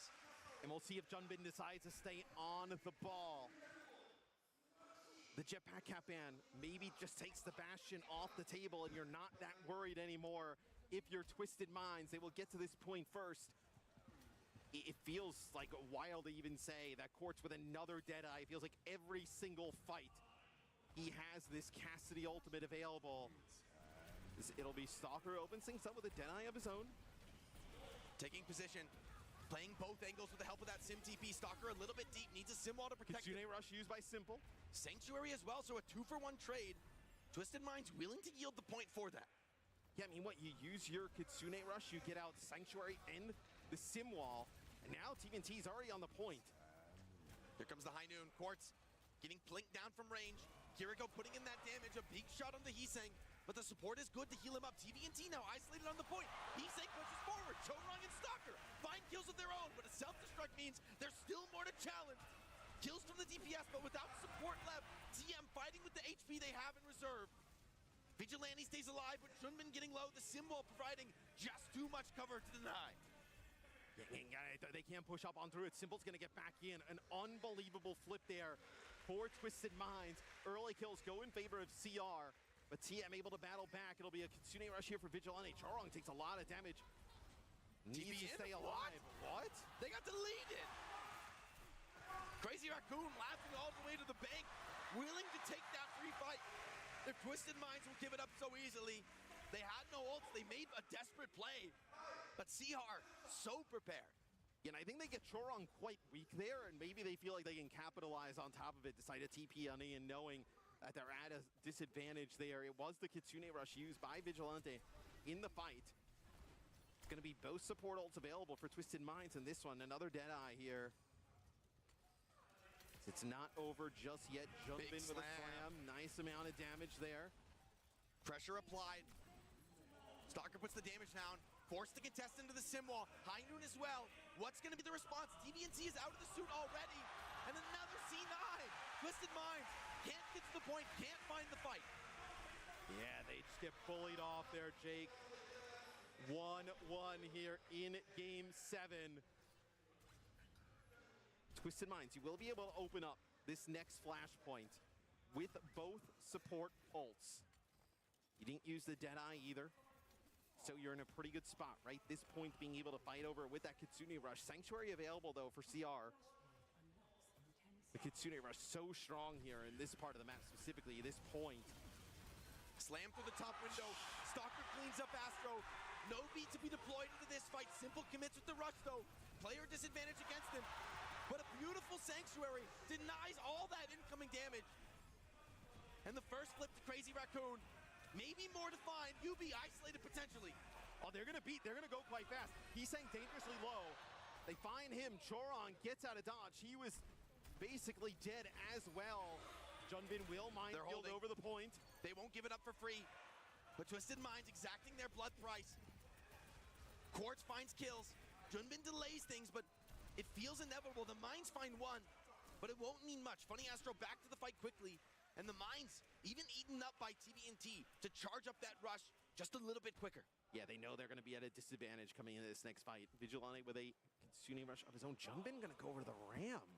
I like how they were looking with the ball. I know the Ram obviously great for Junbin. We'll see how it works out here fighting inside of the Kitsune Rush. Yeah, at this point, though, so close range. Nice TP forward to the corner. Heesang takes position. High Noon is out from Quartz. TP's to the backline. Can he find the connection? Back and forth he goes, and two is one and a third. He wants more. A fourth on the plate. Quartz. And Junbin forced to just head off the map for a reset. Quartz and UB side by side. So many trophies lifted by this duo, and maybe just one more to be found today. Bro, the Deadeyes and just kind of going side to side. One spawn with the Ramantra. We are back to the ball here to try and get a touch. It's going to be an overtime fight, but still something to play for. Twisted Minds holding back, ready for the inevitable attack. Junbin pressures the point. Moment of pause, but the rush comes out, breaking the calm.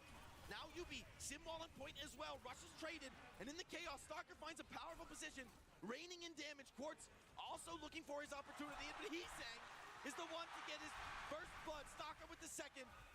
Does cost Stalker his life, but as the flip comes in, Crazy Raccoon keeping this point in contest. We are going to a final fight on this checkpoint. Oh, hold on, they're trying to get Simple out of here with TVNT. Junbin will not chase. You're gonna have another fight here for Twisted Minds. This one not over yet. This flashpoint so important. Would send somebody to game point, championship point in our game 7. Again and again, the High Noons ring out.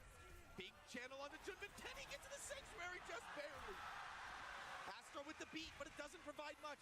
Junbin throws caution to the wind now, straight into the backline, pulling the attention. Stalker raining in damage. It's his turn to hold this 6-shooter flank from behind. Yubi shuts him down, but Junbin and Heesang have done their work. And Crazy Raccoon remain healthy, finding themselves on championship point here on Surabasa. One more point for CR. Be able to take Champions Clash, and TVNT will go over to the Maga. Trying to deal with this pressure from the Wrecking Ball of Junbin. The Mizuki may be a little bit less impactful against the Maga as well, as opposed to the Diva. Stalker just trying to find some damage at range. Simple gonna take some of that damage, turn into a Kitsune Rush. TP to the high ground. Yeah, that's an aggressive It's a TP fake. there, yeah. Does it pull attention? Junbin, big slam, connects through the heart of TVNT. But he stays alive for now. The rush ensuring a powerful position. Simbo from Heesang proving to be enough. A counter rush from Vigilante. Decisive advantage now for CR, but can they clean up the fight? Twisted Minds back off, but there's nowhere to run, nowhere to hide. Heesang cleans them. Stalker finds another, and Simple has to take a long walk off the short pier.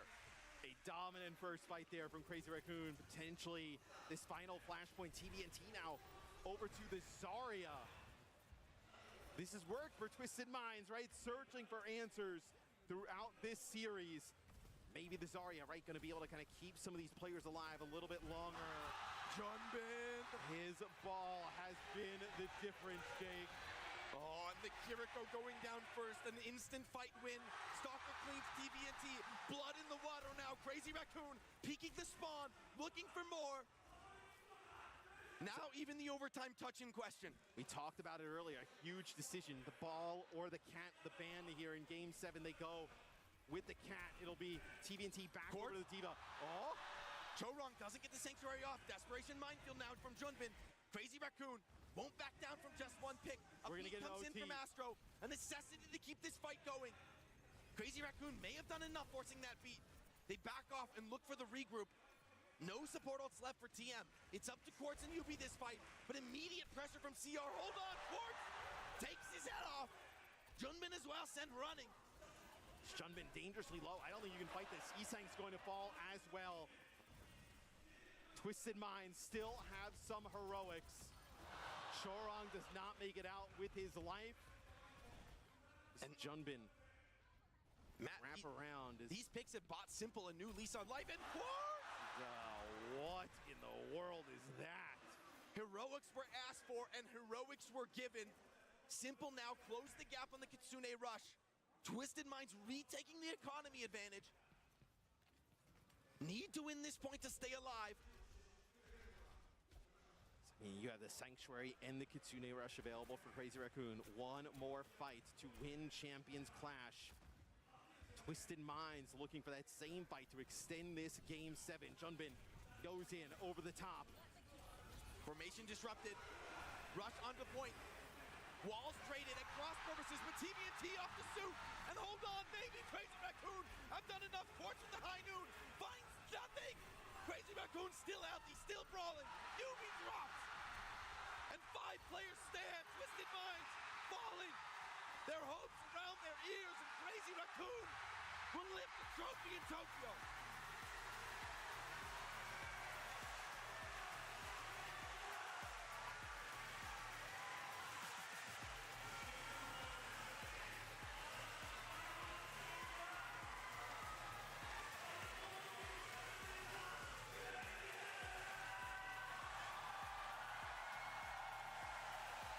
What an unbelievable series, Jake.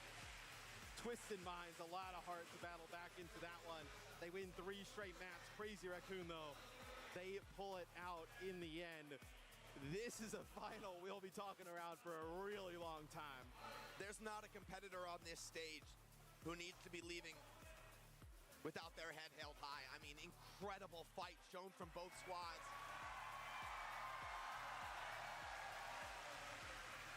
The energy here, palpable. They had to work for this one, Matt. They took the long, hard road in this series. Yeah, and Crazy Raccoon getting everybody together to lift this trophy, Jake. It's an incredible moment. One that I think these players will remember, as you said, Matt. One that will go down in Overwatch history. You can see what it means to them, the work that they put in, the trials and tribulations they had to fight through. An incredible team effort from Crazy Raccoon.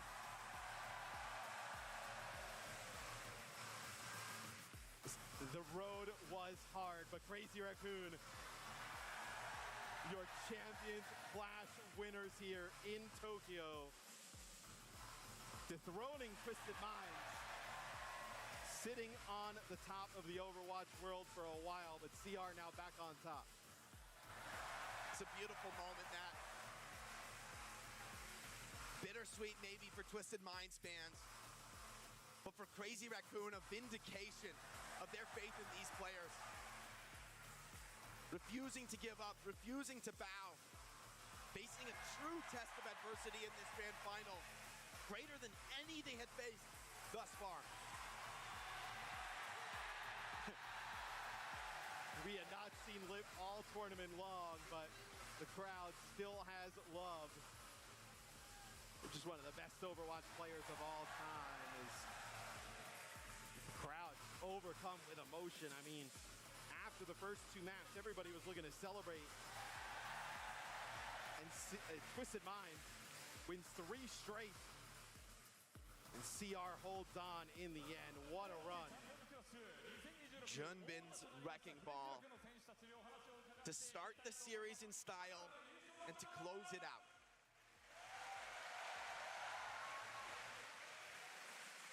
And let's go down to the stage with Danny, Gavin, and our Champions Clash winners, Crazy Raccoon. Guys, you guys did it. You guys are the champions for Champions Clash. Big congratulations. Let's start off with Chorong. You get to start off the interview. Yeah, first one's gonna be simple. You guys are finally the champions. How do you feel right now? 자, 일단 우승 너무 축하드리면서 드디어 해내셨네요. 이제 챔피언이 되셨습니다. 지금 소감 한 말씀 부탁드릴게요. 솔직히 2대0으로 이겼을 때 좀 가볍게 이길 줄 알았는데 이게 진짜 챔피언은 다르긴 하네요. 이게 상대가 조합을 좀 진짜 되게 좀 신기하게 좀 맛있는 조합들을 많이 하더라고요. 그래서 좀 힘들었는데 그래도 우승해서 기분 좋네요. まずはチョロン選手に今どんな気持ちですかということで。 And Chorong said, yeah, I mean, it does feel really good to be crowned as champions. I feel like our opponents had a lot of tasty kind of fun competitions to come up with, but it did really feel good to beat that and be the champions for Champions Clash. もちろん優勝は本当にとっても気持ちいいんですけど、もう本当に相手がすごい味付けたくさんの構成を用意してきたんですけど、それでもちゃんと倒してこのチャンピオンズクラッシュの優勝になったのが非常に気持ちよくて嬉しいという気持ちです。Talking about becoming the champions, I mean, you guys did win the Champions Clash last year in Hangzhou as well, and now in Japan, you guys are also, this is your second time winning the Champions Clash. So, what does Champions Clash, that title, mean to you? チャンピオンズクラッシュは前回も優勝したと思いますが、今回も日本でチャンピオンズクラッシュ優勝するということで、そのチャンピオンズクラッシュは自分たちにどういったものなのでしょうか。CR이 작년 항저우에서 아무래도 챔피언 클래시를 이기고 또 이번에 똑같은 챔피언스 클래시를 일본에서도 이겨서 우승을 2번이나 하셨는데 이 챔피언스 클래시라는 타이틀이 이 CR 팀에게 좀 어떤 의미가 있다고 생각을 하시나요? 첫 번째 국제 대회인 만큼 매우 중요한 대회였다고 생각을 하고, 이번 대회는 크레이지 라쿤의 지역인 일본에서 저희가 경기를 했는데 우승을 하게 되어서 매우 영광이고 감사합니다. 기분 좋네요. Yeah, definitely both have really good meanings. First of all, winning the Champions League last year was also very important because it's a major title, and also this one's even more special because it is in Japan, and yeah, it always feels good to win a tournament and becoming the champions. I love Japan. もちろん前回優勝した時はそのタイトルもらえて本当に嬉しい気持ちだったんですけど、今回はクレイジーラクーンの日本というところでちゃんと日本でも優勝できたのがすごく嬉しい気持ちがあります。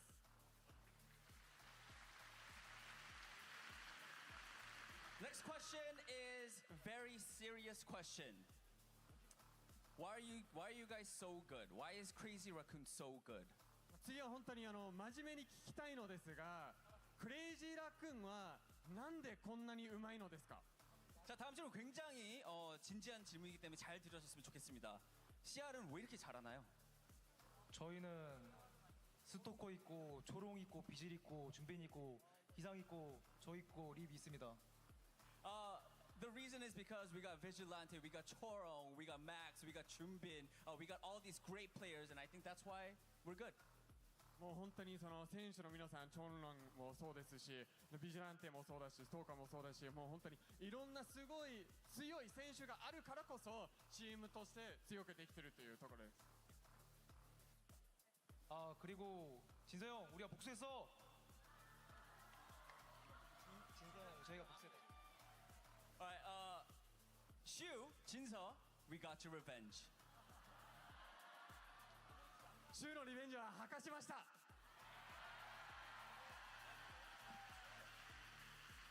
자, 준비 선수.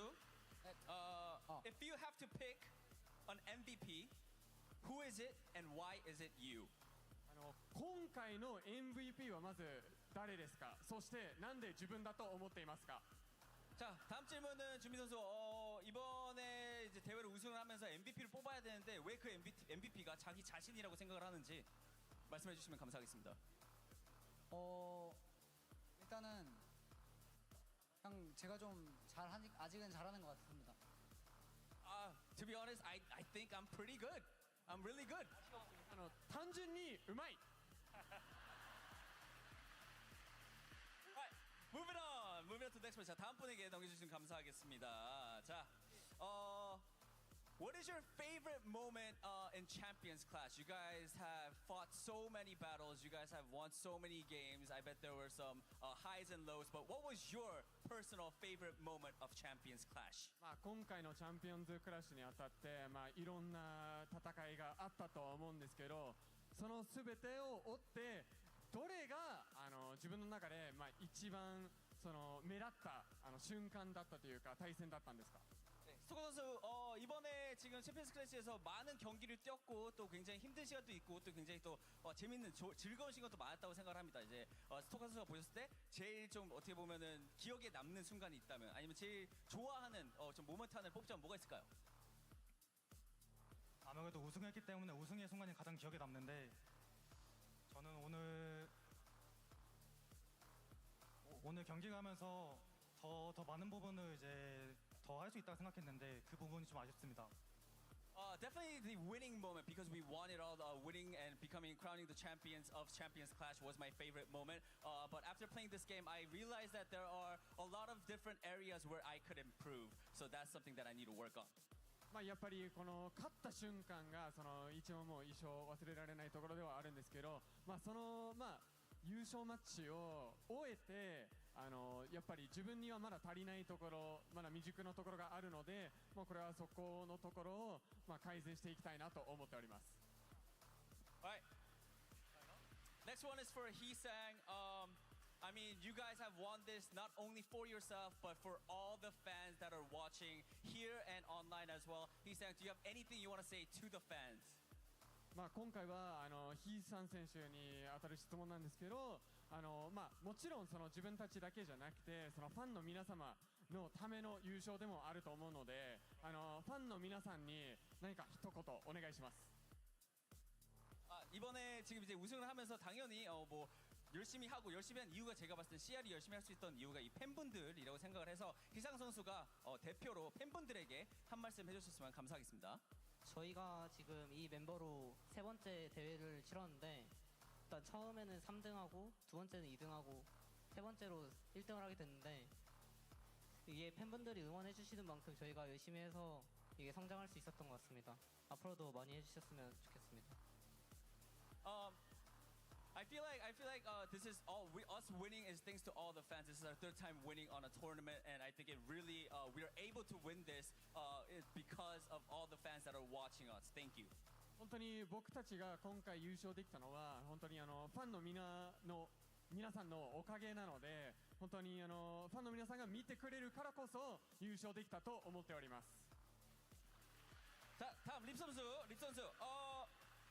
What's next, Lip, for CR? I mean, after winning this, what's next for CR? What can the fans expect from you guys? 今回優勝したと思うんですけど、CR にとって次は何なのでしょうか。 이제 CR이 이번 우승을 한 다음에 이제 팬분들은 이제 무엇을 기대하면 될까요? CR한테서.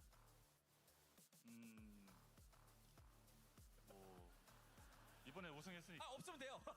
이번에 우승했으니까 이제 뭐 다음에 있을 EWC 대회든 더 큰 대회든 잘 극복하고 이제 어려운 상황이 와도 잘 극복하고 우승할 수 있을 거라는 게 확신이 믿음과 신뢰가 생길 수 있겠죠. Because winning this, of course, we will be preparing for our next bigger tournament and performing, or putting out a better performance. And because we won this, I feel like we have the confidence in ourselves to do better in the next tournaments to come. やっぱり次の大会に向けても準備しないといけないんですけど、今回は優勝したからこそ次の大会に向けても自信を持って優勝できるとは思っております。 All right, last but not least, of course, Head Coach Moon. Final question. You guys won, and you and your players pour your hearts out. Do you have any message for your players? 最後にはコーチムーンにお聞きしたいんですけど、今回本当にプレイヤーの皆さんは全力で頑張ってくれたと思うんですけど、プレイヤーの皆さんに何か一言お願いします。 자, 감독님 마지막으로 우리 고생한 팬이래 죄송합니다. 고생한 우리 선수분들에게 한 말씀 부탁드리겠습니다. 일단 좀 힘든 상황을 계속 겪었는데 잘 이겨내줘서 너무 고맙고 잘 따라와줘서 너무 고맙고요. 앞으로도 잘 해보자 얘들아. 고맙다. Guys, thank you for. I know there were a lot of difficult times and challenges, but you guys overcame all of that. Thank you so much for that, and let's try to be better moving forward. Thank you so much. Love you guys. もう本当に難しい瞬間はたくさんあったと思うんですけど、それを乗り越えてちゃんと優勝できたのが本当にありがとうございます。皆さん本当に大好きです。ありがとうございました。 Crazy Raccoons, everybody! 改めましてクレイジーラクーンに大きな拍手をお願いいたします。さあということでこれにて3日間にわたるオーバーウォッチチャンピオンクラッシュ2026すべての戦いが終了しました。オーバーウォッチ10周年の節目を迎える今日皆さんとこの東京で行われた世界大会の興奮を共有できたことを幸せに思います。この長きにわたる最高の旅路を最後の最後まで応援してくださりありがとうございました。さあということで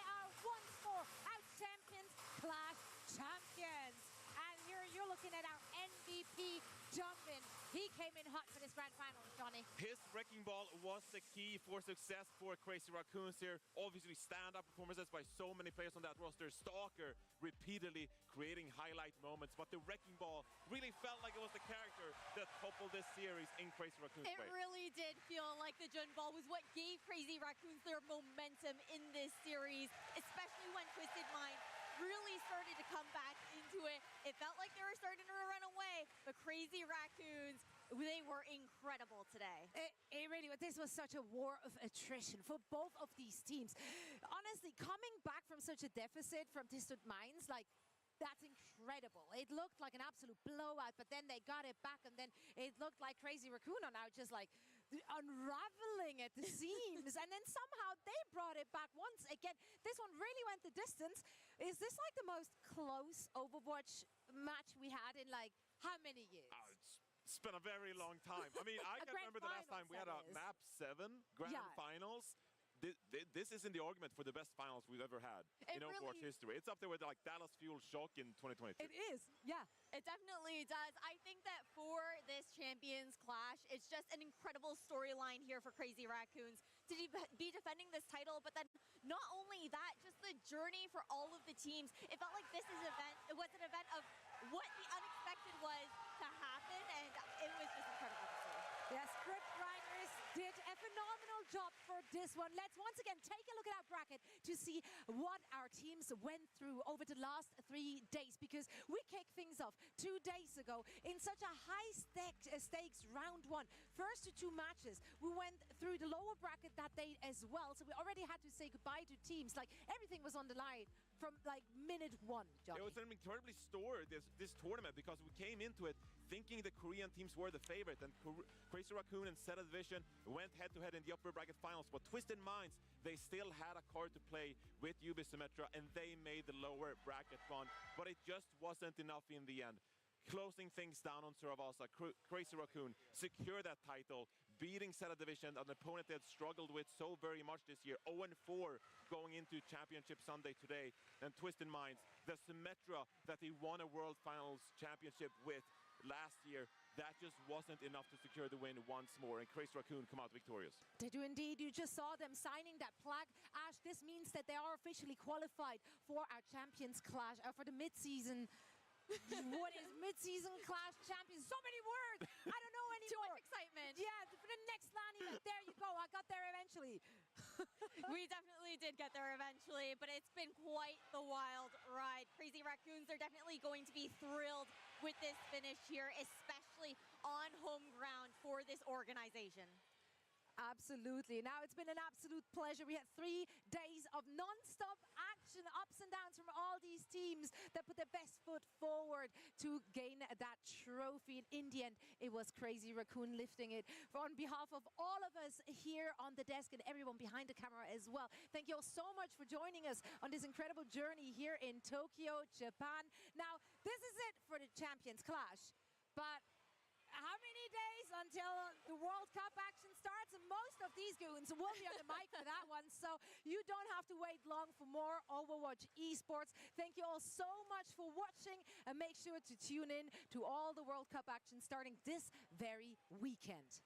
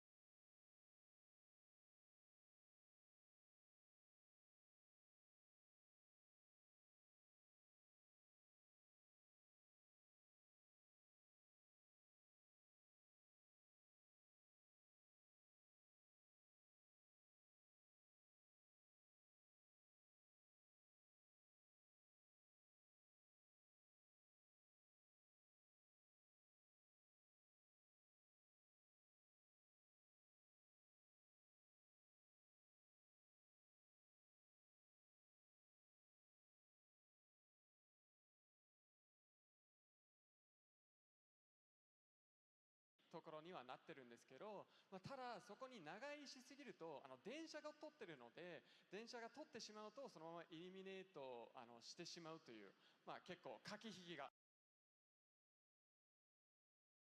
We're going to have some of the players from Barrel, Tayo's going to be out there on the stage as well. Even when the Japanese, I think Dion was saying, is this Billy? Dude, he got up.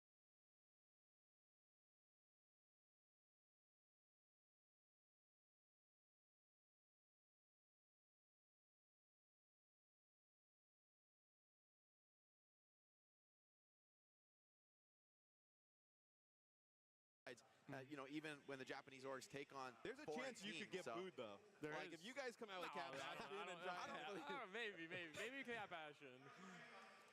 We take a look at some of the highlights of the map. As I know you probably had a really early look at it, but once the Overwatch art team gets their hands on it, man, they always could. Yeah, no, this looks like a beautiful map overall. It's also a hybrid. Shoot and Fight have already done. They've got ults coming up. Like this Nano is so early. 言いたいというところですね。ユビ選手ありがとうございました。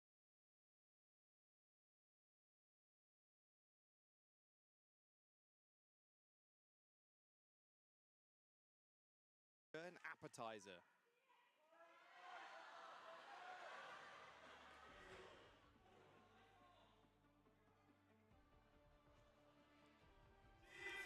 Yeah, even cheers for the.